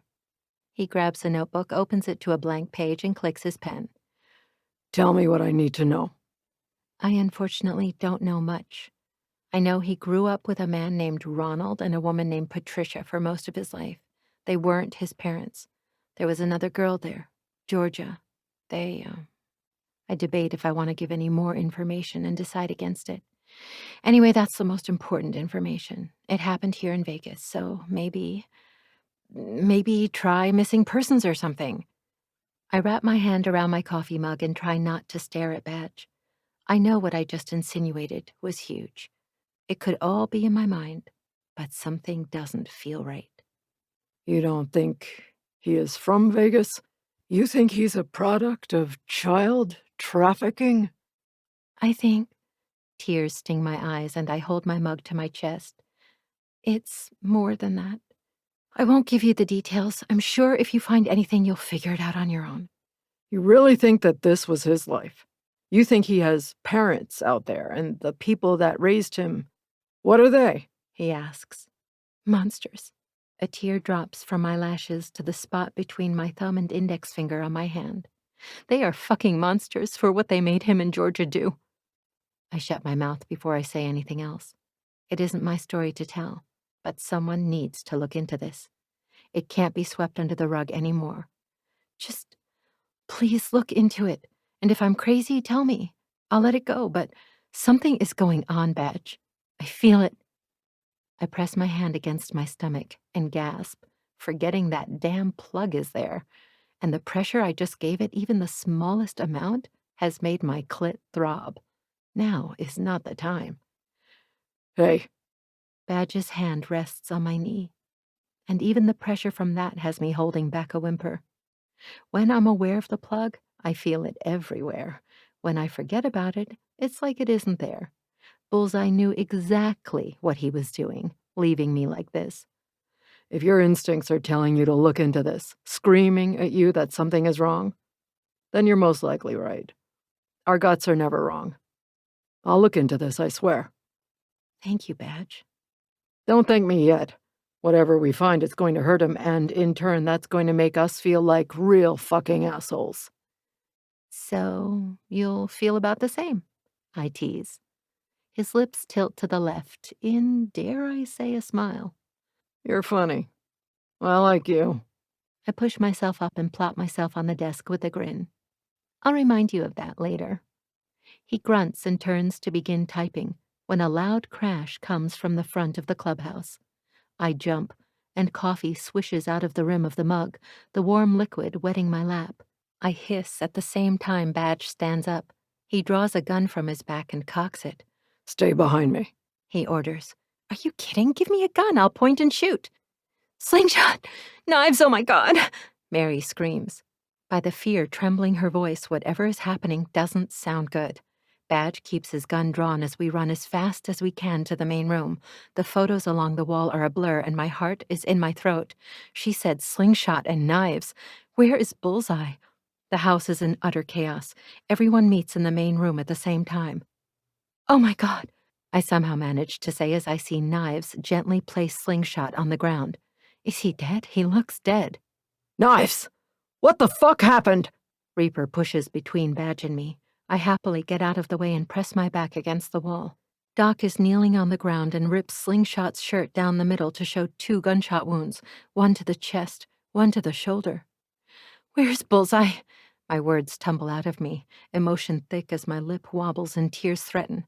Knives just stares at me. Where the fuck is he? What happened? I shout, needing someone to answer me. We were... Uncle Slingshot! No, Uncle Slingshot! Maisie cries and tries to crawl to him. I get her out of here. Put her in Aiden's room with Joy. Dawn. Skirt says, grabbing Maisie by her stomach and handing her to Dawn, his old lady.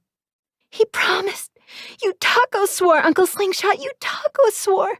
She screeches and wails at the same time as Dawn carries her through the hall to the kitchen, then down the steps to the basement. That isn't where Aiden's room is. That must be where Aiden is, though. Okay, Knives, what happened?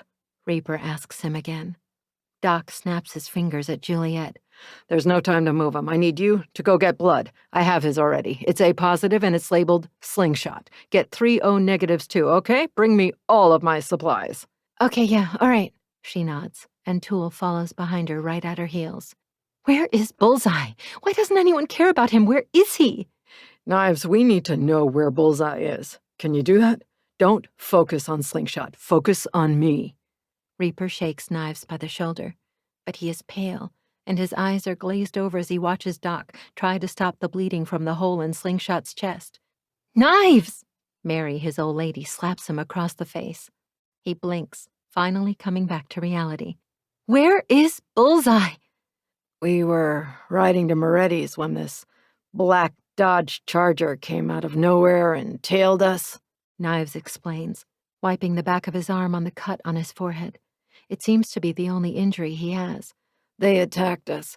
I threw my star and busted a tire. They had a gun. Slingshot drew his, and it was fucking crazy. Bullseye threw his darts, and I don't even know what happened. The car lost control after another tire blew, and it flipped in the air. I made it to the desert first, but the car clipped Slingshot and Bullseye. I didn't know Slingshot got hit until I woke up, and when I woke up, Bullseye was gone. The bodies in the car were gone. I drove Slingshot and me here since my bike was the only one not fucking ruined. I swear that's all I know. Bullseye is gone. The breath leaves my lungs, and Badge catches me as my knees lose control. Reaper is stomping his feet furiously. God damn it, Badge! Figure it out! Find him! I'm going to Mateo, and when I get there, I swear to God if he has anything to do with this, I'll kill him. Doc, how is Slingshot? Juliet sits down next to him with a bag of supplies and blood and gets the transfusion going right here in the living room. There's a puddle of red on the floor, staining the edge of the carpet, and Slingshot's eyes are closed. Doc rolls him over to check the wound. Both gunshots are thrown through. That's good, but I have to stop this bleeding. He's lost too much. Way too much. I don't know, Reaper. I'll get him stable and move him downstairs, but he cannot fucking move from this spot. What are his chances? Skirt asks. I don't know. Doc whispers. He'll make it, right? He has to. It's Slingshot, Tank says, standing in the middle of the entryway. I don't fucking know, Doc shouts as he meticulously cleans out the wound. If there is one thing I know about Doc, it's that he's level-headed and calm all the time. He doesn't yell. Everyone in the room is quiet, and Sarah is on the couch with Joe, cradling their stomachs as they cry. We can't lose him, Knives whispers. You think I don't fucking know that? Doc snaps, then wipes the sweat off his forehead. I know, he says brokenly. And that's when it hits me. He doesn't know if Slingshot will make it. He isn't confident. He's scared. I need Bullseye. I lift my eyes to Badge, tears breaking free of my lower lash line. I need to find him. His diabetes. You know he doesn't take care of it. I have to get to him. We have to find him. I'm a blubbering mess, just like everyone else in the room. We will. None of us ever lets one of us be lost. I swear we'll bring him home. Badge does the one thing I don't expect him to do. He wraps his arms around me and holds me as I cry. These arms don't wrap me in the same safety as Bullseye's do, but I'm appreciative anyway. Bullseye isn't gone, he'll come home. He has to come home, because he is my home.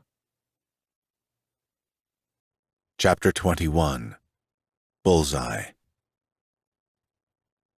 The lingering smell of smoke wakes me up. Not cigarette smoke, but old smoke. Like this place has smoke in its bones. It has my head throbbing. I've been in and out of consciousness for a few days now. I haven't been able to pinpoint where I am exactly. I'm not awake long enough to try and figure it out. I think I have a concussion from the accident. Now that I'm blinking my eyes open, I don't feel a sickness swirling around in my stomach. My eyes adjust to the darkness for the first time since arriving at my cage. I shake my head free from the dizziness still trying to tickle the back of my brain. Well, well, well. Look who has finally joined the party, someone says from the shadows. I look around the room, and at the same time, something tugs on my ankle. The sun is pouring down the staircase into the basement. No. Impossible. I cannot be back here. I turn around and check the cement wall behind me. Frantically, with my heart in my throat and fear in my mind as the worst memories play on repeat, my fingers trace the marks I made all those years ago. I scramble to the corner, and my leg tugs on the chain just like it did in the past. My boots scuff against the floor, sliding through the buildup of black soot from the fire I caused 18 years ago. Bursts of sunlight peek through the broken floor above, which tells me the entire house burnt down like I wanted, but this fucking hellhole remained. I should have known. It's a cellar. Motherfucker. How did I end up back here? No one knows about this. I am the only one. You look like you've seen a ghost, the man says, creeping out from across the room. A ghost? No. Am I freaking out about going back in time? Fuck yes. How is it possible that I can still smell the fire burning? Why the fuck am I here? I demand. The soot is affecting my voice, grabbing it by the vocal cords and poisoning it. Every time I inhale the rotten memories that have turned to dust in the ash settled in this place. And who the fuck are you? My head hits the wall behind me, sending a fresh wave of pain through my already aching head. The crunch of debris tells me he is walking closer, and I force myself to stand, swaying on my feet. Fuck, I really don't feel well. How long has it been since I've eaten? Since I drank anything? You killed a few of my friends in that car, he says, leaning against the old wooden rail of the staircase. They tried to kill me first, so better them than me. I spread my arms to the side. Now, are you going to keep this suspense high and drag this out for a few more days, or are you going to tell me what you want? Who are you, and why the hell am I in this shit cellar? I want to make sure I come across as clueless. The last thing I need for this guy to do is find out that I grew up in this room, in this very fucking spot I'm standing in. That the degraded cot frame a few inches in front of me is where I made love for the first time. No one needs to know that. This has to be a coincidence. He's a bad guy. They all have a space they like to take their victims. Like the Kings, we have the playroom. This cellar has been here for years, so who knows what other horrible things have happened in this room. I'm one of Maximo More's men. It didn't take too many brain cells to figure out Mateo would call you. He's always been a fucking pussy. He can never do the job himself.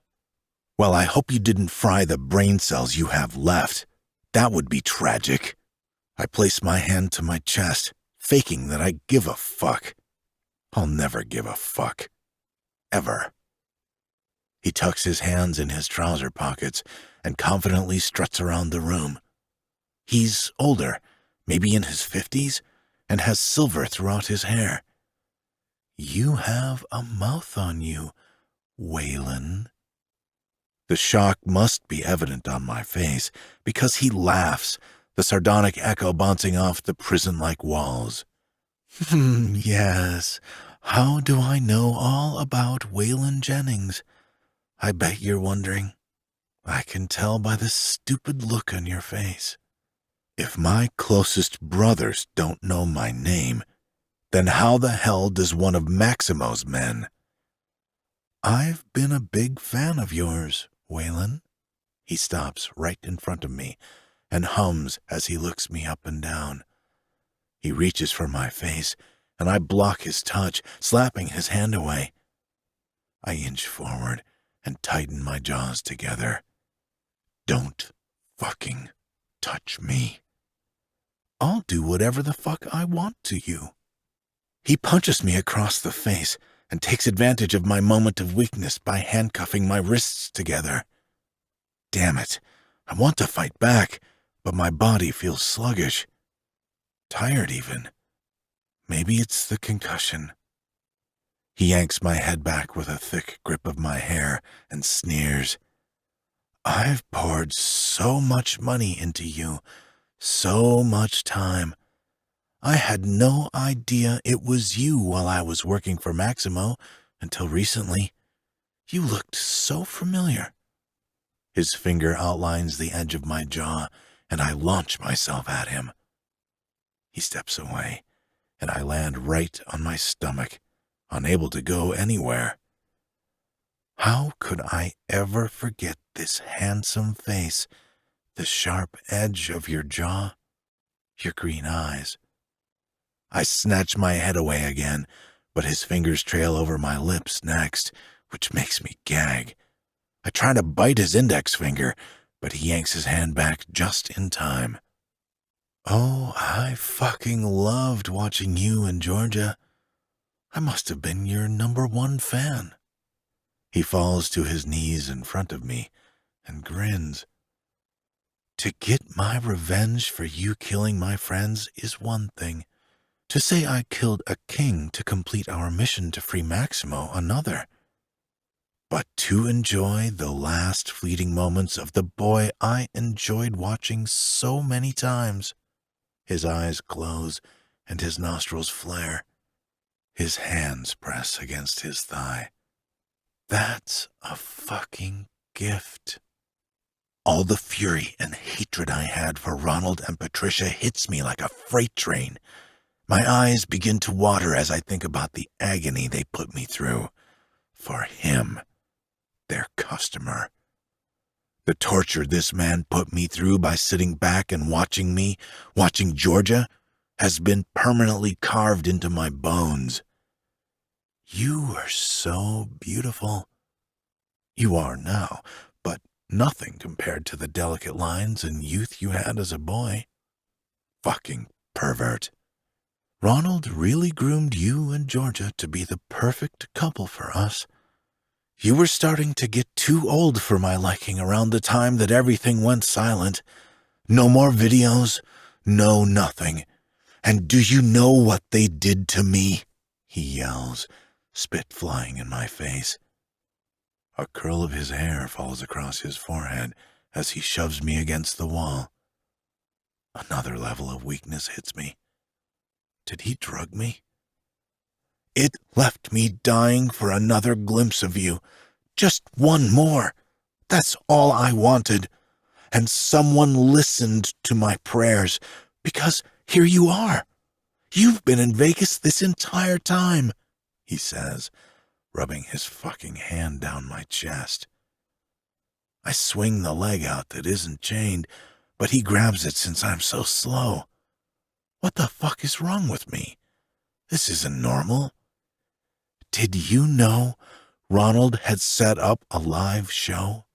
Invited his best customers to come see and sample the two of you? He grabs my cock, and I freeze, too nervous to move. It's a delicate fucking position I'm in, and I can't fight him off. I happen to like where my dick is, and the last thing I want is for him to rip it off. Not like I could fight anyway, with how my body is shutting down. I think I'm dying. I paid top dollar for you, boy. The highest fucking bid. I couldn't wait to get my hands on you. Couldn't wait to see this pretty mouth wrapped around my cock. God, I dreamed of those pouty lips. He hums, as if he just tasted the best treat of his life. I dreamed of sinking into that young ass and claiming it. I bet no one has claimed it, have they? You're fucking disgusting. I gather a wad of spit and launch it in his face. It lands on his cheek in a thick glob. People like you make the world worse. People like you ruin lives.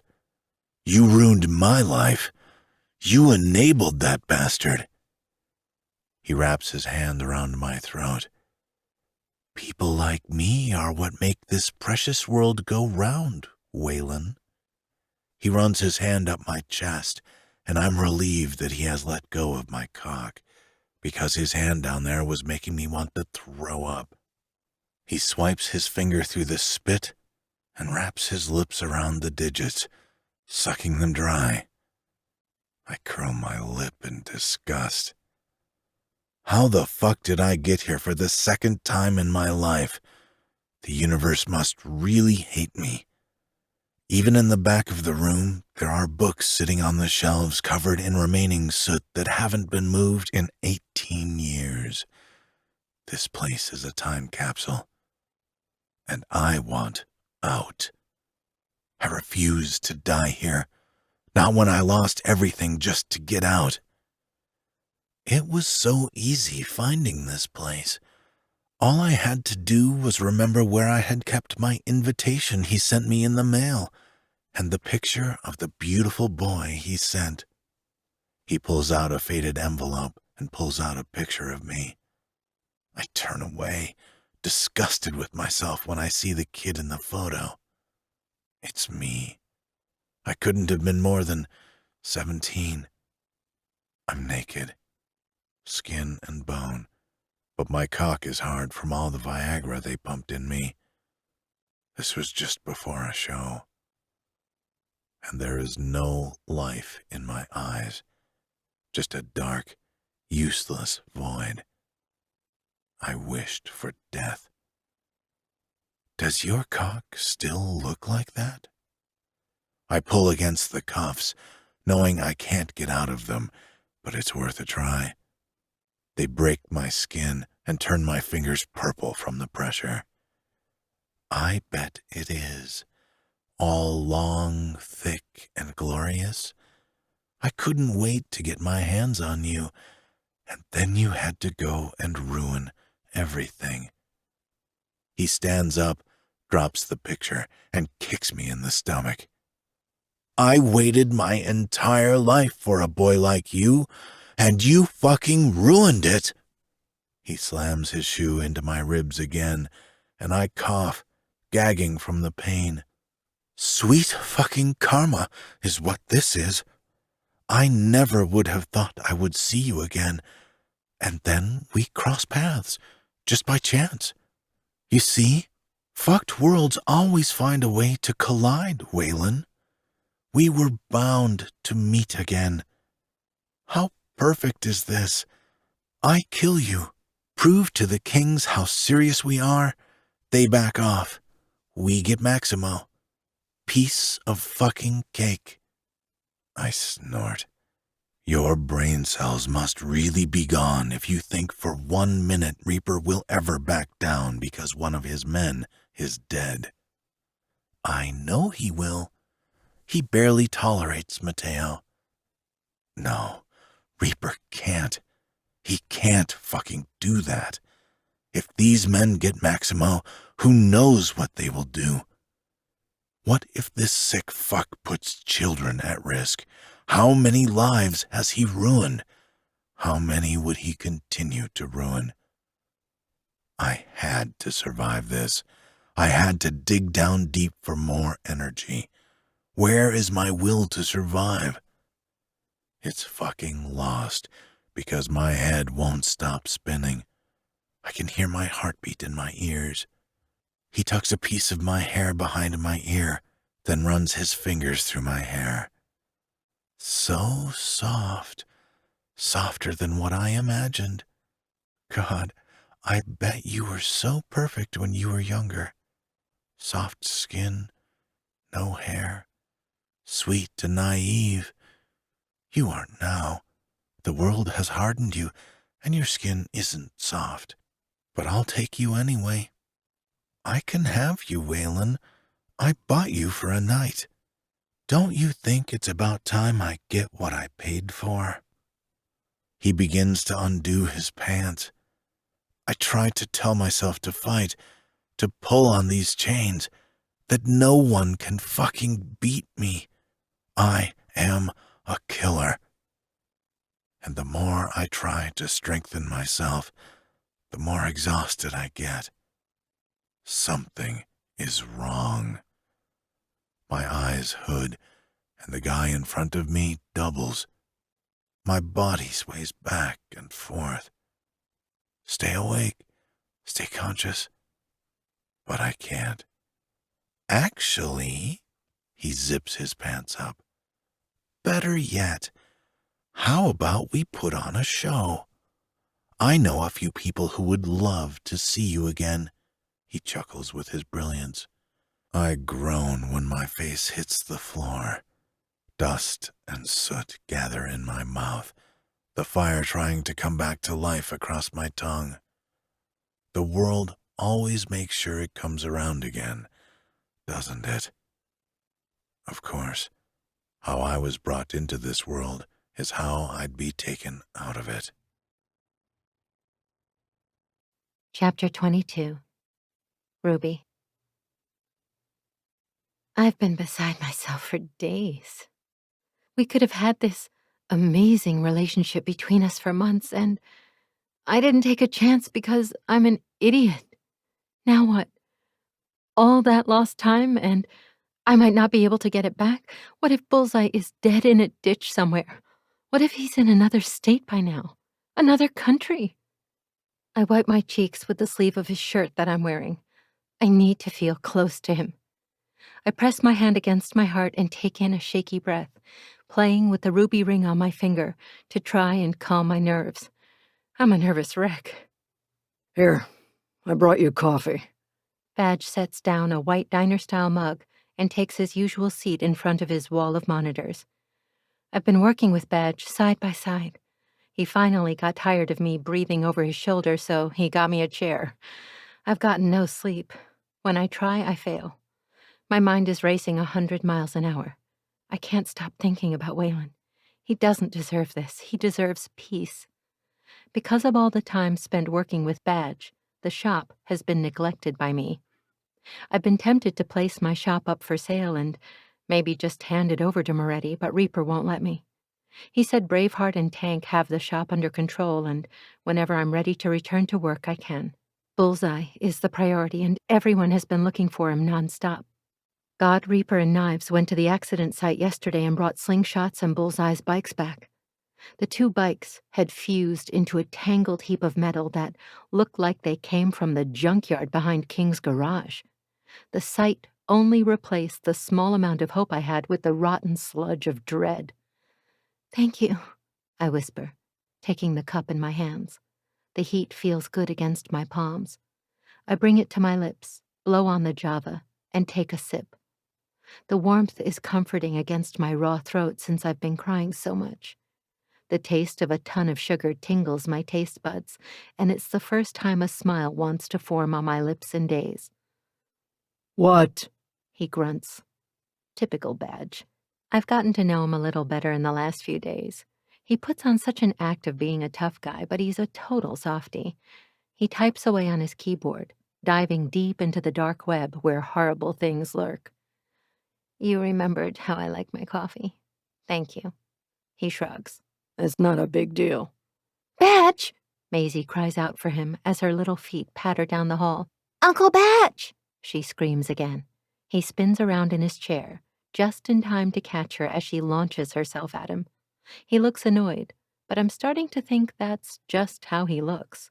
What is it, Maze? I'm working, trying to find Uncle Bullseye, he says gently, barely hiding the hint of annoyance in his voice. He wants to get back to work. I take another sip of my coffee just to hide my mouth behind the mug. "I'm scared. I don't want Uncle Slingshot to die. He won't wake up."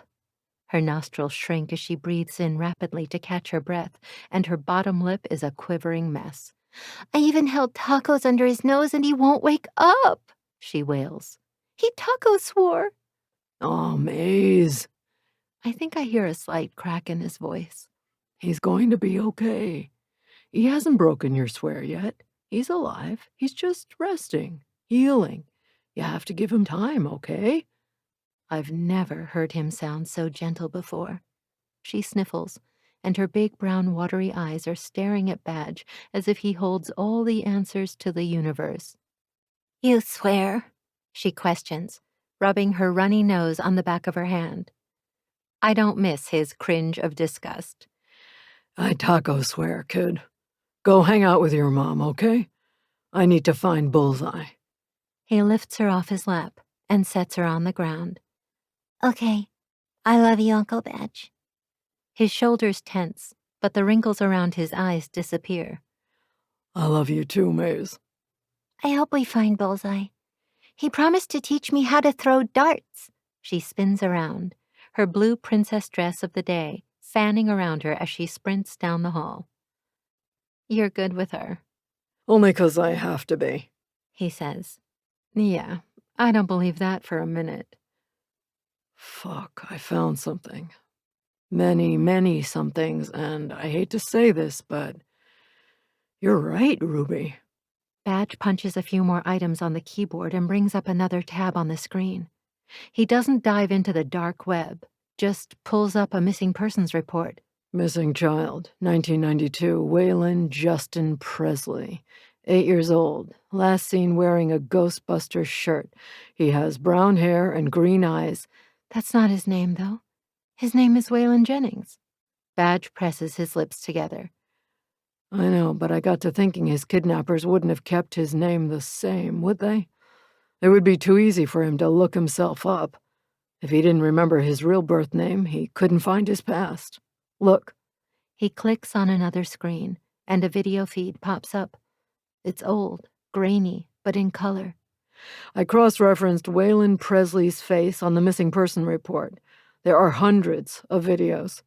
He clicks on the very first one uploaded. Oh my God. It's him. It's Waylon. It isn't sexual, which doesn't make sense because Bullseye said they started filming him at 16. Badge points to the kid wearing a Ghostbusters shirt. They had a live video feed on him since he was 8. He sneers. People were just paying to watch. My stomach rolls with nausea. He clicks to another video, then another and another. They are all the same. It's just him sitting there crying for his mom, which has me silently crying for him as well. But in the following video, things change. He isn't crying anymore. He's not wearing a shirt. And he seems different. That's the moment where his brain shut out his past. It was too much trauma for him to handle, so the mind did what it does best. It tried to protect him. Badge clenches his fist together and slams it down on the table. I've seen this before when I was a cop. It never gets easier, especially when this is hitting us so close to home. Badge clicks through other videos and then clicks on one where Bullseye was made to perform, but quickly exits out. I feel like the scum of the earth for seeing that. Why are these videos up? Why haven't the cops or the FBI taken them down and arrested the bastards that watch this shit? Because this is one out of hundreds of thousands. That's terrible. My Bullseye slipped through the cracks because there were too many like him. How unfair is that? Wait a minute. Badge stares at the screen and tilts his head. There's a live feed, but Bullseye's face just dinged it. Not when he was younger, I can trace it, he says, elated with a big grin on his face. We can find him. I just need some time to pinpoint this asshole. Hopefully he is sloppy. Badge clicks on the video, and this time, the feed is crystal clear and in color. I gasp, and Badge and I lean forward at the same time. Bullseye is lying on the ground, eyes closed, but I see his chest rising and falling. Oh my God, he's in the same house! I point to the chain on the wall attached to his ankle, and then point to an older video with the same chain in the same spot. They took him back. I can't hold it back anymore. I lean over the chair and grab the wastebasket and throw up. It's just coffee and water. I haven't been able to eat much since he's been gone. I've been too worried. It's a live feed taking bids, high bids. It's for a front row seat. To what? To whatever this guy has planned with Bullseye. We have to win those seats, Badge. What would you have me do? The bid goes up every second. It's already at $1 million. What? That makes no sense. He's a grown man. He isn't a boy anymore. Don't people pay that kind of money for their perversions? Bullseye himself is a perversion to this man. He never got to have Bullseye before, but he gets him now. I bet the audience he is gaining is the same audience Bullseye has had before. We don't fucking have a cool million just lying around. I stare down at my finger and lift my hand up. We have a cool 2 million. Badge's eyes lock on the ring, and he whistles. That ring has been in your family for generations. Are you sure? I don't know how he knows that, but I'm not going to ask. I'd give up all the rubies I had for him if I had more. This is worth 2 million, or it was 2 years ago. I could have lived a really great life if I sold this ring when I lived on the streets, but now I know why I didn't. It was for this moment. Badge brings up a chat window and types. Ruby ring worth 2 million in exchange? He asks. Now we wait. 3 dots pop up, and both of us scoot closer to the desk. That was fast, I note. They are all about making money and getting their dicks wet. I cringe at how crude that sounds. Sorry, he states unapologetically. The computer dings in a reply which steals our attention again. Seat is yours, bidding's over, be here in 1 hour. If you don't have the ring, I'll kill you. The chat box closes, and while the live stream is still up, the countdown clock begins, and the bidding numbers switch to a 4-letter word. Sold. My throat tightens. I never thought I'd be right here, bidding to get my boyfriend back to me. I'm tracing it, he informs me. It would be easier if we had Ronald and Patricia's address, but badge came up empty. He thinks those were aliases, not real names for us to go by. We will never know their true identity, but I'm fine with that. I just want Bullseye back. I hate that you were right. I give Badge a curious look when I see guilt written all over his face. I might have been able to prevent this if I dug deeper. Maybe I could have found this guy. Don't put this on yourself. There's no way you could have known this. No one did. I wanted to think his past was behind him. I only wanted to help him. I had no idea it would be tied into the present. Badge hits one of the keys harder than necessary and gives me a toothy, villainous smile. Well, let's go end it for him because I just got a hit. It's only a 20-minute drive. Badge stands and without another word to me walks away. Okay. I hurry behind him and follow him to the main room. Slingshot's blood has stained the floor, and everyone is solemn, sad, and quiet. Practically every single member of the Ruthless Kings and all the old ladies are in the living room. It's as if we all need to be close to one another. We found him, and he's close, Badge announces, pinching the bridge of his nose. It's pretty fucking terrible. I won't give details, it isn't my place. Ruby and I are going, who else wants to go? Why is Ruby going? She should stay here safe with the women and children, Skirt says. I know he doesn't mean it in a bad way, but it ticks me off. I'm going to kill the son of a bitch that has done this to Bullseye again. It will be the last time anyone ever retakes advantage of him. If you have a problem with it, maybe you should stay and sit this one out. I sneer, readying myself for a fight. I'll throw hands right fucking now. Crivens, a little pit bull lives in that chihuahua body. Skirt chuckles and holds up his hands. You won't hear me say another word, Ruby. Apologies. We're all on the same team here, Tiger. Retract the claws. Badge jerks me backward by my left shoulder, muttering curses out of his mouth that only I can hear. Anyway, anyone want to come? I'm not surprised in the least when everyone raises their hand, even the pregnant women. Doc snorts. Nice try. This pregnant group is staying home, right here where I can keep an eye on everyone. He bends down and kisses Joanna on top of her head. I know you might need me, but I'm needed here. I have to keep an eye on the ladies and Slingshot. I'll go, Juliet pipes up. You've been teaching me. I can go out into the field without you. If you're sure. Doc sounds hesitant, but I would be too. Juliet is going to school to be a nurse, not a doctor. I'll go too. Reaper places his glass of water on the table. It's the least I can do. Tool will stay here, and so will you, Skirt. Where the hell is Patrick? I haven't seen him, Poodle says, petting Lady's head.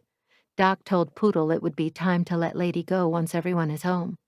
He's been MIA a lot lately. Reaper tilts his head back and stares at the ceiling. Don't let it be his sobriety. I can't handle this shit right now. Okay, we're taking the truck. I don't know what we'll find, but we need to be prepared. Where's Sunny? Melissa? I want to make sure the girls stick together while we're gone. Downstairs, visiting Slingshot. Doc answers, keeping his arms folded across his chest. Okay, let's go. I don't want to waste another minute. Reaper reaches for the hook on the wall and snags the keys to the black Ford Raptor outside. If anything happens to Bullseye, I'll never forgive myself. Touching the ruby on my finger one last time, we head out the door to reclaim the most important person that's ever been lost. The weather fits the mood.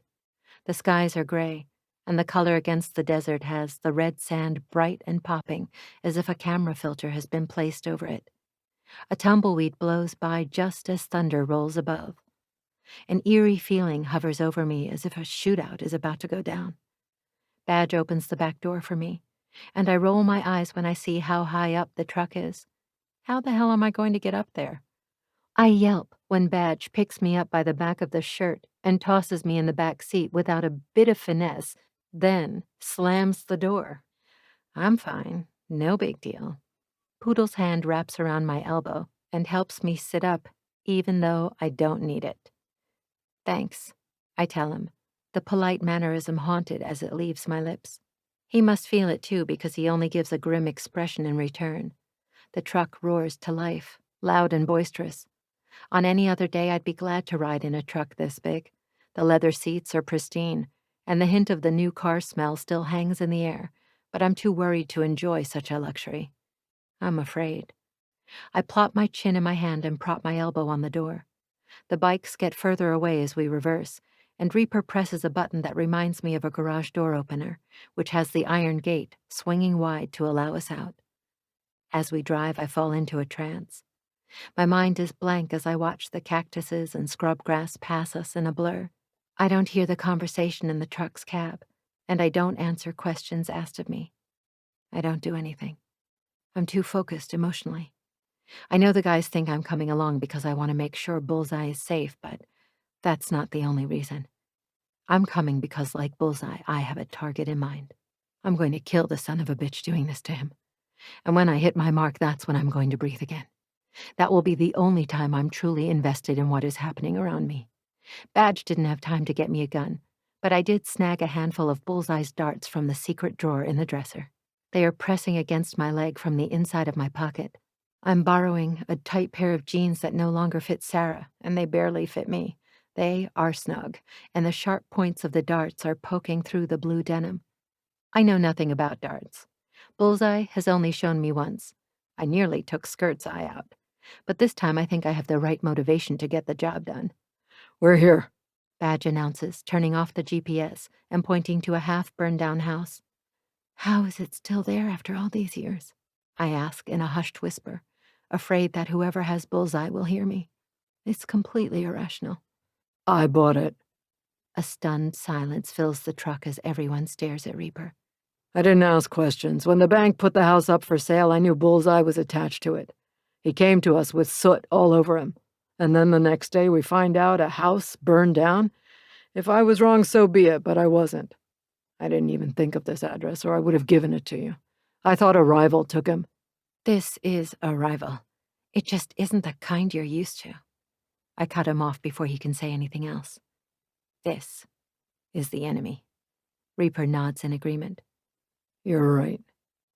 I think it's best if I go in alone. He won't expect me, and I'm the one with the ring. No. Badge replies, immediately shaking his head. Out of the question. Why? Give me 10 minutes and then call the cops. I protest. We don't do cops. We'll do this the ruthless way. The way Reaper's voice deepens has me afraid for my own life. I think that's a good idea. We'll surround the place. We'll make sure you're okay and covered. But if we come in with you, it could cause alarms to go off, says Badge. If anything happens to her, it's on you, and you get to explain to Bullseye how you let her walk into a dangerous situation, chimes in Poodle. I'll be fine. I don't think this guy is too smart. He didn't think this through. Don't underestimate him, okay? Guys like him are sick and twisted. Don't take his sickness for weakness. He's gotten away with this for a long time. Reaper levels me with a firm stare. In his eyes are something I never thought I'd see from him. Trust. The ruthless kings are trusting me to get their brother back for them, and in return, I have to trust that they will protect me. I open the door, jump to the ground, and carefully close the door with a soft click. He won't be getting away with it anymore. I thrust my shoulders back and strut to the half-burnt-down house. The only thing left of the ranch-style home is the half of the frame that seems untouched by the fire, but is darkened with smoke damage. The other half of the house is burnt to a crisp. The windows are gone, but the frame managed to survive even if the wood is black. I pause in front of the house, staring at the place Bullseye once called home. It's not a home. It's a house of horrors. I don't give a damn what I have to do. I will free him from this place. The mailbox on the left looks untouched. The post is rotted, and the plastic bin is covered in dust. I open it to see if there's any mail, but there isn't. I don't know why I checked. Part of me wants to know their names. There's a walkway that leads from the mailbox to where the front door used to be, and I take the first step toward Bullseye's salvation. I don't know how he'll feel about a woman coming to his rescue. He's definitely the kind of man who does the rescuing and killing, but this time, he has me. He isn't alone anymore, and that's all that's needed truly to save someone. A slight breeze pitches through the air, bringing the faint scent of soot. Makes sense, since half the house is covered in it. Out of the corner of my eye, I see movement. It's Poodle and Juliet hiding behind a neighboring tree. I can feel the rest of their eyes on me, and I know I'm safe. I'm not scared.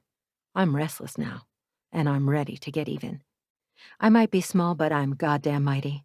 I'll go down kicking and screaming before I ever give in.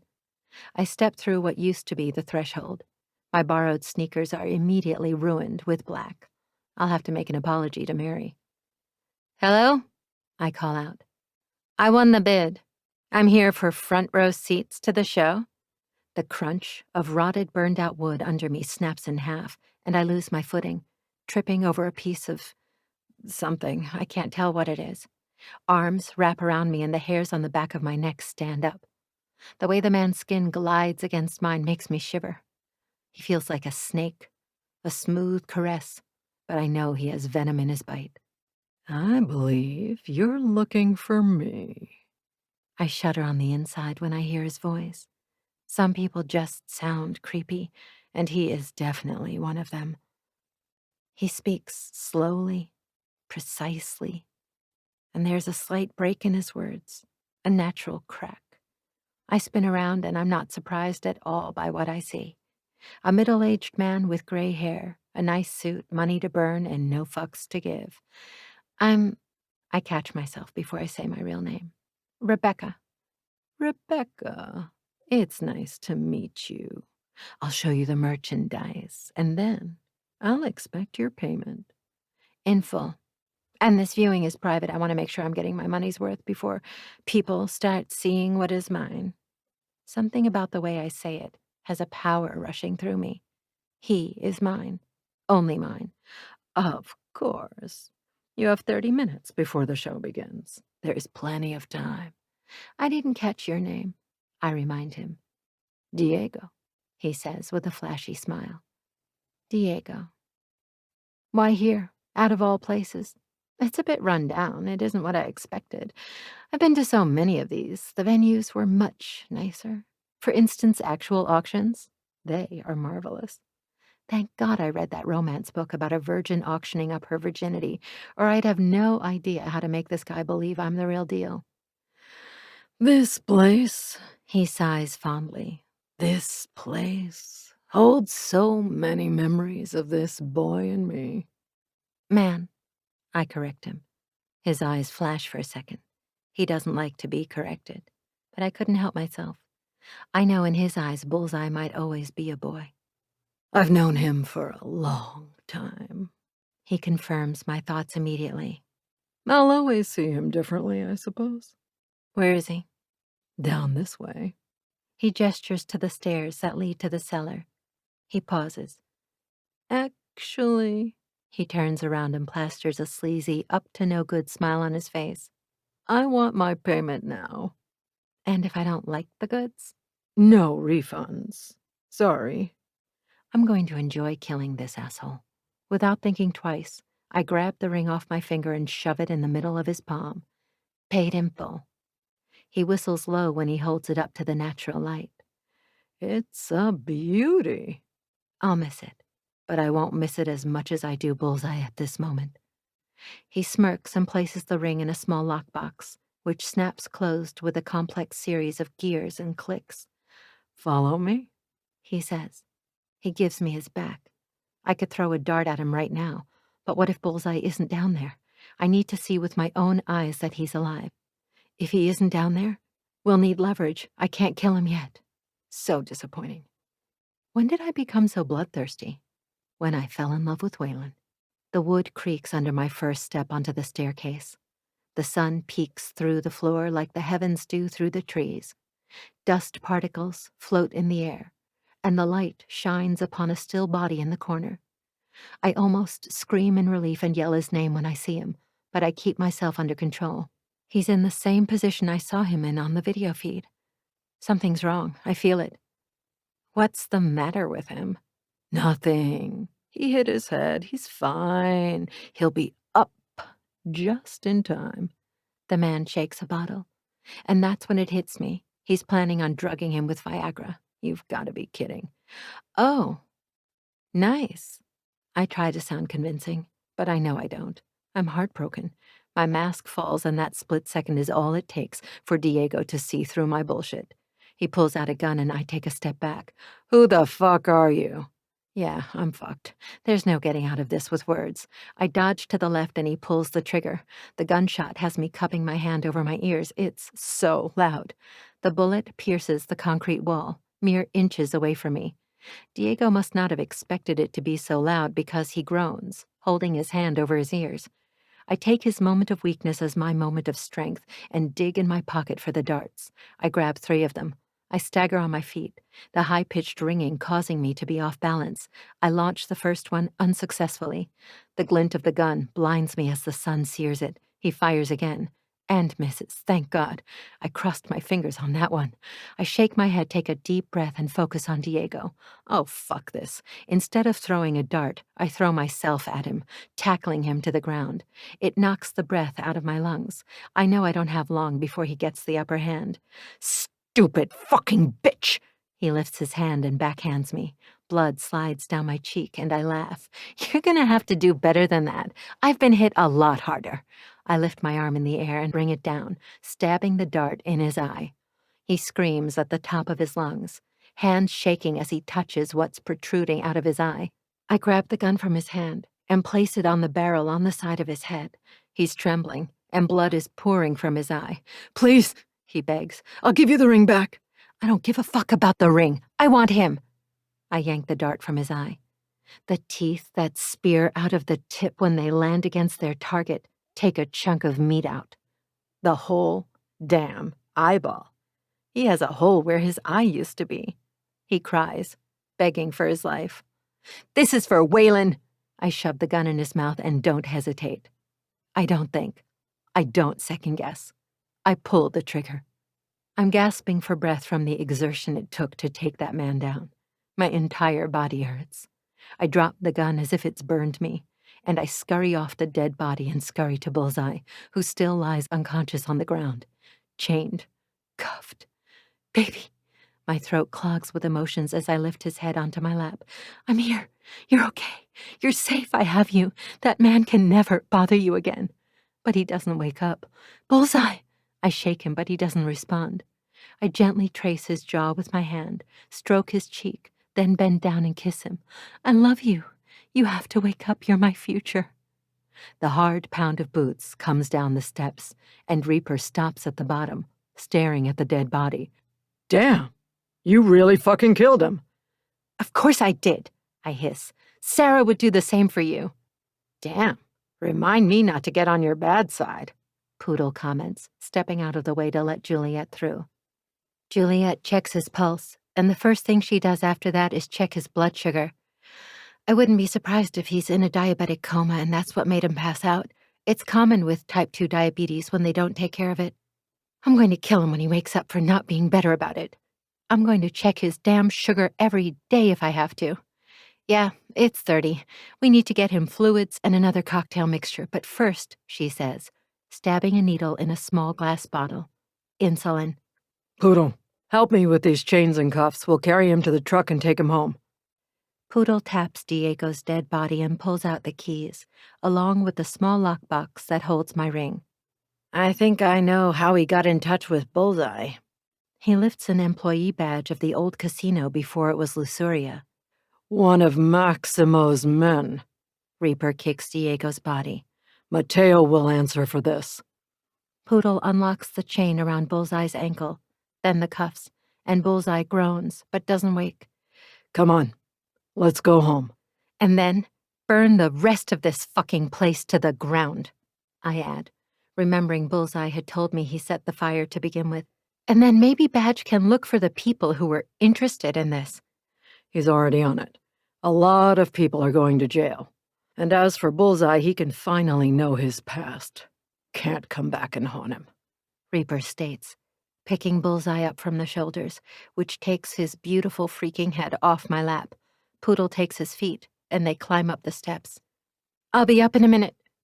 I throw my hands on my hips and hold back the emotions. No tears. No tears. It's hard not to cry when his pain surrounds me. I run my fingers over the wall and the lines etched in stone. This place is so cold, haunted by a little boy's fear. He made these lines. He kept a tally. My heart fucking hurts for him.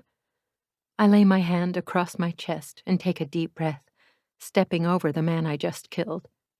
I don't feel bothered by it at all. My way of thinking is that this man deserved it. I hold no guilt for what I've done. Maybe it's my way of categorizing things. Maybe it's how I deal with pain in order to overcome it. I run my fingers along the spines of the books that Waylon used to touch, aged soot falling off in chunks. There's one book that isn't pushed in all the way, and I open it to the bookmark.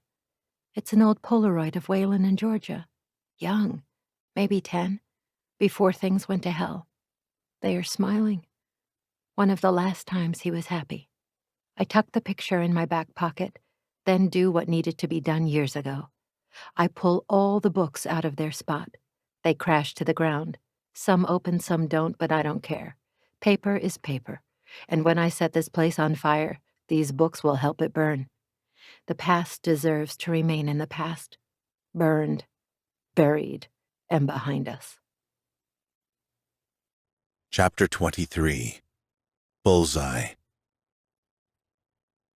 Stop fussing over me. I'm fine, I complain, yanking my body back to put on my own shirt. Spitfire, I love you, but if you don't let me put on my own damn shirt, I'm going to scream.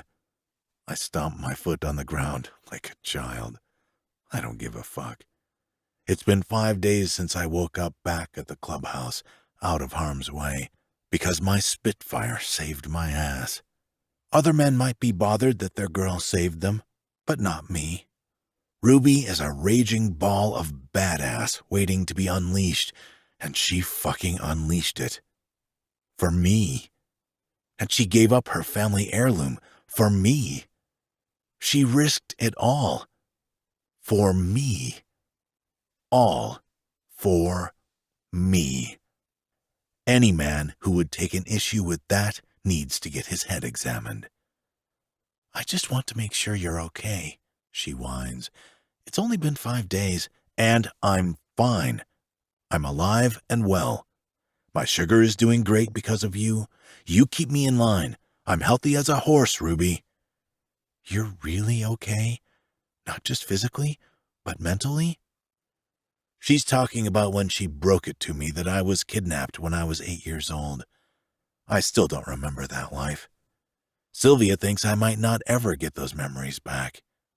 Honestly, I don't know how I feel about the information.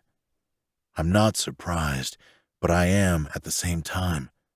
It makes everything make some sort of sense, but then it leaves me dumbfounded. I still can't quite put together that my real name is Waylon Presley, not Jennings. Saying it somehow feels right, but it also makes me sound like an oldies singer. I hate oldies. Knock, knock, Badge announces before entering anyway. I have something to show you. We're all in the living room. Whenever you're ready. I groan. I want to be left alone. I want to be alone with Ruby, actually. I want sex. I want her on her knees sucking my cock. But since everyone thinks I need more time to heal, I've been abandoned. No one is listening to me. Ruby is slapping my hands away when I try to palm her tits when we go to sleep. I just want to fucking come. Using my hand isn't the same. I know there are more important things in life, like my life. I'm thankful to have it, but I'm ready to live it now. I'm ready to officially start my life with Ruby. I want to move on. Be there in a minute, I sigh, dropping to the edge of the mattress. I want 5 minutes where I'm not surrounded by people. The only alone time I get these days is when I go visit Slingshot downstairs. Poor bastard. If I'm grouchy, I know he is being stuck in that basement. Maisie hasn't left his side. He has makeup on, his nails painted, tiny pigtails, and whatever other girly shit exists, he has on him. She's happy he is alive. We all are. Are you? I hold up my hand to stop her from saying another word. Please, for the love of God, do not ask if I'm okay.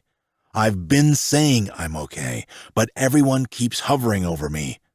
I get it. You're concerned, but hell, let a man breathe.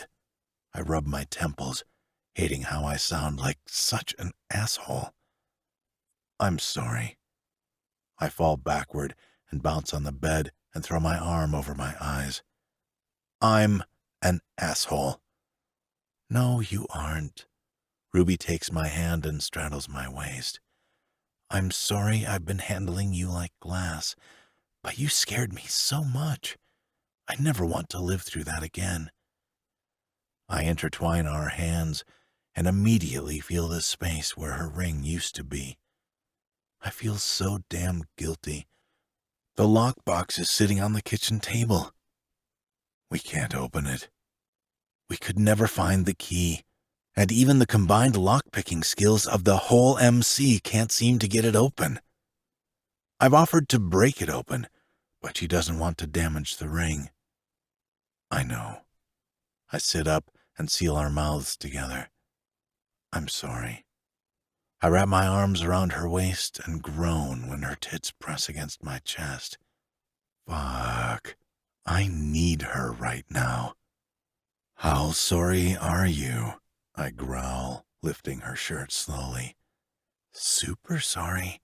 She bats her eyelashes, playing along. I just don't think there is anything I can do to make it up to you. I finally squeeze her tits, and my cock plumps as her hard nipples rub against my palms. I can think of a few ways. I have 2 in my hands right now. Bullseye, she giggles, which turns into a moan when I twist the sensitive beads. Bullseye. This time when she says my name, it's with want and need, not laughter and fun. Hey, you guys coming or what? Bad shouts from the other side of the door. Will you fuck off? Christ, what's a guy got to do to get fucking laid around here? Fuck off. We need 10 minutes, Badge barks, stomping away in a fit. Ruby snickers and crawls off my lap, which takes my hands out of her shirt. No, no, no, come back, I beg. I'll plead. I'll buy her diamonds. I'll do anything. A man if fucking desperate. Come on, let's go. And then after, I'll give you a treat. She fixes her bra and her shirt. Her cheeks are flushed, and the tip of her pretty pink tongue is swiping against her bottom lip as her eyes lock onto my erection. I can't hide how she makes me feel. I always want her, no matter the time or place, no matter my health. I want her. Hey, I tug her to me, inhaling her honey scent, and relax. I need to just relax. Everyone has been supportive, and what I need to do is appreciate more than I am right now. I love you. You know that, right? I stand up and cup her face with my hand. I don't miss the way her eyes flutter and the way she leans into my hand. I love you too, she says wistfully. Now that I've come to terms with so many things, I want you to know I'll be different. I'll be better. The man you deserve. I'll love you fiercely, protectively. I won't be so afraid of the future. I want to give you everything, Ruby, especially since you've given it to me. I slide my hand into her back pockets and steal a quick squeeze of her sexy ass. Next time I get her naked, I'm going to bite it. Bullseye, you're everything I want. Always. You're the strongest man I know. I scoff, remembering all the vulnerable moments I've had with her just within the last few weeks. I didn't realize how much I needed to heal until Ruby touched me for the first time.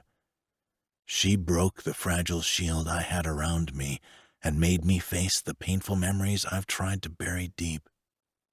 I was weak. It takes a strong man to better himself. It takes an even stronger man to overcome himself. Her hand is cold as she presses it against my cheek, but I don't mind. Her hand, even though it is so much smaller than mine, can still bring me to my knees. The power she holds over me is more power than I've ever allowed anyone to have. And it takes the strongest man to realize he isn't perfect, but it takes a smart woman to know that man is perfect for me. She stands on her tiptoes, and I still have to bend down to meet her for a kiss, or she can't reach me. I wrap my arm around her shoulder and steer her to the door. I'm going to need those darts back, you thief. No way in hell, she chuffs, placing her weight against me as we walk out of the bedroom. The main room is packed. Everyone is here, including Slingshot in his glittery lipstick. The only ones not here are Tongue and Daphne. I miss the hell out of them, and I hope they come home soon. The kids aren't around either. They are in Maisie's room playing. Ruby leans over and whispers as if she can read my mind. Patrick is sitting on the edge of the couch, and Sonny is whispering something in his ear. By the look on his face, he isn't happy with what he is hearing. I hope everything is okay in paradise. All right. I know when we told you that you were kidnapped, it was a shock, and we didn't give you any information. I didn't have much at the time, but I do now, if you're willing to hear it. Badge starts, sitting on a bar stool and pointing the remote at the TV. Sarah and Joanna are crying already, and Slingshot is in the recliner, leaned back with an IV attached to him. I don't know how the hell he got up here with those injuries, because Doc would not move him unless Slingshot moved himself. Okay, sure, I shrug, an uncertainty coming through my wavering words. I've come to the conclusion my life before the one at Ruthless doesn't matter. I don't need to know, because it doesn't change anything. I hope this isn't some type of intervention about how I need more therapy. Really, I haven't felt this good in a long time. Okay, Badge blows out a breath. His leg is shaking. He's nervous. It isn't like him to be nervous. My fingers curl and I make a fist. Badge, if it's bad, just tell me. No, it isn't that. I found a few things I think you should see, and maybe you'll remember where you come from. Maybe you'll remember that you've always had people that have cared about you. That's oddly sweet of Badge to say. Badge is sour most of the time, like bad milk. I don't think I like where this is going. Okay, just keep an open mind and don't hate me for showing everyone. Why would he care if I hate him? Everyone knows my darkest secret now. He turns on the TV and presses play. A news clip from South Montana's local news comes up from 1992 with the headline, FBI now searching for 8-year-old boy. There's a tragedy hitting close to home today, just outside of Billings, where an 8-year-old boy has gone missing early yesterday morning, the news anchor announces. His name is Waylon Presley. A picture comes up of me in a superhero t-shirt. My hair is too long, but I'm happy and smiling. The background is blue, and I'm posed, so maybe it's a school picture. I take a step closer to the TV and hold on to Ruby's hand as long as I can until I'm too far away. If you have seen him, Please contact the authorities. We want Waylon home soon, safe and sound. Another date pops up at the bottom of the screen. It's about a week after the first announcement. Instead of a news anchor, two people are standing at a podium. A woman with brown hair piled up in a messy bun. The camera focuses in on her, and her bright blue eyes suddenly unlock something inside of me. I gasp. I can hardly breathe as memories assault me. Pancakes for breakfast, taking me to the fair, petting the animals. My dad calling me Bullseye. My chest tightens and my eyes fill with tears as I listen to Mom, my real mom, beg someone to bring me home. Please, if you have him, if you have my baby, please bring him home.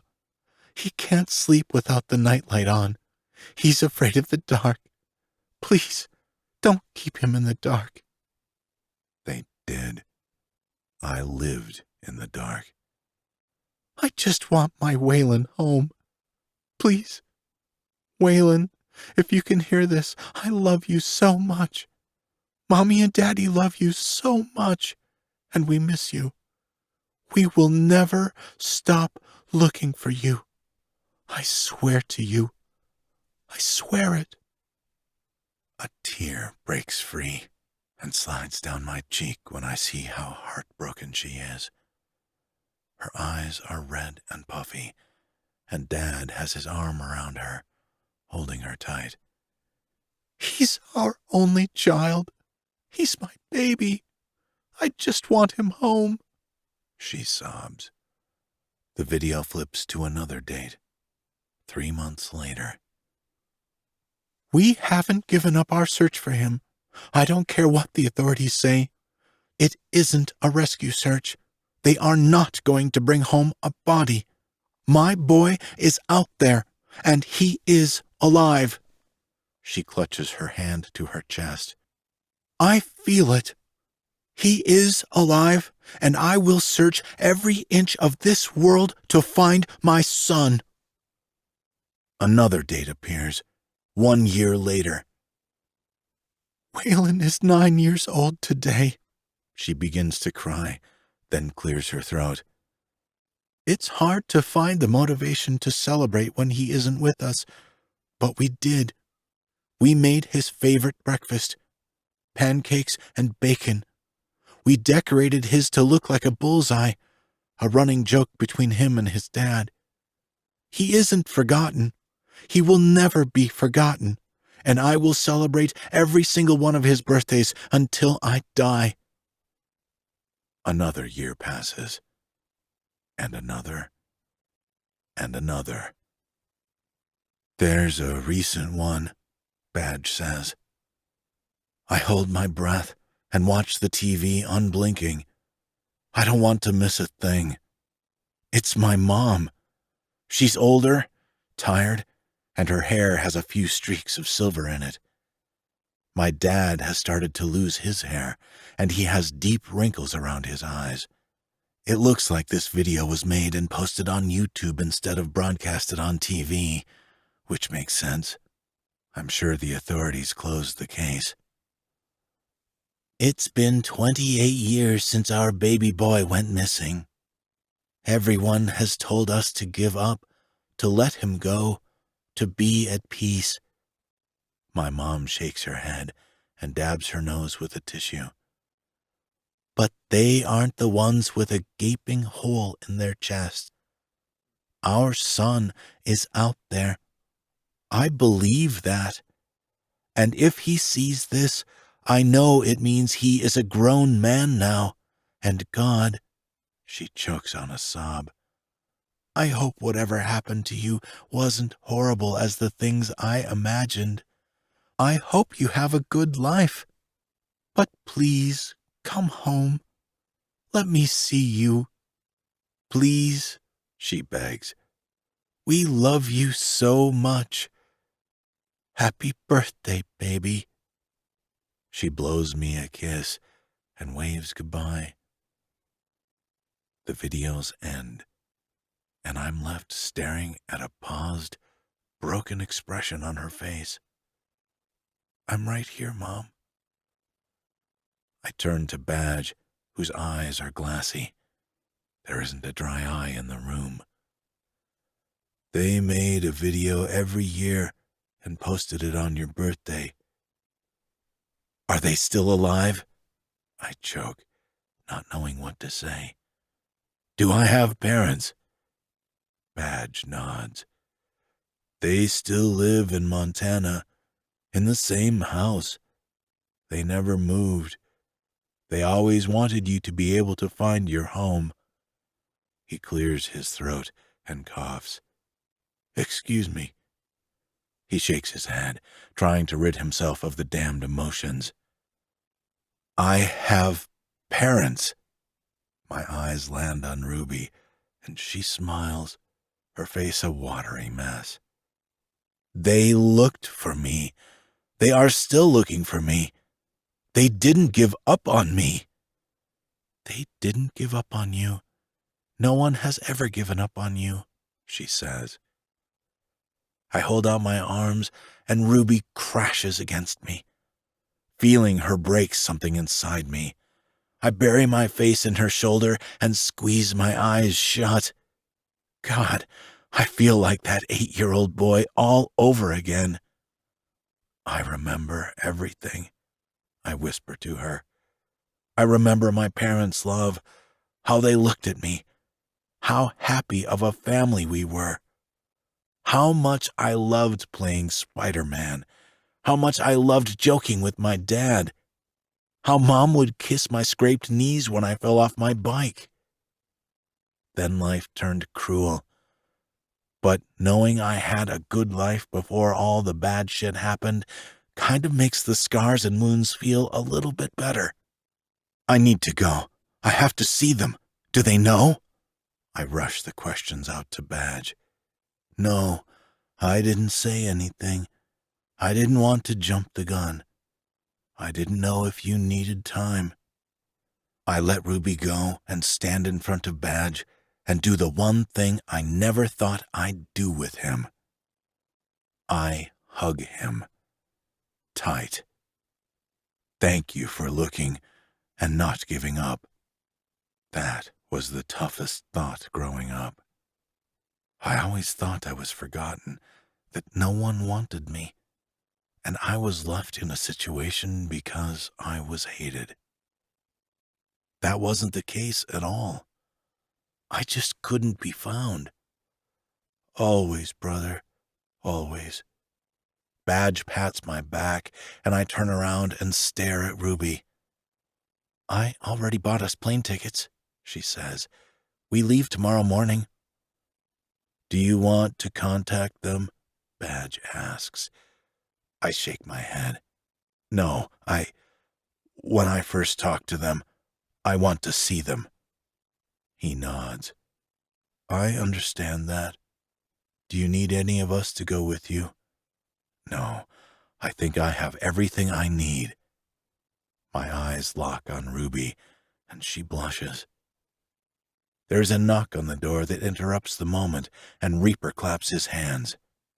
Okay, everyone, let's get our emotions in check. I think we need to plan a big fucking party to celebrate. Maybe when Bullseye and Ruby get back. Bring the folks. I'll spread word to the other clubs. Reaper opens the door, and the last person I want to see is standing there. Matteo fucking More. Reaper? What the fuck do you want, More? I come with apologies. My brother's men were horrible. It's why I fired them. And Bullseye? His attention swings to mine. I truly had no idea about Diego and how he was connected with you. I want your club to know. Anything you need, consider me in your debt. Ruby, your debt has no strings. I'm wiping it clean. Consider it the one thing I can do for my brother's mishaps about the company he kept. And I believe you were looking for this? More reaches in his pocket and pulls out a small key emblazoned with the letter M It almost looks sticky, like there is dried blood on it.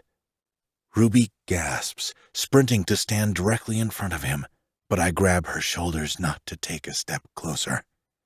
Mateo seems hurt for a moment that I'd think he'd hurt her, but I don't trust him just as much as I don't trust his brother. Badger told me what you sacrificed. He told me that none of you could open the box that 𝐸𝐭 put your ring into. He holds it out to Ruby, who takes it, staring closely at it. This key is special, he explains. The lockboxes my brother's men used were designed to destroy whatever is inside, if not opened with a special key that only he made. Where did you get this? She asks. And why is it covered in respectfully, mia cara signora? You don't want to know, Moray interrupts. That sends a shudder down everyone's spine. Thank you, Mateo. Tool ducks into the kitchen and grabs the box, then hands it to me. Are you ready? I ask her, kneeling low so she can open it. Ruby nods. She takes the key and gingerly twists it in the tiny lock. The box seems to rattle and shake and move as the gears inside finally give way. And there it is, a beautiful ruby ring for my Ruby. Her eyes sparkling, she slips it on her ring finger and takes my hand. Excellent. I hope... Mateo turns around and pauses before going down the steps. I hope to see you both at Hall of Lust. Reaper slams the door closed with a snarl. How a man can be hated and liked at the same time is a fucking trickery he perfects. We love you, Bullseye, Sarah says from her spot on the couch, her lip wobbling. I'm so scared, she wails. I don't want my baby to leave me. They are safe, you know? They'd miss out on a lot of love, though, especially when it overcomes all the hate, I say to her, hoping she understands what I'm saying. I have finally let go of all the hate. And now I have space in my life for love. And I want to give you this, Ruby smiles, holding out a picture frame for me to take. It's a simple frame, silver edges, lightweight. But the picture inside is far from simple. I rub a hand over my mouth when I see a Polaroid of me and Georgia. I found it in one of those books. I thought you'd like to have it. This woman. How the fuck did I get so lucky? I knock the breath out of her when I pull her close. I fucking love you. I have no idea where I'd be without you. You'd be a pain in the ass, just like you were before, Reaper says jokingly. Everyone laughs, starting to clear the room and wipe the tears from their eyes. The only people remaining are Skirt and Dawn. Thank you, I whisper against Ruby's cheek. Don't thank me yet. She takes the frame out of my hands and lays it on the side table. She tugs my hands to the back room, where Skirt, Dawn, and I have our fun. How about we try something new? Her eyes flicker behind me to Skirt. If you're up for it. Am I up for it? I've been up for 5 days. Oh, Spitfire, you have no fucking idea how badly I need this. Us too, Dawn says, a bit flirtatiously behind me, the caress of her hand against my arm. I think that party Reaper talked about has just started. I'm going to be the first one to arrive and the last one to leave. Oh, and Waylon? Ruby beckons me to bring my ear to her mouth. What is it? She raises her head to me and whispers, I have the plug-in. Chapter 24. Ruby. There are a lot of things I haven't done before, this being one of them. I don't know the rules. All I know is when I talked to Skirt and Dawn privately the other day about setting this up, I wanted to do it. Bullseye loves voyeurism, and I think I do too. I'm open to it, and that's what's most important right now. On the door is a dartboard with a large peephole in the middle where the bullseye belongs, so anyone interested can peep in as well. Bullseye takes one of his silver darts and inserts the tip in the knob, twisting it until it clicks. My heart thumps as he pushes the door open, and a spacious room comes into view. Red velvet walls, a black ceiling with mirrors. A gold chandelier is hanging in the middle. The floor is so polished, the stone almost looks wet. I step inside, and the atmosphere around me changes. There are already sexual vibrations coursing through the air, and my nipples bead with anticipation while liquid heat pools between my legs. I'm excited. There are 2 king-sized beds put together. The black headboard seems to be custom-made, with the ruthless king's skull in the middle. The sheets are silk, and on either side of the bed on 2 perfectly placed nightstands is an assortment of lubes. But I want to know what's in the drawers. I want to ask how this works and how we get this started because I have no idea. If I ask, does that ruin the mood? There is one rule. Bullseye lifts his index finger in the air. We don't switch partners. We don't touch. We look, we can talk. And since there are 4 of us, I'm sure accidental touching will happen. It's just us in here. No judgments. You can stare. You can fantasize. You can do whatever you want. He crosses his arms as he shucks off his shirt and tosses it on the ground. Dawn inhales a sharp breath as she stares at Bullseye. She bites her lip and her cheeks begin to redden. You like that, baby? You like to see Bullseye's body? Skirt rubs his hands up and down her arms as he stands behind her. What else do you want to see? He whispers, never taking his eyes off me. I swallow. Right. He's waiting for me. Nervous? Bullseye nips at my earlobe, and I hiss, tilting my head back to give him access to my neck. His tongue slithers along my throat where my pulse is. Lust rears its head like a serpent, hissing inside me. It's okay. You're safe here. He reassures me. I know. My eyes meet Skirt's over Bullseye's shoulder, and Skirt's nostrils flare. Dawn's shirt is off, and Skirt strokes her stomach, where a few stretch marks are from when she was pregnant. She's wearing a cute black lace bra. Her skin is smooth and flawless. Skirt's eyes never leave mine as he nips at her shoulder and unhooks her bra. I hold my breath when the straps slip off her shoulders and Skirt tosses it onto the floor. His hands are all over her now, gripping and kneading the mounds and twisting her pale pink nipples. Bullseye's fingers curl around the bottom of my shirt and lift it over my head. I want you to watch Dawn get on her knees and take Skirt's skirt off. Bullseye swiftly unbuttons my pants and tugs them down my hips. He wastes no time roughly pulling my panties to the side, yanking out the plug, and shoving his fingers between my folds, delving in the slick heat that's ready and wanting. He rumbles, taking a deep scent of my juices from the plug.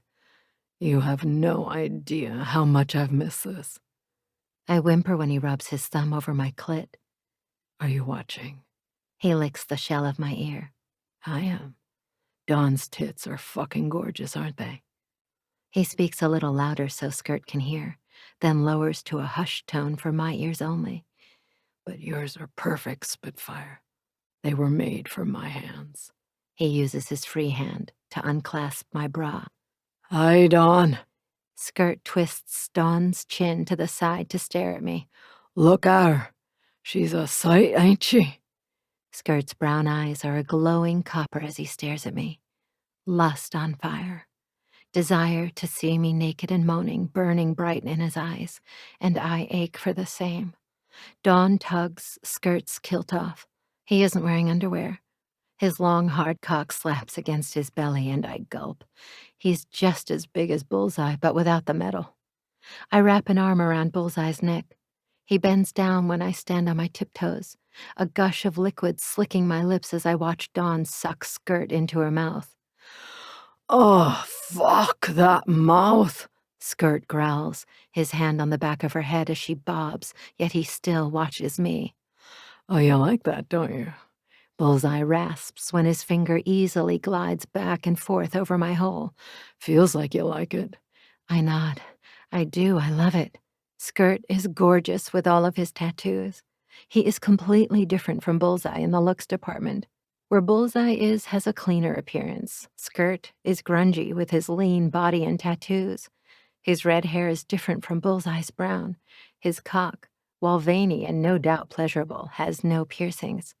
The piercings along Bullseye's shaft make me come harder than I ever have.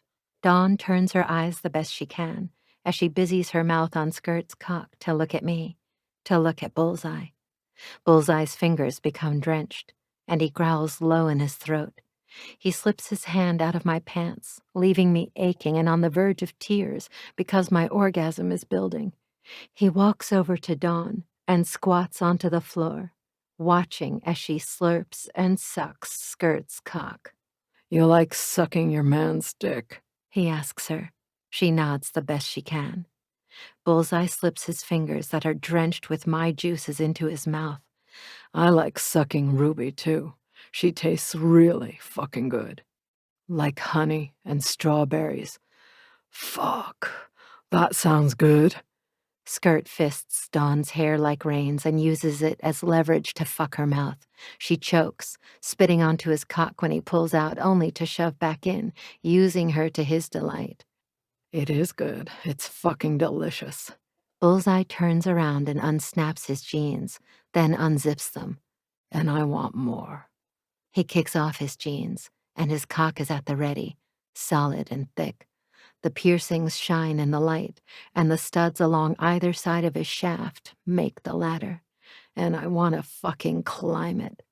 Bullseye picks me up by wrapping his arms around my ass and lifts me into the air. His face is between my legs, but he can't reach what he wants because my pants are still on. He tosses me onto the bed and in one swoop has my jeans on the other side of the room, along with my panties. I'm naked, in front of Skirt and Dawn, and I feel empowered. Skirt tosses Dawn on the bed next. Both are naked. Dawn stares at Bullseye. Skirt stares at me. Something devious has me turning to him and parting my legs so he can get a good look at me. Bullseye groans and slips his fingers inside me. I clutch the bed, twisting the sheets with my fists and arch my back. Such a pretty pussy, Bullseye praises, then takes his fingers out and slaps his hand against my clit. Bullseye! I whine, his name a high-pitched note leaving me. Again. He slaps me again, and the jolts shake my thighs. Come on, Spitfire. Show Skirt how wet this pussy gets. He brings his hand down on me again. Then again, it's too much. I'm so heightened from having everyone watch me, I come. My entire body spasms as fireworks go off all around me. She like that, Bullseye. Skirt grins, stroking his cock with his hand as he watches me come down from my high. Bullseye hums in agreement as he rubs his fingers through my sheath, getting them nice and wet with my cum. He crawls onto the bed and lowers his head between my thighs. Time for my strawberries and cream. Bullseye's voice drops an octave to sound seductive. Aye, me too. Skirt grabs Dawn's legs and spreads them apart. So beautiful. Can't wait to taste your love, he says to her, sending me a wink before disappearing between the apex of her thighs. I can't take my eyes off Dawn as she whimpers, running her fingers through Skirt's hair as he licks her pussy. My mouth falls open when Bullseye latches on my clit, sucking it between his teeth and gently rolling the sensitive bead. Oh, God, I moan. Make me come, Skirt, Dawn begs, tugging his hair. His fingers dig into her thighs, and he yanks her harder against his mouth, snarling like a beast as he laps at her center. The wet sounds from both men feasting on us have another orgasm brewing. You like hearing her moan. You like knowing what Bullseye is doing to her. Skirt flattens his tongue, circling it around her bundle of nerves. She cries out, wrapping her legs around his neck. Fuck, I can't get enough of this cunt, Ruby. Bullseye spreads my legs as wide as they can go and massages my clit until my throat hurts from screaming so loud. It's too much. I can't, I gasp, thrashing my head back and forth. I try to close my legs so my clit isn't so sensitive, but he won't let me. He gives me a warning growl. You can, and you will. I want to hear you come again, Ruby. It gets me so fucking hard. Skirt's admission is enough to send me over the edge. Bullseye moans as I flood his mouth, and the wet sounds become louder as he becomes greedier, licking and sucking me. Yes, oh God, Dawn whimpers, doubled over to hold Skirt's head against her. There's no way he can breathe. She comes too, her legs quaking around Skirt's neck. Bullseye and Skirt lift their heads at the same time, their faces shining with our juices. Both of them lick their lips as if they have just tasted the best dessert ever made. I'm on cloud 9 with the orgasm high cloaking over my body as he lifts me. Get on your knees, Bullseye orders. I do as I'm told, and he spins me around until I'm facing Dawn and Skirt. Watch them. Bullseye settles behind me, his cock pressed against the crease of my ass, rutting it slowly as he plays with my nipples. Dawn's hair fans over her face as Skirt bends her over, pressing his cock against her entrance. My throat goes dry as Dawn turns her head to stare at us. I get to watch the pleasurable expression take over her face as Skirt sinks to the hilt. His low rumble fills the room when his pelvis hits against her ass. So fucking tight, he praises. So wet. Skirt holds on to the thickness of her ass and slams into her unforgivingly. He's rough and unapologetic as he plummets into her depths. My eyes fall to where they are connected. I can see the pale flesh of his cock shining with her slick as he saws in and out. His balls slap against her with every stroke. I love this cunt. I'm going to fill you up and get you pregnant again, Dawn. She cries out as he speeds up his thrusts. He curls over her back and grips her hair, forcing her to turn her head to look at us. Bullseye is worshipping my body, rubbing every inch, kissing along my neck and shoulders, massaging my breasts, rubbing the space between my legs. He doesn't once ignore me while we watch them. Look at him loving her, Skirt rumbles, all gentle. He punctuates his hips almost violently. And sweet. He slams his hips against her again, moving her a few inches up the bed. Not for long, Bullseye says, suddenly flipping me to my back and ramming his cock into me in one stroke. Bullseye, fuck! I whine and sob at the same time with how good he feels. He stretches me wide, and the pinch of pain from his piercings bites along my walls. It hurts so good. I know how much you like looking at Bullseye's cock. It's filling her up and stretching her out. God! Dawn's eyes roll to the back of her head and Skirt smirks, loving how he drives her insane with the dirty talk. Hell, it's driving me insane, too. I meet Bullseye's thrusts with my own while watching Skirt curl over Dawn, his lithe, muscular body flexing as he drives his hips forward. He must feel my eyes on him because he looks up through his lashes while kissing along Dawn's spine. When he gets to the base of her neck, he bites down, slamming himself against her again. My nipple is engulfed in a warm, wet mouth, and teeth scrape along the sensitive buds. I break eye contact with Skirt to watch Bullseye switch back and forth between each tit. He feels so good. Everything feels so damn good. I rake my nails down his back, just as the bed dips. I turn my head to the right and see they have switched positions. Dawn is on top of Skirt now, fucking him with every forceful thrust he gave her. Skirt's hand touches my arm on accident, and I gasp from the quick, forbidden touch. Did you like that? Bullseye whispers against my ear. Maybe you want more one day. Maybe. His next stroke is slow and hard. Maybe you want more than a quick touch. He kisses along my collarbone until his lips are tickling my other ear. I can imagine fucking you while your mouth is full of cock. The image is gorgeous. But I don't know how I'd feel about another man touching you just yet. The space between us becomes wetter than it has ever been, and he groans, grinning as if he is satisfied that I like that idea. Maybe one day, he finalizes, then pushes me to the edge of the bed until my head hangs over the mattress, then flips me over. I love this ass. A sharp pain has me yelping, then moaning when a hard slap follows it. It stings. It burns. I want more. He bites into the other cheek. It isn't soft and careful. I'll have a mark there tomorrow. Dawn has a great view of Bullseye's ass right now. Fucking look at them, Dawn. Look at his cock sink into her. You see it? I bet you do, my filthy fucking girl. A loud thud sounds, and I wish I could look over my shoulder. Bullseye must sense it because he flips me back over and drags me across the bed by my neck. Is that what you want to see? Is this what you want to watch? Skirt has Dawn pinned against the wall, and every time he slams into her, she cries out. The tattoos on his muscles dance beautifully. Oh, God, I'm going to come. Dawn stretches her arms above her head, trying to find something to hold on to. Bullseye throws me against the wall by my neck. I'm right next to Dawn. I can feel the heat of her body against my own heated skin. I think I'm going to take a page out of Skirt's book. Bullseye slides his fat cock in my pussy, continuing to choke me with his hand. I'm going to fill this cunt, my cunt, up with cum until you're overflowing and pregnant. Fuck, just thinking about you carrying my kid has me close. He tosses his head back, his neck tendons protruding as he controls himself. I gasp, wondering if he really knows what he is saying. If he really wants that with me, I'm elated. I didn't think he'd want kids again after. I claw at him desperately, wanting him to fill me now. Yes, I want that. I take a deep breath. I want.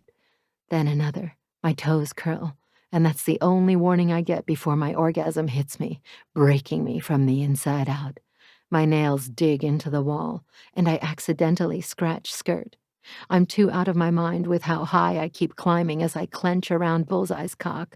I love watching you fall apart, Bullseye croons, holding onto my ass with a firm grip. He backtracks and falls on the bed, feet on the floor, knees bent, and I ride. I'm sweating, gasping, and I feel amazing. The air smells of sex and cum. I never want to breathe anything else in.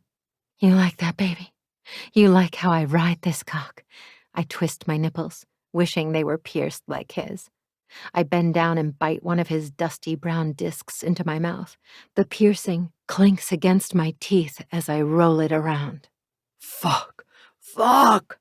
Bullseye curses. I sit back up and moan, sucking my bottom lip into my mouth while I fuck him. This is my cock, isn't it? He nods, and his hands are on my hips helping me ride him faster. Only your cock, Spitfire. Forever. Forever, I repeat. Just like this is my pussy. Yours. The word is broken when the rush of another orgasm hits me. It's right there. Look at her tits, love. Look at them bounce. They are fucking gorgeous. You aren't even looking. You're too busy staring at his cock disappearing inside her.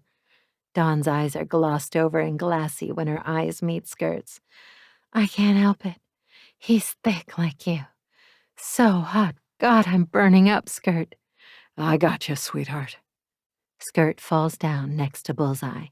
Dawn's knee touches mine, but it doesn't bother me. It's like fuel, causing me to ride faster. I love watching Bullseye stare at Dawn. His eyes watch her tits bounce, and his tongue pokes out of his mouth. I glide my eyes over to Skirt. He's really great at sensing me because he locks his attention on me. His usual pale cheeks are flushed, and his biceps are flexed while he grabs onto Dawn's hips. His eyes roll back, and he jackknifes up, holding Dawn close and kissing her chest. He turns his cheek against her, closes his eyes, and settles in the valley of her tits while holding her close. His lips part, and his brows furrow together as sweat gathers along his temples. His breathing changes, and he snaps his eyes open, staring directly at me as he holds Dawn against him so she can't move. He thrusts his hips up and shouts, filling her like he promised. Dawn follows next, scratching her nails down his shoulders and leaving bright red trails across his freckled skin. Bullseye flips us over until I'm on my back again. Seeing them come has me close, he admits, driving into me unrelentingly. Skirt and Dawn collapse on the bed, still watching us. I look down to see Skirt's cum trickling down her thighs. It's filthy. It's forbidden to see such personal things, but I love it. My pussy spasms when my orgasm hits, milking Bullseye's cock as he comes at the same time as me. Drive in deep, Bullseye, Skirt says, as hard as you can, as far as you can. Fuck yes, Bullseye says through a clenched jaw, punctuating his hips with every hot stream flooding my womb. His hand wraps around my throat again, and he jerks my head from looking at the mess between Dawn's legs to focus on him. He bites my bottom lip and tugs it, letting it go with a plop. Take every goddamn drop or I'll never give you my cum again. He plants himself inside one last time before collapsing and giving me a bruising kiss. We gasp for breath, and after a few quiet seconds, all of us chuckle at the same time. Fuck, Skirt announces, pleased with how that experience went. Let's do that again. All night, I grin, hooking my leg over Bullseye's hip to turn him over. I'm ready. I lay my chin on my shoulder as I turn my head to Skirt. I glance down at his impressive semi-hard cock. If you can handle it, that is. I challenge. A bead of cum drips from his slit as his cock grows to full mast again. There's my answer, and I couldn't be more excited to explore this kind of lifestyle with Bullseye, alongside people I trust. Chapter 25. Bullseye. Nervous? Ruby asks as we park down the street from where I grew up. It's surreal that I'm here again. I never thought I had any of this. I never thought I had a home or people who cared about me. But with one look at my mom through the TV, everything rushed back. I remember it all. I curl my hands over the steering wheel of the rented car, staring out the windshield at the house. It's a typical two-story home with a mowed front yard, an American flag waving high from the porch, and perfect flower beds. It looks like they put a lot into their yard. They didn't so much before. Maybe that's what they focused on when I never came home. The siding of the house is pale yellow, and the roof is a rich brown with white rain gutters flowing down the sides. Their mailbox is boxed in red brick, and on the side it says Presley in big block letters. Even the mailbox has perfect flowers around it. If I meet them, won't I wreck their lives all over again? They have lived so many years without me. Won't me popping up out of nowhere ruin what they have tried to build? They have tried so many years to overcome their grief, and I'm going to drudge it all up again. I don't know if I can do it. They have worked so hard to get to where they are at. Waylon, they miss you. They want you. She slides her hand over my sweaty one. I'm so fucking nervous. Anyone who doesn't want you is a fool. And they do. They make a video every year hoping you're out there to see it. You finally saw it. It's their message. It's time to come home, Bullseye. It's time to see them again. I'm here, and I'm not leaving your side. I nod, blowing out a stressed breath as butterflies fly around in my stomach. I want to throw up. I look okay? I look okay, right? I have my cut on over a gray button-up shirt and have on a new pair of dark denim jeans. I have on my good boots, too, but I know that won't be what they're looking at. They will look at my cut. It's who I am, and besides Ruby, it's the only thing bringing me comfort and settling me. I have the power of the kings behind me, and it gives me more strength than they will ever realize. You look handsome as ever, baby, she smiles, bringing my hands to her lips and kissing it. You ready? No. God, I want a drink. Let's go. I open the door, and the Montana air hits me in the face. It feels and smells different. It's light and pure. It smells like grass. I haven't smelled grass for years.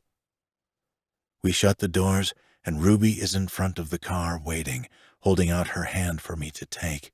I do, greedily and needy.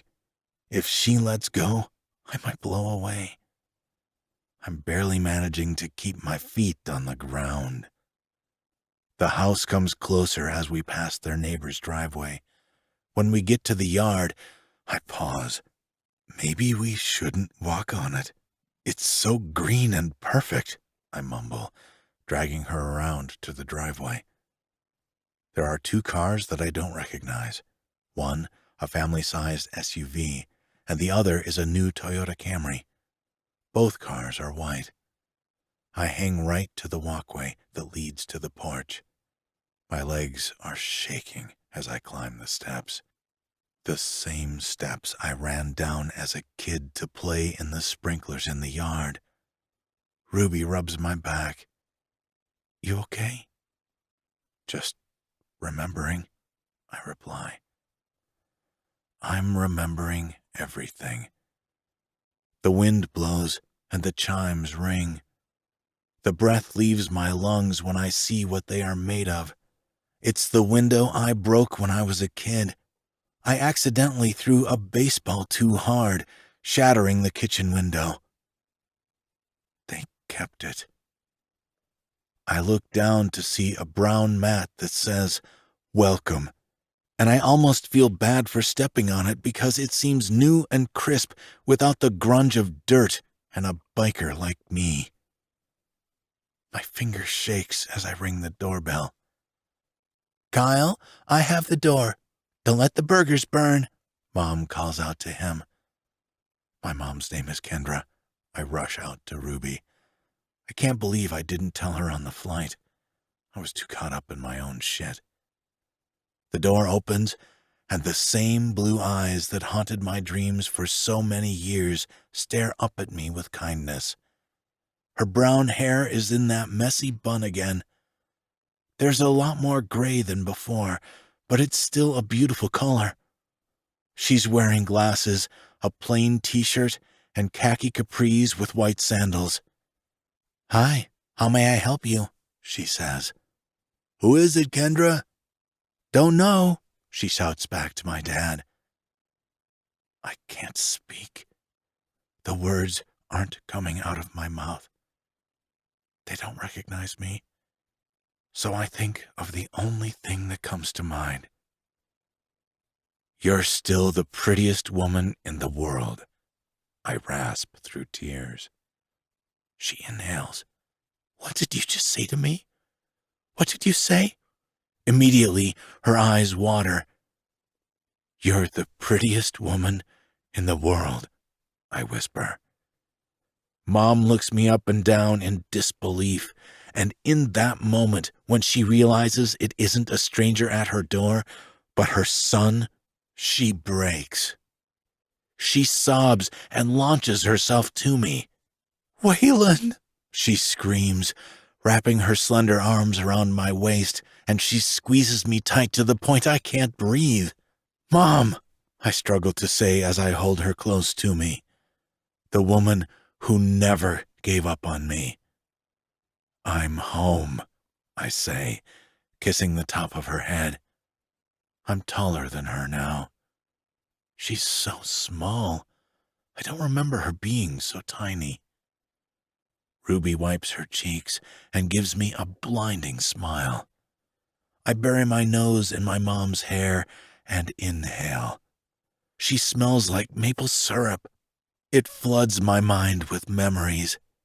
I'm so sorry. I'm sorry.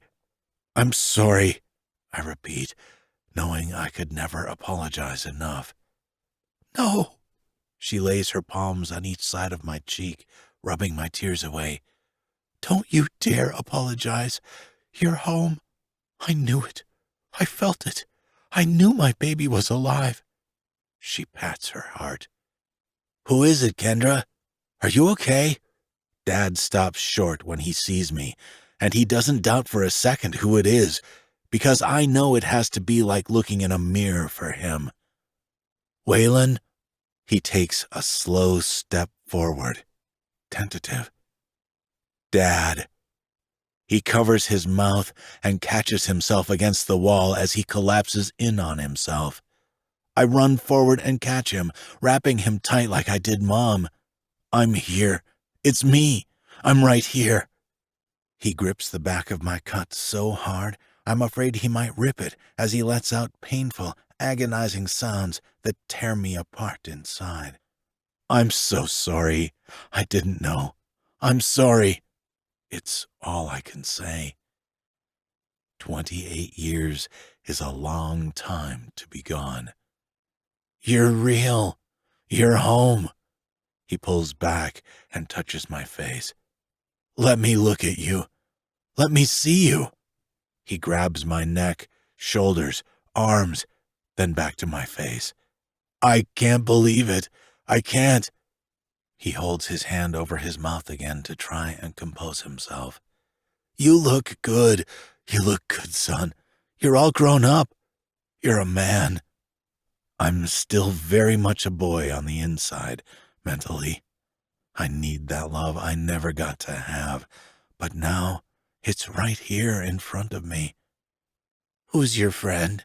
Mom asks, staring at Ruby with a smile. This is Ruby Raine. She's the reason I'm here. It's true.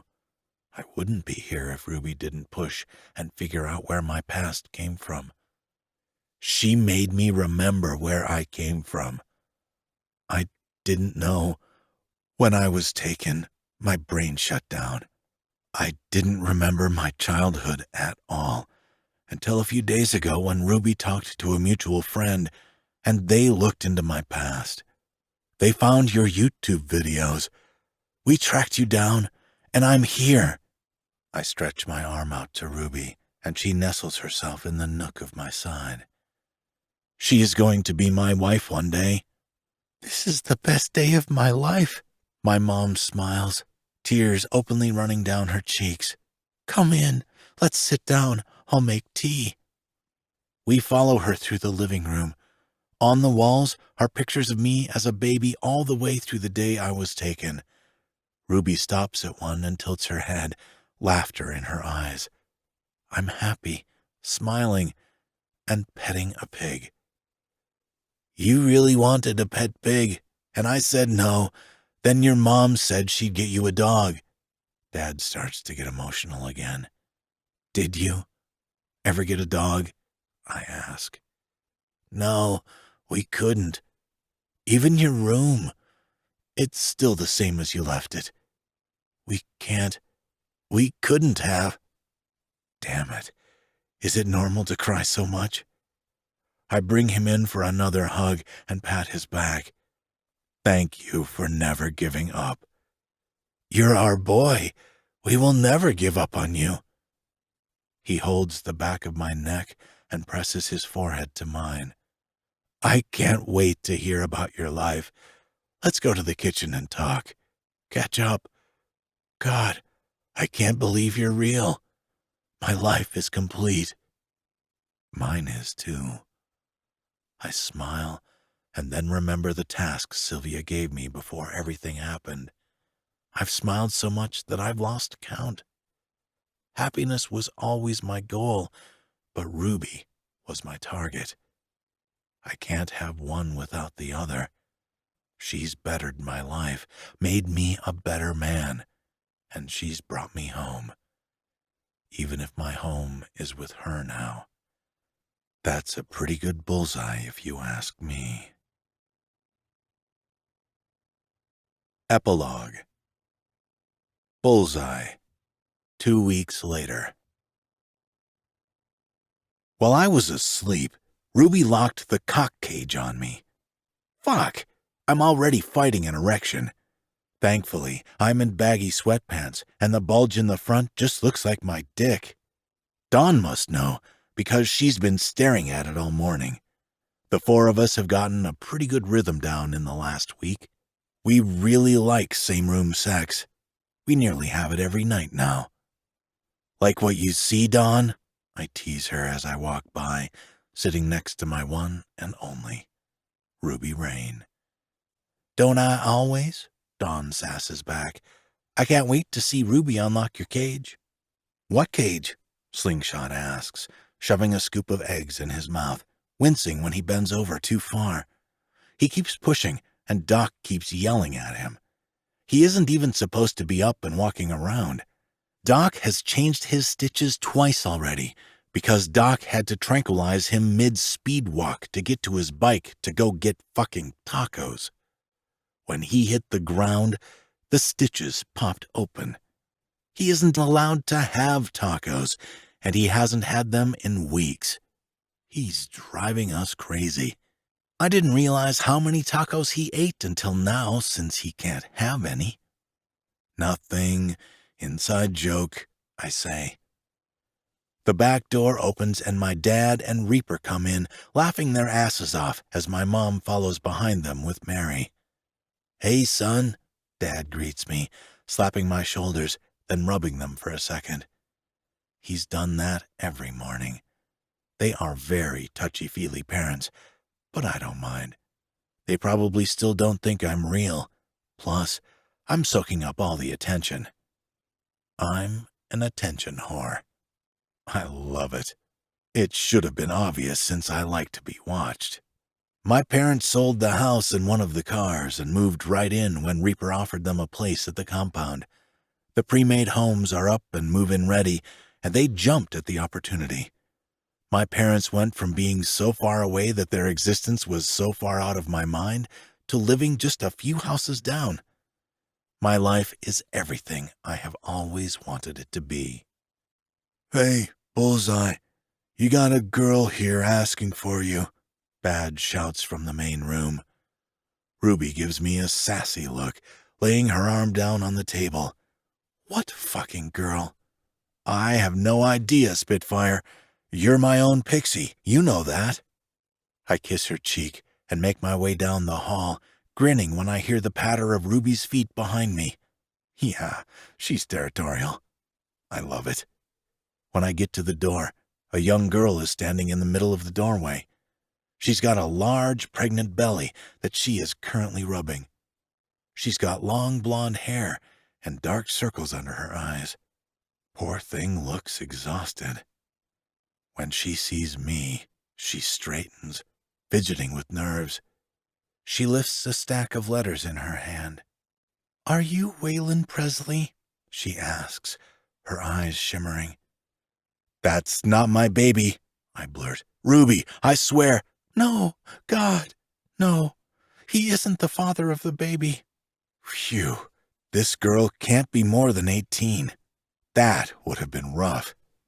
Come in, let's get you a chair. You look like you're close to your due date. Any day now, she says softly. When she sits on the black leather couch, the girls eye her, but don't say anything. I pull the ottoman toward her and sit down. As I look at her, some things are familiar. Her eyes, a deep, rich golden brown, just like Georgia. Oh my God, I gasp in shock as I stare at her. The longer we look at each other, the more I know that this girl, this pregnant teenager, is my daughter. Her eyes well with water, and I fall to my knees, running my hands through her long hair. This feeling, this has to be what my parents felt like when they finally saw me. I wrap my arms around her and hold her close while her shoulders shake. I stare up at the ceiling and blink the tears away. You survived. She nods, and the letters crunch in her fist. I've looked for you ever since I found the letters.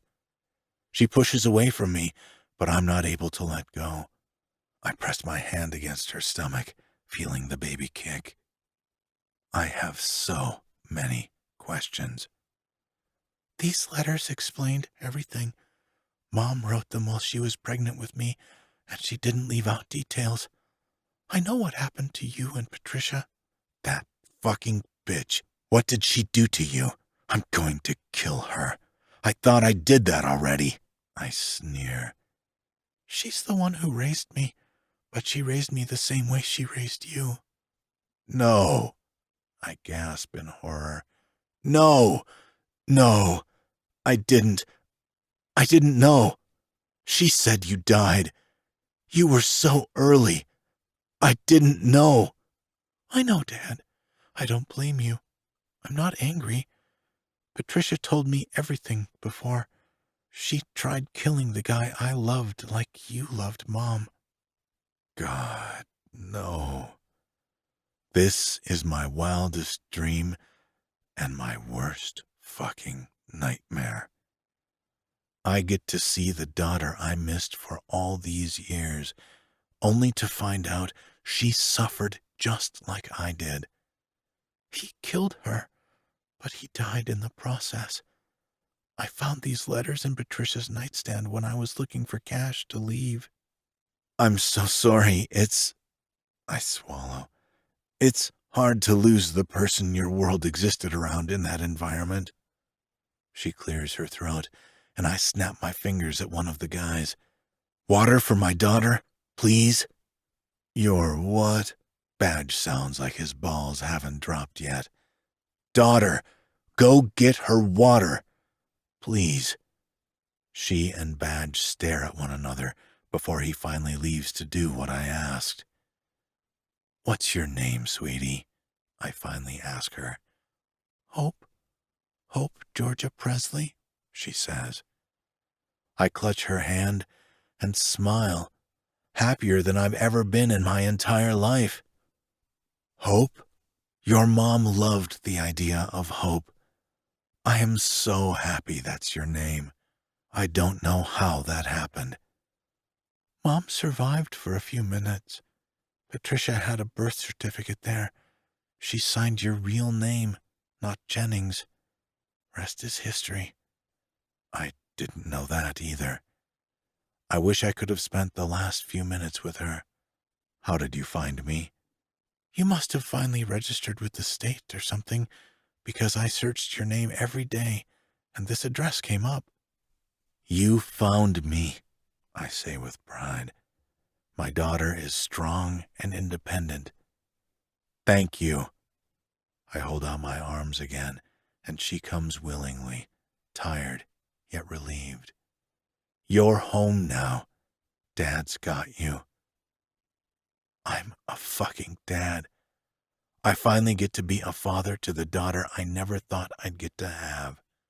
I want to know everything. I need to know everything she knows about the fire and how Patricia escaped with her. I can't wait for you to meet everyone. The crying girls are Joanna and Sarah. Hi, they say in unison, watching us. This is my fiancée, Ruby. It's so nice to meet you, Hope. Ruby smiles through some tears of her own. Your dad has wanted this moment for a long time. Hope smiles. Really? Losing you and your mom, it nearly killed me. Multiple times throughout my life. I'm so glad I found you, she hisses. Oh! Hope leans back and presses her hands against her stomach. What is it, Hope? Nothing. I'm fine. She screams, and then water wets her pants. A lot of water. Holy shit, you're in labor. No, I can't be. Dad, no, she cries. I can't do it without him. I can't. Someone get Doc. I crawl in behind her and sit down, leaning her back against my chest. You can do it. You're not alone, and you'll never be alone again. I take her hands in mine. Fuck! Joanna doubles over next. No fucking way. Another splash hits the floor, and the room falls silent. Oh, no, Jessie! Sarah screams bloody murder. Jessie! She's clutching her stomach too, tears in her eyes. Too early, way too early. Reaper picks her up and heads out the door without a parting glance to anyone else to rush Sarah to the hospital.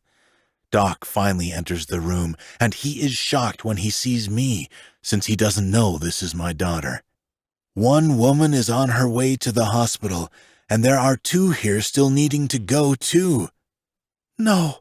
Joanna reaches out and twists Doc's arm. No, the baby is coming now. Okay, babe, we got this.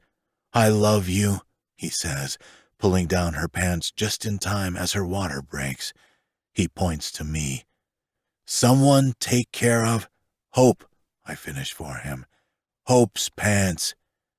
Ruby gets to work and slings the wet material on the ground. Juliet? On it, she answers Doc, snapping on a pair of gloves. She gets between Hope's legs just as Hope and Joanna let out matching screams. Okay, this baby is coming now. I can see the head. Me too. Holy shit. I'm going to be a father. Joe, love, you're doing good, baby. So good. Doc praises her. Oh my God. I'm going to be a grandpa. I'm too young to be a grandpa. I literally just found out I'm a dad, and now I'm a grandpa too. My parents are great-grandparents. I look around for them and see Mom and Dad smiling, crying as always as Dad records. They know who Hope is. I didn't leave out any details when I explained where I was. They deserved to know the truth. It was a lot of tears and a lot of emotion, but that's okay. I'm not afraid of sharing myself anymore. That's what makes me strong. I can't. Hope gives up, sagging against me. Yes, you can. You do not give up. I love you more than anything. I choke, clutching her hand. I want to see my grandbaby. You better push, sweetheart. Squeeze my hand. Oh, God, she yells while she pushes for 10 seconds. I'm never having another baby, Joanna shouts at Doc. Never. You're doing so good, Doc urges her. So close. And at the same time, the babies are born. Both are crying at the top of their lungs. You want to cut your granddaughter's cord? Juliet plops a gross, wet, adorable, potato-looking newborn in Hope's arms. The baby is loud, showing off her new set of lungs. My hand shakes as I grip the scissors and cut. I wrap my arms around my family while Juliet delivers the afterbirth. She's perfect. I rub my thumb over her plump cheek. You did so good. It's easy to fall into the fatherly role, since I've always wanted to be a father to Hope. It's like this void inside me is finally full. Mom and Dad come closer to help Hope up. Ruby reaches from behind me and squeezes my hand. Finally, we're all together. A real family. What's her name? I ask. Faith Georgia Presley. Without Faith, I wouldn't be here. Perfect. I give Ruby a watery grin and mouth. I love you. Faith. The one thing I never had, and now the one thing I'll always love. My name is Waylon Presley, and I deserve hope. I deserve faith. I deserve love. And I'm going to live the rest of my life surrounded by a family who gives me all that and more. Thank you for listening to Bullseye, Book 12 in the Ruthless King's MC Las Vegas Chapter series. Written by 𝐂𝐮𝐨𝐤𝐬. Narrated by Jack Callahan and Pippa Jane, both members of SAG-AFTRA. Produced by Blue Nose Audio. Production coordination by Candace Lawrence. Post-production by Dimitra Hardavella. Copyright 2021 by Ruthless Underworld, LLC. All rights reserved.